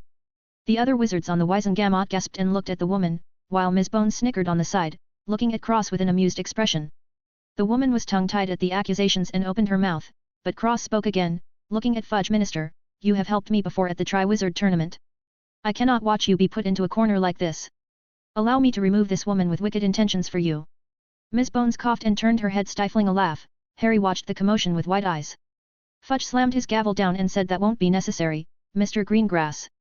While I appreciate your kind intentions, Ms. Umbridge has no such plots. Cross smoothed out his suit as he nodded and replied, very well. Ms. Bones decided to put an end to the hearing before Cross acted up again as she said, those in favor of conviction. Nobody raised their hands. After everything Cross just said, they would really look like they were trying to get rid of Fudge. Cross had placed him on such a high pedestal, the only other option was to drop the charges, maybe even award Harry for saving a life. Plus none of them wanted to be the next to be accused from Cross' venomous mouth. Ms. Bones smiled and said, those in favor of dropping all charges. Everybody raised their hands at the same time. Cross stood up and bowed slightly to Fudge as he said, have a good day, Minister. Thank you again. Before turning around and leaving the courtroom. Cross looked at Harry and flashed a sly grin before walking out the door and disappearing. He had school soon, he needed to get all his things ready. 41. Carriage Class. Cross sat in a train cart with Luna and leaned against the window happily as they made their way to Hogwarts. Harry, Ron, and Hermione were in the cart as well, and Harry was looking a little worse for wear. Cross ignored them. How Harry felt truly had no effect on him. He only helped Harry out because he was indeed called as a witness. Otherwise, Harry's affairs had nothing to do with him. If Cross was being honest, Harry was involved in so many things at the school and Cross didn't want to jump out and be a hero. Heroes die very quickly. Time passed and soon enough, the train arrived at Hogwarts. Cross got out of the train and walked with Luna to a carriage, sitting down with Luna. They were the only two in the carriage, surprisingly. The carriage started moving and came to a stop behind Harry, Ron, Hermione, and Neville. Harry turned around and was startled as he said, hey? What is that, pulling the carriage? Hermione said, nothing's pulling the carriage, Harry. It's pulling itself as always. Harry was confused and looked at the Thestral. Cross looked over and said, so you can see them now too? Very curious. Harry said, what is that? As he boarded the carriage, Luna smiled and said, a Thestral. Hermione was skeptical and Cross said, you don't remember what I told you a few years ago? Hermione remembered and said, why can't we see it then? Cross stroked the Thestral's neck as he said, you see, only those who have seen death can see them. He looked at Harry and added, or by some special circumstances. Ron asked, seen death? Cross nodded and said, I could kill someone in front of you if you would like to see them. He had a slight smile on his face, but the others felt it was a chilly smile. Luna giggled and said, don't scare them. The grumbly frumps will get them. Cross smiled and said, never mind then. As the carriage started moving again. Hermione looked at Cross and suddenly said in shock, why you haven't? Cross gave her a mysterious smile and said, before you even knew what they were. He chuckled and added happily, I even made my own. Hermione turned white and Ron said, what's he talking about, Hermione? Hermione hesitated to answer, while Cross smiled. She finally said, what I think Cross has done, is created his own unforgivable curse. The others were shocked and Cross answered, very good. I didn't expect anything less from you. It's true, though what it does is a surprise. Luna smiled softly and leaned her head on his shoulder as the others felt a chill and Ron directly said, you're mad. Cross replied, would you rather be using a stupefy spell against a wizard that wants to kill you? He looked at Harry and added, sometimes to live, you have to kill. Harry was silent, but agreed in his heart. After the event with Voldemort, he felt a strange crisis, like things were going to get a lot more dangerous from now on. Cross smiled, feeling Harry accepting his words, while Hermione refused to believe it and said, impossible, how could you kill another person? Cross replied, it's quite easy in fact. I assume you're under the impression you must have negative and hateful feelings to use the unforgivable curses. Cross shook his head before she could answer as he explained, as proven by Harry himself, love is the strongest form of magic. An Avada Kedavra with the intention to protect your loved ones or friends is many times stronger than the same curse fueled by hatred. Hermione, do you know the history behind these curses?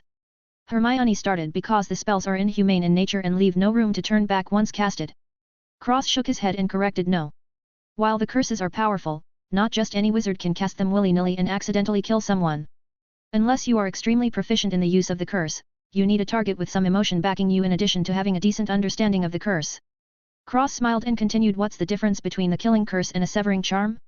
If they hit, they are both deadly. A severing charm doesn't have to be used on clothes, you can bifurcate another human being with it if you are skilled enough in the usage. The problem was that the only wizards to make the curses popular were dark wizards who had the grand idea that killing all the muggles in the world will be a good idea. Cross chuckled and continued once more, truly foolish, obviously they have no idea the muggles outnumber wizards 5 to 1 in population size. Plus even then, the muggles might not lose even if the entire wizarding world started a war with them. He tilted his head, revealing a shocking bit of information, before going back as he said anyway, the ministry banned the curses in 1717 because of what you just said, but that was the reason given, not the actual reason. To even use the curses is a hassle with many steps, you have to be absolutely sure you want it to happen for it to happen. The reason was because they are afraid to put such powerful spells into the common populace's hands. Cross smiled and added, think about it. If the curses are so terrible, why can Aurors use it?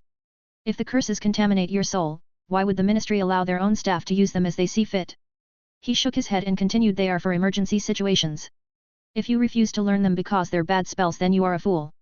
Cross smiled softly and added, there are no bad spells, only bad casters. Ron said, what about the spells that aren't evil? Cross looked at him and asked, do you think most spells are harmless? Ron nodded and Cross pointed at Harry and said, do you remember when I turned you into a duck? Harry nodded, albeit a little reluctantly, he truly didn't like feeling like a duck. Cross smiled coldly and said, if I didn't turn you back, do you think you would come back eventually? Harry was shocked and Ron said, why, you mean Harry could have been a duck forever? Cross smiled again and said, every spell, charm, ward, curse, jinx, hex, etc. are more than they seem on the surface. After all, where do you think magic comes from? Cross laughed and said, do you think magic was created just to light up your houses and clean your floors? The rest chuckled a bit and Cross changed his tone to a cold one as he said, it was for war. The ancient magical species were born with magic and created spells to kill other creatures for territory. They had no need for comfort, the only thing was survival. The other miscellaneous spells originated from the battle spells and became what they are today. Cross took out his wand and said, Lumos. A light glowed on his wand and Cross said, a simple charm, completely harmless. He poked Ron's cheek with the Lumos charm. Hermione, Harry, Neville, Ron, and even Luna were listening carefully. Luna was enamored looking at Cross, she didn't know he had a teaching side to him. It really made her like him even more. Cross smiled and said, light up your way, the simple Lumos charm. Even a beginner wizard could manage to cast one. But... Cross licked his lips as he said, what if you make the light brighter, condense it into a small ball at the tip of your wand? Cross pointed to a tree as the Lumos at the tip of his wand started glowing brighter and brighter, the surroundings getting alike hot as the Lumos light shrank down. Cross said, now what you have is a deadly spell, Lumen Spear. Watch carefully. Cross pointed his wand at the tree and said, Lumen Spear. The small ball of hot white light let loose and a laser the size of the ball shot forward, instantly burning a small hole through the tree and flying off, disappearing into the woods. Cross smiled and put away his wand, the rest staring at the hole in the tree with their mouths wide open in shock. Cross coughed and got their attention as he explained, you see, just because a spell isn't meant to be harmful, that doesn't mean it cannot be used to kill. The reverse is the same, the killing curse can be used to protect as well as harm. He looked at Hermione and took out a galleon, he charred one side and handed it to her saying, there are two sides to everything, Hermione. You and only you, are the one who judges your own actions. Harry saved a life over the summer, but was prosecuted because of underage magic. Cross pointed to Harry and said, had Harry not made a move, he and that muggle would have died, but using magic is against the law. Was Harry supposed to just let himself die? Hermione shook her head and Cross nodded as he continued, then how about we flip the situation? Harry and his future wife are walking down the street. A group of dark wizards surround them and start throwing Avada Kedavra spells at him and his pregnant wife. This is a dire situation, wherever movement, second, and sound can make a difference. What does he do? Hermione was startled and started thinking. Cross cut her thoughts into pieces as he said, time's up, Harry and his pregnant wife are dead. Hermione complained, I didn't have any time, before catching her thoughts as Cross smiled and said, exactly. That's the funny thing about magic. You don't have any time, spells fly fast. In dire situations you only have a second or less to think. Ron said, all right then. What would you do? Cross said, immediately grab my wife, duck to the ground while throwing a killing curse at one of the dark wizards. While they're stunned, conjure a smokescreen spell and dash over the dead body with my wife, throwing killing curses behind me as I escaped. The others were stunned and Cross explained, I can't die and I won't let my wife die. Therefore the enemy will die. The others were silent and Cross smiled before saying, oh, we're at the castle already. He grabbed Luna's hand and helped her down the cart before saying goodbye to the other four and walking away. Luna looked at Cross and said, you're really perfect. Cross smiled softly and said, you didn't know. Luna giggled and hugged his arm as she said sweetly, I like your teacher's side, it makes me excited. Cross grinned and kissed her as he said, would you like private lessons? Luna blushed and said, if teacher has time. Cross kissed her lips deeply as he said, you are just too cute. One of these days. Luna giggled like a silly little girl, over the moon in happiness being complimented by the one she loves. Cross made a biting gesture, clicking his teeth together at Luna, who stuck out her small pink tongue cutely before giggling. Cross smiled warmly and walked into the school with Luna, preparing to start his 5th year. 42. Infuriating Umbridge. Cross sat at the Slytherin table, only Daphne and Astoria were siding with him. Draco was sitting far away with a heavy expression. Cross was confused and looked at Astoria saying what happened to Draco. Astoria almost started crying as she said we don't talk anymore. We broke up. Before bursting into tears. Cross was shocked and hugged Astoria, glaring at Draco angrily. Draco had a painful expression on his face, but still turned away. Intent on not watching. Cross snorted and felt like things weren't so simple. He felt extreme sadness but also relief from Draco. Well, whatever. It wasn't his business anyway, Astoria would get over it. He hoped. Draco even cured Astoria while doing an animagus ritual so she wouldn't be alone. It was strange for him to suddenly break up with her. Cross confirmed his doubts of something going on behind the scenes. As he patted Astoria's back softly, Daphne was also angry and ignored Draco. Not even really thinking there could be something else going on. Her expression was cold as ice and she hated Draco for hurting her sister. Cross sighed and placated Astoria as Dumbledore started speaking. Good evening, children.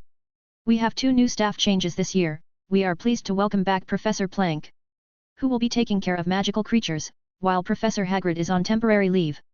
We are also welcoming our new Defense Against the Dark Arts teacher, Professor Dolores Umbridge.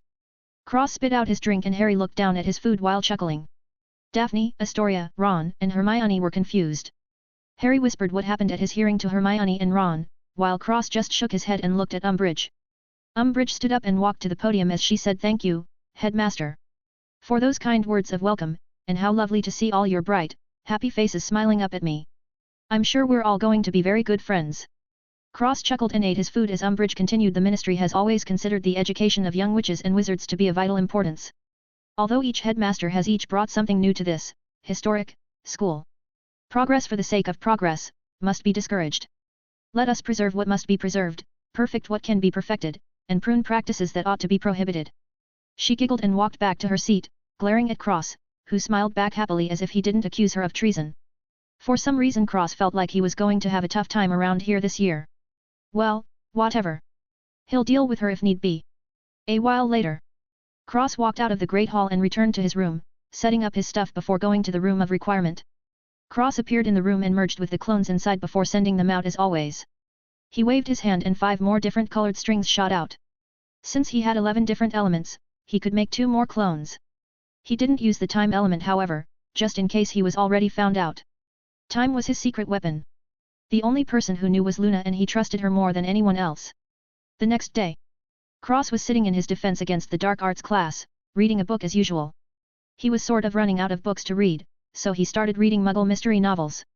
As usual, Hermione's seat was next to his. He wondered if this was on purpose. Why in every class he had, Hermione was his desk mate.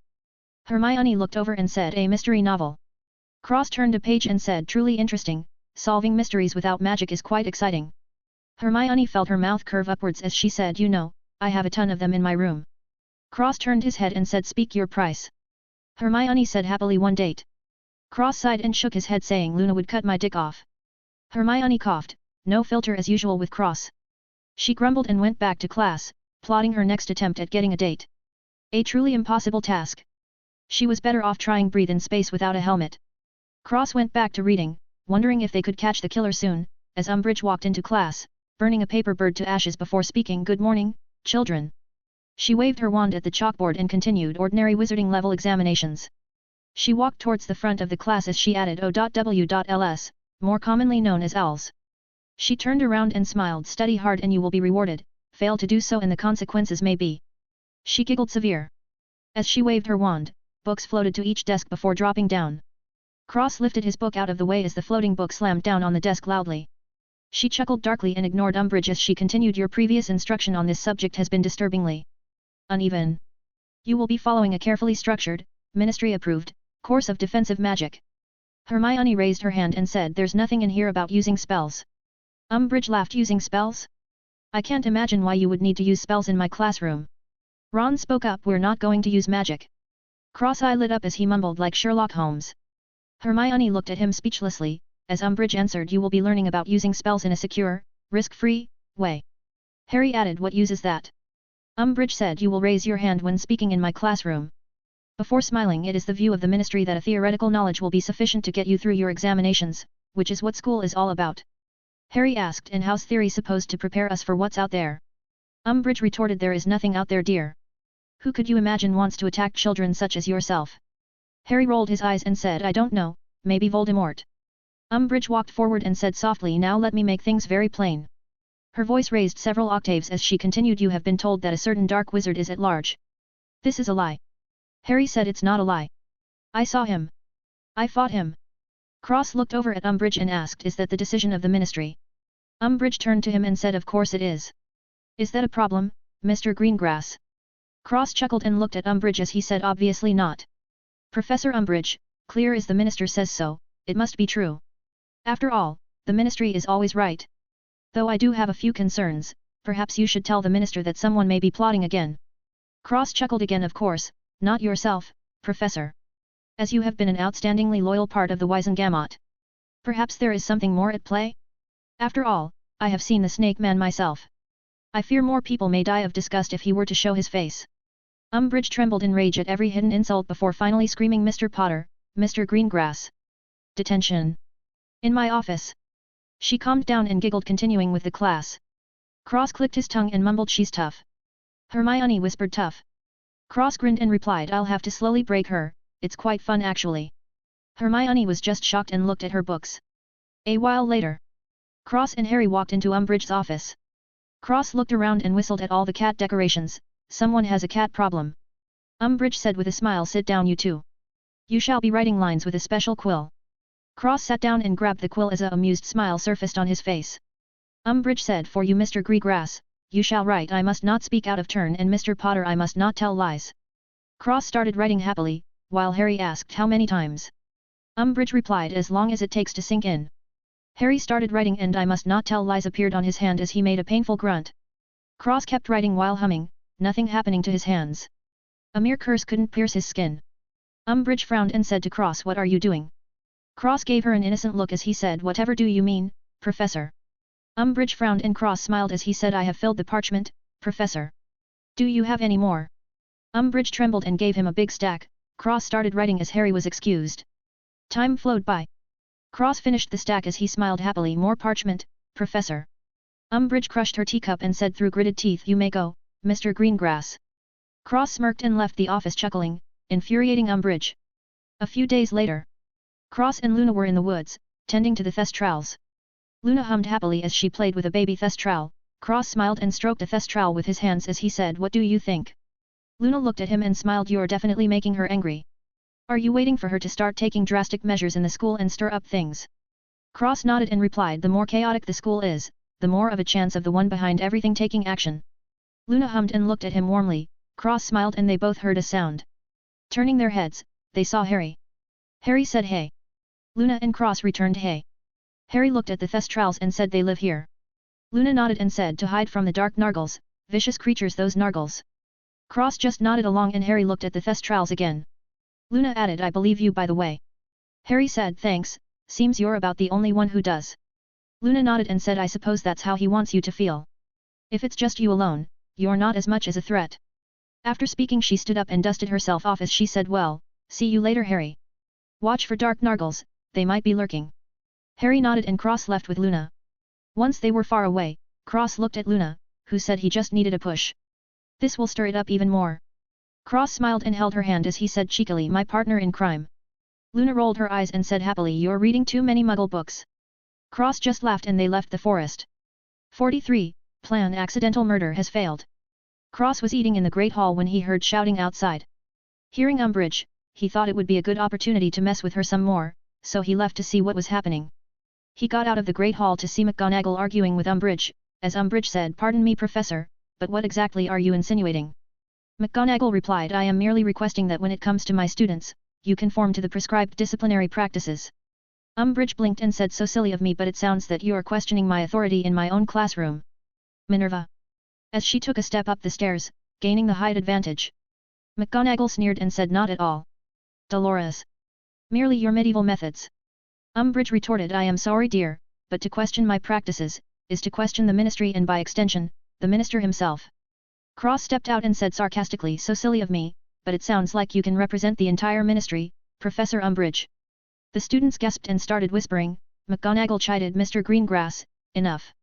Cross ignored her and walked forward as he said, Professor Umbridge, has Minister Fudge given you full authority to act how you like at Hogwarts despite being a professor and the headmaster? Umbridge opened her mouth and Cross sighed, unable to confirm. I should have known. The minister would never condone such vicious punishments as a scarring quill, being the kind and generous man as he is. Cross shook his head and patted Umbridge's shoulder as he smiled kindly, ordering her death sentence. Professor, I am a fan of your excellent approach towards teaching the younger generation. It is truly revolutionary. I apologize for Mr. Potter's words and appreciate trying to set him straight. I have had a talk with Mr. Potter and he has seen the error of his ways, despite potentially being scarred for life, he has forgiven you. He wiped the non-existent tear from his eye as he added, please continue trying your best, you are my idol. Before walking away, muttering out loud, I'm never washing this hand again. Maybe I'll get a signature next time. Umbridge felt her whole body tremble in rage, while the audience of students and Minerva all held back their laughter. Umbridge growled out, I see. Before leaving, Cross watched her disappear before wiping his hand on a wall and pointing his wand at his hand saying, Scour Jiffy. Scour Jiffy. Scour Jiffy. The students watched him and burst into laughter, buckling over and falling to the ground with tears in their eyes. McGonagall chuckled and shook her head as she walked away, preparing for the worst. Cross looked at the students before appearing in front of Hermione saying, hand cleaning spell. Hermione laughed and said, there isn't one. Cross looked devastated and wiped his hand on Ron's robes. Ron jumped as he shouted, bloody hell. I only have one of these, I can't afford to burn it. Everybody looked at Ron for a second before erupting into even louder laughter. The next day, Filch put up a notice from the ministry that declare Umbridge as the High Inquisitor of Hogwarts. Cross looked at the notice and said, whatever that means.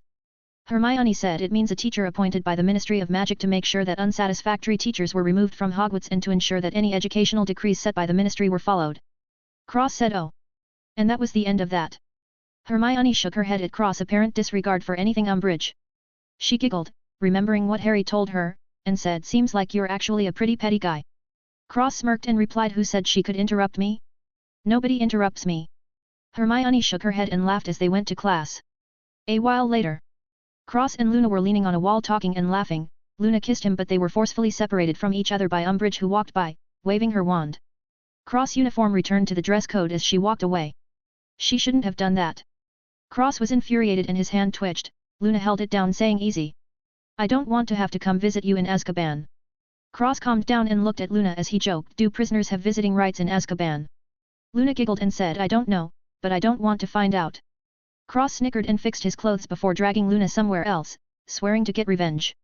Another day. Cross was in Snape's class while Umbridge questioned, you applied for the defense against the dark arts teaching position, correct? Snape said yes. Umbridge nodded and wrote something down as she asked again, and you were unsuccessful. Snape replied, obviously. Cross chuckled and went back to reading his book as Umbridge left, fixing Cross' clothes as she left. He choked and glared at her back, muttering in Parseltongue, one day I will feed her to the Dementors. Harry coughed and laughed under his breath, burying his head into a potions book. Snape clicked his tongue and smacked Ron, Harry, and Cross heads with a book as he looked at the disappearing Umbridge, muttering something under his breath. Every day new rules were being hung outside the Great Hall, filling the entire wall. Another few days later, Cross was listening to Trelawney talk about divination. He actually liked this class because he felt as though he could potentially see into the future too with his domain, as he called it. As Trelawney was speaking, Umbridge interrupted, you've been working here for 12 years, yes? Trelawney corrected, 16 years. Umbridge nodded and wrote something down as Trelawney continued nervously. Cross was getting annoyed. Umbridge interrupted again, could you please predict something for me? Trelawney was startled and said, I'm sorry. Umbridge replied, one teensy little prophecy. Trelawney was unable to speak because she was clearly anxious and nervous. Cross was truly enraged. Trelawney was a kind person, albeit a bit crazy.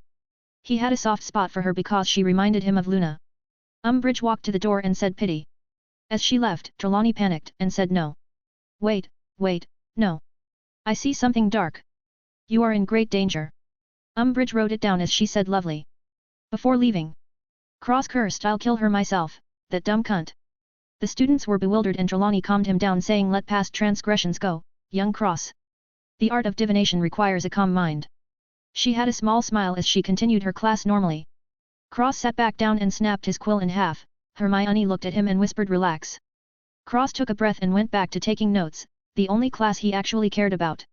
His domain was about 50 meters in radius now and he could predict movements easily. He thought about a new name because domain wasn't suitable.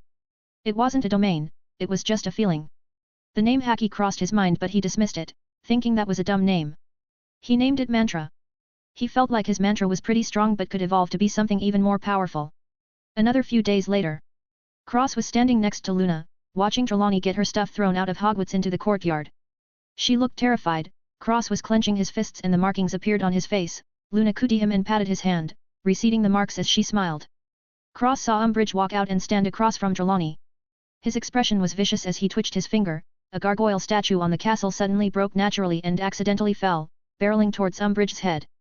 Luna was helpless inside, looking at Cross's blank expression with a warm smile. McGonagall stepped out and waved her wand, stopping the gargoyle that was impersonating Truck Kun. Umbridge looked at the gargoyle floating above her head and snorted. Seems the castle itself needs repairing. McGonagall rolled her eyes and looked at the natural bottom broken part before sending it back up and repairing the stone. She could have sworn her heard several tongue clicks and mutters saying that Umbridge was lucky. McGonagall felt her eyes twitch as she took care of Trelawney. Cross walked away, seeing as his accidental murder plan didn't work. Luna followed after him with a sweet smile. She liked Trelawney too. Though she thought Cross was a bit crazy, she liked it. It meant that was truly him, not an act. She liked the real him. The act was okay sometimes but his real personality was much better than anything else. The duo disappeared from the courtyard. Cross' ears twitched and he waved his hand again as he and Luna left. Back at the courtyard. Umbridge was holding a letter and said, "Actually I can." But the letter exploded into pieces before all the pieces turned to dust, stunning everyone. McGonagall sneered and said, "Do you have a letter or something that could prove your claims, Dolores?" Umbridge was sure it was Cross. She was 100,000,000% sure actually. Even if you beat her to death, she wouldn't believe it was anyone else. That was a ministry-approved letter. Destroying it was an act of treason against the ministry. She had him now. She looked around frantically and shouted, "Mr. Greengrass! Get out here! I know you did that!" Harry chimed in and said, "Professor, Cross left a few minutes ago." Hermione added, "Yeah, I saw him go back into the castle a while ago." More and more students spoke up for Cross, whether they saw him or not. Making Umbridge look like a retard, but she knew there was a conspiracy here. Cross was at the head of it. She was sure. The despicable, disgusting, repulsive, cunning conspiracy leader was currently locking lips with Luna, in his room. Completely unaware that he had embarrassed Umbridge yet again, without even being there. If he did know, he might even cry tears of joy, thinking of how great he was. He was getting more narcissistic by the second. Time passed. While Cross and Luna were snuggling, in the Gryffindor common room. Hermione was staring out the window as she said, "He really is out there, isn't he?" She paused for a second before continuing, "And if Umbridge refuses to teach us how, we need someone who will." The next morning. Cross said no. As he ate his breakfast, Hermione said, "Please. We need a teacher." Cross shook his head and said no. Hermione bit her lips and stomped off. Her grand plans had fallen through. Time for Plan B. Cross went on reading his mystery novel with interest as he ate. Luna joined him, leaning on his shoulder and reading along as she stuffed her face full of food. This continued for another couple of days. Cross reappeared in the room of requirement, taking his clones back, when he heard the door forming. He wiped everything and teleported back to his room, disappearing completely. 44. Snap. Cross went back to the room of requirement the next day. Seeing no one inside, he let out a breath. He sat down on the ground and meditated on his mantra, using the notes from Trelawney's class as well as the personal notes he had from asking her about divination itself. He entered a calm and serene state, completely cut off from the outside world, with his strings on every inch of the room. Forming a sort of alarm system, as he meditated on the mantra. Cross felt his mantra was becoming even more easily controlled. It seemed like he needed to keep it on constantly for it to progress quickly. He could easily do this as it was only his perception that was being used, hence it was unable to be seen or felt. Suddenly a string was stepped on. Cross shot his eyes open and pointed his wand forward at the intruders. He immediately cursed as he saw Harry, Hermione, Ron, Neville, Fred, and George. All the strings came back to him silently and he put his wand away, cursing constantly. Hermione said, "You can come here." Cross grumbled, "Excuse you? I have been using this room for 5 years, thank you very much. You're intruding on my space." Hermione was stunned and said, "You've been practicing in the room of requirement for 5 years. Cross grumbled once again, "It all ends today." Harry said, "You can stay." Cross sighed and said, "That's not what I meant. With you three here, something will definitely happen to this room. I can guarantee it. Whatever, enjoy while you can." He paused and said to Hermione, "No." Hermione said can you before choking on her words and saying how did you. Cross smiled mysteriously and said I pay attention in divination class. As he fell through a tunnel, that opened up under his feet, and disappeared. The tunnel closing behind him. Fred and George said wicked exit. Ron nodded and said bloody hell, that was cool. Harry nodded and Hermione sighed, missing the opportunity to recruit an amazing teacher. Cross reappeared in his room and sat on his bed, continuing to practice. Now that his super-secret practice place was found out he needed a new one, a new place came to him immediately as he grinned and teleported away. Cross landed in the Chamber of Secrets, right in front of the Salazar head. He spread out his strings, feeling every single nook and cranny of the chamber before sending out his clones and giving them tasks. At least he had used the Room of Requirement to its fullest and read every book in the castle. Now he just needed constant practice. And so the clones started constantly practicing every spell he knew until they were all perfected. Cross estimated that out of all his spells he was around 70% finished perfecting them all. Once he reached 100% he would move on to the Grandmaster spells that he remembered and when he perfected them he would try and find some Archmage spells. He assumed that the Ministry would have them but he had no way to get into the Ministry unless something happened. If he had the chance he would rob them blind, until every Archmage spell book was gone and in his hands. All he needed was an opportunity and he hoped it would come sometime soon as he was getting closer and closer to a limit of sorts. Not a magical limit or a physical limit, but a limit of limited knowledge. Basically, there was nothing left for him to learn when he reached this limit and he could only study higher tier spells or experiment on his own, trying to advance through the ranks by himself. This will undoubtedly take significantly longer as Cross has no direction to go in and no spell to study. He hoped he could at least reach Archmage spells before he had to go on his own and forge his own path towards the peak. After all it's much easier to tread a pre-made path than to make one on your own. A few days later. Cross was talking with Luna, who said happily did you hear? They're starting a teaching class from those who want to learn. It's called Dumbledore's Army. Cross pinched her nose and said my little Luna wants to join. Luna scrunched her nose and said I have you, why would I learn from someone else? Cross felt immense pride as he said of course. You have finally realized my greatness. Luna laughed and hugged his arm as she skipped happily next to him. A few weeks passed. Umbridge started questioning students personally, enforcing a ton of rules. Currently, however, Cross was looking all around the castle for Luna, unable to find her. He thought it was strange, he tried to talk to her through the ring but was getting nothing. He was starting to get nervous as he slowly got more and more frantic in his searches. A while later. Cross had no results, he even broke into the Ravenclaw house, demanding to know where Luna was.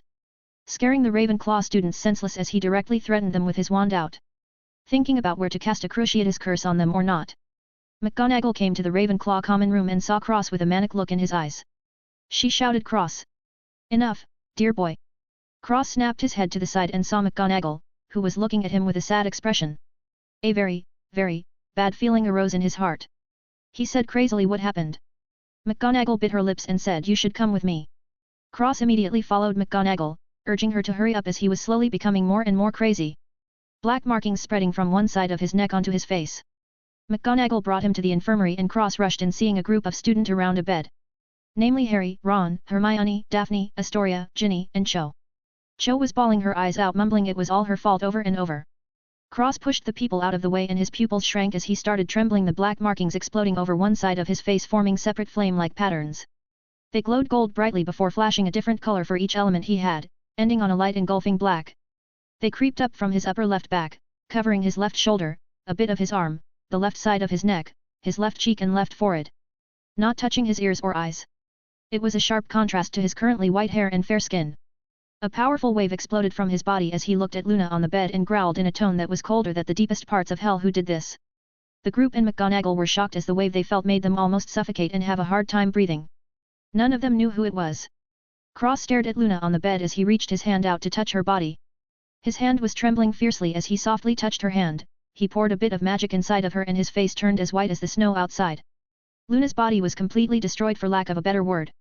Her nerve endings were severely damaged beyond repair and her organs were shot, especially her stomach. The only things that were intact was her magic, soul, eyes, and mind. Though, her mind showed signs of severe bombardment, like it was trying to be forcefully broken and forced into. Had it not been for her mother's sacrifice and the ritual she did on Luna, she would probably nothing more than a crippled retard right now. The signs were anything but gentle, whoever did this, obviously didn't care about the after effects but they didn't leave any evidence either. Cross felt Obliviate residue in front of Luna's mental barrier, which meant that the Obliviate hadn't worked. Cross hands roamed her body, pressing on many points, ignoring any sense of embarrassment as he touched her breasts and pelvic area. Hermione said, "What are you doing?" Cross glared at the rest and growled, "Shut your fucking mouth. I didn't give you permission to speak." As he went back to his diagnosis, Hermione and the rest were stunned, mainly Hermione felt wronged. She didn't do anything, she just came to give her support, but she realized that Cross' mental state must be extremely bad at the moment, so she kept her mouth shut. Cross let out a breath of relief internally, seeing no signs of sexual abuse. Though that was the least of his worries, her organs were failing very slowly as they only acted at 2/10 ths of their original state. Cross bit the bullet and pressed on Luna's sternum, forcefully waking her up. Luna gasped and woke up, looking around in confusion with a scared look in her eyes. Cross held her cheeks and whispered softly, "It's okay. I'm here. It's okay, look at me." Luna saw Cross and started crying silently as she whispered, "I'm sorry." Cross touched his forehead against hers as he whispered, "It's okay. I checked you, there's no signs of severe mental trauma, sexual abuse, or mind breaking. You're okay now." Luna shook her head and said, "Not that. I. Cross kissed her and whispered in Elven, "It's okay. No matter what happened, we'll get through it together, right?" Luna cried even harder and spoke her broken Elven to him. After Cruciatus and Legilimency didn't work, he used a Veritas potion. He knows your secret now."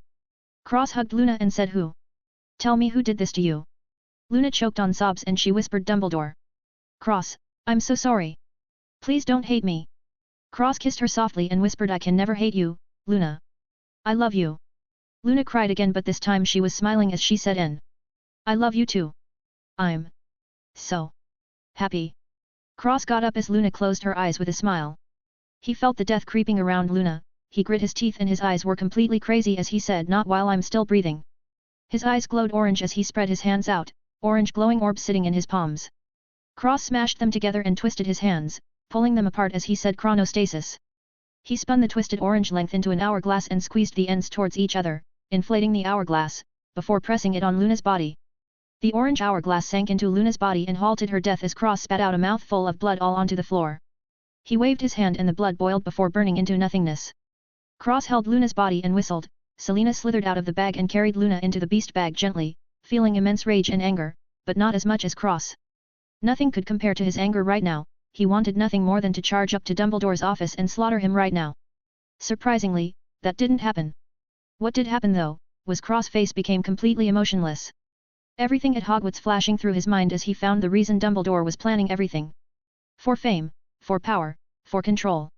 An insane chuckle escaped Cross' mouth, soon turning to a mad eruption of laughter. Cross quieted down and a devilishly cold grin formed on his lips as he thought, fame, power, control? Oh, Dumbledore. Why didn't you just leave me alone?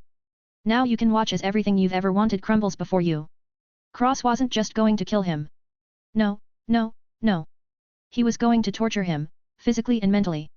Until he broke. 45. Forbidden Elf Transmutation Ritual. Cross turned around, his emotionless face returning. He walked forward and waved his hand. Cho flew into his hand as he grabbed her neck and said without emotion, "Explain to me how this is your fault." Cho was having a hard time breathing and didn't respond. Cross said, "No words, maybe a little pain will refresh your memory." Crucio. Red lighting came out of his hand and Cho screamed in pain.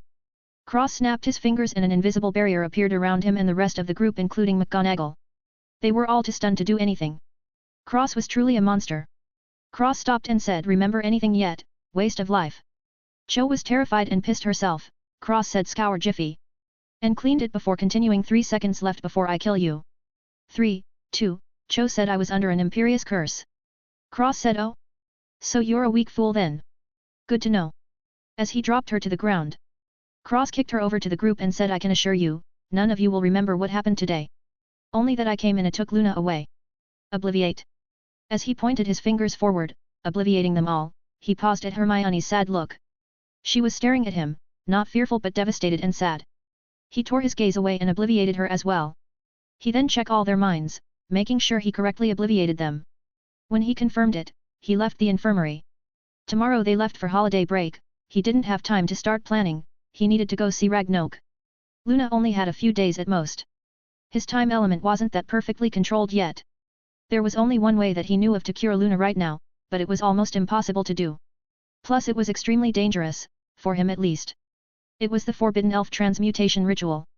Cross was dead serious about this. Thankfully he had a few things that could replace the extinct materials, but for the rest he needed to go see Ragnok. Hopefully he had what he needed. The next day, Cross teleported straight to Gringotts. The goblins felt a suffocating pressure and Cross walked directly to Bogrod saying take me to Ragnok. Now. Bogrod choked on his word and nodded seriously, dropping everything and bring Cross to Ragnok's palace underground. A while later, Cross walked into Ragnok's palace as he said Ragnok. Ragnok looked over and said hey Cross. Before seeing Cross and getting serious, as rage burned in his heart and he changed his words what do you need? Cross said fire phoenix feather, heart of a dragon, fangs of a Quetzalcoatl, blood of a fairy, and sap from the tree of life. Ragnok trembled and said quickly your highness. You can't be. Cross cut him off coldly and said I am. I have already decided. Ragnok said nervously but you'll be betraying the tree of life, you can't possibly. Cross whistled and Selena slithered out with Luna. Ragnok took one look and knew exactly what happened. He was shocked out of his wits as he said why your highness. Why you have the time element? Cross nodded and said exactly, which is why I cannot waste time talking with you. Ragnok, I need these things. Immediately. Ragnok said seriously your highness, pardon me for being blunt and audacious but is it truly worth it for a human woman? Cross wasn't angry and caressed Luna's pale face with love as he said softly every single bit. Ragnok was silent for a moment before sighing your highness, last time, are you truly sure about this? The consequences for performing that ritual are extremely severe, you could die. Betraying the tree of life is one thing, but you could lose your own life. Cross smiled lovingly, looking at Luna as he spoke living for the sake of living, completely alone. Is that truly living? Ragnok was stunned for a good while, Cross added with a crazy grin after all, we're not betraying the tree of life. She won't even know. Ragnok was startled before he broke into joyous laughter and said good. Good. Ha ha ha ha ha ha. Finally a true elf. Ha ha ha ha ha our goblin clan will rise again. Ha ha ha ha ha. Cross smirked and put Luna back after kissing her forehead, and followed Ragnok to the vault. Ragnok had a crazy look in his eyes as he said take anything you need, think of it as a gift you're the queen from the goblin race. Cross grinned madly as he said then I'll thank you on your behalf. Ragnok chuckled, not even bothering with the immense loss as he watched with interest as if he was participating in making a monster. Technically he was. Cross raided the entire vault for everything he needed and a few extras, taking namely basilisk eyes, seer's pupils and thestral hairs. He walked out of the vault and Ragnok said good luck, Cross. As he handed a bottle to him, adding this is all the sap we have. There's also a bit of spring in there. Cross nodded and teleported away. Cross teleported across the country into Hogwarts' room of requirement. He said I need ritual materials. They popped into existence next to him. Cross put his bag down and whistled 4 times, Carl, Blue, Grey, and Selena carrying Luna, came out of the bag. Luna was looking worse than before and Cross cursed as he placed Luna on the ground before saying I need blood from each of you, a scale from Selena, tears from Blue, a horn from Grey, and horn dust from Carl. All 4 beasts got to work and gave their materials.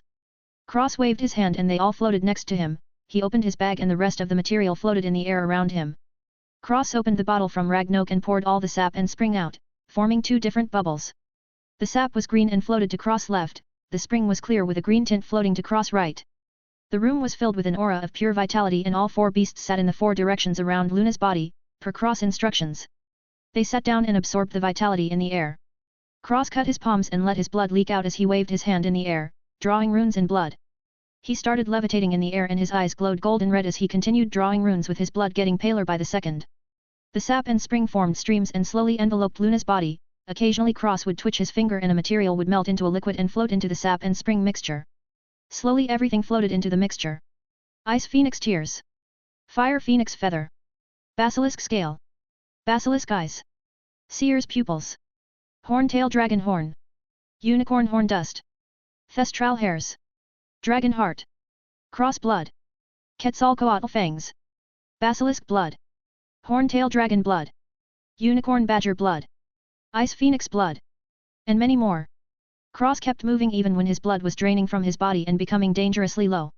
The blood-red runes flew out and spun around the multicolored sap and spring mixture before Cross clapped his hands and chanted in Elven divine tree of life, forgive your child. The sin of betrayal shall be carried. Punish your child and bless the innocent.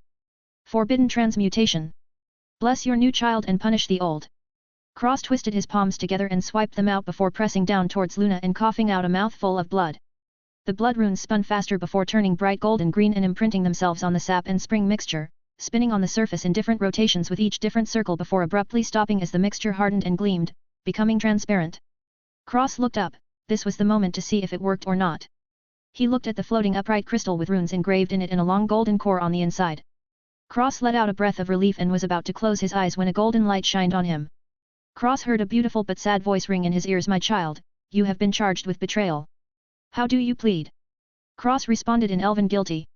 The voice was silent for a few moments as Cross felt his memories flash in his mind. He slowly sat up and leaned his back against the wall, staring at the floating crystal in the golden rune circle on the ground.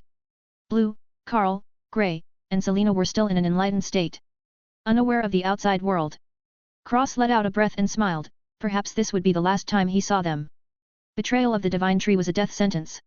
He closed his eyes, the only regret he has is that he wouldn't be able to see Luna one more time. The beautiful voice sounded once more. Poor child. You have sinned, do you accept punishment? Cross responded yes. But added, if possible can I transfer my power to my lover before I die? The beautiful voice replied, my child, I shall fulfill your wish if you do happen to perish.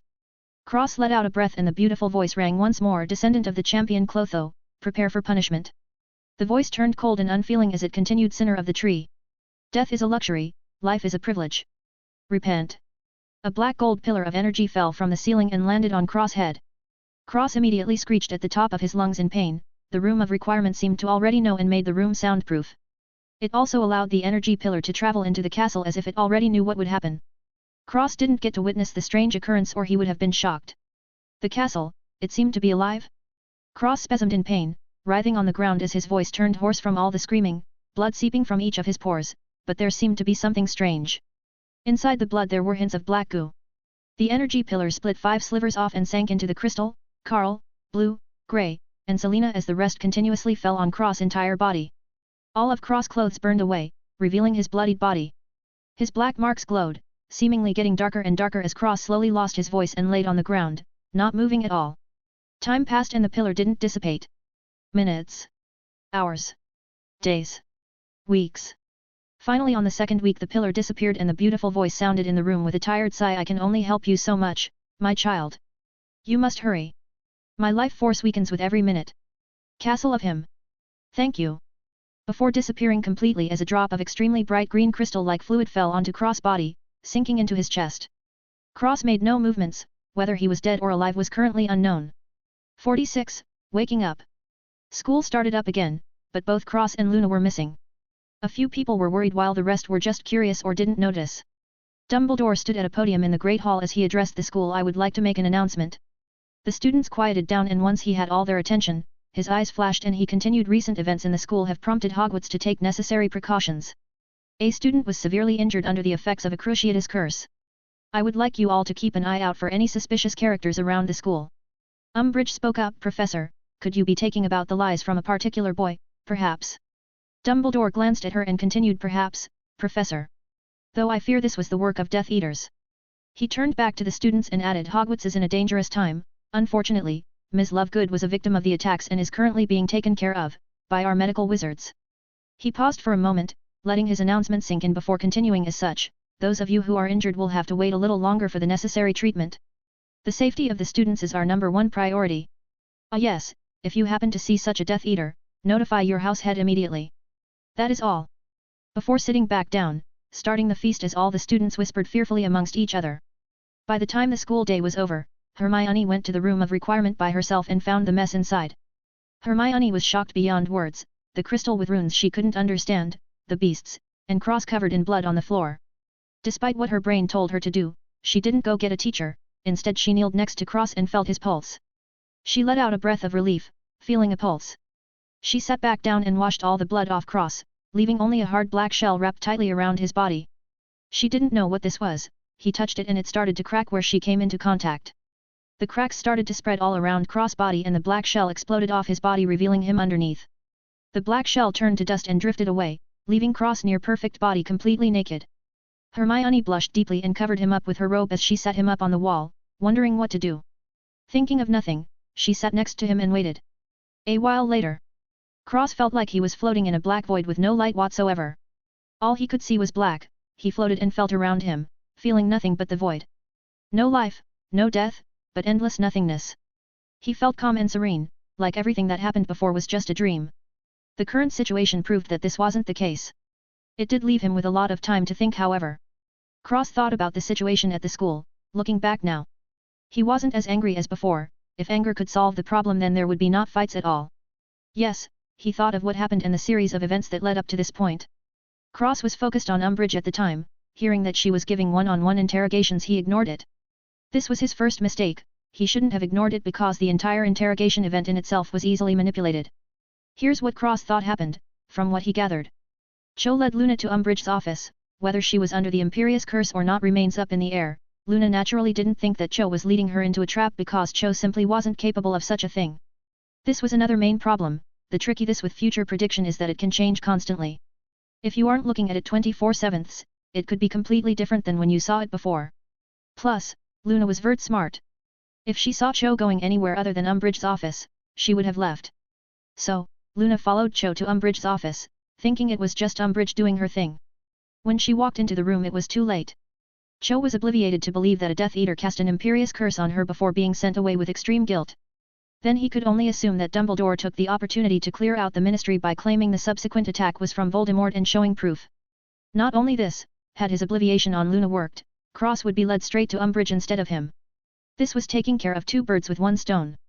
Technically, finding out that Cross was a true elf was only a happy little extra tidbit, completely lucky. Doing this, Dumbledore gets Cross off him for at least a while, the Ministry to second-guess their prior statement of the Dark Lord not being back, while also hopefully pulling out of Hogwarts to settle their own affairs. Without the Ministry interfering in the school, there was no chance for Dumbledore's plans to be seen through and he could continue on, sailing smoothly. A very clever scheme from the old man, even Cross had to applaud him. Although he was the man Cross hated most, there was no denying his intelligence. The only error he made was not making sure that Luna was truly obliviated, but Cross could use this to his advantage. The old man truly poked a hornet's nest. Was Cross going to leave the school? What a stupid question. Of course not. Even if this didn't happen, why would he leave? For more magic? The other schools were the same if not slightly worse than Hogwarts. They were useless. He was already familiar with Hogwarts, minus the schemes. It was a nice place. Was he going to start over in a new unfamiliar place? Why would he do that? Only idiots would leave a place they feel comfortable at. Was he going to attack Dumbledore right away in a massive wizarding battle? Of course not. That was even more idiotic than leaving the school. If he immediately antagonized Dumbledore, he would be painted as an evil dark wizard and taken to Azkaban for trying to kill a good man. Also, he would be roped into the same group as that muggle-hating moron, Voldemort. That was probably even worse than going to Azkaban. No, he would destroy the old schemer's plans from the inside out. Make him truly fall into despair before revealing his true face to the world, then he would torture him and kill him. But he needed time, which could be bought by going after Umbridge. Making the old schemer think that his plans were succeeding, only to turn around and bite him when his guard is down. As for the Forbidden Elf transmutation ritual, seeing as how he wasn't dead, obviously something more was happening behind the scenes. If he was being honest, he had no intentions of betraying the Divine Tree. It was like his parents. The reason why the ritual was forbidden, and deemed as betraying, the Divine Tree was because the sap form the Divine Tree was only meant for elf use. The ritual was primarily used to convert other creatures into elves. Since Cross didn't have permission from the tree and effectively stole the sap for his own use, he betrayed the tree. Really, the so-called betrayal was punished by the tree or an elf of higher ranking. Seeing as how there wasn't any other elves at all, Cross took the punishment from the tree spirit. Obviously he wasn't dead and he felt like the tree spirit seemed to have shown him mercy and not truly marked him as a sinner. Now all he needed to do was wake up. Cross heard a voice speak to him, but it wasn't the beautiful voice of before, it was a calm and soft voice. Young elf. You must wake up. Cross said, who are you? The voice replied, the castle. There's no time to explain, you must wake up now.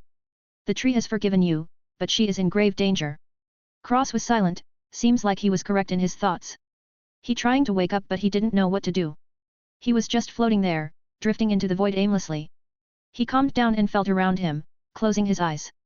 He felt the darkness around him but couldn't reach it, he felt like he was so close but so far away. He realized he was missing something, but he didn't know when he could reach it. He let go of the opportunity as it was impossible for him to suddenly comprehend what it was he was missing. Cross sat in the void and closed his eyes, his mind turning rapidly, trying to get out and wake up. Suddenly a green droplet of crystal-like liquid appeared and sank into his chest. Cross started glowing green and his body turned transparent, all the black goo fell out, turning into grey to light grey, until it was clear before stopping. Cross' body went back to normal and he shook, disappearing from the void completely. Cross's body blew out all the black grey light grey clear goo through his mouth and his eyes fluttered open. He looked around and saw the room of requirement, but also Hermione, who was sleeping next to him. He looked at her robe, that was covering him up and dirty. He sighed to himself and got up, holding the robe in his hands as he said scour jiffy. Blessed protection. The robe flashed green and gold. Cross confirmed he could still use elf magic, hence he wasn't the traitor he was accused of being. Good. Cross wrapped Hermione in her robe and placed his hand on her head as he cleansed her entire body and reinforced her mental barrier. He stuck out his tongue and a sliver of green crystalline liquid appeared. Cross moved it to Hermione's mouth and dropped it inside. That was really the only way he had, other than kissing her, which he wasn't going to do. No matter what happened. He picked her up and flashed to his room, put on some clothes before teleporting to Gryffindor common room and teleporting directly into the female bathroom. He took off Hermione's clothes and placed her in a bathtub, turned on the water and dropped a sliver of his blood inside. The water turned green and bursting with vitality as Hermione's body started to secret black goo. Cross snapped his fingers, locking the door, before teleporting back to the room of requirement. He stood in front of Luna's crystal and rested his hand on it slightly with a longing look. He wanted nothing more than to see her again, but he knew that this process took time. It was a strange ritual, although it was mainly used to turn others into elves, the creator had made it for his wife, who wasn't an elf but someone of another race. He wanted her to become a child of the tree just as he was, so he made the ritual for her. Pouring all the love he had into it, as did she. Thus the ritual only worked if the two parties were in true mutual love. The only problem was that the elven man didn't know that using the sap for the ritual was an act of betrayal against the Tree of Life and subsequently the entire elven race. The man used up all his energy making the ritual succeed, but when the punishment came he barely had any strength left. By the time the woman came out, he was on his last breath. He saw her and was relieved and happy before he passed away. The woman was devastated at the death of her lover, she never married again, this woman was the first elven queen. Cross sighed and looked at his beasts, which were somehow connected to Luna's ritual, which meant he was on his own now. This was fine, he didn't need others for what he was going to do. Cross looked up and said, "Can you hide this room from others?" The room shifted back as a new room replaced the old one. Cross nodded and said thank you. He teleported away, he needed to start preparing. He was going fishing, all he needed now was a pole, he smirked, "Hopefully I catch the big fish." 47. Plans begin. Cross returned to school the next day. He was eating breakfast as if nothing happened, but in his eyes there was an ice-cold ruthless look. He read a newspaper of a mass escape from Azkaban. He sneered and finished his food. Hermione and the other two came up and Hermione asked, "Are you okay?" Cross ignored her and walked away without a word, he didn't speak to anyone really. Not even bothering with the students as he planned every move carefully. First he needed to do something about the food and he had just the plan. A few days later. Cross heard Dumbledore disappeared from the school, he had left the grounds. Cross sneered, a fatal mistake. He teleported to the kitchen and shouted in Elven, "All house elves come here, immediately." There were dozens of pops before a group of house elves appeared in front of him, trembling in fear at the rage they felt. Cross grinned evilly as he said, "As of today, you have a new master." He waved his hand and all the elves were set free, he waved again and they all became his. The elves kneeled and said, "Greeting, Your Highness." Cross nodded and said, "You will cook all the food from now on with this." He pulled out a giant cauldron filled with a pink liquid. The house elves were curious and Cross explained, "The cleaning elves will remain normal as if nothing happened, but you will report to me about any suspicious behavior, and if you see Dumbledore, you will inform me immediately." The house elves nodded and Cross continued, "The cooks will use this potion. It is a mind-cleansing potion of the highest grade. Everything your previous master has done will be reversed. Oh, and another thing, if you happen to see your previous master, you will act like he is still your master. If he asks why your connection has been lost, simply say you don't know and listen to him." He looked at all the house elves and said seriously, "Whatever he tells you, you will tell me. Is that clear?" The house elves respectfully replied in unison, "Yes, Your Highness." Cross nodded and said, "Good. Get to work. All food must have the potion used by the next meal and every meal after that."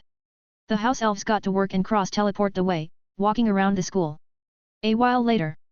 He saw a bunch of students walking out of the Great Hall, while Cho stood there with a sad expression. Harry came out and Cho said, "Harry." Harry ignored her and walked away. Cross was leaning on the wall as he watched with a malicious expression in his eyes. Imperious curse or not, she will pay dearly. Cho walked back, depressed, as she passed Cross. Cross looked at her and pointed his finger as he said Imperio. Cho stopped completely and looked to be in a trance. Cross walked to her ear and whispered, "Kill yourself. Hang from the bridge from a noose, leave a note explaining how you felt so guilty you couldn't go on."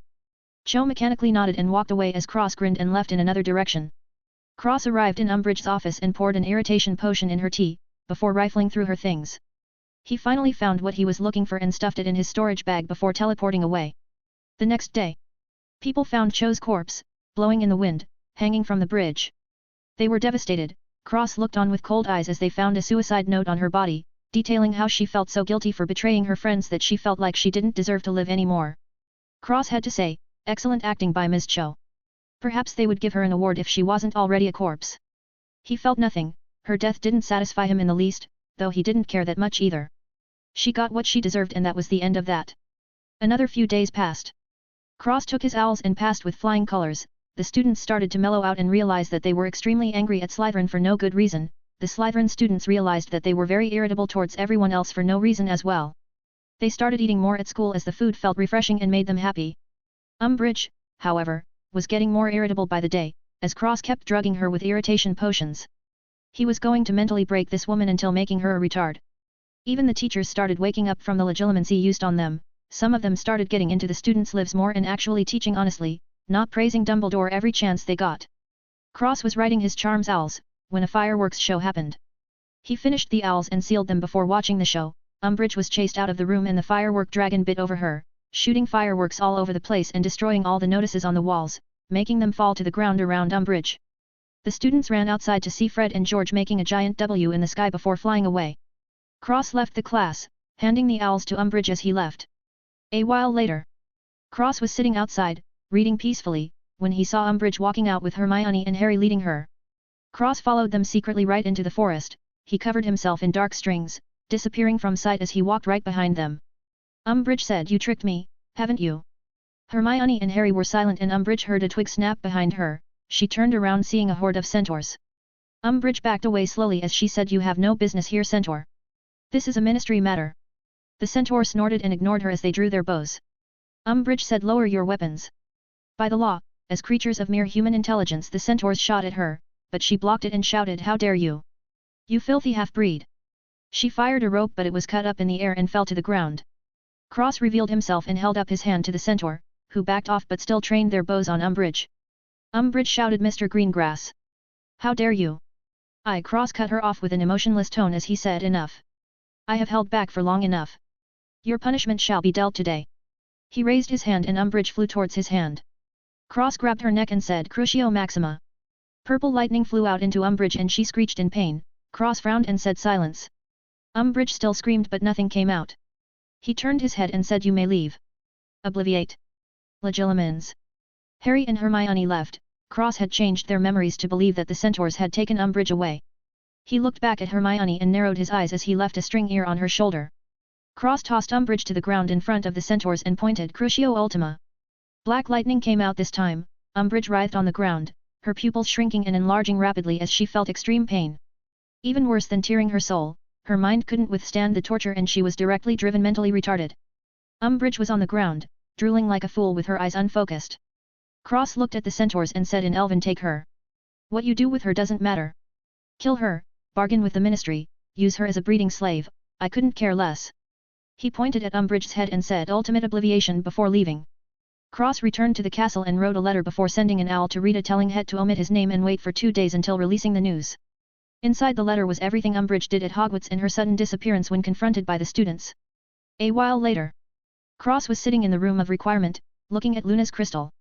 He wondered when she would wake up. He was getting lonely waiting for her. He sighed to himself and continued staring, thinking of his next plan of action. He had to wait for Dumbledore to return and start making more moves. So he was free to practice to his heart's content. Suddenly he heard coming from the ear he left on Hermione. The ear changed to an eye and Cross saw the chaos in front of a portal. She wasn't in danger but Sirius was fighting with Death Eaters. Cross heard Hermione say, "If we lose Sirius the order will be weakened." He also heard a reply, "But then Dumbledore's forces will be weaker than Voldemort's." Cross pulled over his face and a white mask appeared. He pulled up his hood and only his eyes were visible. He stood up and teleported away, disappearing from the room of requirement. Cross reappeared next to Hermione in the ministry building. The little group of students were alarmed and Cross ignored them, stepping out as he pointed at a woman, who was saying Avada. Her wand exploded in her hands and Cross moved forward in front of everyone. He changed his voice and pointed at a random Death Eater as he said, "Avada Kedavra." The man died instantly and fell to the ground. Everyone stopped and looked at him. Cross held his hands together before a green sphere appeared. He separated his hands and cleansed all their minds. He pointed at Harry and his eyes glazed over before refocusing on Bellatrix and shooting a spell Stupefy. Bellatrix dodged and ran away, Harry chased after her. Cross looked at the rest and said in a hoarse voice, "Remember who you are. Silly puppets." Before teleporting away, his job finished. Cross sat back in the room of requirement and took off the mask, revealing a sinister grin. What he gathered was that Sirius and the others that weren't Death Eaters were part of Dumbledore's forces. So he cleansed their minds and gave them a vision of Dumbledore drugging their food, brainwashing their friends, planning their friends' deaths when they were no longer useful. Cross thought it was really funny. He didn't know if any of that was true, but it must not have been far from it. When Dumbledore finds out that his pawns were all gone, how will he react? Cross clicked his tongue, feeling it a pity he couldn't be there the moment he realized it. As for Harry, he got a vision of Bellatrix killing Sirius Black. He skipped cleansing Harry's mind, because Dumbledore had many fail-safes in Harry. Too many to count. If Cross wanted to cleanse him, it would take days of time and effort. Honestly, Harry just wasn't worth it. Yeah, he was a good kid, but so? Who cares about that? Not Cross, that's for sure. Good, bad, it's all the same. He sighed happily to himself, feeling like he did a good job before looking at the crystal, hoping with each second that, in the next, Luna would come out. Time quickly passed just like this. Rita released her article, shocking the wizards, and Dumbledore was reinstated to return to Hogwarts as the headmaster. Though with the news of Umbridge's methods, and subsequent disappearance, Dumbledore was barred from Hogwarts until the day after all the students left. 48. The Awakening. Cross went through the school year as cold as ice. He didn't talk to anyone and didn't bother to listen in class, reading from his mystery novels instead and performing at the top of the entire school. He had to be ready when Dumbledore came back. The only worry he had was when Luna was going to wake up. Although Cross didn't know whether Dumbledore could get into the room of requirement or not, he didn't want to take the risk. 5 weeks before school ended, Carl woke up from his statue-like state. He roared and the black shell around him exploded, revealing Carl once more. Carl was bigger, his horn was longer, and his fur was shinier. Carl felt reborn. Cross looked at Carl and whistled. Carl jumped on Cross' shoulder and said, "When are we going to kill that fucking guy?" Cross said icily, "Soon enough. I have plans." Carl growled, "I knew that guy was bad news the first time I saw him." Cross rolled his eyes and a tunnel formed under him. Both him and Carl disappeared from the room of requirement. Cross and Carl reappeared in Dumbledore's office. Cross looked around and said, "Ransack the place." Carl grinned and jumped off Cross' shoulder, going wild in Dumbledore's office, knocking stuff over and breaking things. Cross walked to the Sorting Hat and said, "Scour Jiffy. Ultimate cleanse." The hat woke up and said, "It's you. The boy I couldn't see through. Though I hear you're an elf." Cross replied, "You don't need to worry about that. The control you've been under has been broken. Give me the sword." The hat said, "The sword? Why would you want that?" Cross said coldly, "I have my plans." The hat spat out Godric Gryffindor's sword and Cross caught it before throwing it in his storage bag. He pointed to the hat and said, "Cooperate and I won't destroy your spirit." The hat said nothing and Cross said, "Legilimens." Before changing the hat's memories to see Umbridge coming in the room frantically searching for something before threatening the hat for the sword and telling it to keep quiet or she would leak the goings-on at Hogwarts. After he was done, he dropped Umbridge's cat pin on the ground, semi-hiding it under a desk before whistling. Carl jumped back to Cross' shoulder with an excited look. Cross looked around, making sure everything was in order and no traces were left behind. When he was done, he teleported back to the room of requirement, continuing with his school life as if nothing happened. 1 week later, Blue woke up and chirped loudly, breaking the black shell around her. Flapping her wings. Her blue feathers shined and she looked even more beautiful and elegant. Cross whistled and Blue flew to his shoulder, her eyes as cold as ice. Cross fell through a tunnel and landed in Dumbledore's room once again. Blue flew over to Dumbledore's Phoenix's perch. She sniffed the ashes before flying back. Cross teleported outside of the castle and Blue said, "Won't be long." In a deadly tone. Cross said, "I want it alive." Blue nodded and her figure blurred as he sped away, disappearing in the blink of an eye. 1 week later. Selena woke up and hissed angrily. Her black shell burst out and Selena was completely reborn. She had big wings on her back and arms and legs, looking like a long snake-like dragon. Her scales were completely black and her eyes were golden and slitted. She flew over to Cross and coiled around his arm. Cross tunneled into Snape's potion collection and stole all the Veritas serum. Selena sniffed around before destroying all the potions having anything to do with the mind and taking all the ingredients to make more mind potions, along with the ingredients for the Veritas serum.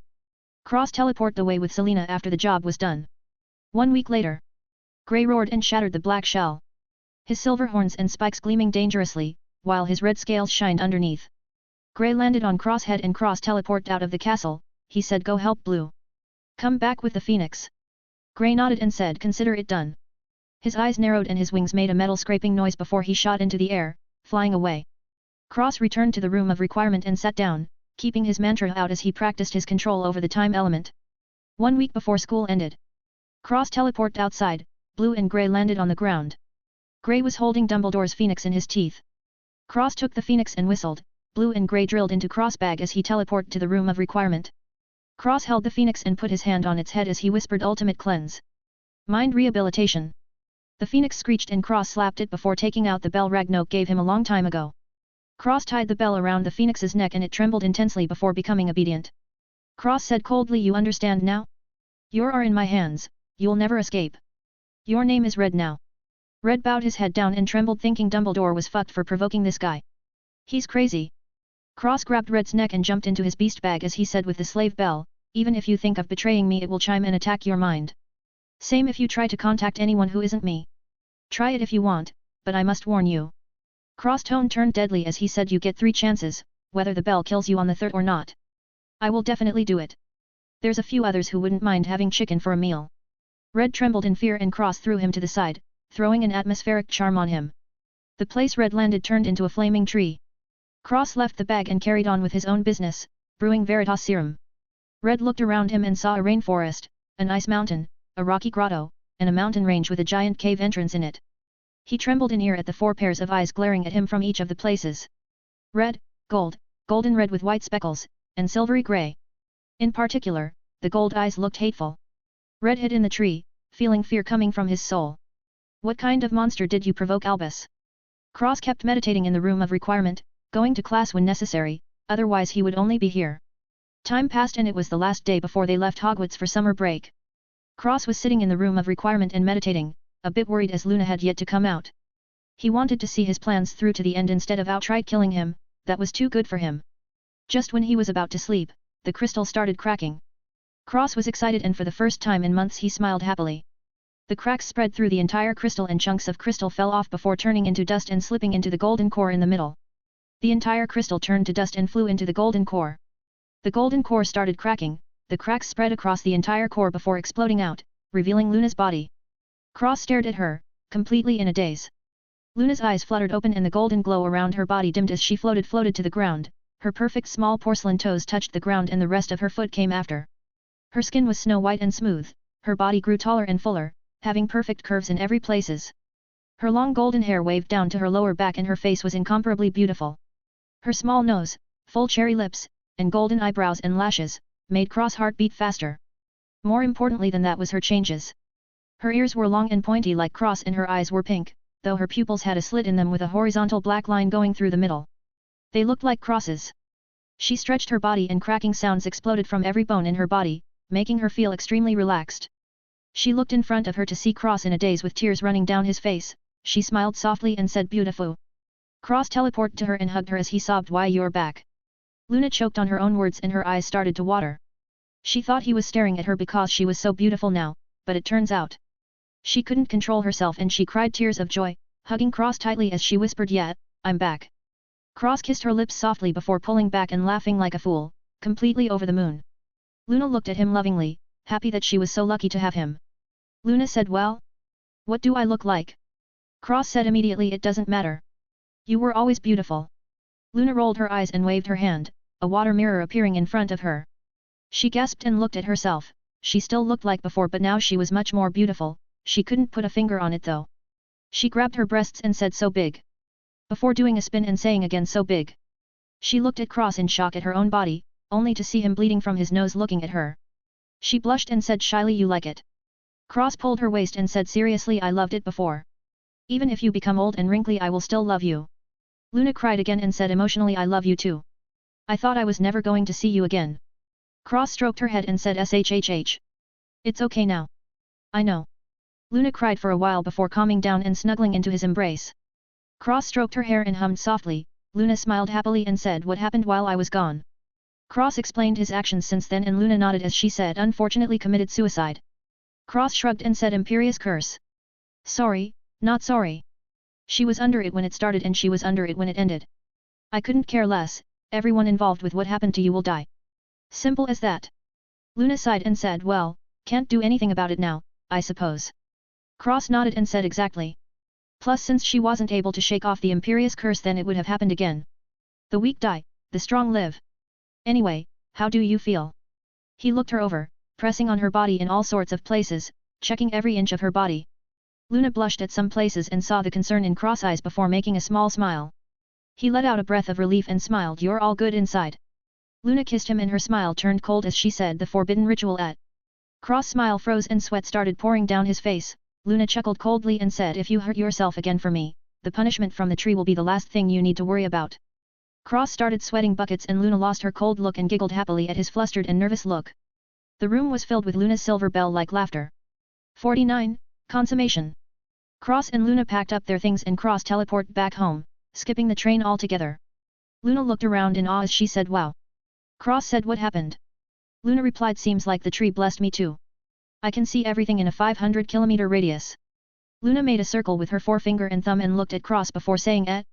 Why are you thinking of my?" She blushed and Cross said in surprise, "You can read my thoughts." Luna nodded shyly. Cross said quickly, "Hey, come on. It was a passing thought. It's better than thinking about Hermione's right." Luna smacked him as she said, "Oh, I got lucky is what you're saying." Cross turned white as he said, "No no no no no no no no no no no no." Luna snorted and mumbled, "If I ever catch you." She made a snipping sound while cutting scissors. Cross jumped up and said, "I won't." Luna giggled and said, "Good. You're mine. All mine." As she hugged his arm and rubbed her face of his shoulder, Cross chuckled as he looked at her acting like a child. "Too cute." Luna smiled happily and Cross teleported to his room. Luna saw the memories from Canada and said, "Are we going on another trip?" Cross said, "Maybe. I need to do something first. Want to come with me?" Luna smiled and nodded as her ears twitched in excitement. Cross smiled widely as he said something to know about elves. He touched her ears and rubbed as he added, "Your ears are very sensitive." Luna moaned in pleasure before covering her mouth and blushing deeply. Cross let go and chuckled. Luna looked at him angrily but there was a hint of something else. Cross kissed her and said, "Let's go get Buckbeak back." Luna hugged his arm and they disappeared from the room. Cross reappeared in front of a house and looked up before walking inside. He said, "Sirius? I'm taking Buckbeak." Sirius popped out from a room and said, "You're back. I was going to give him to Harry. It's been a while since we last met." Cross nodded and said, "Around 3 years." Sirius smiled and whistled. Buckbeak walked out of a room and flew down the stairs, nuzzling against Cross' face. Cross smiled and stroked Buckbeak's neck. Sirius came down the stairs and patted Buckbeak as he said, "It's time to say goodbye, old friend." Buckbeak chirped sadly and nuzzled to Sirius before stepping back behind Cross. Sirius smiled and said, "Take care of him, beautiful creature he is." Cross smiled and nodded before saying, "Thanks for taking care of him, Sirius." Sirius waved and left, going back to his room. Cross shrank Buckbeak down and he flew into the beast bag. Cross grabbed Luna and teleported back to his room at home before jumping inside the bag with Luna. All the beasts except Red, who was still scared out of his mind, came over and nuzzled against Luna happily. Cross smiled and went to Buckbeak's habitat before whistling. Buckbeak flew over and Cross dripped a sliver of green crystalline liquid and bit his thumb, getting a drop of blood. He mixed them together and fed it to Buckbeak. Buckbeak flew back to his nest and curled up before getting enveloped in a blood cocoon. Cross still had time to improve on Buckbeak. Maybe he would find some things to add to Buckbeak on his trip. When he came back, Luna was stroking Blue's feathers happily while the rest gathered around her. Cross coughed and said, "Traitors." The beasts all clicked their tongues in disdain towards Cross before ignoring him and hugging Luna. Cross felt his eyes twitch. He walked over and slapped Carl back to his habitat. The rest chuckled and flew away quickly before they caught a slap. Luna giggled and said, "Jealous." Cross clicked his tongue and said, "I raised M for nothing." He heard several more tongue clicks from around him and chuckled as he took Luna and left the beast bag. Cross smiled and said, "US this time." Luna smiled sweetly and said, "As long as I'm with you." Cross trembled and kissed her deeply before saying, "I love you." Luna smiled lovingly and returned, "I love you too." Cross slung his beast bag over his shoulder and hugged Luna's waist as he blurred before disappearing. A few weeks later, Cross and Luna were walking around in Arizona, near the desert. Luna smiled and hugged his arm as she said, "These muggles are so persistent. I don't want to be a movie star." Cross smiled proudly and said naturally, "My WI girlfriend is the best. Humble too." Leaving the other actresses a chance to win awards. He faked wiping a tear as if he was touched. Luna was staring at him and said, "WI girlfriend, hey." Cross blushed and said, "Wonderfully intelligent girlfriend." Luna hummed and said, "Sure. Horribly unfiltered boyfriend." Cross chuckled and said, "You've been getting meaner, you know that." Luna burst out laughing and smiled cutely as she pouted, "You think so?" Cross did a double take before clicking his tongue and saying, "Any cuter and I might just eat you up." Luna spat out her tongue and whispered, I've been waiting for weeks now. Cross didn't hear her and looked into the desert, tilting his head before disappearing with Luna. They reappeared under a giant bird with 6 wings. Luna said, a Thunderbird. Cross said, cool. He shouted, oi. Thunderbird. Can I have a feather? The Thunderbird looked down to see 2 humans. They weren't any humans he was familiar with, but they sort of smelled like one he was familiar with. The Thunderbird flew down and landed on the ground as he said, who are you? Cross smiled and said, Cross, and this is Luna. I have a question for you, do you know Newt's commander? The Thunderbird's eyes lit up and it nodded. Cross said, I knew it. He looked at Luna and said, this is Frank, remember when Newt told us about him last year? Luna nodded with surprise as she looked at Frank. Cross smiled and stroked Frank's head as he said, I met Newt last year. He still talks about you, by the way. Frank looked sad as he said, I miss him, he was very nice. Cross said, would you like to see him again? I can bring you to him. Frank shook his head and said, no thank you. I have a family here now. Cross nodded and said, well then, if you change your mind, you can come find me. Frank nodded with a grateful look as he plucked one of his own feathers and said, you said you needed one. Cross was surprised and took the feather as he said, thank you. Frank smiled and took off, saying, goodbye Luna, Cross. Cross and Luna waved goodbye before continuing on their journey. When they settled for the night, Cross jumped into his beast bag and integrated the Thunderbird feather into Buckbeak's blood cocoon, turning it red-yellow. Cross was excited, the Thunderbird feather was perfect for Buckbeak. He left the bag and went to sleep with Luna, who was getting frustrated by the day. Another few weeks passed. Cross returned home with Luna and set the stuff he bought on the memories table before nodding happily. He turned around and saw Luna smiling at him. He smiled and kissed her. She pushed him away and said, let me go shower. Cross nodded and sat on the bench, reading a book from the entire library's worth of mystery novels he bought in the US. A while later, Luna came back into the room with just a towel. Cross looked over and his mouth became slightly dry. Luna smirked and waved her hand behind her back, secretly throwing up a soundproof spell. Luna walked over and said, what? Cross said nothing. He looked at Luna in the eyes and saw a frustrated look. He smirked evilly before pretending, are you okay? And touching her head, Luna shouted, when are you gonna fuck me? Cross choked on his saliva, not expecting her to say that at all. Kind of barbaric, coming from Luna, but he kind of liked it. He said, you know. I was teasing you, I didn't think you would just say it like that. You want our first time to be in a hotel room in the US? Or at Hogwarts? He shook his head and pulled her in as he added in. It's better in my room. Before ripping off her towel and kissing her lips. Luna was excited and nervous, but she went along, wrapping her arms around Cross' neck and leaning back, falling on the bed. Cross took off his clothes and waved, closing the windows, rolling down the blinds, creating another soundproof barrier, and locking the door. The lights dimmed a bit and he moved his left head to her lower back and pulled her close, kneading her breast with his right hand, and nibbling on her ear softly. Luna's eyes widened in pleasure as she moaned and arched her back as Cross pinched her nipples and pulled lightly. Her hands grabbed the sheets by her head and gripped tightly as his hand slid from her lower back to her pink slit and rubbed her pink pearl with his thumb and inserted his fingers inside her cave, rubbing against her inner walls as he explored the inside of her mouth with his tongue.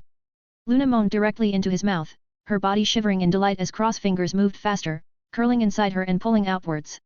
Luna never felt so good before and she said, something's coming. As her love juices drenched Cross' hand. He pulled his hand out and licked his fingers with a hungry look. Luna pulled on his hair and kissed his lips passionately, reaching one of her hands down, grabbing onto his tool and stroking slowly. Cross groaned and grabbed her ass with both hands, pulling back forcefully. Luna had an excited look in her eyes as Cross took charge, spreading her legs open for him and wrapping her hands around his neck. Cross grinned and aimed his tool to her slit. He ran his fingers over her leaving cave before rubbing his tool with her juices and aiming towards it, rubbed the head of his rod on her lips before thrusting all the way inside in one go. Luna moaned in pain and pleasure.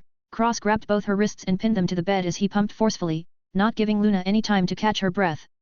Luna had a wild and excited look in her eyes as she screamed harder.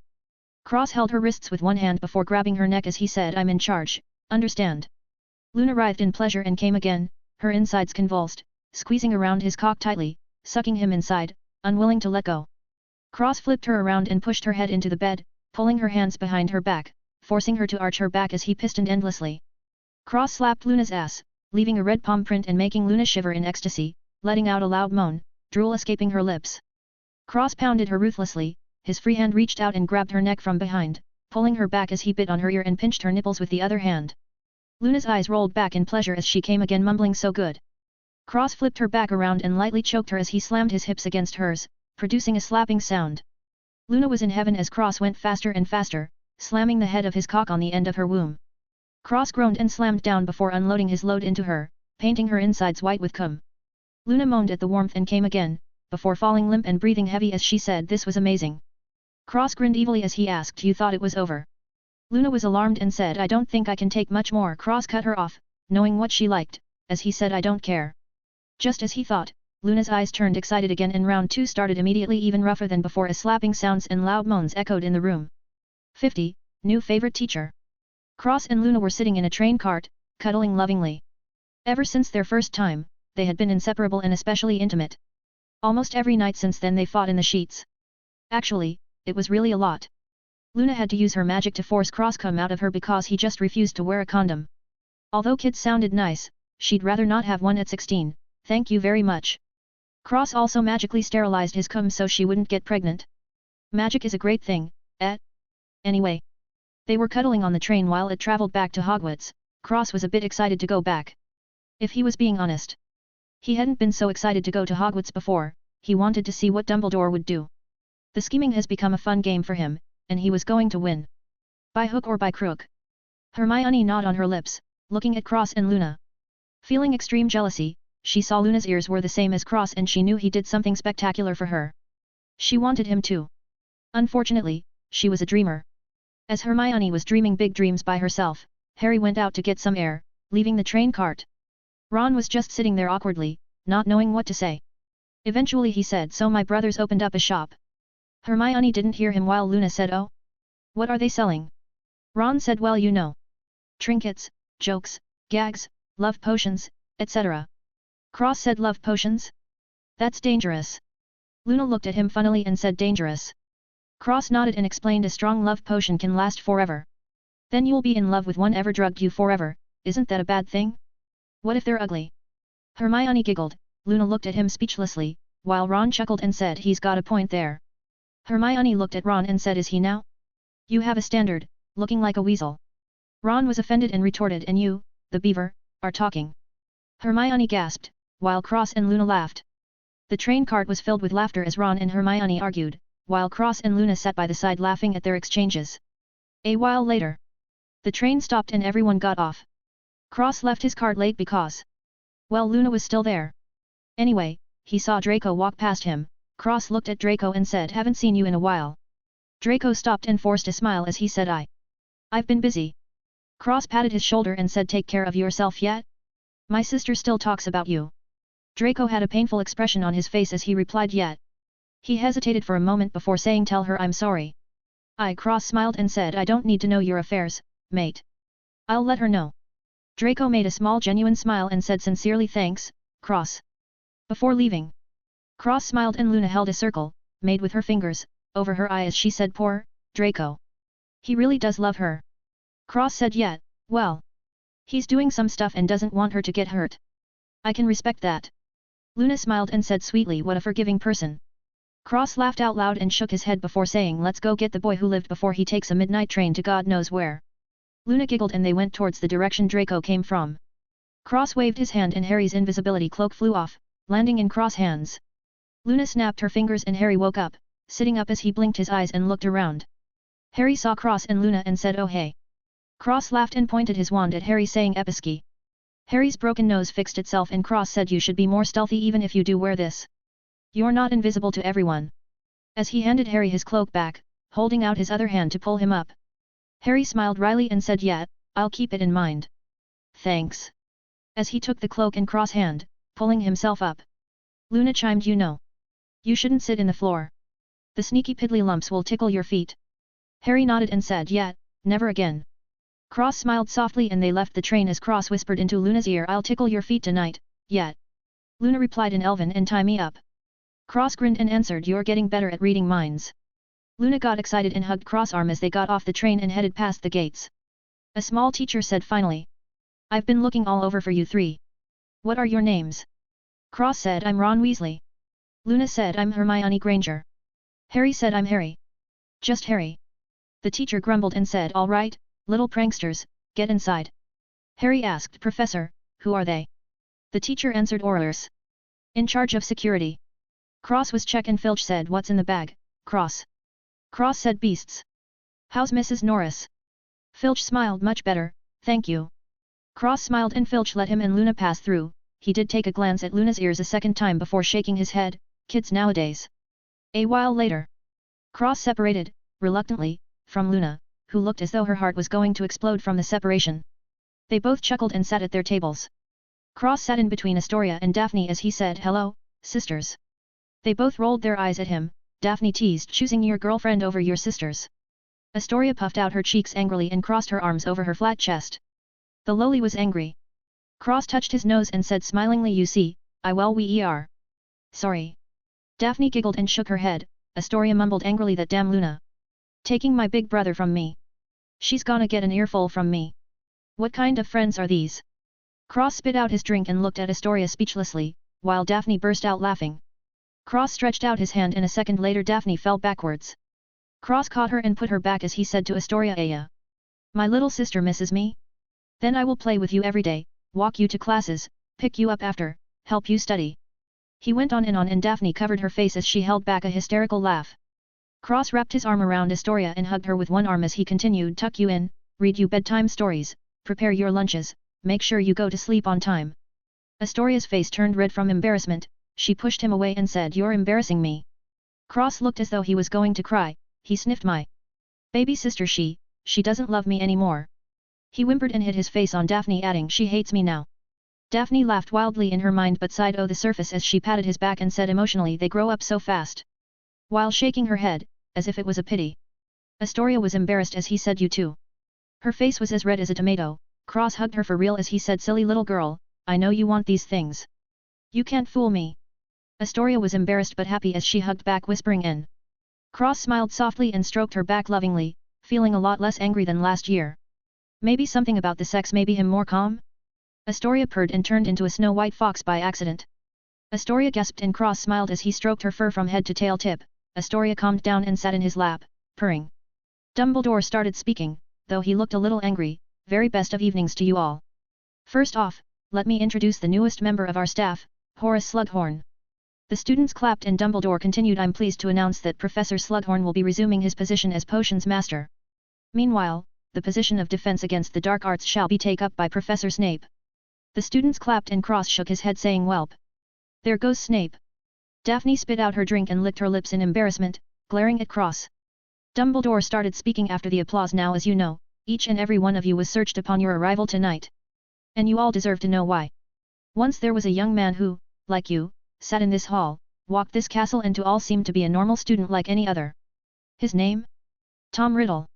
The students started whispering and Dumbledore continued, today, of course, he's known all over the world by a different name. Which is why, as I stand looking out upon you all tonight, I'm reminded of a sobering fact. Every day, every hour, this very minute perhaps, dark forces attempt to penetrate this castle's walls. But in the end, their greatest weapon is you. Just something to think about. Now off to bed.